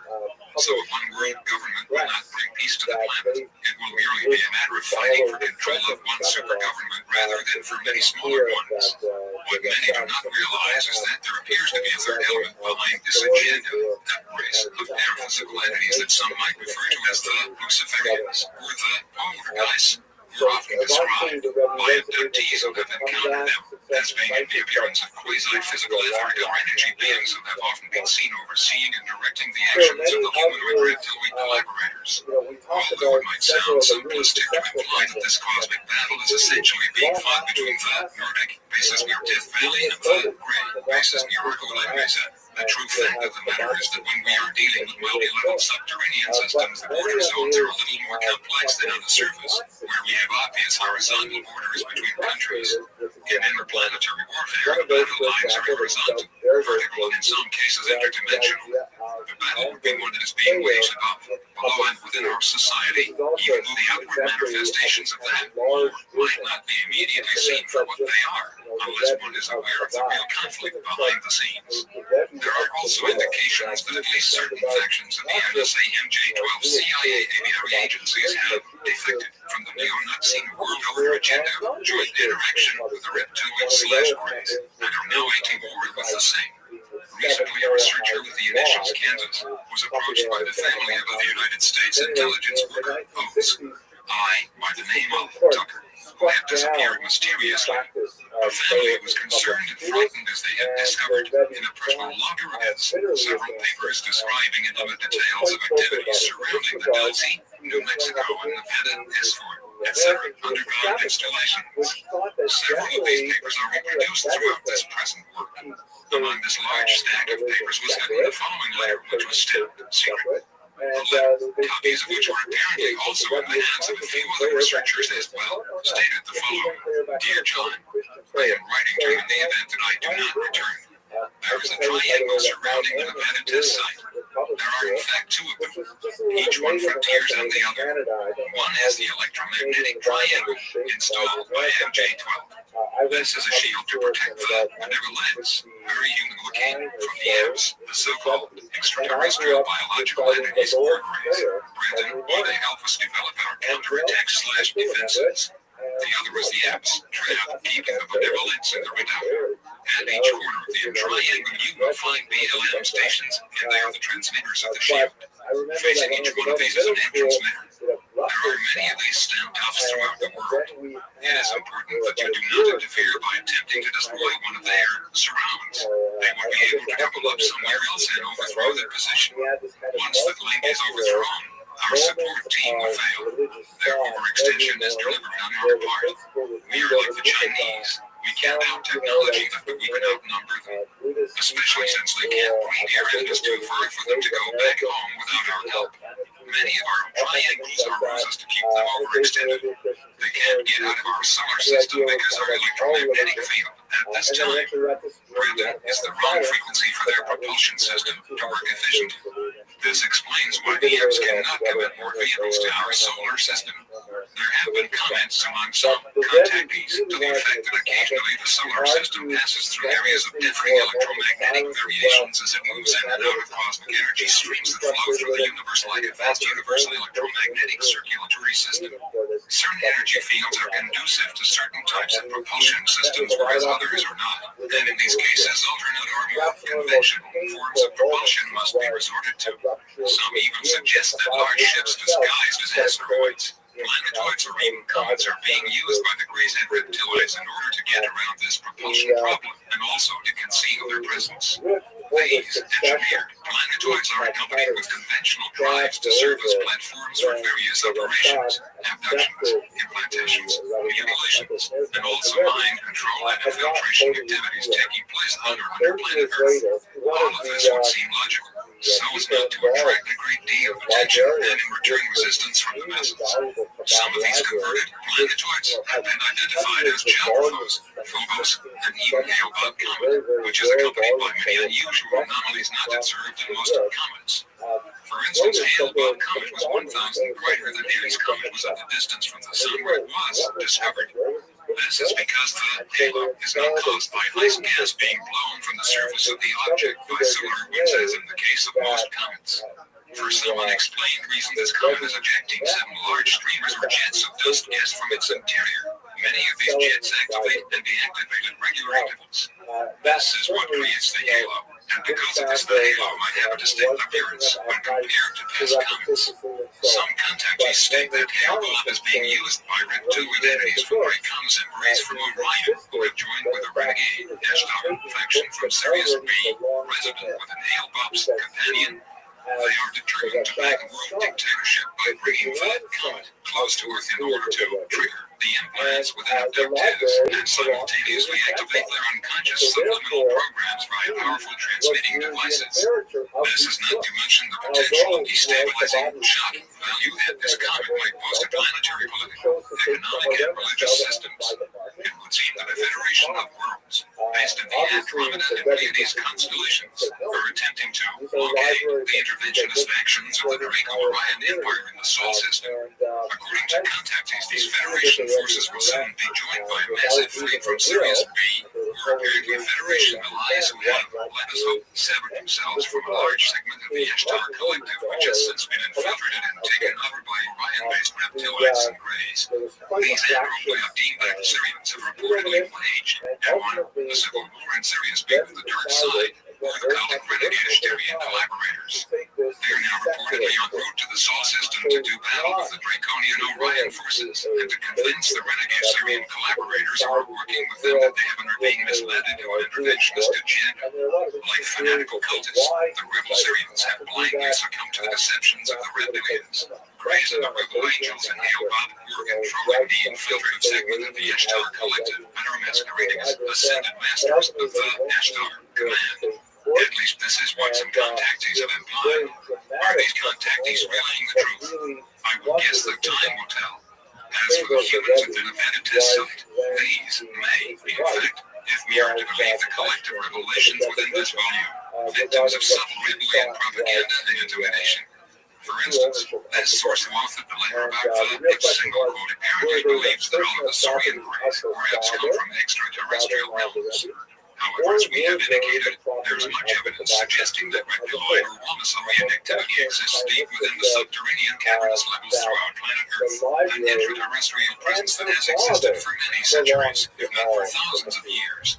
This is one fact that the reptiloids have tried to hide from humankind, both terrestrial and extraterrestrial. Also, there are accounts suggesting that the reptiloids and greys are in fact breeding profusely and reproducing themselves via deep subterranean alien brine, cloning and incubation facilities below Delphi and elsewhere, and are not as overextended as they might have us to believe. Some estimate that at the very least 20 million greys are now actively operating under the surface of planet Earth within bases or within natural cavern systems. According to still others, 20 million is a conservative estimate. However, on the other hand, the fear that humanoids might have of prematurely attacking the enemy positions may possibly be the result of intimidation and propaganda intended to keep humans from taking offensive action, believing that they are keeping the greys, etc. At bay when in fact the greys are attacking offensively human society on several other hidden fronts by mass abductions, subliminal programming, implantation, psychic manipulation, recruiting of fifth column human agents, and infiltration. I personally do not believe in standoffs. In war there is no neutrality. One is either attacking in various ways or capitulating themselves over to the enemy in various ways which those on the defensive side might not even be aware of. The letter which we have quoted earlier continues. The headquarters of this particular surround is Deep Springs, California. At this location, one can find a school for communist homosexuals who have defected to the Eps in exchange for a cure for AIDS and a promise to their own new world, including reproduction via cloning and artificial wombs. Their sperm fertilized eggs taken from Antarctica. You will not likely see the hybrids hidden inside the mountain unless you have starry binoculars. Some of most thin-appearing malevolent mercenaries are also there. 9 Soviets were there at the same time Soviets were at the NTS. They were there in the hopes of talking them into defecting back to our side. We are still hopeful. The collaborators used the cover organization Natural Resources Defense Council with front offices in New York and 1350 New York Avenue, NW, Suite 300, Washington, DC 20005, Tel 202 783 7800. It is headed by Tom Cochran, staffed by Kevin Priestley Younger, John Brunon, Holly Eisler in San Diego, Gary Reisling University, Pasadena, Holly Nelson, New York, Mary Manning Son, and Vogel LVR, and many others I can reveal later. One will also find that each corner of their triangle is at the base of a mountain. At each location, you will find several entrances to underground systems. Do not attempt to enter unless you wish to become like one party. You may, however, harass the Eps 2 other corners by placing a large magnet on the vaults. Placing a magnet on the other 2 entrances at each location will not affect anything. This temporarily interrupts their communications with Deep Springs until a collaborator team comes out to see what is going on. If you place a large magnet on this entrance, it is a large computer near the surface. You can hear it. It will affect an immediate interruption.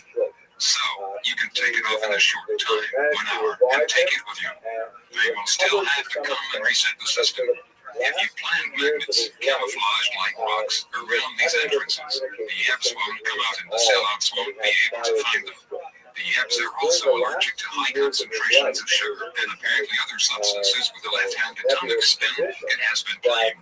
Brendan, you will find that at 2 locations I have poured sugar around their exits. Always wear magnets near these locations. They interrupt the Eps sense of direction due to an internal compass much like those found in migrating birds, similar to our loss of balance when our rear drum is affected. Please wait until I have returned. If you have an airplane, I would like to take aerial photos. We can photograph them together. Our Alliance crest, symbolic of the M-shield, and our sign/mark/graffiti is enclosed. Do not reveal them or else everybody will use them and you won't know the real from the pseudos. You do not know me. I do not know you. This is not for public dissemination. Zealots may disrupt the balance before being paid. Another researcher by the name pseudonym of Jason Bishop has revealed that John, to whom the letter was addressed, is none other than John Lear, who himself claims many connections with people in the know that go right to the top.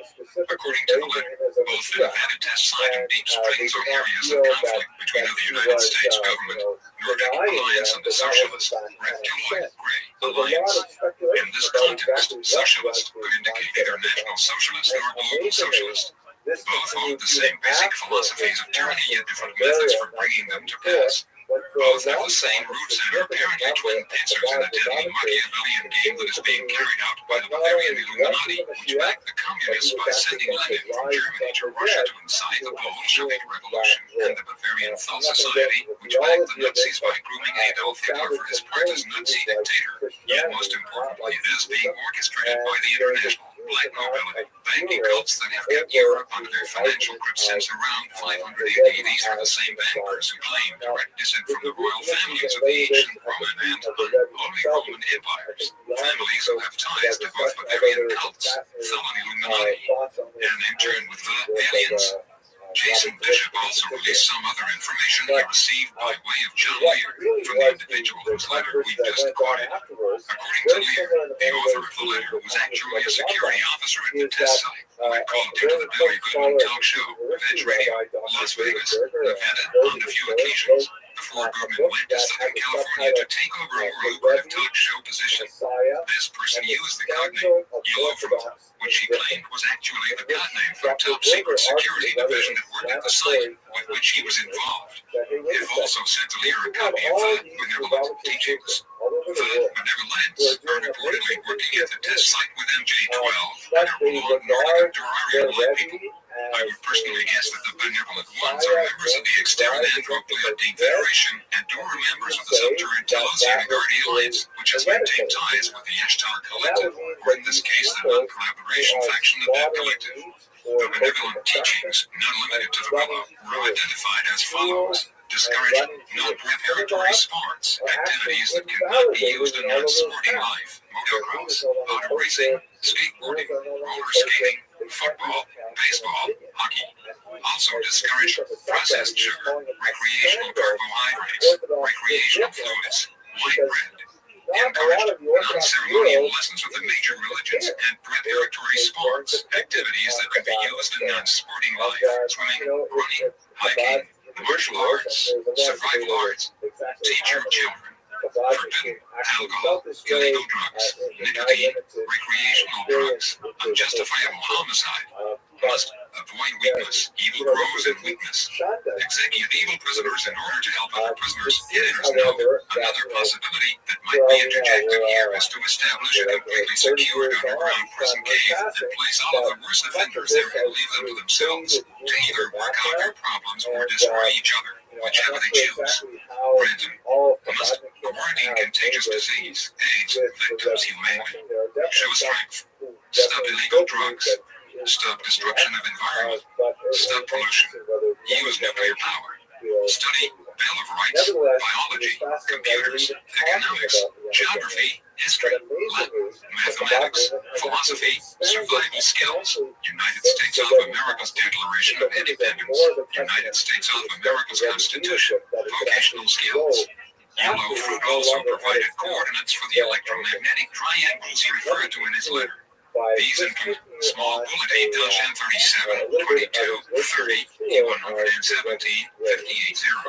Small bullet 8-M38, 21-0, E115, 35-0. Small bullet C-M35, 39-0, E114, 51-0. Small bullet C-Matthew. Small bullet also Yucca-Lake, M37-0, 30, E116, 7-0. The following information from William F. Hamilton III describes further details of the Yellowfruit account, including claims which then have had a test site agent made over the air during the few interviews which were heard over Veg Radio's Billy Goodman talk show. It is also interesting that Com-12 member Michael Younger, who was given lectures on the Nazi presence within the Rockefeller-backed oil companies, Nazi war criminals, and their families who were smuggled into America following World War II and given refuge within the Rockefellers' corporate empire. The plans the Nazis/Bavarians had for selling out the planet to the aliens in exchange for 1/4 of the New World Order, to a massive Nazi child abduction and satanic ritual sexual abuse and murdering operating within Argo, etc., or at least was at one time also a worker at the Nevada test site. This suggests that COM-12 is intimately involved in the counter-offensive against the Greys. Yellowfruit revealed that a conflict was going on between the benevolent ones and the upset that now the benevolent ones had gained the upper hand at Greenland, where he said a contingent of 37 benevolent ones were stationed and where 3 imps were held in captivity. Bizarre. Science fiction. Yellow Fruit knew a lot about the test site area. I resolved to go to the location he gave of the amp installation in Deep Springs, California, and then on to visit Matt at the Rachel Bar and Grill to make contact with Yellow Fruit, the name for the first level of security force at Area 51, and also the name of an old Army CIA unit. The second level of security he called Sea Spray, and intimated that you would have an encounter of the unpleasant kind if you ever met with them. Callers to the Billy Goodman radio happening had already organized trips to mile marker 29 and 1/2 on Highway 375, where a dirt road left the highway to intersect the road to Dreamland. There was a heavy black mailbox on this road, which identified it. I got to Rachel early one October morning and left my card with Pat of Rachel's Bar and Grill to pass on to Yellow Fruit. She knew him by sight. I then inspected the dirt roads, where people stood to observe the test flights. I had already interviewed 4 witnesses by phone who testified that they had seen UFOs over the Green Mountains on certain nights in the same area they were seen by John Lear. I made a second trip to the area in late October where a public group visited Rachel, and that is when I saw the mysterious Yellow Fruit in the cafe. He later called me on the phone. I left him with a copy of my book, Alien Magic, and he remarked on the research I had done concerning the search for underground bases. According to Yellow Fruit and others, there are underground bases and tunnels that conceal the activities of the aliens and secret government projects. One more note of the Nevada test site, Area 51, Greenland underground facilities, aside from reports that Delaware, Utah serves as an underground link between Greenland and Dulce, there's the added claim that another underground link exists further south, at Page, Arizona. Anyone who has been to the Glen Canyon Dam, like Powell, could easily observe how the dam might be used as an entrance to such a base, and how the large hydroelectric facility might power the base operations. The Glen Canyon Dam connection was not specifically mentioned by former Dulce-based security officer Thomas E. Costello, who named Page, Arizona as a connecting base. However, if there is a base under Page, then it would be logical to utilize this hydroelectric facility in one form or another. Chapter 8, an alien fifth column on Earth. The mysterious government insider, whose books have been published by Tim Beckley's Avalar Press in New York. Commander X related a very interesting incident which involved the subterranean mega complex beneath Dulce, New Mexico. In another case, an old illustrator, Jean D, does very painstaking work, but during his being on active duty at Dulce, he began to act very queerly. He would write letters to the president informing him of a plot underway to undermine the government and to sabotage the base. He began to draw pictures of American flags, beautifully executed. He drew strange designs of mechanical devices, began to visit the library and bring back books on physics and advanced electronics.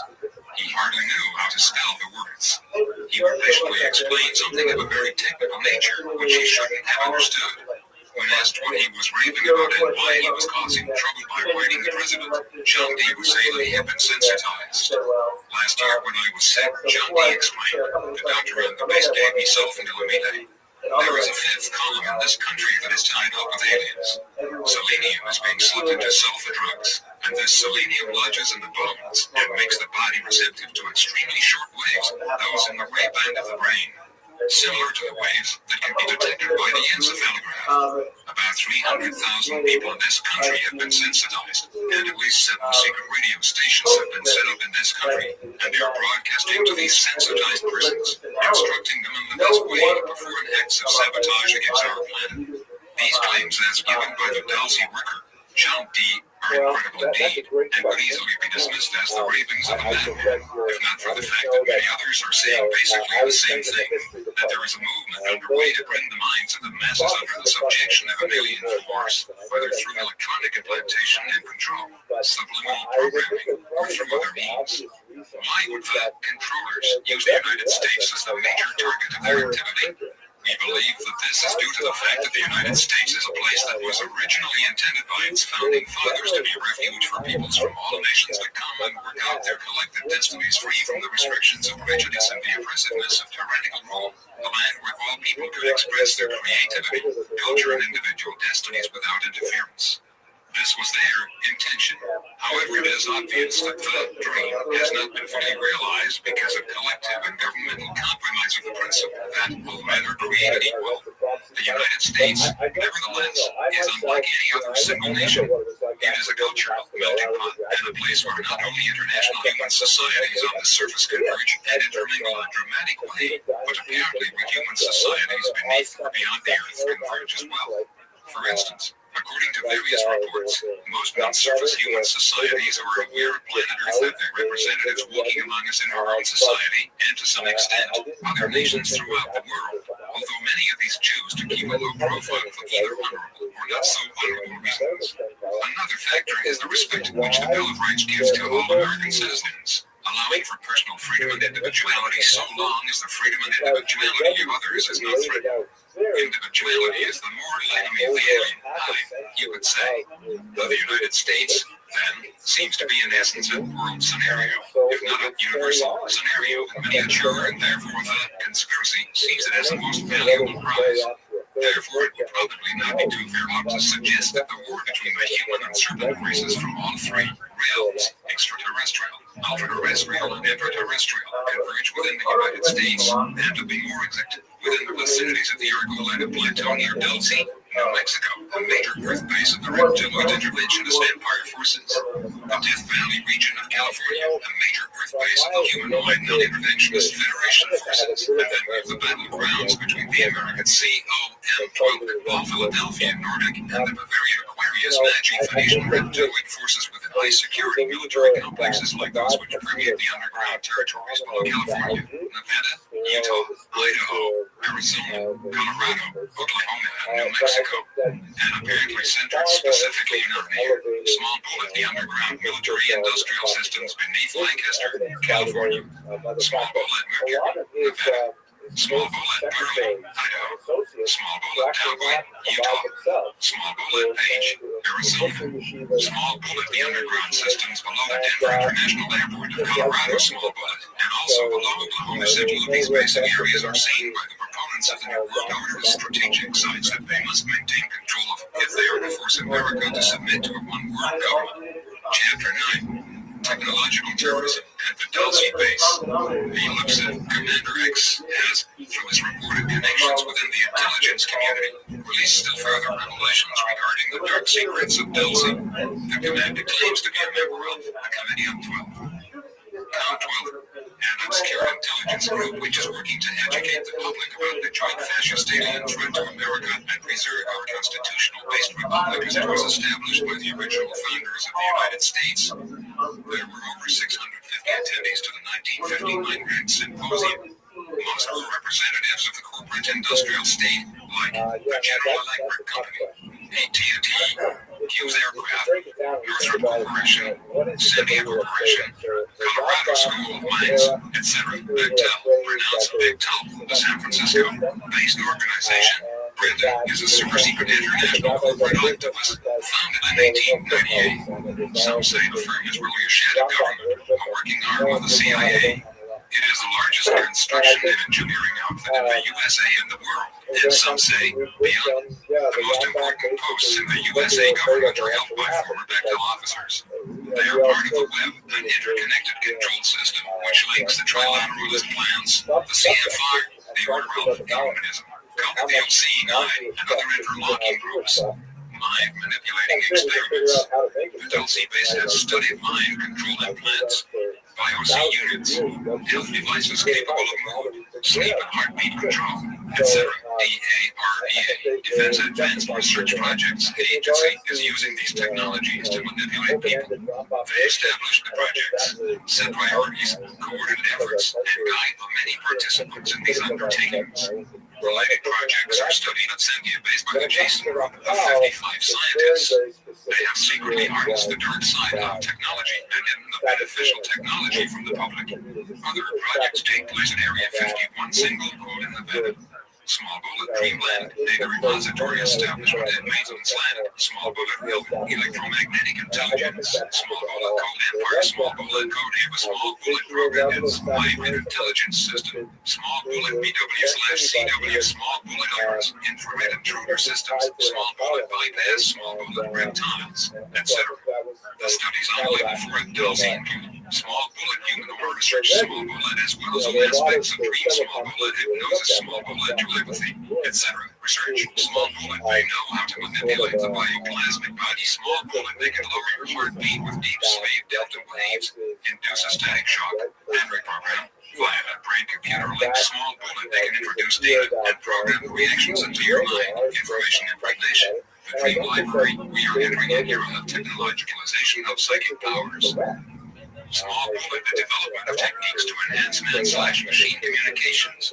Small bullet nanotech. Small bullet biotech micro-machines. Small bullet C-war. Small bullet EDOM, electronic dissolution of memory. Small bullet RHIC, radiohypnotic intracerebral control. Small bullet of various forms of behavior control via chemical agents, ultrasonics, optical and other radiations. Small bullet, the physics of consciousness. Surviving the future. The Dulcie facility consists of a central hub, the security section, also some photo labs. The deeper you go, the stronger the security. This is a multi-level complex. There are over 3,000 cameras at various high security locations, exits and labs. There are over 100 secret exits near and around Dulcie, many around Airport and Mesa, others to the source around Dulcie Lake, and even as far east as Limerick. Deep sections of the complex connected to extensive natural cavern systems. Inside the Dulcie base, security officers wear jumpsuits with the Dulcie symbol on the front. Upper left side, the Dulcie symbol consists of an upside-down triangle with an inverted T superimposed over it. Brandon, the ID card used in card slots for the doors and elevators has the Dulcie symbol above the ID photo. Government officials use cards with the Great Seal of the United States on it. The code of the Seeing Eye, the New World Order, 13, single quote 666, single quote, the Phoenix Empire, single quote 9, single quote, Illuminism, one out of many, and so on. The Phantom Board, above the law. Most meetings of the Dulcie Board are held in Denver and Taos, New Mexico. A former United States Senator has full knowledge of Dulcie. He was among the group that included a number of very prominent government figures who toured the base, that is most likely the upper levels only. Brandon. In 1979, an animal mutilation conference took place in Albuquerque, New Mexico. This meeting was used to locate researchers and determine what they had learned about the link between the mute, that is mutilation, operations, and the alien government. Another senator knows about the ultra secrets of Greenland and Dulcie. Several of my official sources have confirmed this to me. So do many others in government. This is what the UFO researchers are up against. So be careful. You know more than they want you to know. They have also underwater bases off the coast of Florida and Peru. More detailed information will be released in the near future. Photos, videotapes, documents, etc. Watch out for special agents among you now. In the 1930s, Division 5 of the FBI knew about the aliens. A fascist cabal within this country had John Kennedy assassinated. Look to the links within the larger umbrella.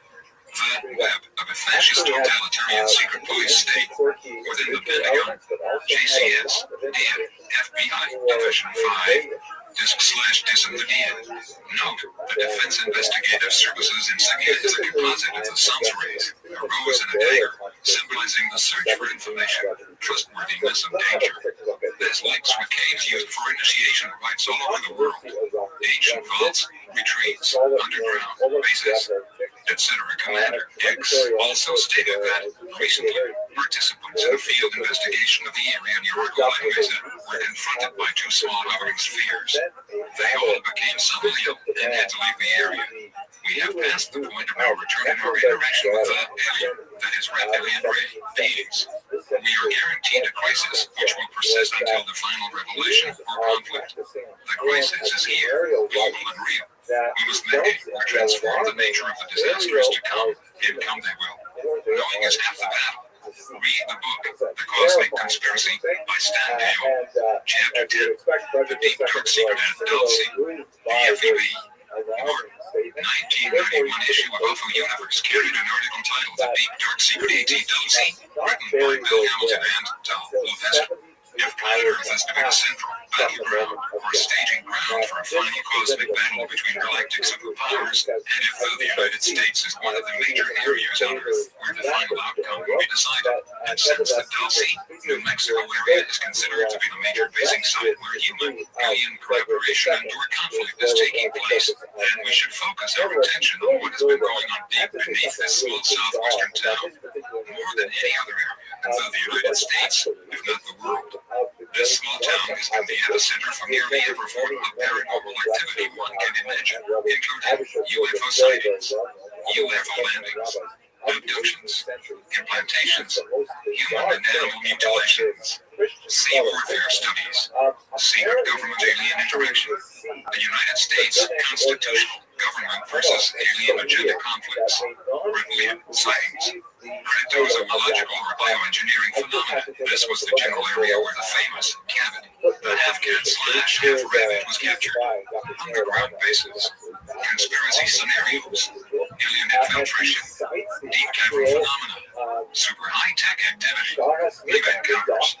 In fact, a higher concentration of such activities has been evident in the vicinity of Dulce than any other area in the world, to the point that the inhabitants of this town have for the most part resigned themselves into acknowledging, although not necessarily accepting, the reality of such activity, whether they like it or not. Bill Hamilton and Tom Wolfes take us inside the hidden labyrinths deep within this underground mega complex, through the eyes of those who have actually been there. So brace yourselves.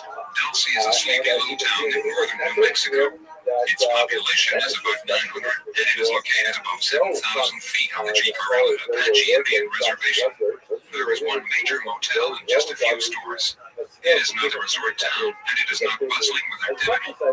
Yet, according to a few outsiders, Dulce harbors a deep, dark secret. That secret is said to be harbored deep below the tangled brush of Herculean Basin. That secret involves a joint government alien biogenetic laboratory designed to carry out bizarre experiments on humans and animals. New Mexico State Police Officer Gabe Valdez was drawn into the mysteries of Dulce when called out to investigate a mutilated cow on Will Gomez Ranch in a pasture 13 miles east of Dulce. Gomez had lost 4 cattle to mutilations between 1976 and June 1978 and several more ensuing years. Brendan, when a team of investigators, which included Tom Adams, arrived from Paris, Texas, to examine the site of the carcass. Curious as to how cattle were being selected by the mysterious mutilators, an interesting experiment was conducted on July 5, 1978 by Valdez, Gomez, and retired scientist Howard Burgess. The three penned up about 120 of the Gomez beef cattle and moved them through a squeeze chute under an ultraviolet light. They found a glittery substance on the right side of the neck, the right ear, and the right leg. Samples of the affected hides were removed as well as controlled samples from the same areas. Some investigators attribute the mutilations to aliens from UFOs. Sightings of strange lights and other aerial phenomena have been reported in many areas where the cows have been found at the time of the reported mutilation. UFOs have been seen frequently around Dulce. I arrived in Dulce on April 19, 1988 to visit with Gabe Valdez and to inquire about the sightings, the mutes, and the rumors of an underground alien base in the area. There was still snow on the ground by the Best Western Motel when I checked in and called Valdez. He made an appointment to see me at 9:30 p.m. I found Gabe to be a very congenial host as he offered to show us around the roads of Dulce that night and point out the various locations where he had found mutilated cows or had seen strange aerial lights. He made the astounding statement that he was still seeing unidentified aircraft at the rate of 1 every 2 nights. We took a look at the Gomez Ranch, the road by the Navajo River, and the imposing Argolid Mesa.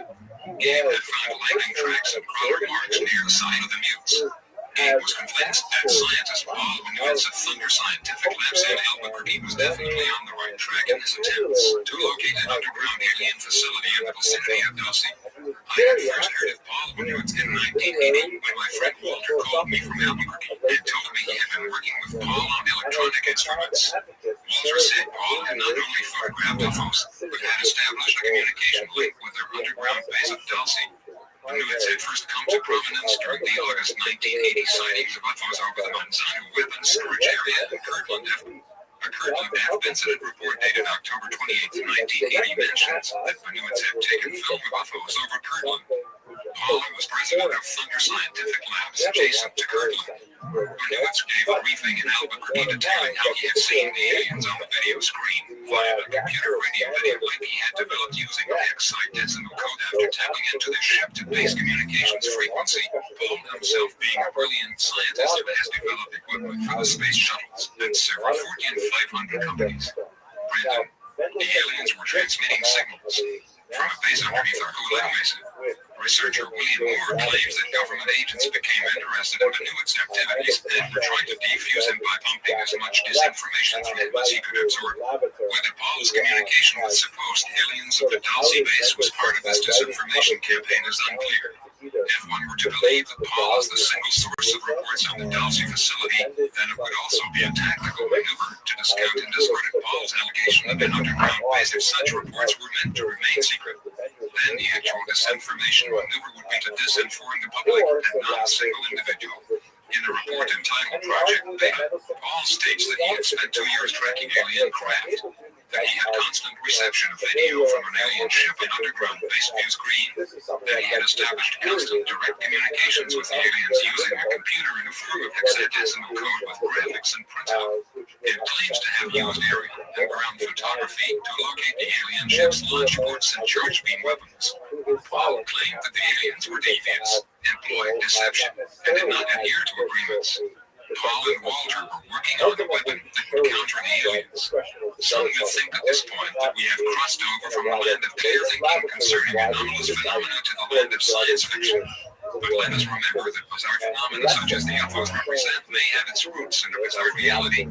It is expected to be bizarre at first, but as we continue our studies, we will evolve to understand it. Paul Benoitz had investigated the case of abductee Merman Hansen of New Mexico, who reported having been taken to an underground facility in May 1980. Krista Tilton of Oklahoma has reported that she had an experience of missing time in July 1987, where she had been abducted by 2 small gray aliens and transported in her craft to a hillside location where she encountered a man dressed in a red military-like jumpsuit. She was taken into a tunnel through computerized checkpoints displaying security cameras. She reported having been taken on a transit vehicle to another area where she stepped on a scale-like device facing a computer screen. After the computer issued her an identification card, she was told by her guide that they had just entered level 1 of a 7-level underground facility. Krista goes on relating how she was eventually taken down to level 5. She reports having seen alien craft and little gray alien entities in some of the areas that she passed through. Krista reports going into one large room where she saw large tanks with computerized gauges hooked to the tanks and large arms that extended from some tubing down into the tanks. She noticed a humming sound, smelled formaldehyde, and was under the impression that some liquid was being stirred in the tanks. Krista has made drawings of much of what she had witnessed during her abduction. These tanks Krista talks about were depicted in a set of controversial papers called the Dalsey Papers. These papers were allegedly stolen from the Dalsey underground facility along with 30 black and white photos and a videotape by a mysterious security officer who claims to have worked at Dalsey up until 1979 when he decided that the time had come to part company with his employers. The rest of the story is about this security officer who has met with one of us in an attempt to tell us the truth about the aliens, the so-called the United States government, and the Dalsey base. He is announcing his intention to come out of hiding and present soft and hard evidence of his claims. It will be up to you to decide whether this evidence constitutes an addition to the growing proof that a government cover-up exists. In late 1979, Thomas Costello could no longer cope with the awesome reality he had to confront. As a high-level security officer at the Joint Alien-U.S. government underground base near Dalsey, he had learned that it had seen disturbing things. After much inner conflict, he decided to desert the facility and take various items with him. Using a small camera, he took over 30 photos of areas within the multi-level complex. He removed a security videotape from the control center, which showed various security camera views of hallways, labs, aliens, and U.S. government personnel. He also collected documents to take with him. Then, by shutting off the alarm and camera system in one of the over 100 exits to the surface, he left the facility with the photos, video, and documents. These originals were hidden after 5 sets of copies were made. Note, These were placed in the hands of 5 individuals who were told that if they failed to hear from Costello for 3 consecutive 6-month periods, normally he would visit each of them every 6 months, then they would release the information or do whatever they wanted with it. No one except Costello and the recipients themselves know who these people are. However, with rumors of Costello's death or disappearance in Costa Rica in recent years, the recipients can release the information if they choose to do so, although they may decide to wait until the subject reaches critical mass among the public and then come forward with little fear of repercussions. Brandon Thomas was ready to go into hiding, but when he went to pick up his wife and young son, he found a van and government agents waiting. He had been betrayed by Kay Loomis, a fellow worker who was instrumental in the kidnapping of his wife and child. The agents wondered what Thomas had taken from the facility for which he would get his wife and son back. It became apparent then that his wife and son would be used in biological experiments and were not going to be returned unharmed. That was a little over 10 years ago. How did Thomas get involved in all this covert intrigue? Thomas is now about 50 years old. At the time that the article was written in 1991, Brandon, when he was in his mid-20s, he received top-secret training in photography at an underground facility in West Virginia. For 7 years, he worked for the Rand Corporation in Santa Monica, California. When in 1977 he was transferred to the Dulce facility, in a similar manner as scientist Robert Lazar, who worked for Los Alamos Labs, was transferred to Area 51 in Nevada, which is an alternate base similar to Dulce. Lazar claims that he replaced a scientist who had died during an altercation with aliens in the tunnels below the Nevada military complex. The point I'm trying to make is that both Rand Labs and Los Alamos Labs apparently have the answers to what is really going on under Dulce in Area 51, if anyone does. Brandon, he bought a home in Santa Fe, New Mexico, and worked Monday through Friday with weekends off. Though Dulce-based personnel commute via a deep underground tube shuttle system. At the time, one of us, Tom, was working security in Santa Fe, New Mexico, and was privately investigating UFO sightings, animal mutilations, Masonic and Wicca groups in the area. Thomas had a mutual friend who came to Santa Fe in 1979 to visit both of us. This individual would later view the photos, videotape, and documents taken from the Dulce base. Drawings were made from what was seen and circulated later in the UFO research community of the Dulce papers. Thomas alleges that there were over 18,000 of the short rays at the Dulce facility. He has also seen tall, reptilian humanoids. One of us, Tom, had come face to face with a 6-foot-tall reptoid which had materialized in the house. The reptoid showed interest in research maps of New Mexico and Colorado, which were on my wall. The maps were full of colored push pins and markers to indicate sites of animal mutilations, caverns, the locations of high UFO activity, repeated flight paths, abduction sites, ancient ruins, and suspected alien underground bases. The security level goes up as one descends to the lower levels. Thomas had an over 7 clearance. He knew of 7 sublevels, but there may have been more.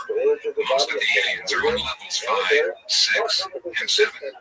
Alien housing is on level 5. The only sign in English was one over a tube shuttle station hallway, which lead to Los Alamos. Connections go from Dulce to Page, Arizona facility, then to an underground base below Area 51 in Nevada. Tube shuttles go to and from Dulce to facilities below towns, New Mexico, Little New Mexico, Colorado Springs, Colorado, Creed, Colorado, Sandia, then on to Carlsbad, New Mexico. There is a vast network of tube shuttle connections under the United States, which extends into a global system of tunnels and subcities. At the Dulce base, most signs outdoors and hallways are in the alien symbol language, and a universal symbol system understood by humans and aliens. Thomas stated that after the second level, everyone is white in the nude, then given a uniform. Visitors are given off white uniforms. The weight of a person is put on a computer ID card each day. Any change in weight is noted.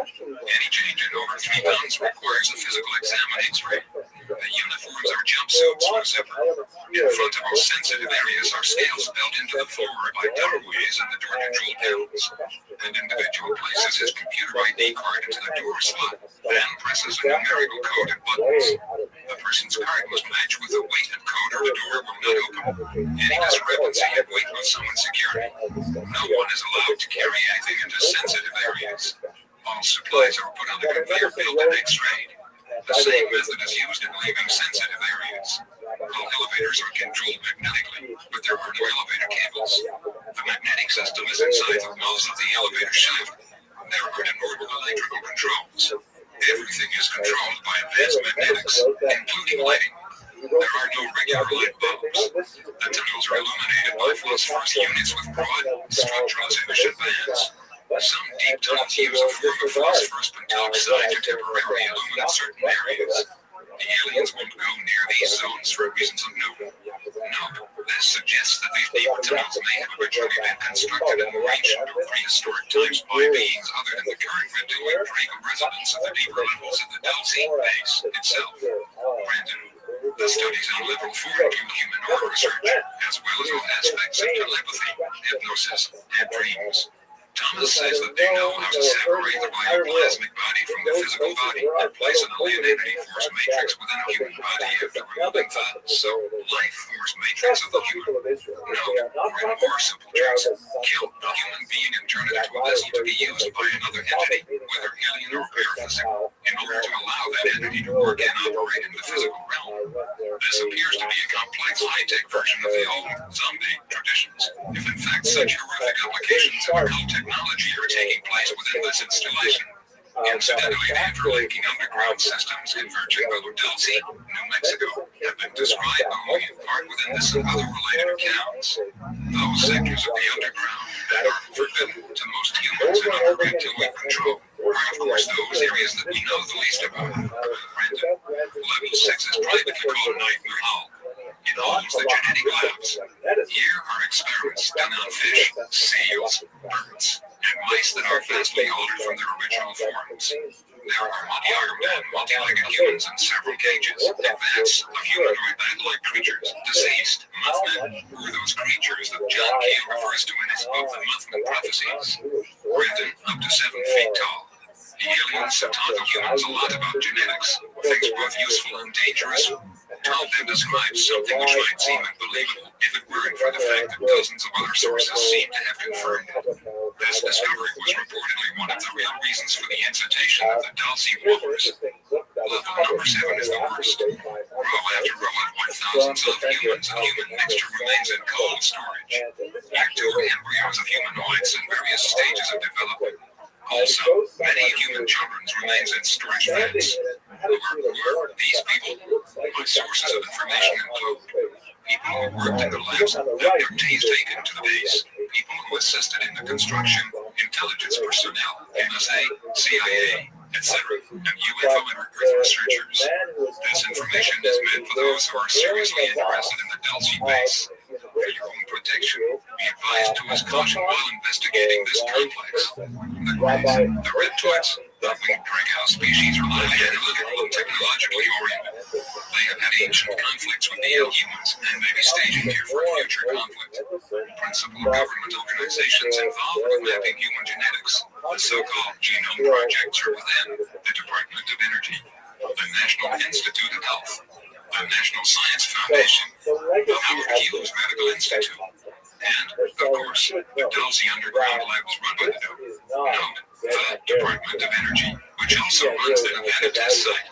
Brendan, is the alien and human biotech being used to nurture and service, or is it being used to control and dominate the United States? Why have UFO abductees been used in genetic experiments? IT was when Thomas encountered humans and cages on level 7 of the Dulce facility that things finally reached a climax for him. He says, I frequently encountered humans in cages, usually dazed or drugged, but sometimes they cried and begged for help. We were told they were hopelessly insane and involved in high-risk drug tests to cure insanity. We were told never to speak to them ATL. At the beginning, we believed the story. Finally, in 1978, a small group of workers discovered the truth. That began the Dulce Wars. We may find it hard and unpalatable to digest or even believe Thomas' story, and why should we even give it a hearing at all? Probably for no other reason than the fact that many others are coming out and telling bizarre stories, and the fact that there may be a terrible truth hidden behind the continuing phenomena of UFO sightings, abductions, and animal mutilations. Our government intelligence agencies have had an ongoing watch from high on all UFO activities for many decades now. This bizarre phenomenon must have a bizarre explanation. We may be only one outpost, and vast interstellar drama. Recently, researcher John Anderson went to Dulce, New Mexico to see if there was anything to the reported UFO activity. He says that he arrived in town coincidentally to see a caravan of cars and a McDonnell Douglas mini lab in a van going up a rural road near the town.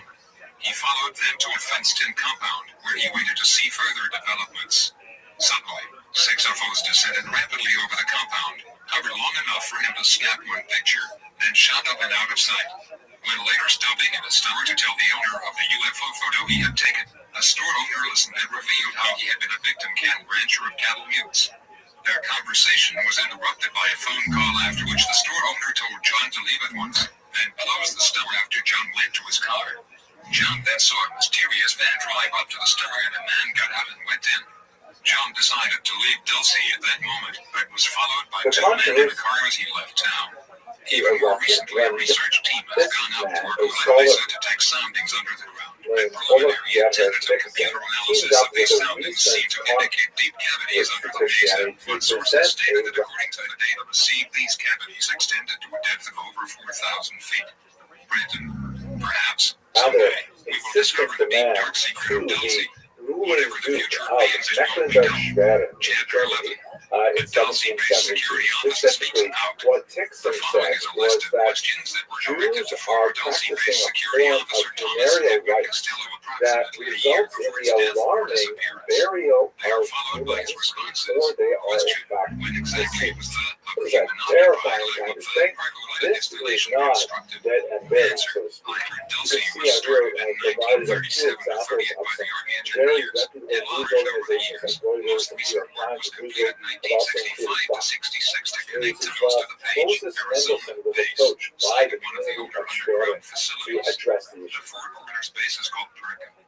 Most of the Native Americans, the Indians, living in that area are aware of that base and could tell us about the underground life forms that frequently are spotted near those communities, Bigfoot, etc.